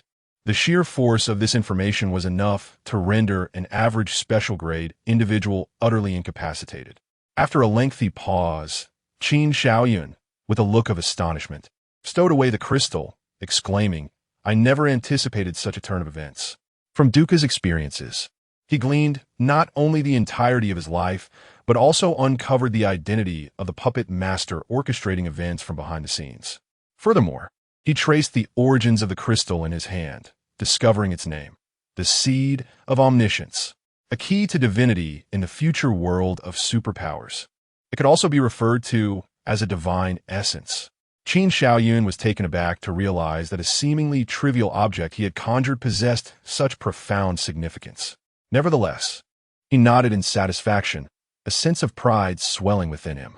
The seed of omniscience, how aptly named. His newly developed superpower, omniscience and omnipotence, when interpreted literally, indeed represented two distinct powers. The first, omniscience, embodied the boundless knowledge he had extracted, ultimately manifesting as the crystal in his possession, the seed of omniscience. The second, omnipotence, bore a resemblance to his Fantasia King's ability. As the Fantasia King, if he firmly believed in something, it would manifest an undeniable form of idealism. Omnipotence was somewhat akin, yet it eliminated an intermediary step. With a mere thought, he could accomplish it. The abilities I previously mentioned stem from this. However, in terms of hierarchy, the Fantasia King's power still held a superior edge. Due to the utilization of omnipotent abilities, a considerable amount of physical strength is consumed, which is then transformed into other forms of energy to fulfill my requests. It is akin to the notion that if one wishes to achieve infinite stamina through omnipotence, the prerequisite must be the possession of boundless vitality. However, the Fantasy King is devoid of such limitations. In simpler terms, it is a glitch. Omnipotence serves as the remedy for this glitch, thereby imposing restrictions. As for the plethora of information gleaned from Duca's experiences, Qin Xiaoyun chuckled with intrigue, a mist rising in his eyes, and inquired, Are you not coming out yet? As his words resonated, the space before him abruptly warped, and a blood-red figure gradually emerged. Clad in a crimson battle cloak with a collar adorned with a silver symbol of infinity, the newcomer appeared to be around 17 or 18 years of age, with crimson eyes and hair, exuding an aura of seductive allure. Upon seeing him, Duca's face lit up with ecstasy as he exclaimed, Boss. However, upon noticing Qin Xiaoyun beside him, his smile faltered. Oh no, I forgot this esteemed being was present. The boss had seemingly mentioned that he was no match for this divine hand, hadn't he? Wait, did he actually say that? Confusion washed over him, and despair quickly followed. This is it. We're done for. Yet, unexpectedly, the crimson-haired youth approached the two and humbly addressed Qin Shaoyan. Teacher. Teacher. Duca's mind was struck by a thunderbolt. His boss, who had lived for at least several millennia, referred to this 23-year-old divine hand as teacher. Surely, he must have misheard. Quietly observing the youth before him, Qin Shaoyan sighed. What should I call you? Yi Shi? The crimson-haired youth, Yi Shi, shook his head. That name no longer belongs to me. I am now called Yu Yuan. After a moment's reflection, gazing at Yi Shi, No, Yu Yuan, Qin Shaoyan replied. Then do not call me teacher. In your timeline, I have not taken you as my disciple. Duca, standing nearby, cursed inwardly. What on earth are you two discussing? Why can't I comprehend anything? Chapter 63, Yi Shi traversing, time Yi Shi. You are Yi Shi? The most astonished in the room was undoubtedly Duca, who, in disbelief, pointed at Yu Yuan. No wonder you asked me to give the seed of superpower activation to Yi Shi. It turns out you are Yi Shi. No, wait, my mind is a bit muddled. How can there be two Yi Shis? Moreover, I met the boss over 2,000 years ago. How could he possibly be Yi Shi? Could it be? Duca gazed at Yu Yuan in shock. Is Yi Shi your clone boss? However, neither of them paid any attention to the exclamations of Duca, their faces adorned with enigmatic smiles. If the previous Qin Shaoyan needed to feign a sense of mystery, he now exuded an aura of natural enigma. No one knew how much knowledge he had absorbed during the period of acquiring the seed of omniscience. In the end, Yu Yuan conceded defeat. With a sigh, he helplessly stated, Teacher, I am no match for you. Qin Shaoyan, astonished, replied, Isn't that quite normal? Did you think that by traversing to the future, acquiring a bit of technological knowledge, and then returning over 2,000 years ago with the ability to seize superpowers, you could defeat me? At this point, Qin Shaoyan spread his hands, a smirk playing on his lips. Why don't you give it a try and see if you could take my superpower? Upon hearing this, Yu Yuan's pupils constricted, a surge of impulse swelling within him. Yu Yuan, Yi Shi. Superpower, plunder. The effect of this ability is to seize the powers of others. Those from whom the powers are taken cannot regain their superpowers through any means. Over thousands of years, the number of superpowers Yu Yuan had plundered was simply incalculable. Nonetheless, he dared not make a move, for he was acutely aware of the terrifying nature of the man before him. Once he acted, it was uncertain whether he could retain his own life.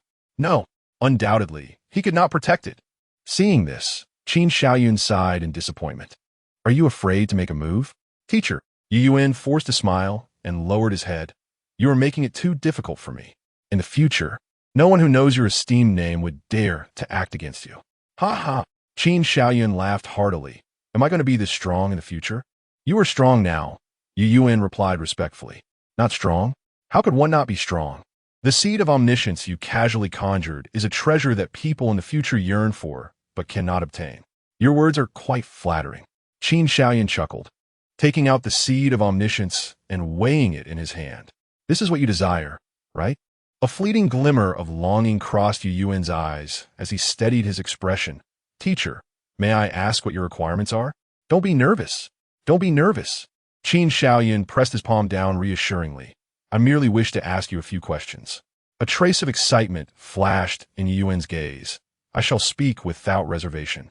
Qin Shaoyan inquired, Did you establish the organization of Divine Descent? What is its purpose? As he posed the question, he gazed at Yu Yuan with a calm demeanor. However, Yu Yuan felt as though he had plunged into an icy abyss, an undeniable chill rising within him. He understood that if his answer failed to satisfy Qin Shaoyan, his life would be forfeit. After a moment of hesitation, he spoke, The Divine Descent. Indeed, it was I who established it. Boom! A tremendous aura of murderous intent erupted from Qin Shaoyan, and within his tranquil gaze, there appeared an underlying ferocity. Beside them, Duca could not withstand the oppressive atmosphere, collapsing to the ground in a fit. Stiffening, Yu Yuan swallowed hard and continued, The original Divine Descent was indeed founded by me, with the intention of creating deities. However, sensing that his life hung by a thread, he hastily added, However, The original divine descent bears no resemblance to the present incarnation. Qin Shaoyan narrowed his eyes, elaborate. Surviving by a hair's breadth, Yu Yuan gasped for air, casting a terrified glance at Qin Shaoyan. You are aware, Master, that I traversed from the modern era to this future. In that timeline, I had not awakened my superpowers and thus was not a member of Class 00. Yet in the future world, the renown of Class 00 spread far and wide, instilling in me a profound admiration for this legendary class of my time. However, war erupted suddenly, and for reasons unknown, I was aided by the weapon master to return to over 2,000 years ago in the ancient past. At that time, coinciding with the establishment of the Hero Association, I founded the Divine Descent organization. Initially, the Divine Descent was merely a collective of like-minded individuals exploring how to transcend their limits and become more formidable superpowered beings. That is the realm of the divine. At this juncture, he discreetly glanced at Qin Shaoyan. The individuals who founded the Divine Descent alongside me sought a distinctive emblem. Without a second thought, I adopted the number 00 as the organization's insignia. Yet unexpectedly, the proximity of those digits formed the symbol signifying infinite possibilities, which thus became the emblem of the Divine Descent. However, he sighed deeply. Everything changed thereafter. Most of those who had established the Divine Descent with me perished of old age, while the few who remained, dissatisfied, turned their attentions to the study of monsters, seeking the secret of immortality within them. They mistakenly believed that humanity, being the pinnacle of creation by the divine, and monsters, the reborn spirits birthed from the divine's remains, must be unified in order to unravel the mysteries of eternal life. Consequently, under the guise of the Divine Descent, they committed countless unforgivable atrocities. Among my many superpowers, there indeed exists one that can delay the decay of life, but necessitates my prolonged dormancy. Thus, when I reemerged, it was clear that all hope was lost. The Divine Descent had become a target of universal scorn. Qin Shaoyan cast a glance at the frothing Du Ka and inquired, "What is the situation?" Yu Yuan sighed with a hint of melancholy. Du Ka was one of the original members who founded the Divine Descent with me. However, he chose a path of immortality through self-modification and mechanization. By uploading his youthful memories, he continuously resurrects himself. This body he inhabits is composed of nanomaterials, and his consciousness is derived from downloaded information. At this point, his tone conveyed a sense of wistfulness. I am uncertain whether his approach is a triumph or a failure. Each individual possesses the same initial memories, yet their experiences and observations in subsequent lives shape their personalities differently. You mean? Qin Shaoyan shifted the topic, stating blandly, "The current Divine Descent bears no relation to you?" Yu Yuan hesitated, scratching his head, "Although I am the founder. The wayward path the Divine Descent has taken indeed has nothing to do with me. Allow me to pose you another question." Yu Yuan nodded. "Please go ahead. What connection do you have with the establishment of the Hero Association?" Qin Shaoyan scrutinized Yu Yuan with keen curiosity. He was particularly intrigued by the codenames of the first generation of 12 celestial generals, such as Queen, Azure Dragon, and White Tiger.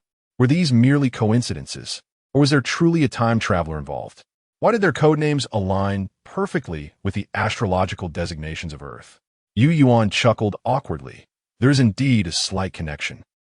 The codenames of the first generation of 12 celestial generals were actually devised by me, inspired by the biography of Class 00 from the future world. Qin Shaoyan's lips twitched in disbelief, the origin being himself. It suggested that the information he had mentioned during his future lessons to Luo Qingwu and others had been appropriated by this individual, Yi Shi, who had traversed from the future to the ancient past and then returned to the present. He had mistakenly believed there was another time traveler, carefully avoiding these confidential details during his recent inquiries. It was unavoidable. Time travelers are all quite absurd. If ancient times truly had time travelers, one could not dismiss the possibility of extraordinary methods being left behind. Qin Shaoyan felt no fear. Yet, refraining from probing was a mark of respect for his predecessors. It appeared he had been overly sentimental in his assumptions.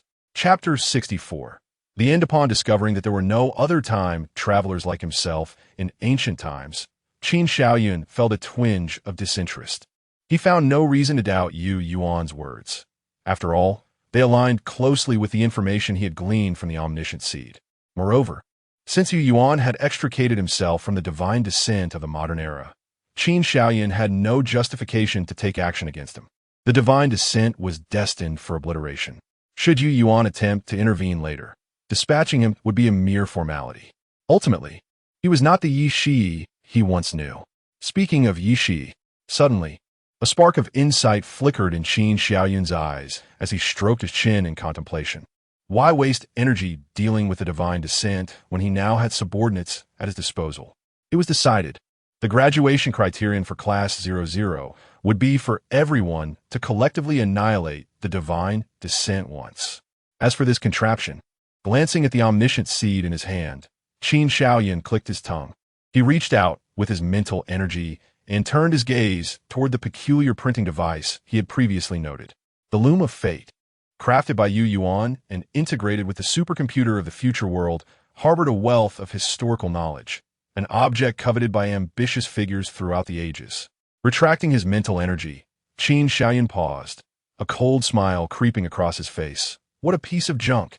The so-called loom of fate was merely a distorted version of a supercomputer from the future. Whoever acquired it could access fragments of information that had already become history in the future world. In simpler terms, it granted a semblance of foresight. However, the information it provided was not entirely accurate. Each individual who obtained this supercomputer would, to some degree, alter the predetermined course of history. A butterfly flapping its wings in South America could very well trigger a tornado in Texas. With such minute alterations to the historical trajectory, how could the original future remain unchanged? In other words, Qin Shaoyun considered it a minor miracle that he even existed. With this thought in mind, he cast a scrutinizing glance at Yu Yuan, pondering whether the inability to completely eradicate the divine descent bore some of his responsibility. Suddenly, he shot Yu Yuan a piercing look. His overwhelming telekinetic force transformed into a colossal hammer, which he brought down upon the bewildered Yu Yuan, smashing him into the ground with a thunderous crash that shattered the entire floor, creating a massive crater. The three of them plummeted from the upper floor to the lower, with Duca landing with a thud, instantly jolting awake. Initially dazed, he turned his head and was met with the sight of his leader flattened like a cockroach, pinned to the ground. The expression on his face shifted dramatically, embodying a complex blend of realization and sorrow. The esteemed founder of the divine descent, one of the oldest superpowered beings, was merely a being that could be effortlessly crushed in the eyes of this individual. What, then, was the significance of the divine descent's so-called creation of gods? Can the deity we have created be compared to this one? Cough, cough, the old teacher, struggling to lift himself. Yu Yuan coughed up a mouthful of old blood, gazing at Qin Shaoyun with a look of confusion and bewilderment. He was puzzled as to why he had suddenly found himself on the receiving end of a beating when everything had seemed fine just moments before. The bewilderment stemmed from the fact that all of his numerous superpowers had inexplicably failed at the moment Qin Shaoyun made his move. He was aware of Qin Shaoyun's formidable strength, but he never anticipated that he would be rendered utterly helpless, unable to retaliate. Just as Yu Yuan was lost in thought, a glimmering point of light was thrown from Qin Shaoyun's hand, hurtling towards his face. Slap! Yu Yuan lifted his head and reached out to catch the object flying towards him. Upon opening his palm, he felt as though he had been struck by a high-speed train traveling at over 300 kilometers per hour. His pupils constricted sharply, and he was momentarily stunned. Hiss! Teacher, this! Drawing in a sharp breath, he looked at Qin Shaoyun with eyes filled with excitement and disbelief. For a brief moment, it felt as if all his injuries had healed completely. What does this mean? Did he just beat me up and then offer me a sweet date? However, this sweet date is astonishingly hardcore. This is the seed of omniscience, a divine essence essential for becoming a deity. To simply give this away felt akin to discarding a piece of trash, as Qin Shaoyun wore an expression of indifference. He is the seed of omniscience truly that precious? With a slight mist in his eyes, he gazed through the spatial void into his spatial bag, and with a mere thought, a cascade of mysterious, prism-like crystals spilled forth like grains of sand, accumulating in a heap. With a slight curl of his lips, Qin Shaoyan mused, rubbish. However, if I ever have the desire to explore other planets, I shall use these as gifts to bestow upon others. Why? Because I am wealthy and capricious. Observing the nearly tearful Yu Yuan, Qin Shaoyan returned to his senses. Consider this my investment. With this seed of omniscience, I expect you to prepare an extraordinary performance for me. Yu Yuan nodded vigorously, his voice brimming with excitement. I would never dare to disappoint my teacher. Sighing, Qin Shaoyan shook his head and took a step forward, as if blending into the air, disappearing from sight, leaving behind only a resonant phrase echoing in the room. I have already stated that since you have not pledged yourself to me in your own time and space, do not attempt to forge a connection with me. Yu Yuan opened his mouth but remained silent, only a hint of melancholy flickering in his gaze. After a long while, once they confirmed that Qin Shaoyan had indeed departed, a sigh of relief escaped their hearts. Scanning the chaotic scene around them, Duca felt tears welling up. Boss, who exactly is this formidable figure? Yu Yuan tightly gripped the seed of omniscience in his hand, speaking in an ambiguous tone. You only need to know that this individual is the most supreme existence throughout the past, present, and future across the entire world and even the universe. What the heck? Why didn't you say so earlier? Duca leaped up from the ground, his face etched with regret. Had I known, I would have knelt before him, pleading for the fulfillment of several wishes. Yu Yuan was momentarily taken aback, inquiring, what wishes could you possibly have? Duca, on the verge of tears, lamented. To my own second uncle, over 2,000 years ago when I was crafting my body, the functions were not fully installed. It could be seen, but not utilized. Yu Yuan retorted, get lost. You deliberately designed it that way to prevent your new generation of clones from unexpectedly acquiring a multitude of descendants. With tears welling in his eyes, Duca pointed skyward and cursed. Meanwhile, by the academy square, Luo, Qingwu, and the others, who had been returned early by Qin Shaoyan, were huddled on the ground, their faces pale and filled with trepidation. Upon receiving the news, Yuan Bupo hurried over, erecting a barrier to shield them from the intrusive reporters. As they hesitantly exchanged fragmented responses, he gradually pieced together the nature of the bizarre phenomena in the sky. He felt a sense of helplessness. While he had no objections to the individuals responsible for the divine descent, he couldn't help but ponder. These are mere children. Did they consider the mental and emotional well-being of the young ones as they wreaked havoc before them? Had they not noticed that little girl, reduced to tears from fright? Just as Yuan Bupo was engulfed in his grievances, a figure gradually materialized before them. Shaoyan, Qin Yining, who was comforting Luo Qingwu, was the first to notice the sudden appearance of Qin Shaoyan and quickly approached him with Luo Qingwu in tow, displaying a hint of weariness. Qin Shaoyan gazed at Qin Yining and smiled. Sister, I am back. Seeing a fleeting fatigue cross his face, Qin Yining felt a pang in her heart. The reprimand she intended to deliver transformed into, as long as you are back, that is enough. Sister, Qin Shaoyan called once more. Qin Yining furrowed her brow. What is it? Speak your mind. This troublesome younger brother, seemingly omnipotent, would only slightly relinquish the burdens of his heart in the presence of familial affection. Qin Yining was unaware of the trials he had faced that prompted him to call her sister after such a long time, yet she sensed that not long ago, Qin Shaoyan had undoubtedly undergone experiences that left him shaken. Recalling the incident where he nearly lost himself while wielding omniscience, only to be awakened by her, Qin Shaoyan smiled and said, Thank you, I am fortunate to have you. Chapter 65. Do you know me on your first day? Fortunately, I'm here. What have I done? Qin Yining felt a profound sense of bewilderment. Just as she was about to voice her questions, she noticed the portly old man who had greeted her with a smile earlier approaching with a grave expression. With a hint of solemnity in his gaze directed at Qin Shaoyan, Qin Yu hesitated before inquiring, What exactly have you done, young man? Recognizing that Qin Shaoyan had pressing matters to attend to, Qin Yining chose to remain silent, leading Luo Qingwu aside. Qin Shaoyun innocently raised his hand, exclaiming, "I haven't done anything at all." Hissing softly, furrowing his brow, Chun Yu remarked, "Don't tell me that the recent celestial phenomenon was not orchestrated by you." To which Qin Shaoyun responded with a smile, "Well, that was indeed my handiwork." As Chun Yu recalled the life-threatening crisis he had sensed at that time, his body shuddered in realization. It truly was you. His gaze towards Qin Shaoyun now carried a measure of caution. This young man was undoubtedly not merely of special rank. In his 20s, a celestial commander, or perhaps an even higher-tier superhuman. Chun Yu suddenly felt trepidation at the thought. No wonder the old which had sent him to the eastern continent, the reason, lay within him, didn't he it? Casting a glance at the seemingly oblivious Qin Shaoyun, Chun Yu said, "Your Excellency, the hand of God, I sincerely hope you refrain from engaging in actions detrimental to humanity. I truly do not wish to find myself at odds with you." The shift in address from young man to Your Excellency indicated that Chun Yu had come to regard Qin Shaoyun as an equal, if not a superior. However, this statement nearly left Chun Wan and Yuan Bupo, who had drawn near, in a state of shock. Yuan Bupo fared better, vaguely deducing Chun Yu's identity, though astonished. He retained a modicum of skepticism.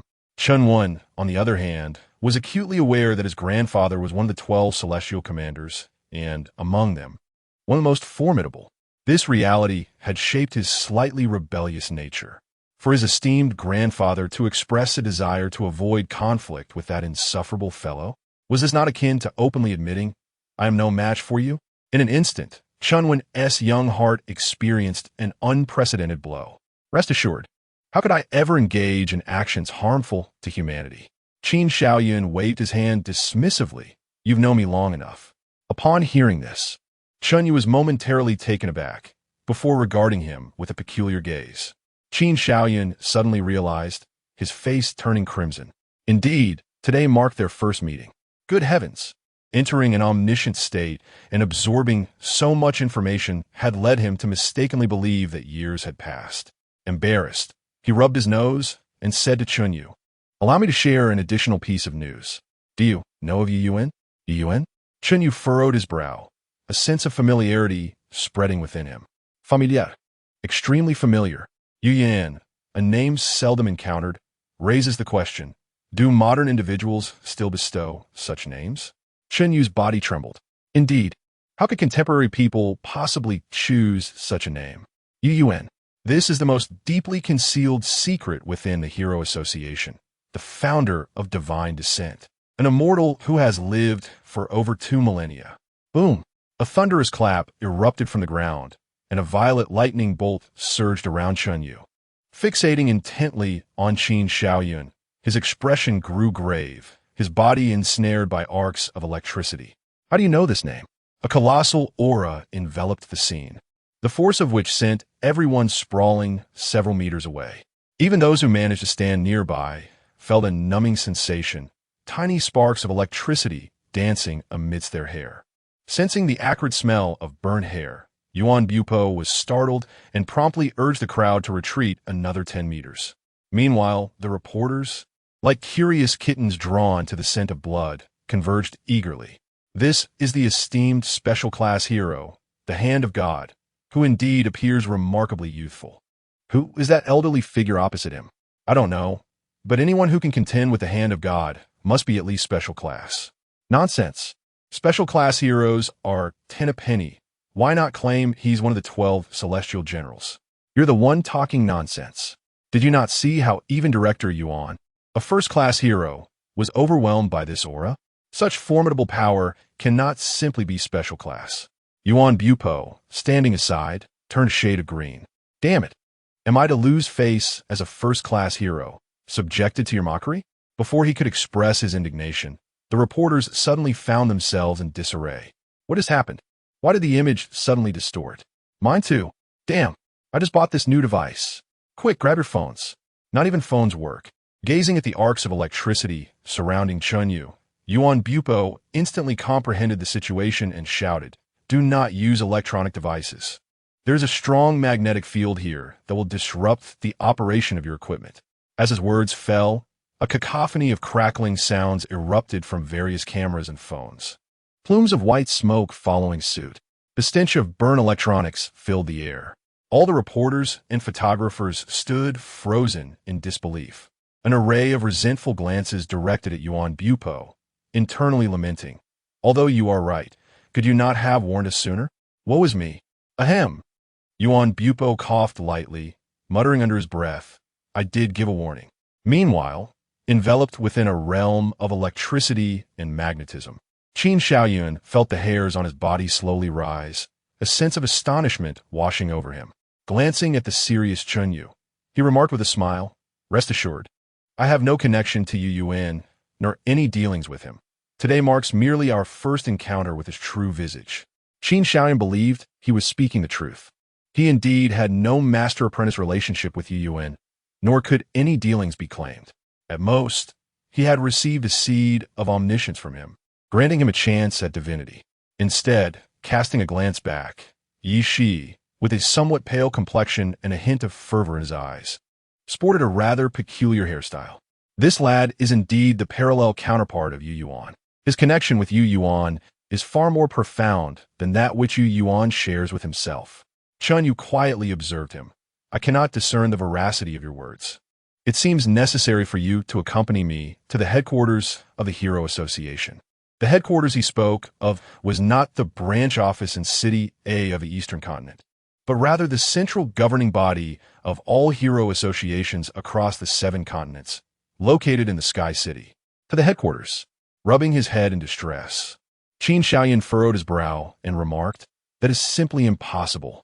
No sooner had he spoken than, boom, a bolt of purple lightning descended from the heavens, striking Chunyu and instantly amplifying his already formidable presence, the lightning's radiance spreading to envelop the entire area.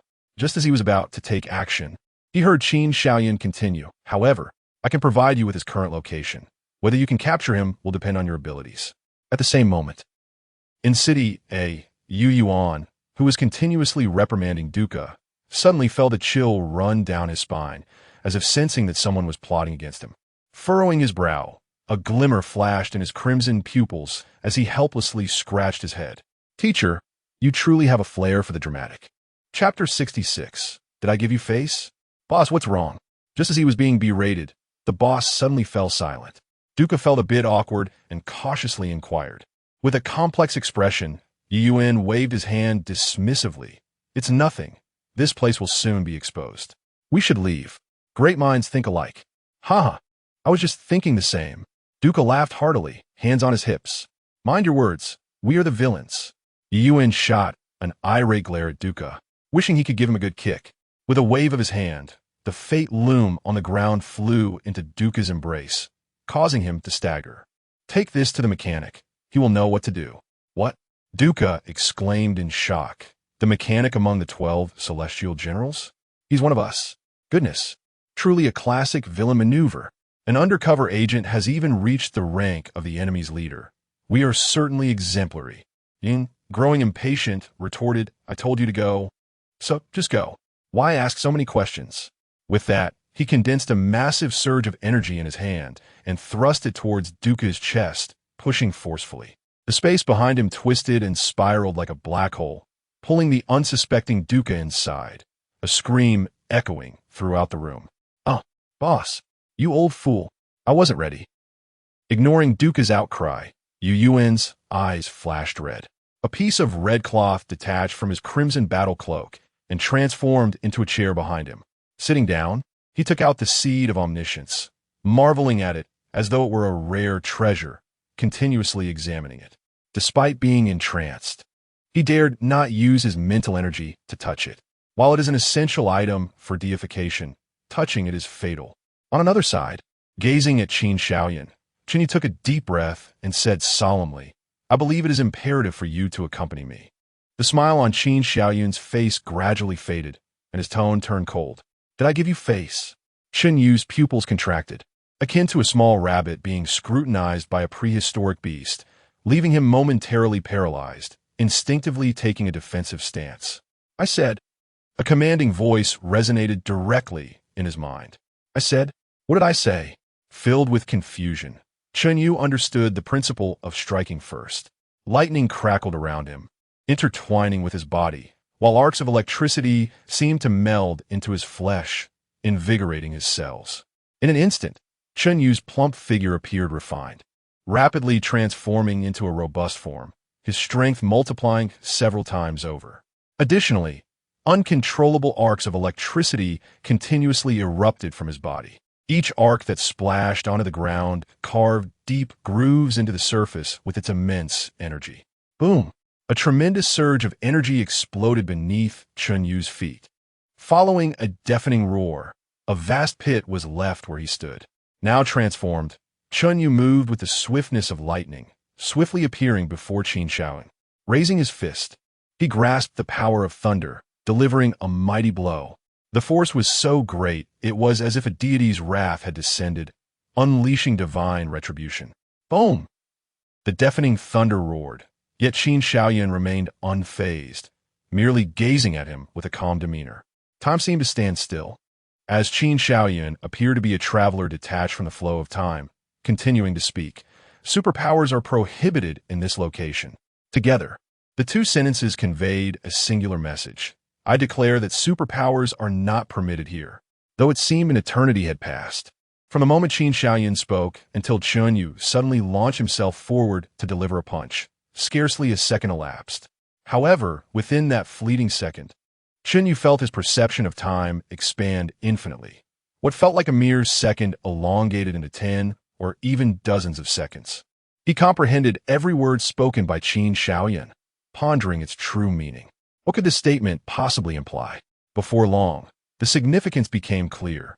The lightning he had summoned to invigorate his cells began to dissipate, strands of electricity unwinding from his body.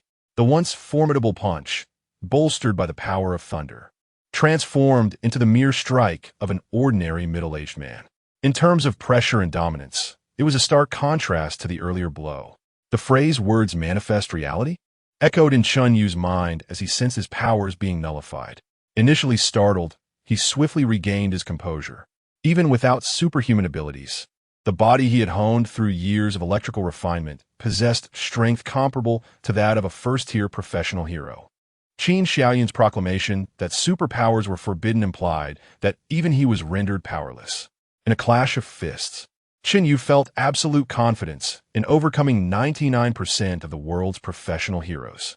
With this thought, he resolved to exert even greater force, intent on subduing Qin Shaoyun and bringing him to headquarters. No, first, he must extract the whereabouts of Yu Yuan. Upon glancing upward, Chun Yu was taken aback.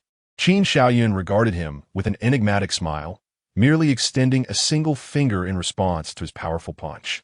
Caution surged through him, and Chun Yu's expression shifted. He had not anticipated such audacity from Qin Shaoyun.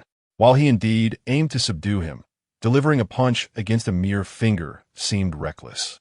Suppressing his discomfort, Chun Yu begrudgingly tempered his strength.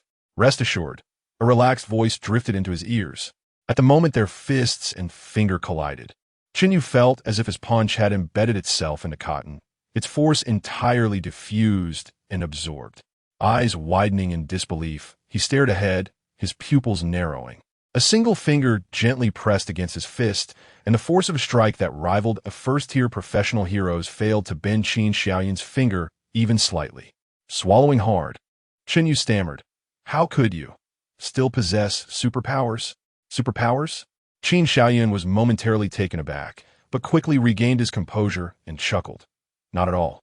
Within the realm of magic prohibition, all are equal. I have not employed any extraordinary abilities. Like you, I have merely refined my physical form to a state of invincibility. As he spoke, he casually gestured with his fingers. In an instant, Chun Yu felt an overwhelming force emanating from Qin's fist. Boom! His robust frame crashed to the ground, leaving an imprint of his body. Groaning in pain, Chun Yu felt as though every bone in his body had been shattered by that strike. A flicker of fear and sorrow surfaced in his heart.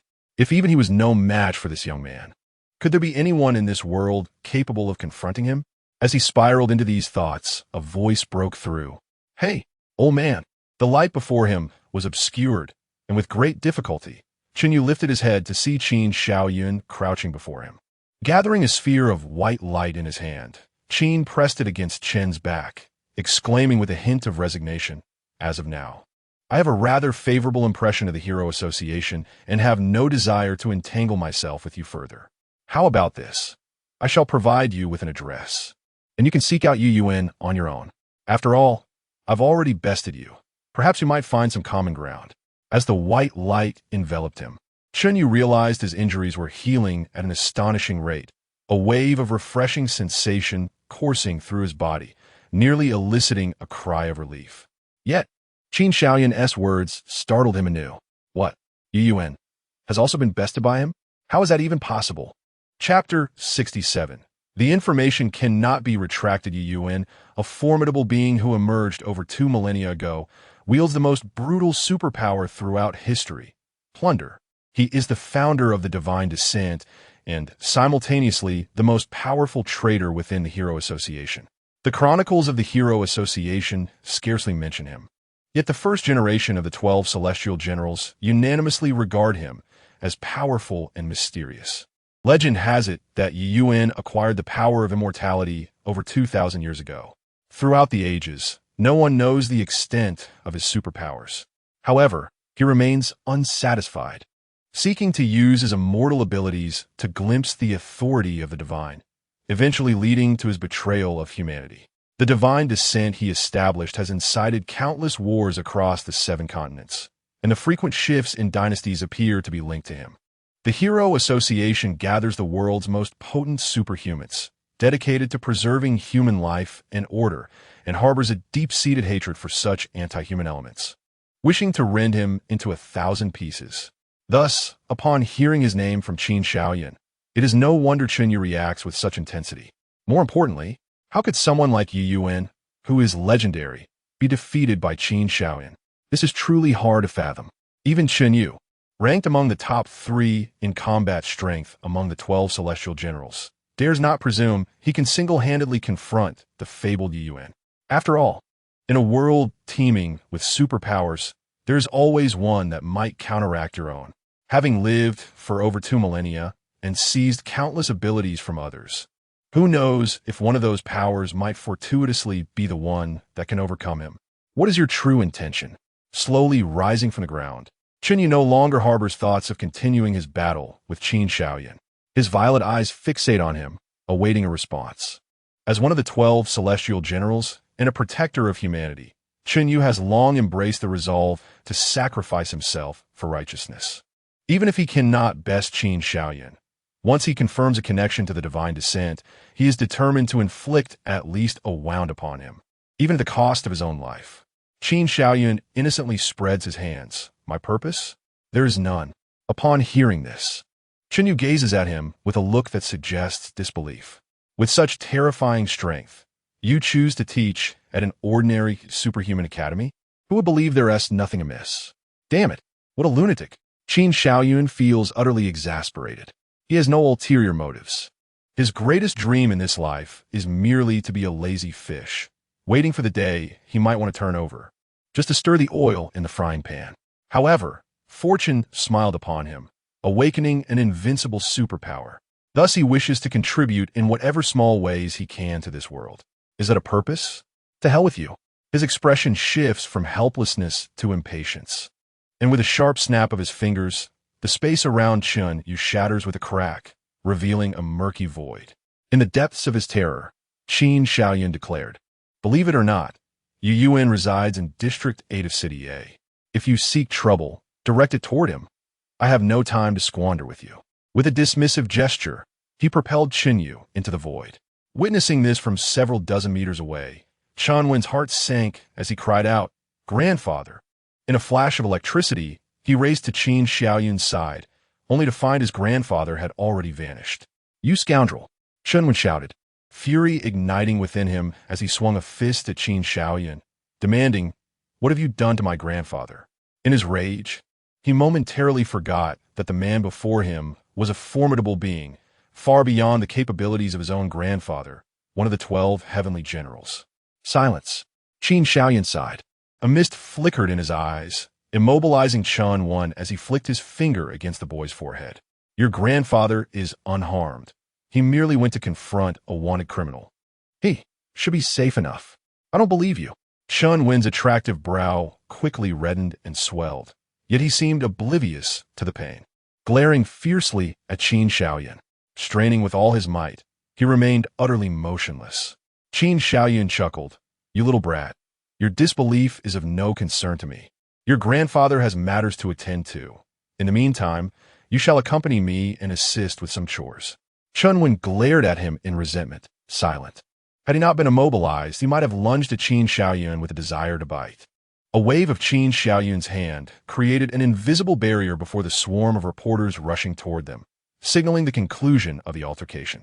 With another gesture, Qin Yining and Luo Qingwu floated gracefully from the crowd, landing beside Qin Shaoyun. He offered them a reassuring glance, stifling their urge to speak.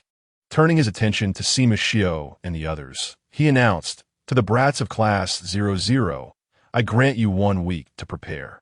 During this time, you may indulge as you wish, but 1 week hence, I expect to see you all here. Do you understand? Understood. Understood. This marked the first moment why Shi and Duan Jiejun truly grasped the extent of Qin Shaoyun's might, their hearts swelling with admiration as they fervently responded. In contrast, Lu Xinran and Chun Hongjie appeared somewhat pallid, weakly echoing, understood. Sima Xiu and Shi Yigong exchanged sinister smiles, nodding at Qin Shaoyun. The chubby Long Hua was visibly shaken, his eyes brimming with fear as he nodded repeatedly. He got it. Deng Zhi intended to present a friendly smile, yet the moment he did, an eerie aura enveloped him. Only Meng Fanren, still bleary-eyed, pecked at his head incessantly. However, the pallor of his face revealed that he too was unsettled by Qin Shaoyun's display. Noticing their responses, Qin Shaoyun turned to Yuan Bupo. Just as Yuan Bupo was about to speak, Qin Shaoyun's voice echoed in his mind. Initially startled, he quickly calmed himself, realizing that this was one of Qin Shaoyun's extraordinary abilities. He strained to listen to the thoughts echoing within his mind. Old Yuan, I shall return to the resettlement area now. Do not worry. I have left contingencies at the training ground, and it will not hinder the rescue efforts. However, it seems there is no one left who can pass my test. In that case, I leave the matters here in your capable hands. We shall meet again in a week. Noticing Qin Shaoyun's intention to depart, Yuan Bupo hastily called out, wait. Yet upon opening his mouth, he felt a sense of awkwardness, prompting him to silently repeat his plea. Qin Shaoyun turned back, gazing at him with curiosity. Is there something else? Yuan Bupo, feeling helpless, shot him a glance and thought, after the test, we're not officially commencing classes until September 1st. Are you truly starting to teach a week from now? A peculiar sensation washed over him as he sensed that after uttering this statement, Qin Shaoyun nearly stumbled. With an expression as serene as a clear sky, Qin Shaoyun calmly replied, I am aware it is intentional. If one wishes to become my student, how can they engage in the same mundane activities as ordinary students? Living a life akin to that of common folk is simply inconceivable. As he concluded, he cast a meaningful glance at Yuan Bupo. With a flick of his hand, a crisp sound echoed. In the gaze of Yuan Bupo's reverence, he, along with Qin Yining and the others, vanished as if sinking beneath the water's surface, disappearing before the crowd. Truly, he deserved the accolades from even the esteemed Boss Deng. His methods were remarkably unconventional. Yuan Bupo marveled. The Boss Deng he referred to as none other than the head of the Hero Association on the Eastern Continent, Deng Qingri.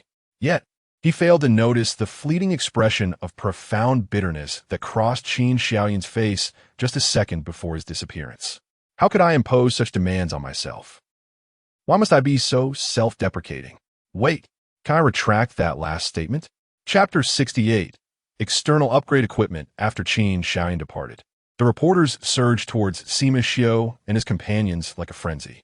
They had just clearly heard Qin Shaoyun announce that Class 00 would commence lessons the following week. What is Class 00? Who was the elder that battled against the hand of God?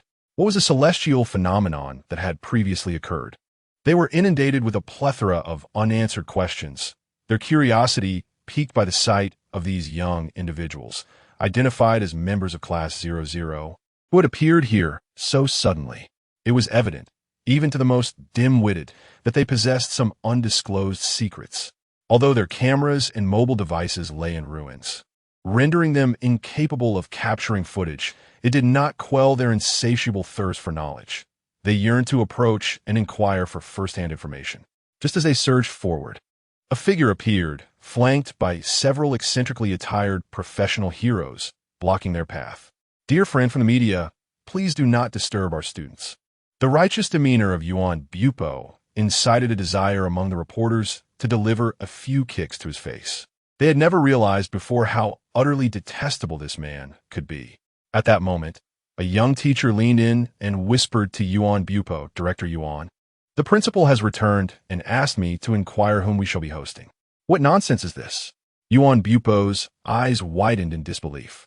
"Host whom? Both esteemed individuals have already left. Why didn't you wait until next year's Qingming Festival to return and pay your respects together?" Meanwhile, Chen Yu, who had been sent into the void by Qin Shaoyan, experienced a brief moment of dizziness. When he regained his senses, the scenery around him had dramatically transformed. The imposing archway nearby displayed the words, "Garden Community." As his feet touched the ground, a jolt of unease coursed through him. He abruptly lifted his gaze towards the community, sensing an overwhelming crisis awaiting him ahead. He recalled Qin Xiaoyun's earlier words. Yiyuan is located in the Garden Community of District 8 in City A. Garden Community. He inhaled sharply, his pupils constricting, anxiety welling up within him. He retrieved the Hero Association's dedicated communicator, swiftly summoning all 12 generals into a group chat. Just as he was about to speak, the space behind him suddenly twisted like a vortex, and with a whoosh, it sucked the bewildered Chen Yu inside.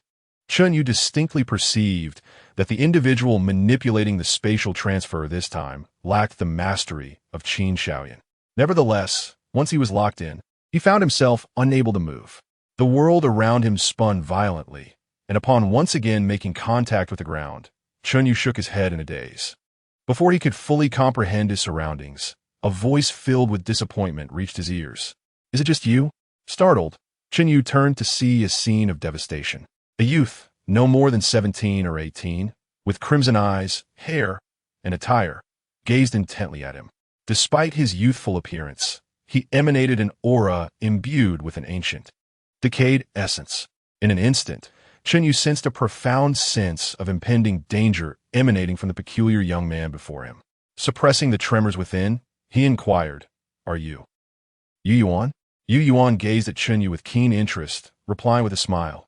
"Indeed, I am Yu Yuan, the founder of the Divine Descent and one of the architects of the Hero Association. As this is our first encounter, would you not introduce yourself?" "The current 12 heavenly generals, my lord." Feeling the relentless vibrations from his communicator, Chen Yu inhaled deeply and began to type blindly on the keyboard. The emergence of Yu Yuan sent the group chat into an abrupt silence. Shortly thereafter, a user by the name of the First Sword Under Heaven posed a question. "Who is Yu Yuan? Does anyone know?"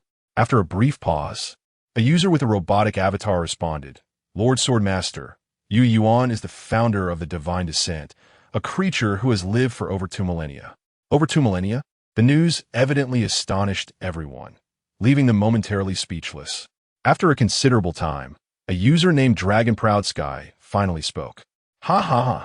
The Thunder God General is fortunate enough to encounter such an ancient being, living for over 2,000 years? Would that not make him a mere skeleton, barely holding on? Hey, Thunder God General, are you flaunting your prowess in advance, preparing to make a grand spectacle?" Chen Yu interjected, requesting assistance. The 3 exclamation marks jolted the group chat into a frenzy. What? This martial arts expert, whose combat prowess ranks among the top 10 globally, is actually requesting support?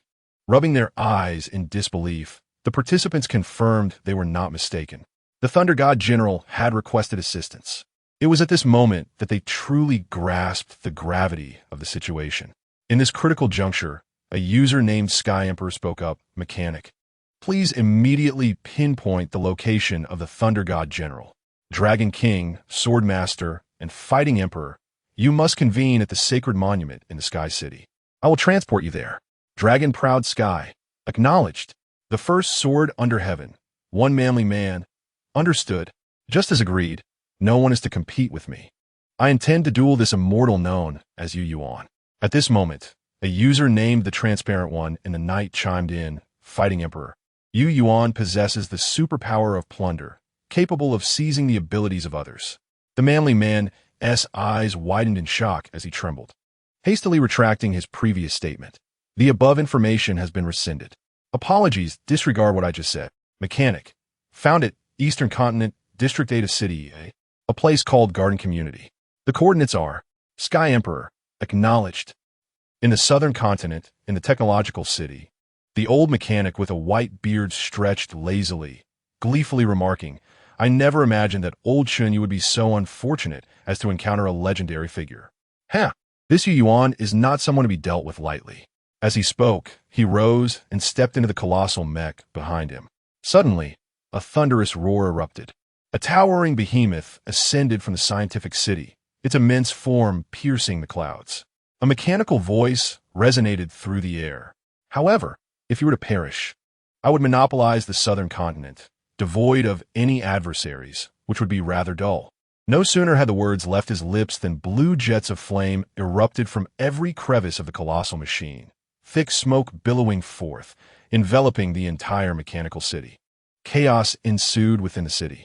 That was the flagship mech of the mechanized general, Skyward Number 1. What is happening? Why is Skyward Number 1 suddenly activated? Is there an enemy incursion? No, wait.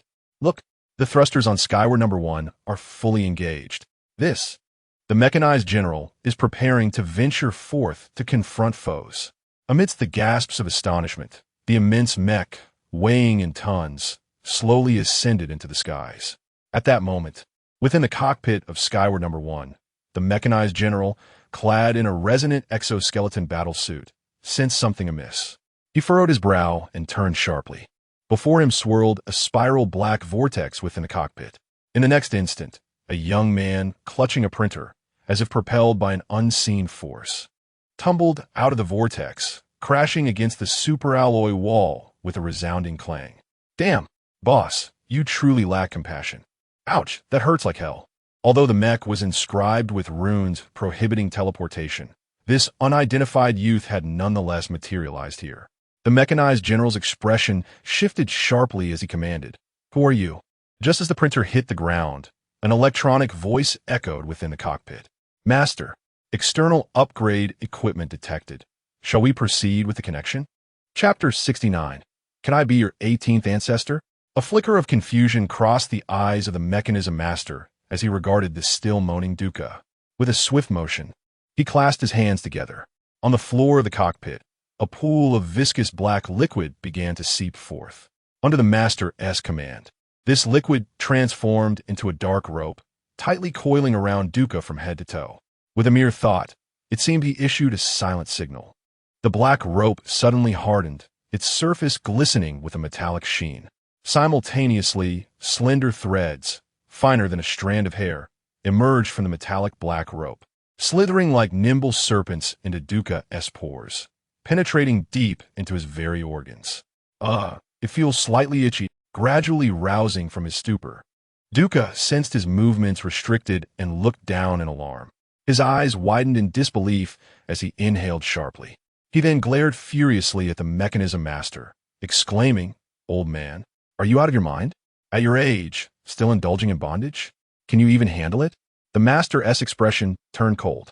He extended his hand and waved dismissively, causing the metallic black rope to separate once more, melting into liquid to form a hand that struck Duca across the face twice with resounding slaps.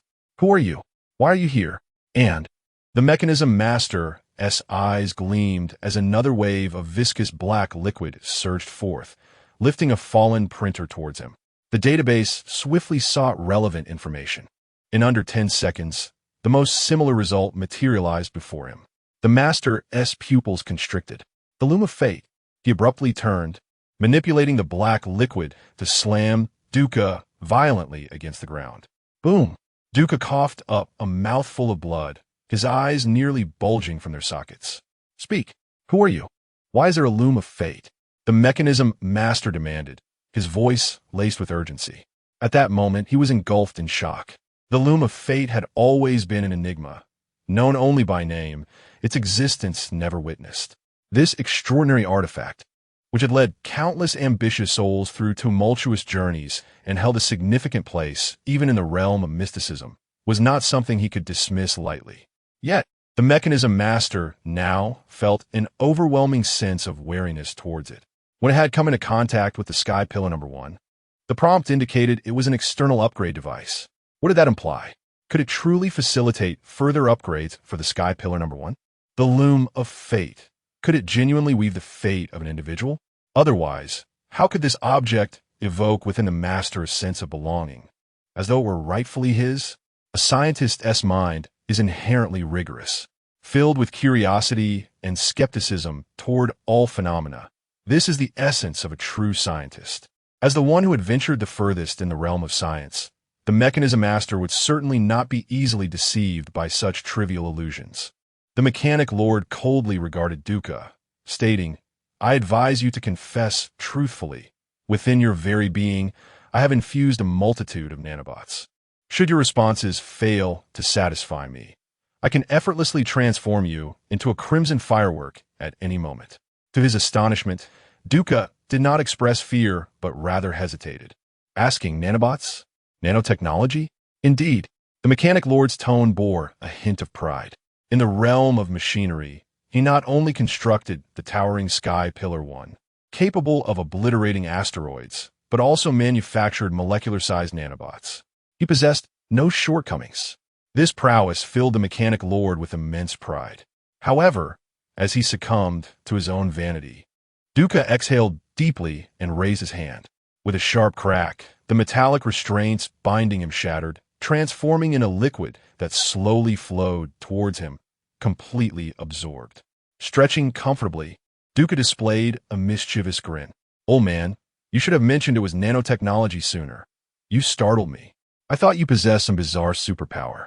Advancing towards the mechanic lord, Duca cracked his knuckles with ominous intent, stating, "You are unaware that I am quite adept in the realm of nanotechnology." As his words lingered in the air, countless silver wisps erupted from his form, swirling like waves crashing upon the mechanic lord. "Hee, old man, outside I wouldn't dare confront you. But within the cockpit of this mech, I've essentially entered your very core. How can you contend with me?" Duca chakled maniacali, manipulating the nanobots to conjure a tempest of silver wind within the cockpit. The mechanic lord's pupils narrowed slightly. He exhibited no fear, merely observing Duca with calm composure. In the next moment, robust, synchronized wires sprang from his back. With a mere thought, the mechanic lord severed his connection to the mech, activating its autopilot mode. A sharp sound pierced the air as the exoskeleton suit descended gracefully. Fixating on Duca, his gaze sharpened. Suddenly, azure flames erupted, and the mechanic lord dashed forward, piercing through the swirling nanobots to confront Duca, raising his fist for a powerful strike. By the heavens, Duca's expression shifted dramatically. He had not anticipated that the exoskeleton, merely serving as a load-bearing suit, could exhibit such speed. The nanobots before him lacked even the capacity to impede his advance. A shock coursed through him. A glimmer ignited in Duca's eyes. A black spiral vortex manifested above his head. In the next instant, his expression changed once more. The mechanic lord's fist collided with the vortex, shattering it effortlessly, and continued unimpeded to strike Duca squarely in the face, sending him reeling backwards. Observing Duca's retreat, the mechanic lord furrowed his brow. This spatial ability appears somewhat lacking. After a moment's contemplation, he continued, "Kid, who sent you here? Your powers cannot breach my spatial lockdown technology." Duca coughed up a few mouthfuls of blood and chuckled. "At my age, I could easily be your 18th ancestor." As he spoke, his hand inadvertently brushed against something, which he hurled forcefully towards the mechanist. "Nonsense." The mechanist fixed his gaze on Duca, raising his hand to counter the projectile with a palm cannon. Boom! With a resounding blast, debris scattered everywhere. Upon realizing that the fate loom had been shattered by the palm cannon, both men widened their eyes in astonishment. What the hell? What the hell? The metallic components clattered to the ground, producing a series of sharp sounds. At the same moment, in City A of the eastern continent, within a once picturesque residential area. The towering buildings have been reduced to ruins, massive craters dotting the landscape, from which tendrils of black smoke emerged. Chunyu, his body crackling with arcs of electricity, knelt on the ground, panting heavily, his purple eyes weakly fixated on a red-haired youth seated in the sky. A bit further away, the ground trembled with thunderous roars. Upon closer inspection, a bare-chested man, his muscles forged like steel, was clashing with another combatant in a fierce exchange. The moment their fists collided, shock waves erupted, devastating everything in their wake, as if a 12-level typhoon had swept through. Buildings, trees, and grass were all uprooted. A punch aimed skyward could even punch a hole through the clouds above. In the heavens, a 5-clawed black dragon roared, spewing torrents of breath toward an opposing crimson dragon. Not far from their battle, the fabric of space itself fractured, revealing swirling gray voids. In the distance, the sound of swords rang out, with sword energy weaving through the air, carving terrifying chasms deep into the ground. Sensing something amiss, the figure seated in the sky, Yu Yuan, flickered with a glimmer of light in his eyes. He murmured, "The fate loom. Has it been destroyed?" He shook his head and sighed. Well, that contraption was merely a plaything anyway. The contents can be entrusted to the mechanist. Glancing down at Chunyu, who was too weak to rise, he expressed his disappointment. The current 12 celestial generals cannot even defeat a mere fragment of my being. Quite disappointing. With a sweeping gaze over the scattered battlefield, Yu Yuan waved his hand, and a black spiral vortex engulfed his form. Simultaneously, his avatars engaged in battle with the Dragon King, Sky Sovereign, and Sword Master vanished. What a pity! Your superpowers are so feeble that they hardly warrant my attention. Chapter 70 Dialogue between the future and the present. Don't run. Stay and engage in a fierce battle with me for 300 rounds. With a furious roar echoing from afar, the fighting emperor, his eyes crimson, unleashed a punch enveloped in a swirling vortex of energy toward the spot where Yu Yuan had vanished.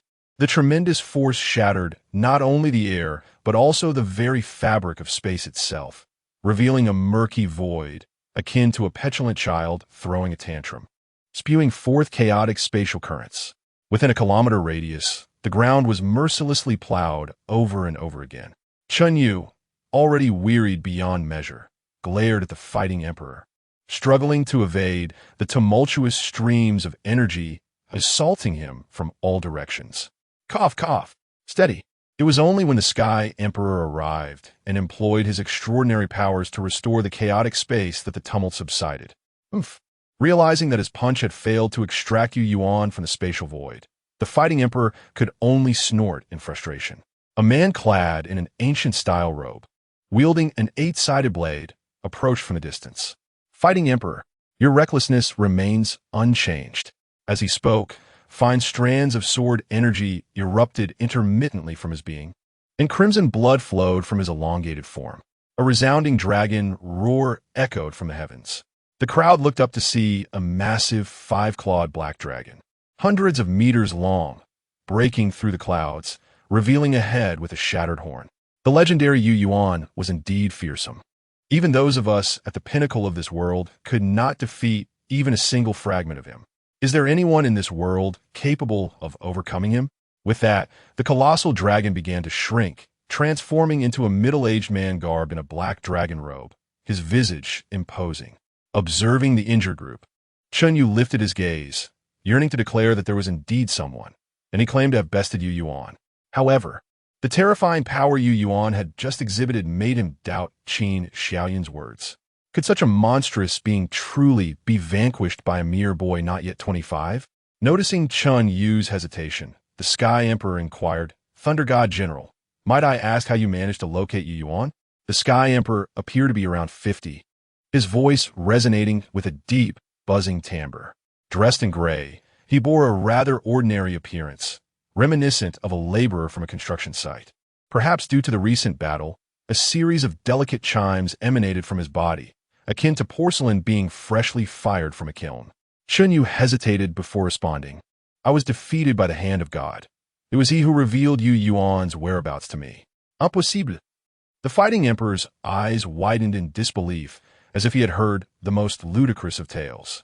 Yet, upon seeing the earnest expression on Chun Yu's face, his astonishment deepened. The hand of God.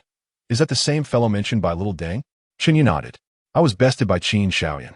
This matter bore no need for concealment, for many had witnessed him being subdued by a mere fingertip from Qin Shaoyan. Recalling this, a flush of embarrassment crept over Chun Yu's cheeks. Unexpectedly, the Dragon King sighed. I cannot believe you have fallen to his hands.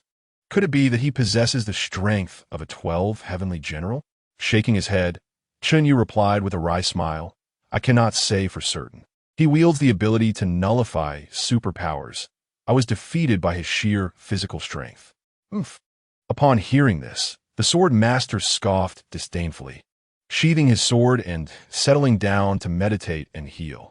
To him, there existed only two types of people in this world, those who could be cut and those who could not. From Chun Yu's words, it was clear that this boy known as the Hand of God was presently beyond his reach. Meanwhile, the fighting emperor's eyes sparkled as he laughed heartily.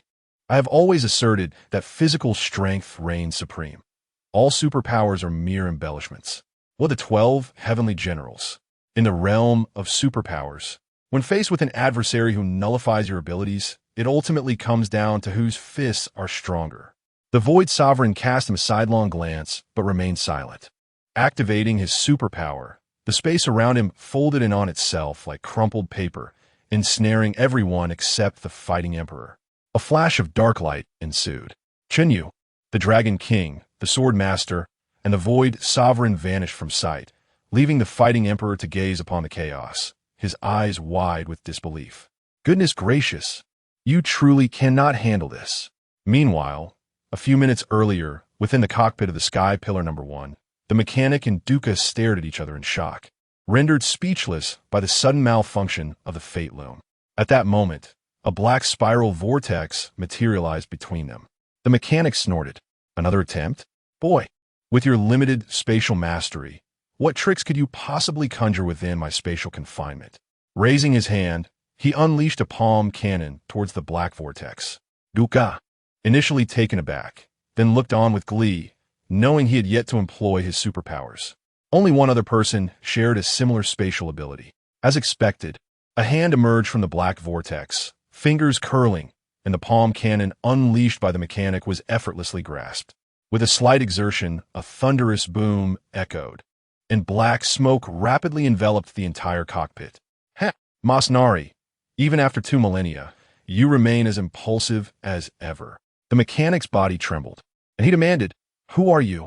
Masnari was indeed the mechanic's true name, a secret known only to his long-deceased parents.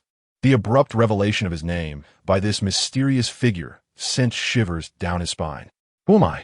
As the smoke dissipated, a figure clad in crimson with red hair and eyes emerged, smiling as he proclaimed, I am, of course, your future comrade, Rance.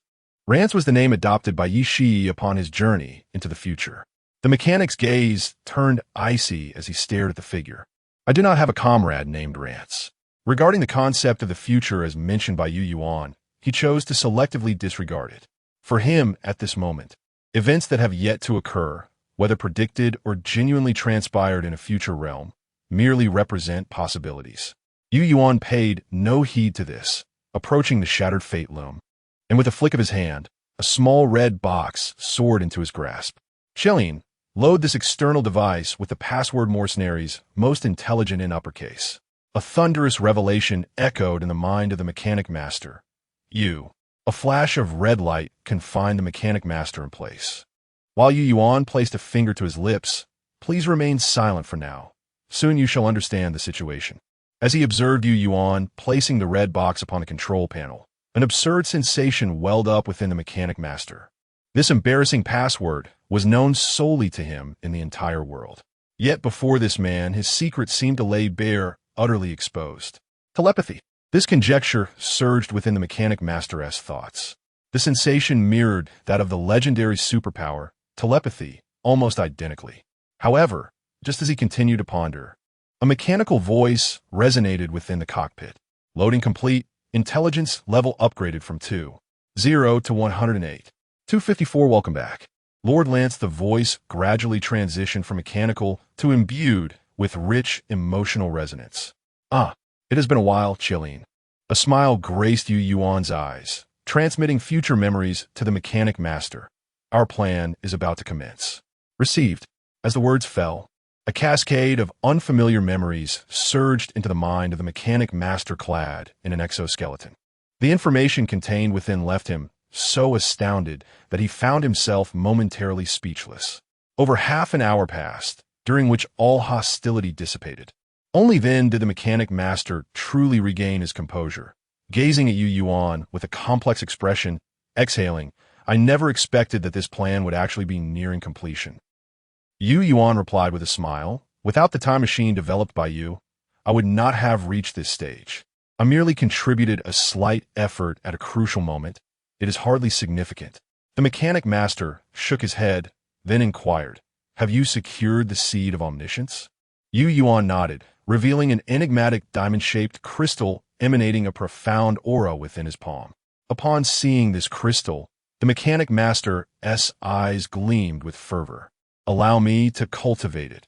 I will hasten the emergence of the tree of omniscience, and once it bears the false seed of omniscience, the first God-level superhuman of the superpower world can be born prematurely. At that time, we shall not appear so passive in the face of that war. Yu Yuan shook his head. The timing is not yet ripe. The seven must reach their utmost potential before a God-level superhuman can be born. This is the rule of this realm. Meanwhile, in District 13, Qin Shaoyun observed the frigid expression of Luo Qinwu, a glint of amusement flickering in his eyes. He the Seven, Chapter 71. The 7 sons prior to this day, Qin Shaoyun remained largely oblivious to the myriad mysteries of this realm. It was only after he recklessly invoked his omniscient abilities that a torrent of information surged into his mind, granting him a rudimentary understanding of the world's landscape. In brief, within the realm of superpowers, an individual's might is typically correlated with their energy level. The classification of these energy levels is rather extraordinary. For instance, levels 1 through 5 fall within the realm of ordinary human comprehension. However, once one ascends beyond level 30, the nature of power begins to warp.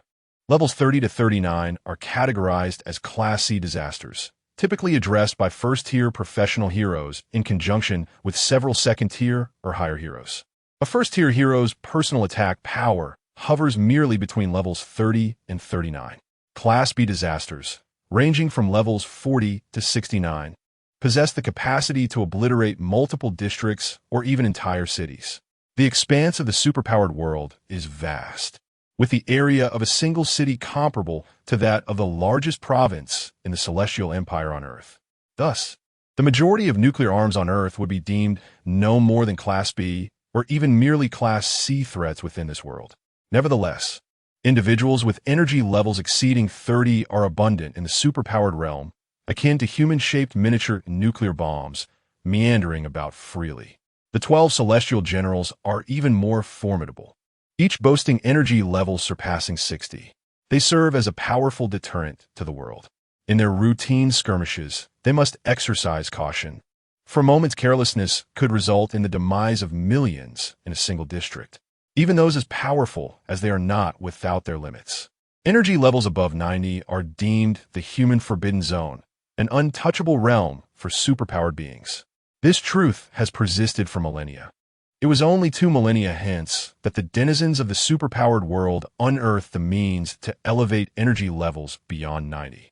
This breakthrough hinges upon the maturation of the 7 sons, who embody the essence of the world's origin. Their resonance can forcibly elevate the energy levels of superpowered beings, allowing those at level 89 to transcend into the 90s. The 7 sons are known as the fated children of destiny, the child of destiny, heralding a glorious past, the child of the future, ushering in technological advancements, the child of destruction, born solely for annihilation, the child of another world, traversing dimensions, the child of the world, embraced by reality, and the child of miracles, representing wonder. Throughout the ages, the 7 sons have made their appearances. However, barring unforeseen circumstances, they seldom manifest simultaneously. Rather, They pen their individual legends at disparate moments in time. Luo Qingwu, blessed with a trace of destiny's power, may indeed be one of these fated children. As for Yi Shi, the fate of this incarnation has been altered, leaving Qin Shaoyan uncertain of his connection to the Seven Sons. Yet, he possesses energies from both the past and the future, which should be linked to Yu Yuan. Moreover, within Class 00, there exists only Duan Jiejun and a few others with peculiar circumstances. As part of the cohort that performed weakest in the entrance examinations, their successful admission into Class 00 carries a hint of miraculousness. Qin Shaoyan had once entertained the notion that he himself might be a child of another world. However, he swiftly dismissed this possibility. He merely awakened the memories of his past life, which did not equate to traversing worlds as a child of another realm. Rather, he resembled a reincarnator. Furthermore, his power had long surpassed the so-called level 90, exceeding level 100 by numerous magnitudes. Thus, it appeared that the rules of this world were rather lacking. It was astonishing that a bug had allowed someone like him to manifest. With a flash of white light in his hand, a replicated seed of omniscience landed in his palm. Flicking his thumb, the seed soared into the air before landing steadily back in his grasp. Qin Shaoyun pondered with a hint of boredom. Should he utilize the seed of omniscience to discern the identities of the Seven Sons? After a prolonged contemplation, his gaze lingered momentarily on Luo Qingwu and Chun Wan, a subtle smile gracing his face. With a deft motion, he concealed the seed, choosing not to observe it. He preferred not to be spoiled by the plot. Revealing the mystery so soon would undermine the significance of this grand performance. However, glancing back at Qin Yining, Qin Shaoyan reflected for a moment before speaking. Qin Yining, do you wish to awaken a superpower? Upon handing the seed of omniscience to Yu Yuan, Qin Shaoyan felt an unsettling premonition that the world would descend into greater chaos. At that juncture, it seemed prudent to equip his family with a means of self-protection. Awaken a superpower? Qin Yining was taken aback. At my age, is it still possible to awaken a superpower?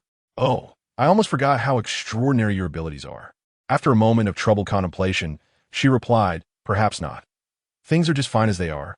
Upon hearing this, Qin Shaoyun reluctantly acquiesced. Beside them, Luo Qingwu and Chun Wan gaped in astonishment. No way. To awaken a superpower in someone already past their prime, is that even feasible? How come we have never heard of such a thing? What is the nature of his ability? Can the power of replication be transferred to others? At that moment, a flurry of questions swirled in the minds of these two sheltered individuals. Chun Wan contemplated making a sarcastic remark, but recalling that his grandfather might be in peril due to Qin Shaoyan's actions, he decided to swallow his words and fell into a sullen silence. Emerging from the void, the four returned to the resettlement area on the outskirts of El City. Chun Wan, who had never visited the resettlement area, curiously surveyed his surroundings, occasionally pouting in boredom. Upon seeing the dense clusters of housing, he scoffed derisively, embodying the haughty demeanor of a young master inspecting the countryside.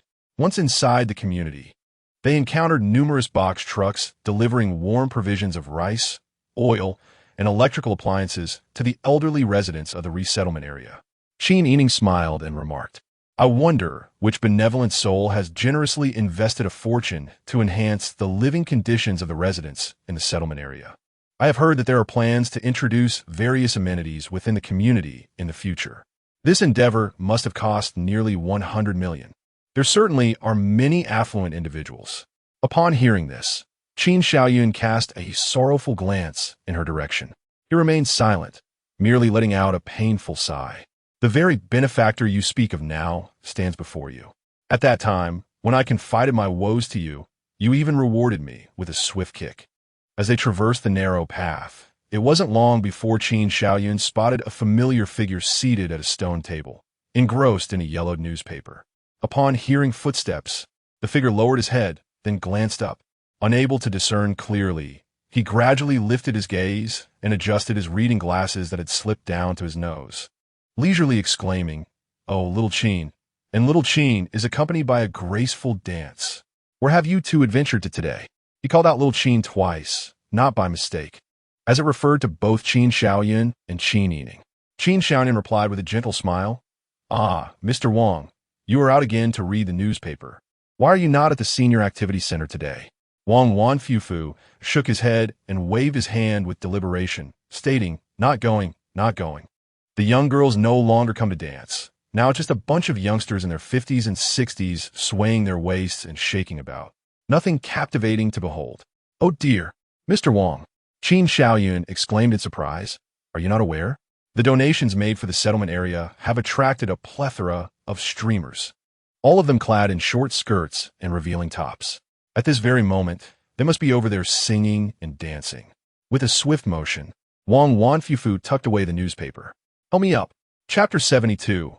Stinky Eggs and Century Eggs, assisting Wang Wanfeng from the stone chair. Chunwen instinctively followed the determined silhouette of the elderly man as he made his way toward the senior activity center. After taking a few steps, an unsettling sensation overcame him. He abruptly turned around, only to catch Qin Shaoyun casting a scornful glance in his direction. Chunwen inhaled sharply, his face flushing crimson. "You scoundrel! You deceived me." In a state of mild panic, he glanced toward Luo Qingwu, stammering, "This." After a prolonged hesitation, he found himself at a loss for words. With a meaningful smile, Qin Shaoyun approached, playfully pressing down on Chunwen's head, grinning mischievously. "Kid, I didn't expect you to be so fiery. What is this? Are you interested in watching those streamers dance?" A surge of indignation flooded Chunwen's mind. And drawing upon an unexpected courage, he shoved Qin Shaoyun's hand away, exclaiming, "I am not." Qin Shaoyun stared at him in surprise. "Oh, so you dare to get riled up with me?" With a snap of his fingers, an invisible force suddenly bound Chunwen in place. Turning to Qin Yining, he chuckled, "I'll take this lad out for a little education. You all head back and warm up the dishes I made this morning." With that, he turned to leave, but paused to add, "Oh, right, Qin Yining for the next few days, stay with Qinwu. This kid will be with me in room 703. Qin Yining's eyes sparkled with excitement as she turned to embrace Luo Qingwu. Filled with hope, "Is that all right?" Qingwu, frowning slightly at the smiling Qin Shaoyun. Luo Qingwu pondered for a moment before eventually nodding. "Hooray!" Qin Yining exclaimed, overjoyed. "Then we shall take our leave. We want to be back for dinner tonight." As soon as the words left her lips, she whisked Chunwen away, vanishing before the two remaining. The light flickered momentarily, and when Chunwen regained clarity of his surroundings, he found himself in a completely unfamiliar place. Dim red lights flickered sporadically, accompanied by neon signs, missing edges and corners. Women clad in revealing attire, heavily made up, brazenly pulled the hands of inebriated men. The cacophony of noise assaulted his ears, mingling with the acrid sense of smoke, alcohol, and a nauseating stench that churned Chunwen's stomach, nearly provoking him to vomit. Wiping his face, he was met with a transformed Qin Shaoyun, who flashed a grin at Chunwen. "Kid, let me introduce you to what constitutes the world of adults." With a snap of his fingers, the constraints binding Chunwen were lifted. Qin Shaoyun took a few steps forward before suddenly turning back. "Don't tell your grandfather that I brought you here." Hearing his words, Chunwen surveyed his surroundings once more. With a gulp, he swallowed hard, his expression one of shock. The ambience, the environment. Indeed, this was undoubtedly the infamous red light district. "You, scoundrel, how did you bring me to a place like this? Do you think I'm the kind of person you imagine?" Chunwen glared fiercely at Qin Shaoyun, yet his slightly flushed, handsome face betrayed an undercurrent of excitement. "The hand of God, Qin Shaoyun, I never expected you to be such a person. Allow me to strip away your hypocritical facade, revealing your sordid visage to Luo Qingwu in its entirety." As if to justify his actions, Chunwen eagerly followed, completely oblivious to the reality around him. His beauty, surpassing that of many women, rendered him blushing, and in the eyes of certain individuals, his allure exceeded that of an unparalleled beauty by countless degrees. A sound of someone swallowing came from nearby. Outside a bar, a burly man with a face full of flesh, yet possessing a pair of captivating peach blossom eyes, stared intently at the excited Chunwen, his gaze brimming with greed. The more he thought about Chunwen's figure and looks, the more exhilarated he became, causing drool to escape the corners of his mouth. A subordinate standing beside him, catching on to the situation, chuckled, and leaned in, saying, "Boss, are you smitten again?" A fierce glint flashed in the man's eyes as he extended his massive hand to clutch the subordinate's face, lifting him off the ground while grinning menacingly. "What? Do you have a problem?" No. Boss, please let me explain." A sharp pain shot through the subordinate's head as he screamed. "I know that beautiful lad is with the guy from the Life and Death Boxing Club." "Oomph." The burly man forcefully threw the subordinate aside, his eyes flickering with a strange light. The Life and Death Boxing Club was not a place where just anyone could act recklessly. Yet, the thought of Chunwin's enchanting form ignited a heat rising from his lower abdomen. Gritting his teeth, he stepped forward, pursuing Qin Shaoyun and the others without realizing he was being followed. Meanwhile, Chunwin remained blissfully unaware, his excitement palpable as he explored his surroundings. In the blink of an eye, the two arrived before a grand structure, sprawling over the space of 2 or 3 football fields. Witnessing such a spectacle, Chunwin felt a twinge of shock, even though he had never paid attention to real estate prices. He understood that constructing such a vast edifice in this prime location indicated its owner was no ordinary person. Just as he was about to inquire about their purpose there, he noticed Qin Shaoyun approaching a tall, beautiful woman with a teasing expression. Before he got closer, he heard Qin Shaoyun call out from a distance, "Stinky egg!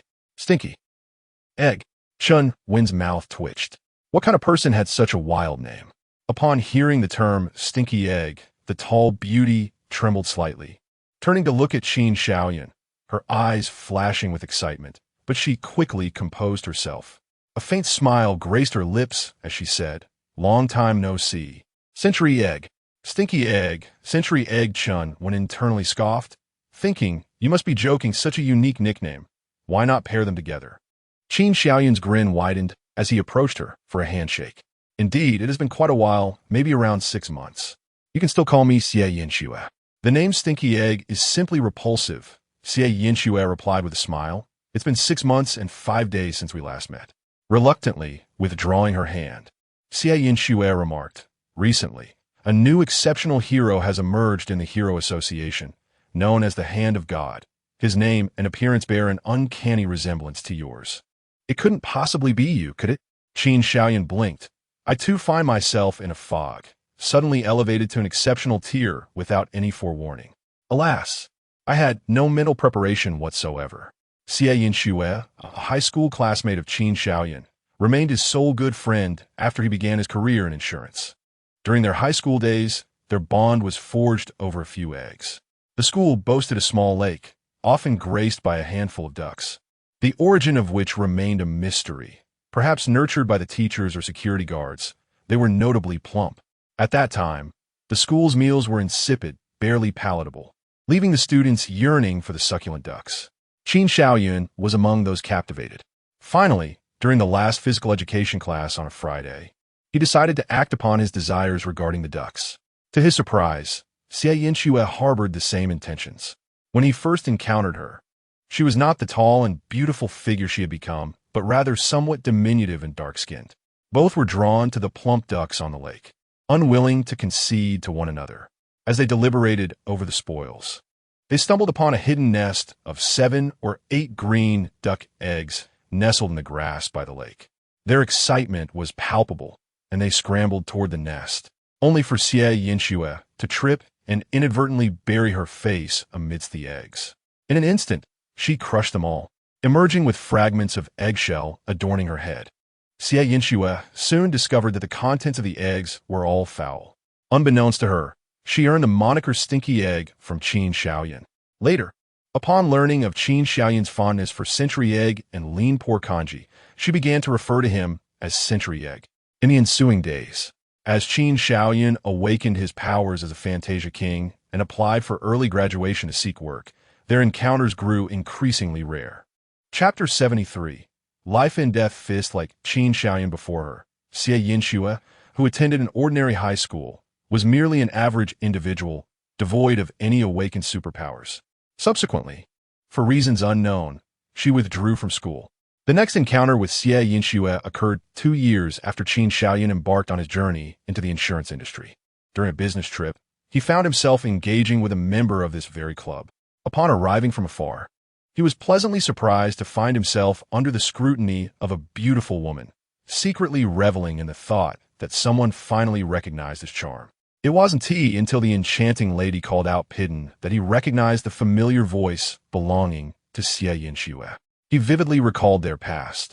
His friend, once dark-skinned and somewhat shorter, had transformed into a statuesque figure, her skin as fair as snow, leaving Qin Shaoyan momentarily entranced.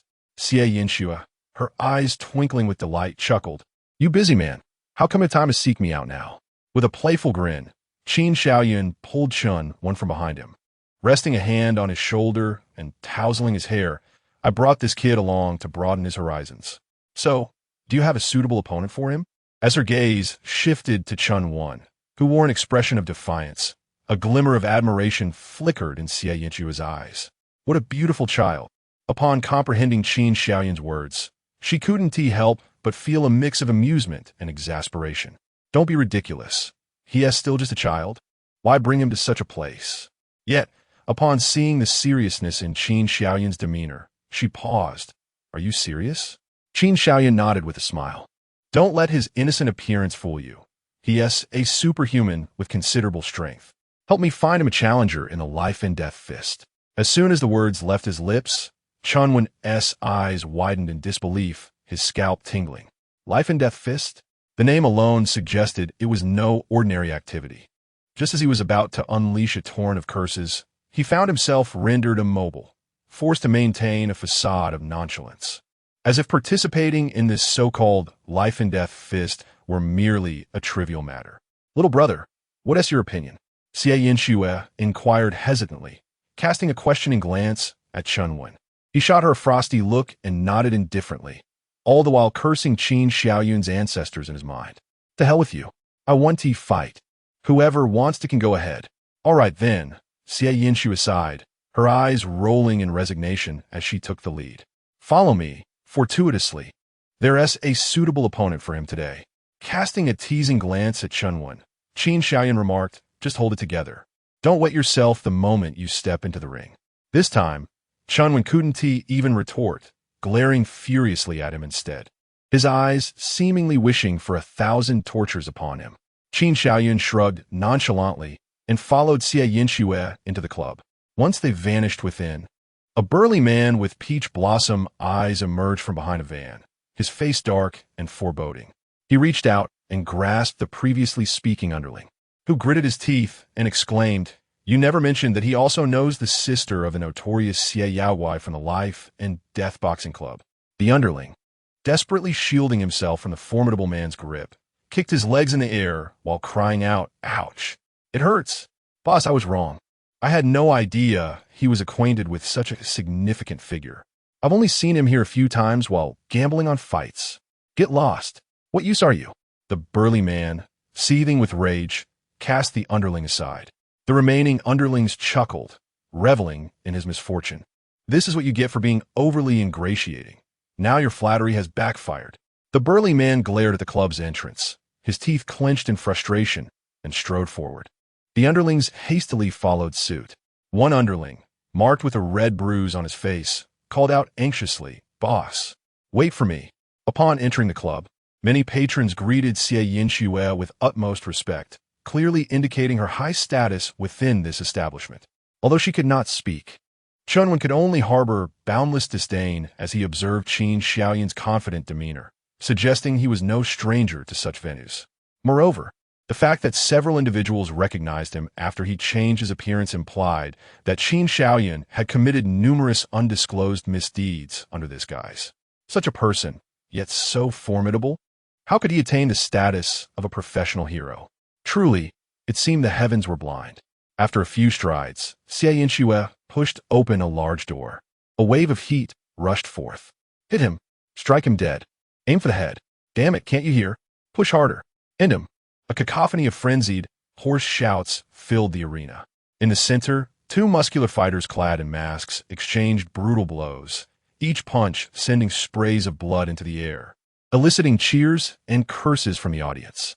Casting a casual glance at the brawl, Xie Yinxue turned her head and summoned a young man in work attire, whispering a few words in his ear before sending him on his way. Noticing this, Qin Xiaoyan smiled and inquired, "Is everything arranged?" "It is," Xie Yinxue confirmed. "We will certainly give you the respect you deserve. You'll be up next. Care to place a bet?" Shaking his head, Qin Xiaoyan sighed. "I have no confidence in this lad, so I'll pass." "Ah, the fight's over." Just as he spoke, one of the boxers on stage was struck squarely on the temple, blood erupting from his nose as he collapsed to the ground, unmoving. Chunwen watched in horror as the fighter lay there, bloodied and still. A wave of dread surged within him. The life and death boxing match. Could it truly be about life and death? You wanted to fight? People could die. Qin Xiaoyan slapped Chunwen on the back, propelling him forward. "Kid, it's your turn now. Make it count." Chunwen wished to spit back at him, but his body remained under Qin Xiaoyan's control, rendering him incapable even of a blink. He could only helplessly observe as he walked step by step toward the arena. As he approached the arena, a palpable sense of dread enveloped his heart. Suddenly, a deep and resounding horn echoed through the air. Its somber yet penetrating tone swiftly subdued the cacophony of the crowd, restoring their emotions to a state of composure. Amidst the reverberations of the horn, a host clad in formal attire ascended the stage, microphone in hand, and beamed a radiant smile while gesturing to the audience in a sweeping manner. "Ladies and gentlemen, after witnessing the previous fierce battle, are you not left yearning for more?" With that, he directed the microphone towards the spectators and made another round of gestures to the crowd. "Enough talk. The next match awaits. I want to see a fight. The next match. The next match." The host nodded in satisfaction and proclaimed into the microphone, "I, too, eagerly anticipate the forthcoming contest. However, accustomed as we are to the finest delicacies, it is time to savor the simpler fare. Now, let us commence the first match of tonight's Young Master Cup, featuring our freshly minted contender, the Electric Boy, versus the Embroidered Scholar." Electric Boy? A stream of mucus dripped from the dazed Chunwen's nose, his mind a blank slate. What is this nonsense? Who bestowed upon me this ludicrous name? My illustrious reputation. Meanwhile, the instigator of his plight lounged in a private room, lamenting to Xie Yinxue. "Did I not ask you to help me find a suitable opponent? Why did you let him compete in the Young Master Cup? Isn't that a stage for the pampered playboys?" Xie Yinxue stifled a laugh, covering her mouth, "But the young man you brought along does resemble a pretty boy. Does he not?" Qin Xiaoyan shot her a glance of disapproval, but chose to remain silent. Chapter 74. My heart is truly vast as Chunwen ascended the stage. A chorus of fervent screams erupted from the audience. "Oh, this young man is so handsome. Goodness, his delicate features surpass even those of women. Ha ha! Who is this electrifying lad? I must claim him for myself. He is even more striking than my own darling, and at first glance, he ignites a protective instinct within me." The excited voices rose in a crescendo, predominantly from middle-aged, wealthy women, robust and imposing. Amidst them, envious male voices chimed in. "What on earth? Why is a man so beautifully attractive? Embroidered Scholar, I'll wager 10,000. You must eliminate that young man. I'll bet 50,000. Just look at how slender this electrifying lad is. It's clear he can't fight. I'll wager 100,000 on the Embroidered Scholar." On the arena, Chunwen's opponent, the Embroidered Scholar, approached. Upon gazing at Chunwen's visage, he let out a jealous snort, dramatically tossing back his cloak to reveal his finely sculpted 8-pack abs. With his handsome features, tall stature, and subtly defined muscles, the Embroidered Scholar epitomized the aesthetic that many women admire. This instantly incited another wave of screams from the affluent women in the audience. Casting a triumphant glance at Chunwen, the Embroidered Scholar continuously blew kisses towards the admirers. The Young Master Cup, as its name suggests, is unlike a typical boxing match. You would rarely encounter such contests outside the Death Fist Club. While many prefer to refer to it as the Duck Cup, the normal matches involve brutal exchanges, dripping with blood. However, the Young Master Cup features two pampered young men, sponsored by wealthy women, brawling on stage, usually devoid of any substantial entertainment. Resting his chin on his hand in boredom, Qin Xiaoyan remarked to Xie Yinxue, "Perhaps we should change his opponent for the next match. That embroidered pillow may be dispatched in an instant." Dispatch in an instant? Xie Yinxue was momentarily taken aback, her brow furrowed in skepticism. "Are you judging by appearances? That embroidered pillow, the embroidered scholar is quite skilled. You've misjudged him. He ranks among the top 50 in our club below the professional level. Qin Shaoyun rolled his eyes at her, and she continued, his strength is no trifling matter. Within the ranks below professional fighters, he has established himself firmly. In boxing, the professional level typically denotes fighters who have reached the status of professional champions, implying that their attack power is at least at level 5. The embroidered scholar's position among the top 50 indicates that his strength could be at levels 3 or 4. Previously, when tested, Chun Wen's attack power was merely at level 2, making it seem implausible that he could match the embroidered scholar. However, Chun Wen possesses a unique ability, Lightning Strike. It is a hybrid superpower that combines elemental and enhancement abilities, granting him rapid movement, along with attacks that deliver a paralyzing electric effect. The boxing power testing machine at Qingyun Super Ability Academy can measure the magnitude of attack power, but cannot gauge the extent of the damage. As expected, the host, microphone in hand, waved his arm and leaped back. Begin. In an instant, Qin Shaoyun released Chun Wen from his restraints. Feeling the newfound freedom of movement, Chun Wen abruptly turned around, searching for any trace of Qin Shaoyun, but he found none. His delicate face flushed with anger as he shouted, "Damn it." He cast a fierce glare at the embroidered scholar, and with a flash of lightning, he vanished from sight. The onlookers could only witness a beam of light resembling lightning hurtling towards the embroidered scholar before he could react. With a crackling sound, electric arcs filled the octagonal cage, and a figure was sent flying, crashing against the iron mesh with a resounding clang.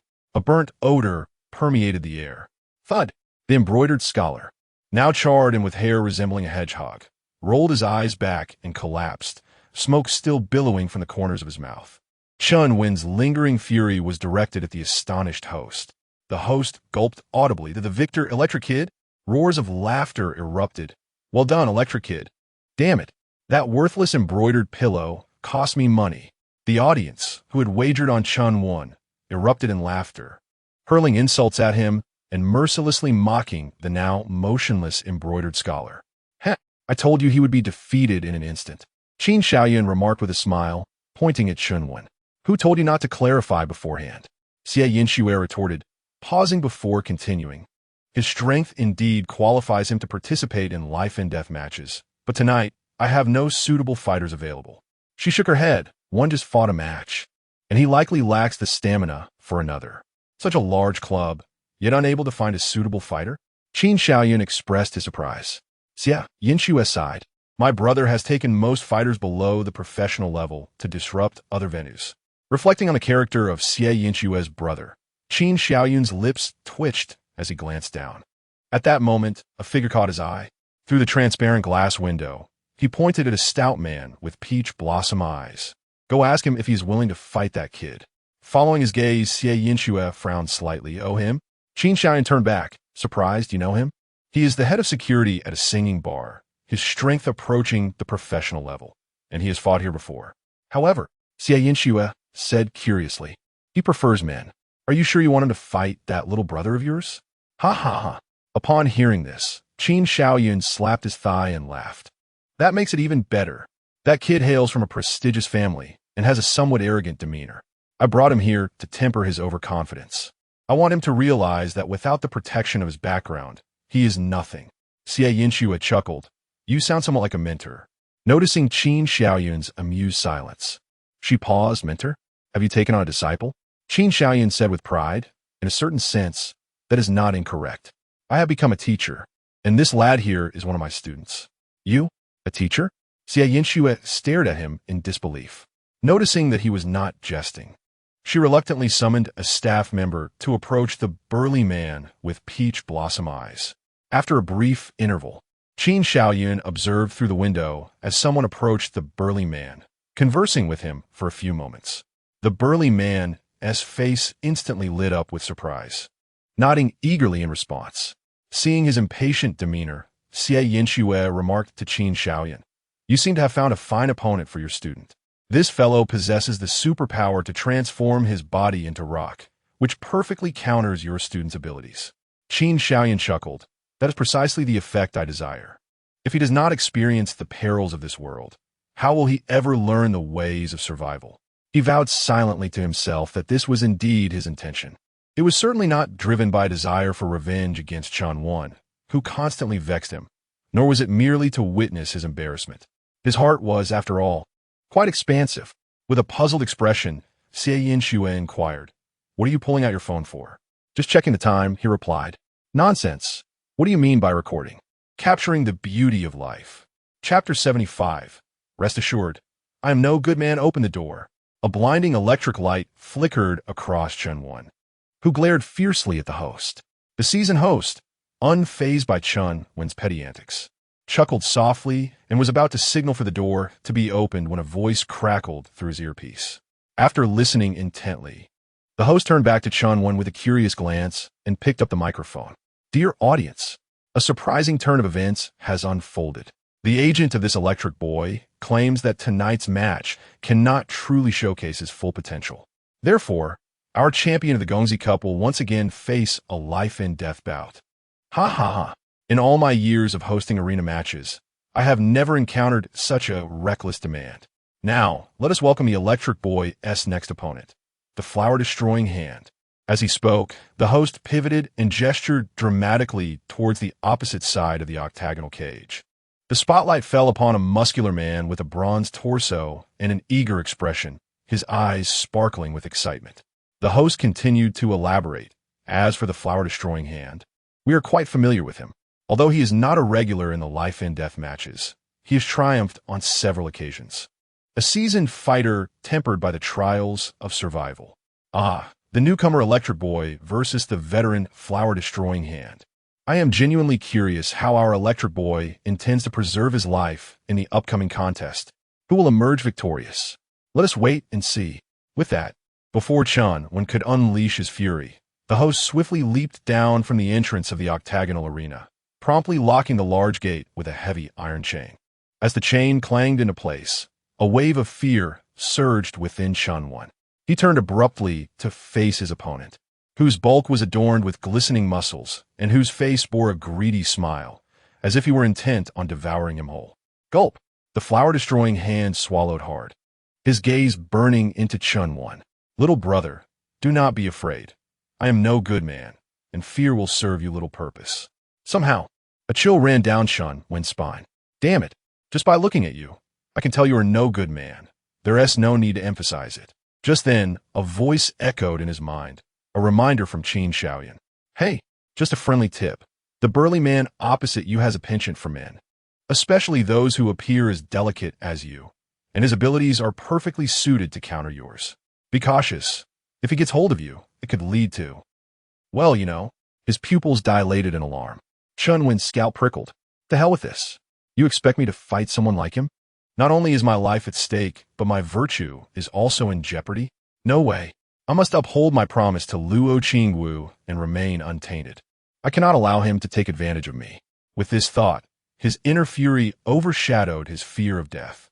As Chun-Won gazed at the grin of the broken back flower crusher, he bellowed, "You dare to laugh."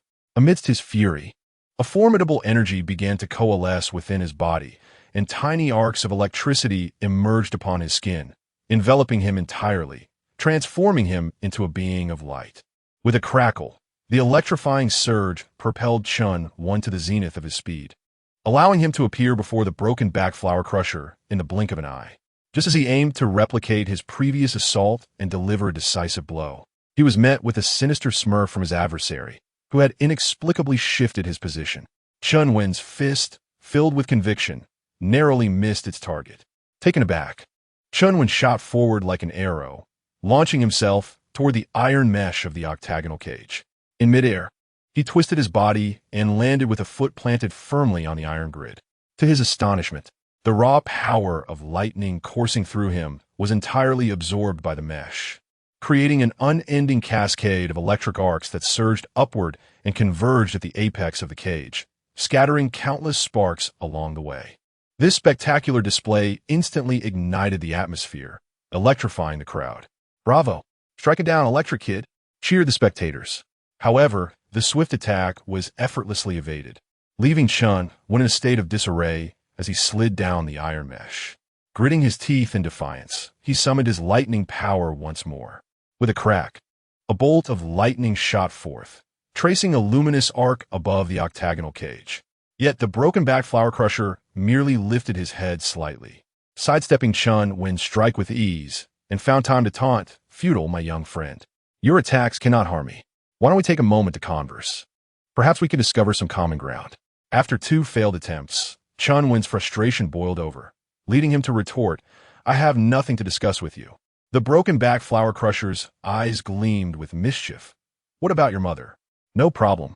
If you and I become friends, your mother will be my mother, and mine will be yours. 2 mothers, our shared kin." Enraged by the insult, Chun Wen's violet eyes flickered with electric fury, veins bulging on his forehead, and his once beautiful visage twisted into a snarl. With a sudden surge of power, he lunged at his opponent like a mindless beast, fists crackling with the might of thunder, delivering blows upon blows to the broken-back flower crusher. Faced with Chun Wen's fierce countenance, the broken-back flower crusher found himself increasingly intrigued. Instead of evading, he enveloped his robust hands in a shroud of dark energy, generating a resounding clash as his palms met. Alternating his hands in a rhythmic motion, his stone-like arms absorbed all of Chun Wen's relentless assaults. The lightning that struck his arms attempted to redirect toward his body, but was instead channeled down to the ground. The electric arcs that fell upon the rubberized ring left only charred marks, failing to inflict any substantial harm. Yet within the octagonal cage, the spectacle of lightning illuminated the scene, showcasing a dazzling array of lights and effects for the audience, creating an unparalleled visual extravaganza. The audience erupted into waves of excited cheers. Yet as the saying goes, amateurs watch the spectacle while experts discern the intricacies. In the eyes of Qin Shaoyun and his companions, however, a different scene unfolded. With a sigh of disappointment, Qin Shaoyun remarked, "That Chun Wen lad possesses considerable talent. But this superpower of his seems to come with significant drawbacks." "Drawbacks?"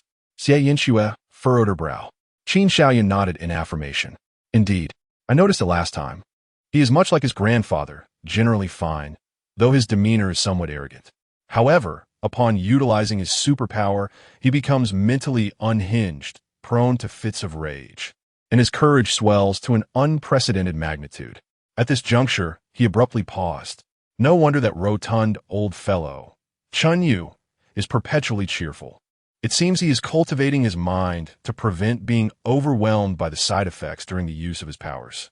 It's also no surprise that, back at the academy, he would challenge me unarmed, fully aware that he was no match for me. It appears that this turmoil stems from their lineage's superpower affliction.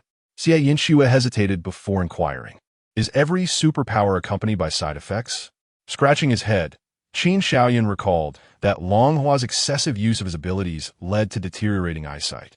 Duan Zhejun was labeled a coward due to his powers, and Meng Fanren developed peculiar tastes as a result of his abilities. After a few moments of contemplation, Qin Shaoyun responded, "Perhaps." Xie Yinxue chuckled, "And what about you? What are the side effects of your superpower?" "The side effects of my superpower?" Qin Shaoyun replied innocently, raising his hands in a gesture of surrender. "Its sole drawback is that I acquired this ability. Had anyone else been bestowed with my powers, this world would have faced utter devastation countless times." Chapter 76. Embodiment of electromagnetism. I perceive that the side effect of your superpower is sheer arrogance. Xie Yinxue rolled her eyes at him. Dismissing Qin Shaoyun's words, she pointed at Chun Wen, who was being toyed with by the backbreaker flower-destroying hand, and remarked, "Your student's situation seems rather dire." Qin Shaoyun, however, remained confident. "It's nothing. If he is at this level, he won't pass my test." "Oh, you devised a test?"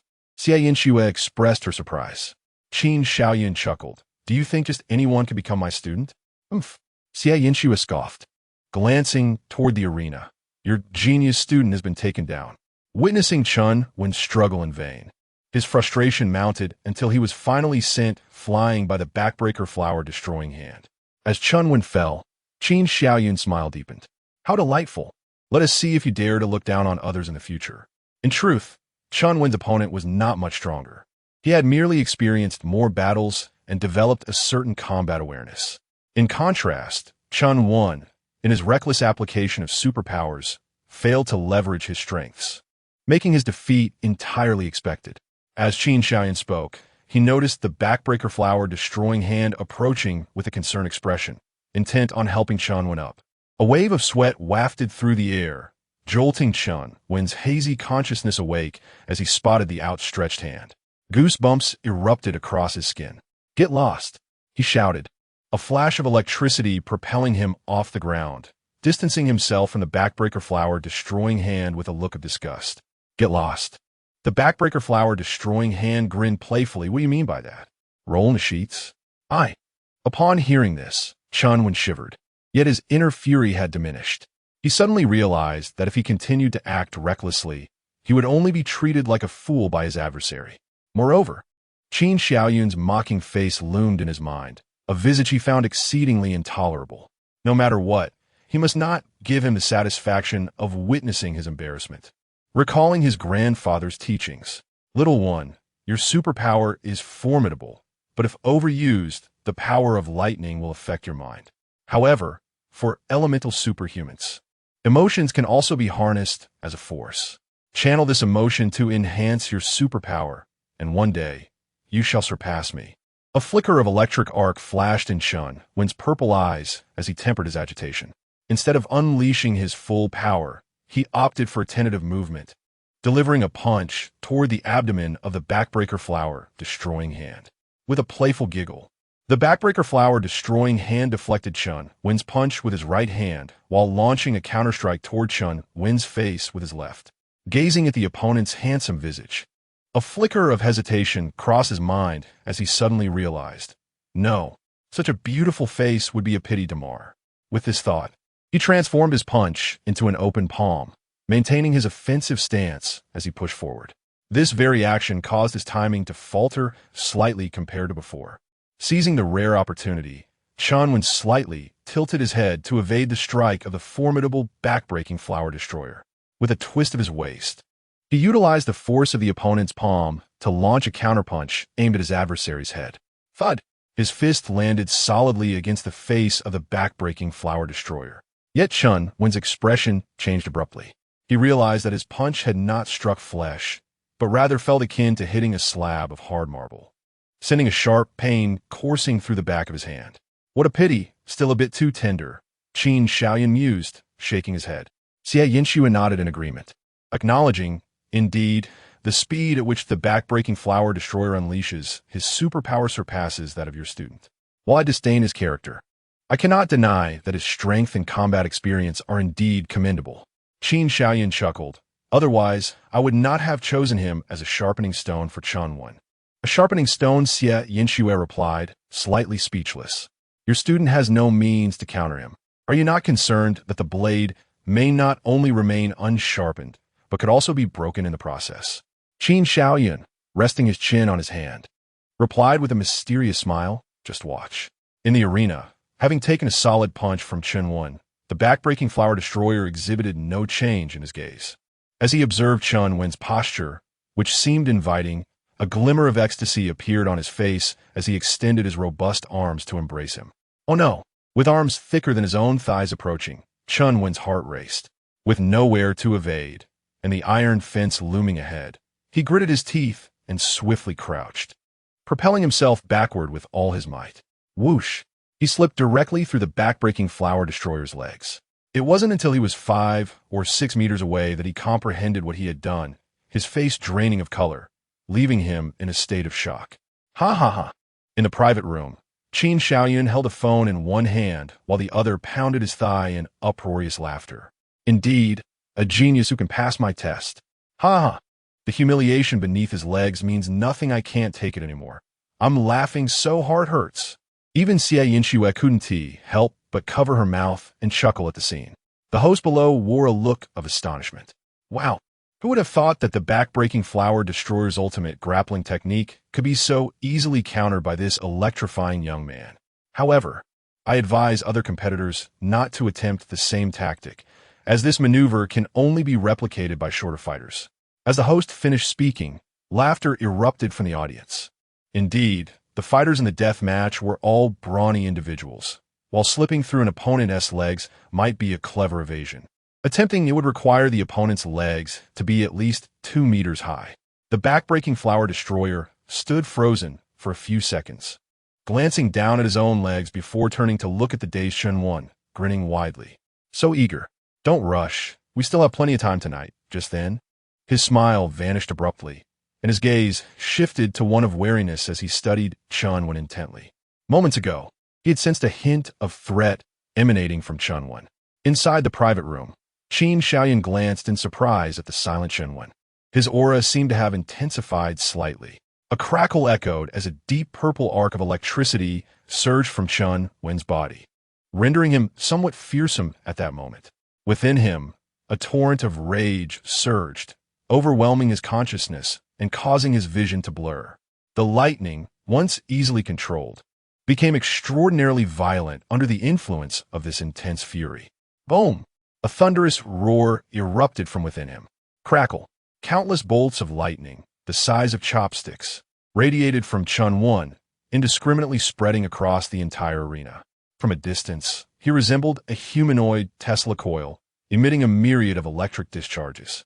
The expression of the broken-back flower destroyer shifted dramatically. With a fierce glare and a thunderous shout, he unleashed his full powers, transforming his nearly 2-meter-tall figure into a shadowy silhouette. The scattered lightning struck him, cascading down to the ground or leaping onto the surrounding steel mesh. ZZZZT. As the focal point of the arena, Chun-Won seemed to sense something.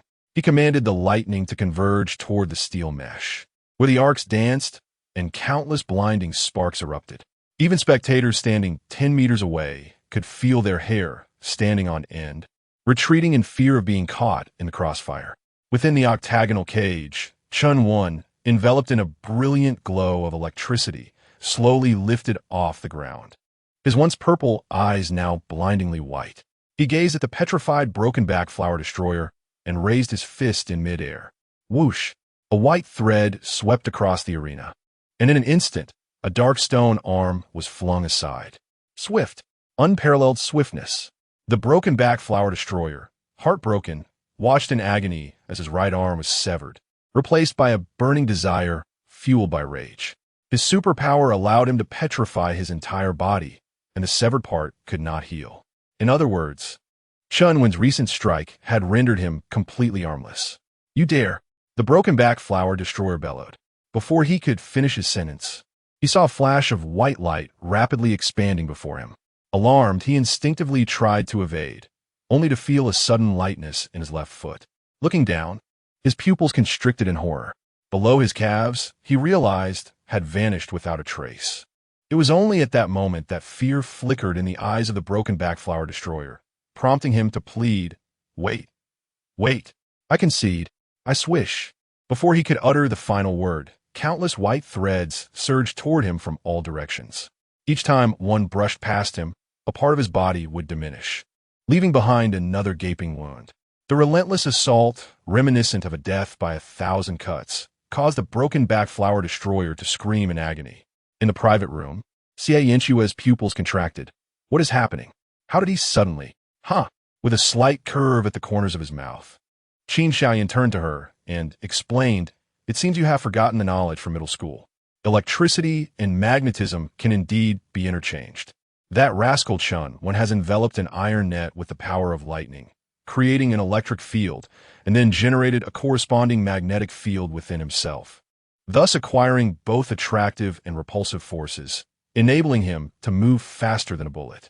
In simpler terms, he has transformed himself into an electromagnetic cannon." Chapter 77.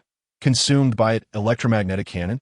Xie Yinshua widened her eyes in disbelief, her initial reaction being, "Are you trying to deceive me?"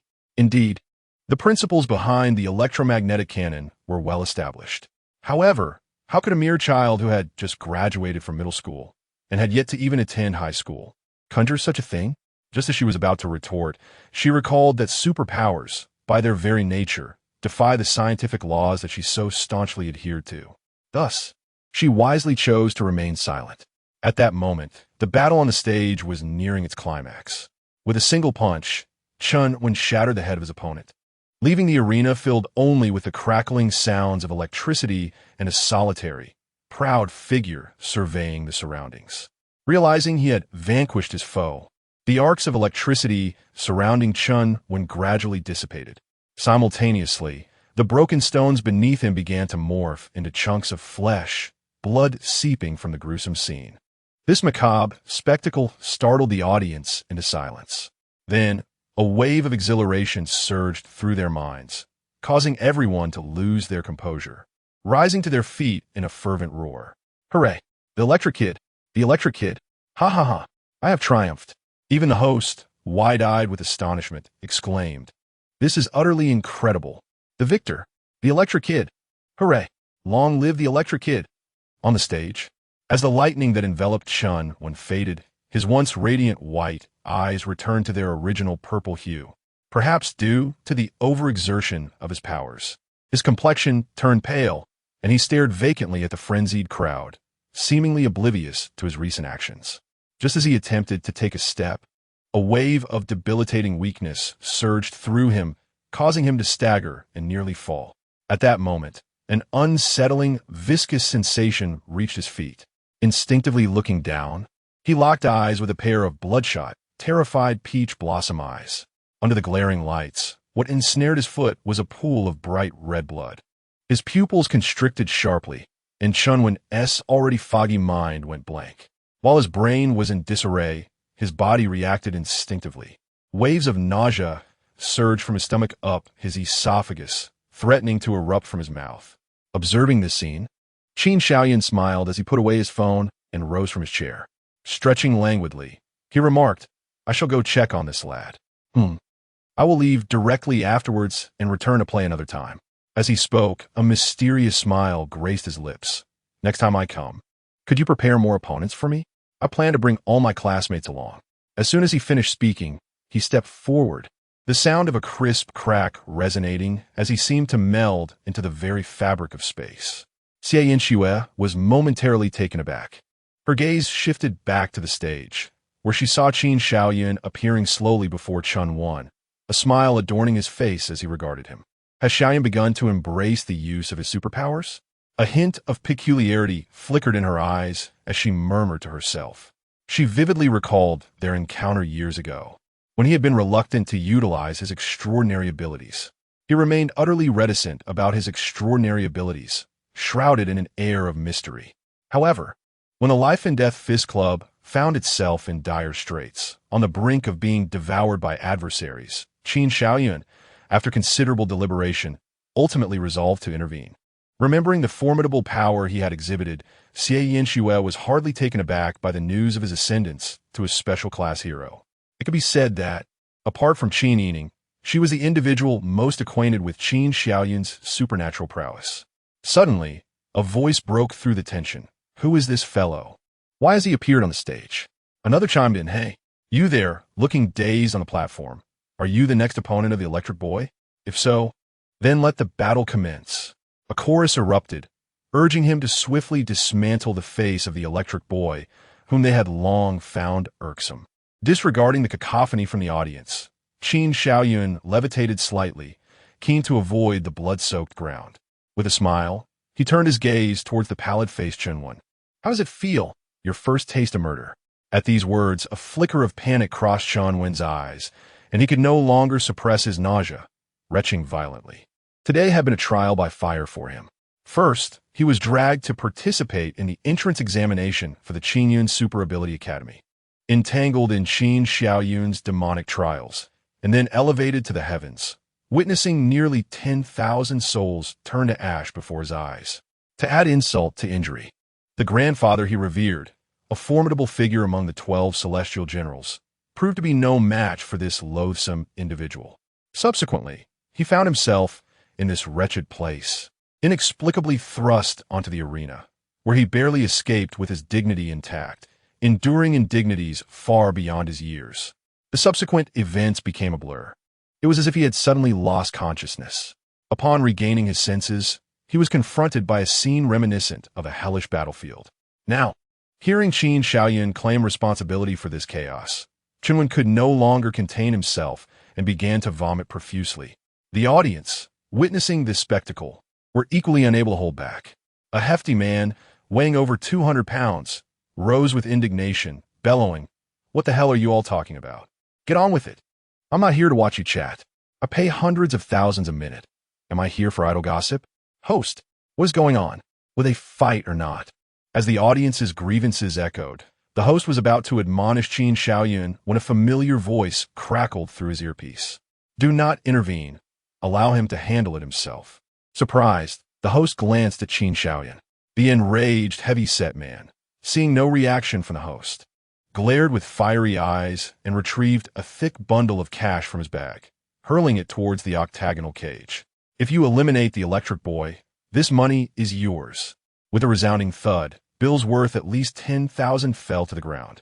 Qin Xiaoyun furrowed his brow slightly, his smile gradually fading as his icy gaze fixed upon the hefty man. Is that not enough? Upon meeting Qin Xiaoyun's steely eyes, the man first flinched, then, consumed by fury, extracted 2 more stacks of cash, throwing them into the cage while shouting, "I'll give you an additional 20,000. As the banknotes fluttered to the ground, a flash of white light flickered in Qin Xiaoyun's eyes. In an instant, a similar gleam illuminated the audience stands, and the enraged, portly man felt a sudden lightness beneath his feet, his surroundings dimming momentarily. When he regained his senses, he found himself inexplicably elevated upon the stage, suspended in midair. A wave of commotion erupted among the spectators. What was happening? How did this rotund individual suddenly materialize on the stage? What sorcery was at play?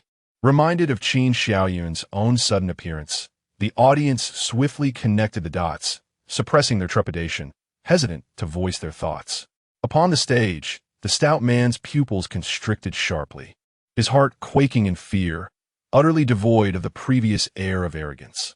With terror-stricken eyes, he gazed at the seemingly amused, yet frigid Qin Xiaoyun. Swallowing hard, he mustered the courage to threaten, "What? What do you intend to do? Do you know who I am? Are you wealthy?" Qin Xiaoyun's response was enigmatic, his gaze laden with meaning. The stout man, emboldened by the words, declared haughtily, "My wealth is beyond your imagination. How much do you require to let me go?"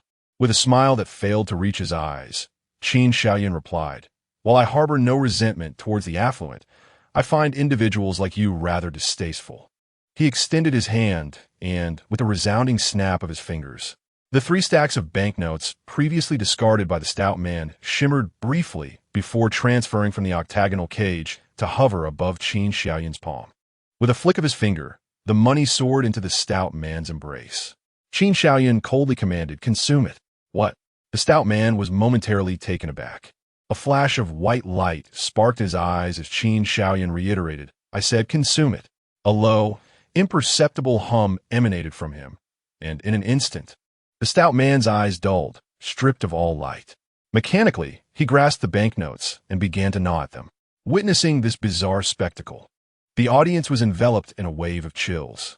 With a smirk, Qin Xiaoyun let out a cold huff and waved his hand, vanishing from sight along with the retching Chun Wan.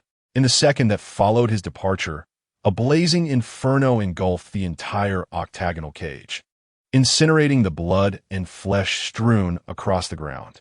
When the flames subsided, only the naked, gluttonous stout man remained, ravenously devouring the stacks of banknotes.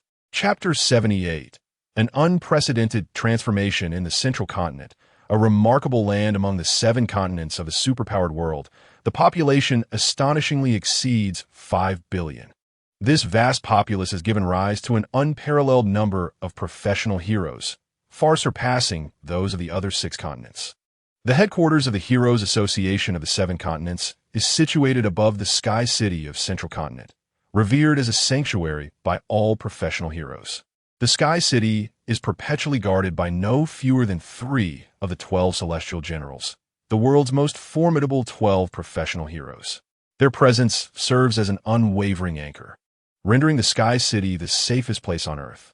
However, today, the usually bustling headquarters of the Heroes Association has transformed, shrouded in an unusually heavy atmosphere. Within a grand hall, a massive round table is adorned with 12 resplendent golden chairs. Recently engaged in battle in City A of the Eastern Continent, Thunder God Chen Yu. The Sword Master, Sky Sovereign, and Dragon King occupy their designated seats, their faces pale, clearly indicating that their injuries have yet to stabilize.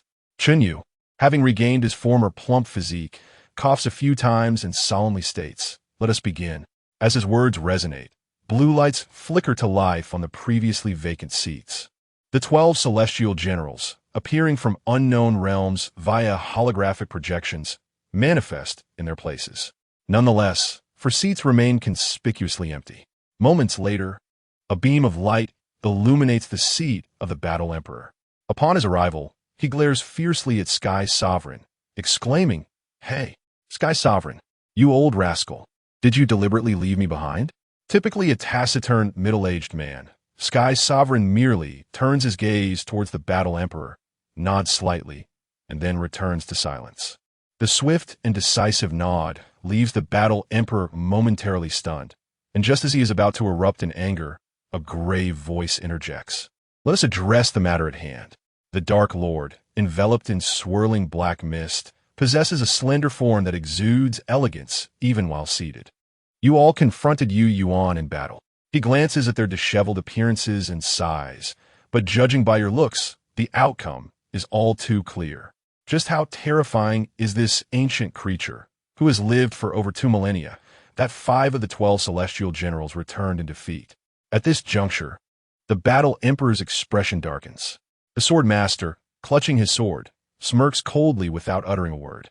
Meanwhile, the Dragon King, absent-mindedly stroking his head as if feeling for his broken dragon horn, shakes his head in dismay. The metallic chime emanating from Sky Sovereign speaks volumes. Chen Yu raises an eyebrow, seemingly unconcerned, and remarks, "We were utterly outmatched. None of us could even defeat one of his avatars. And I sensed he was merely toying with us. If he were to get serious, we might lose some familiar faces here today." Upon hearing this, Ice Lord was taken aback, staring at him in astonishment. "Old man, you mean to say that even you cannot defeat one of his avatars? This is simply too exaggerated." Even Dark Lord seemed momentarily shocked by this revelation, the dark mist on his face pausing for a few seconds before swirling rapidly, as if he were pondering the implications of Chun Yu's words. It is well known that among the 12 celestial generals, the Thunder God General is recognized as one of the top 3 in terms of power. Could it be that even he is not a match for Yu Yuan? The atmosphere in the grand hall grew heavy. Just then, a rather irritable voice broke the tension. All eyes turned to the speaker, who was none other than the Fire Emperor among the 12 generals. With his explosive crimson hair and a beard that resembled flames, he appeared particularly rugged. Mechanic Disaster God and Human King. Why have the 3 of them not appeared? As the name Human King was mentioned, all 12 celestial generals straightened up, as if the name held some sort of enchantment. Chen Yu chuckled, unusual glacial activities have emerged on the northern continent. The Human King and Disaster God have gone to investigate, hence their absence from this meeting. As for the mechanic, after a brief pause, Chen Yu opened his eyes, a hint of ambiguity flickering in his violet irises. The mechanic's whereabouts are unknown. Unknown whereabouts? Ice Lord furrowed his brow, puzzled by this implication. Chen Yu's smile faded. "What I mean is, the mechanic has vanished, and we are unable to reach him. When I sent a request for assistance to all present, the staff from the Science City informed us that the mechanic departed on the Qingtian No. 1 mech. Half an hour later, we received a message from him. It contained only 2 pieces of information, the loom of fate and..." Casting a glance at everyone present, Chen Yu spoke in a grave tone. "Yu Yuan." Upon hearing this name once more, the 12 celestial generals trembled, a feeling of both inevitability and foreboding washing over them. Indeed, to be a member of the 12 generals, the mechanic's prowess could not be solely attributed to his intellect. His strength was formidable as well. In terms of destructive capability, perhaps only the Disaster God among the 12 generals could rival him. Since Yu Yuan was capable of effortlessly defeating 4 of the 12 generals, including the Thunder God, it was not beyond the realm of possibility for him to take action against the mechanic, leading to his mysterious disappearance. "Everyone," Chen Yu continued, "the re-emergence of Yu Yuan has thrust the Hero Association, and indeed the entire world, into an unprecedented crisis. Anyone may retreat, but we cannot. Va is about to commence. Meanwhile, in another location, at the deepest part of the strait, an immense behemoth over 1,000 meters long surged through the seabed. Inside the cockpit, Duke lay slumped in his seat, holding a tablet and watching anime, bursting into laughter intermittently. Behind him, Yu Yuan and the mechanic were tinkering with a peculiar machine. Suspended above the machine is the omniscient seed acquired from Qin Shaoyan. An unpredictable energy field envelopes the seed, intermittently discharging arcs of electricity or beams of laser that strike the omniscient seed, inducing subtle tremors in the surrounding space. Observing the unchanged seed, Yu Yuan furrowed his brow and inquired, Masnali, is it possible to simulate an energy field that would enable the seed to germinate? The exoskeleton suit worn by the machine master extended 8 mechanical arms, complementing his 2 original arms, as he tirelessly tapped away at the keyboard. His expression oscillated between seriousness and relaxation. Upon hearing Yu Yuan's question, he frowned and replied, It is not so simple. Our data is far from complete. If it weren't for your bringing back my supercomputer from the future, we wouldn't even be able to analyze the omniscient seed. Moreover, I have yet to truly encounter the omniscient tree or perceive its life-sustaining magnetic field. I can only employ big data filtering methods to identify the energy field that would trigger its transformation. Rubbing his forehead in frustration, Yu Yuan suggested, What if we visit the birthplace of the omniscient tree in the future? In this time frame, the machine master scoffed. The disaster god and the human king are currently on the North Continent. Do you dare to go? The human king? Upon hearing this name, Yu Yuan sighed. Throughout history, the most formidable professional hero has been hailed as the human king, the one closest to divinity. I cannot be certain of victory. Then that settles it. The machine master pondered before continuing. Furthermore, if the omniscient seed takes root on the North Continent, are you not concerned about those entities beneath awakening once more? Humanity still lacks the existence of god-level superpowers. Oh, I almost forgot about that one. Chapter 79. The thief the individual referred to by the weapons master is undoubtedly Qin Shaoyan. After escorting Chun went away from the life and death boxing club, he did not return directly to the settlement, but instead ventured into a bustling marketplace. Strolling through the streets, Qin Shaoyan relished a skewer of grilled meat, savoring each bite. He kindly extended a skewer towards Chun Wan, asking, Would you like to have a taste? However, upon seeing the bright red spicy sauce on the meat, Chun Wan was reminded of the gruesome remnants scattered across the arena, causing his complexion to pale, nearly inducing another wave of nausea. He quickly covered his mouth, shaking his head in refusal. Qin Shaoyan chuckled, taking a hearty bite of the skewer, the delicious aroma wafting through the air. At that moment, Chun Wen's stomach betrayed him, growling audibly. Yet, despite the tantalizing delicacies before him, he could not bring himself to eat. The thought that this was all the handiwork of the man before him filled him with resentment, and he shot him a furious glare. Just then, a slight figure darted towards them, a frantic youth wielding a wooden stick close behind, shouting, Catch the thief. Don't let her escape. Perhaps too focused on her pursuer. The small figure labeled a thief turned to glance back, failing to watch where she was going, and collided directly into Chun Wen's chest. Dazed, Chun Wen attempted to sidestep, but his reflexes were sluggish. Under normal circumstances, he would have evaded any contact, but today he had exhausted himself, overexerting his abilities in the arena, leaving him as feeble as a frail creature. The collision with the thief bent him painfully, resembling a shrimp arching its back. With a thud, both fell to the ground. Groaning in discomfort, Qin Shaoyan quickly sidestepped, raising his hands to shield his skewer from any mud that might splatter from the two. Glancing up, he paid little attention and continued to enjoy his meat. Meanwhile, the thief, having fallen, spilled several bright red apples from her arms. At that moment, the pursuing youth reached her, raising his stick to strike down upon her while hurling insults. I'll teach you for stealing my apples. Wretched thief. The diminutive thief, unable to defend herself, curled up on the ground, silent as the barrage of blows rained down. Ugh, my head! Chun Wen groaned, touching his bruised forehead. Finally regaining his senses, he lifted his gaze to see the youth relentlessly assaulting the small figure, he had just collided with. Anger surged within him, and he struggled to rise, shouting, "Enough! Can't you see she's just a child?" Hearing the interruption, the youth turned menacingly, retorting, "What is it to you, brat? She stole my belongings. If I don't punish her, are you going to pay for it?"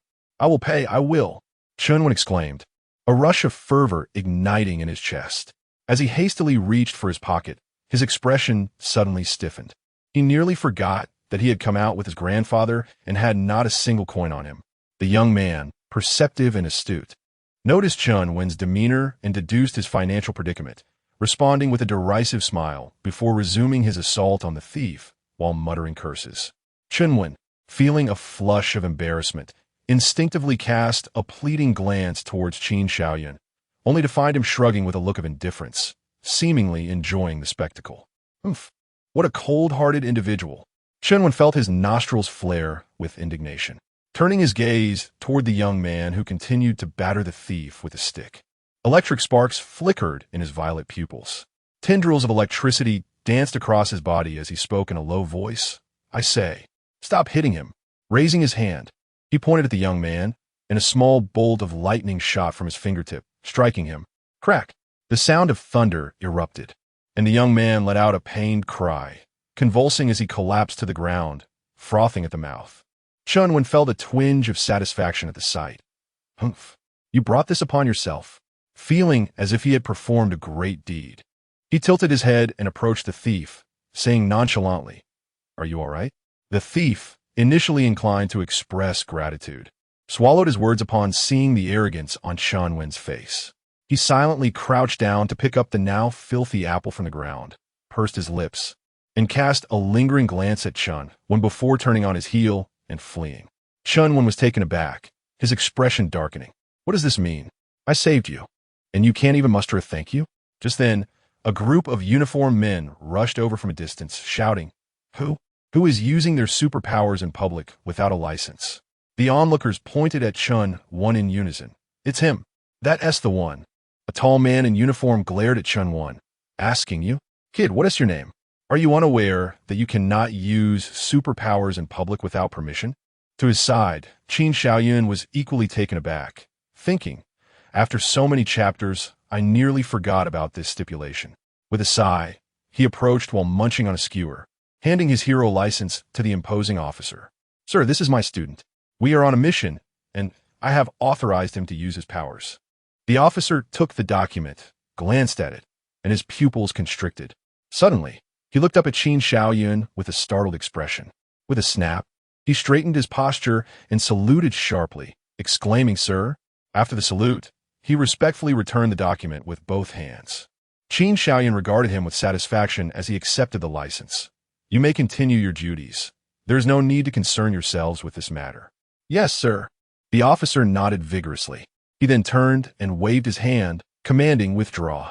With that, he led his comrades away, not daring to question the authenticity of Qin Shaoyun's credentials or the legitimacy of his stated mission. Chunwin watched them depart with disdain. Humph. Bullying the weak while fearing the strong. His gaze shifted to the young man, who was gradually regaining consciousness. The young man suddenly shivered, rolling and scrambling away in fright. Qin Shaoyun approached, disregarding the cold smirk on his face, and delivered a sharp slap to Chunwin's nape. "Ouch!" Chunwin exclaimed in pain, glaring at Qin Shaoyun. "Why did you hit me?" Discarding the skewer in his hand into a distant trash bin, Qin Shaoyun replied nonchalantly, "Do you believe you have done a good deed?" "Oh." Chunwin lifted his chin smugly. "What do you think?" With a swift motion, Qin Shaoyun slapped him again, saying dismissively, "Follow me." He then strolled towards the direction where the thief had just vanished. Chunwin, squinting thoughtfully, hesitated momentarily.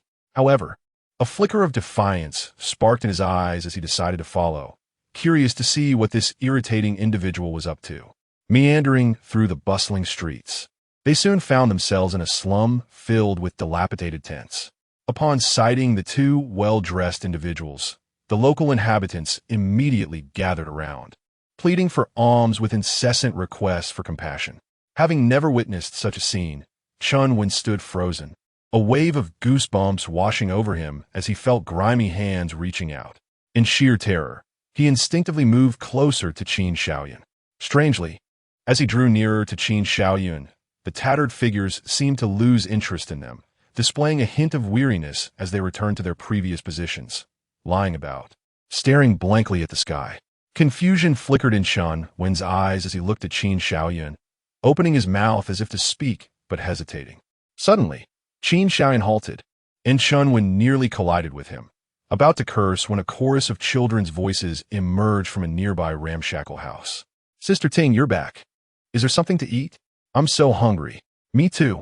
Sister Ting, the thief, referred to as Sister Ting, produced a few dirty apples from her pocket, her gentle smile illuminating her face. Yes, someone gave me a few apples today. Let us share them. Yay, apples. Hey, Sister Ting, why is your face all red? Did someone hit you? Ah, it's true. Who is bullying Sister Ting? When I grow up, I will definitely avenge you. Fu Ting touched the red mark on her face, smiling softly. It's all right. This is a punishment I deserve. Xiaoming, you mustn't say such things about revenge in the future. Meanwhile, Chen Wen stood outside, utterly stunned.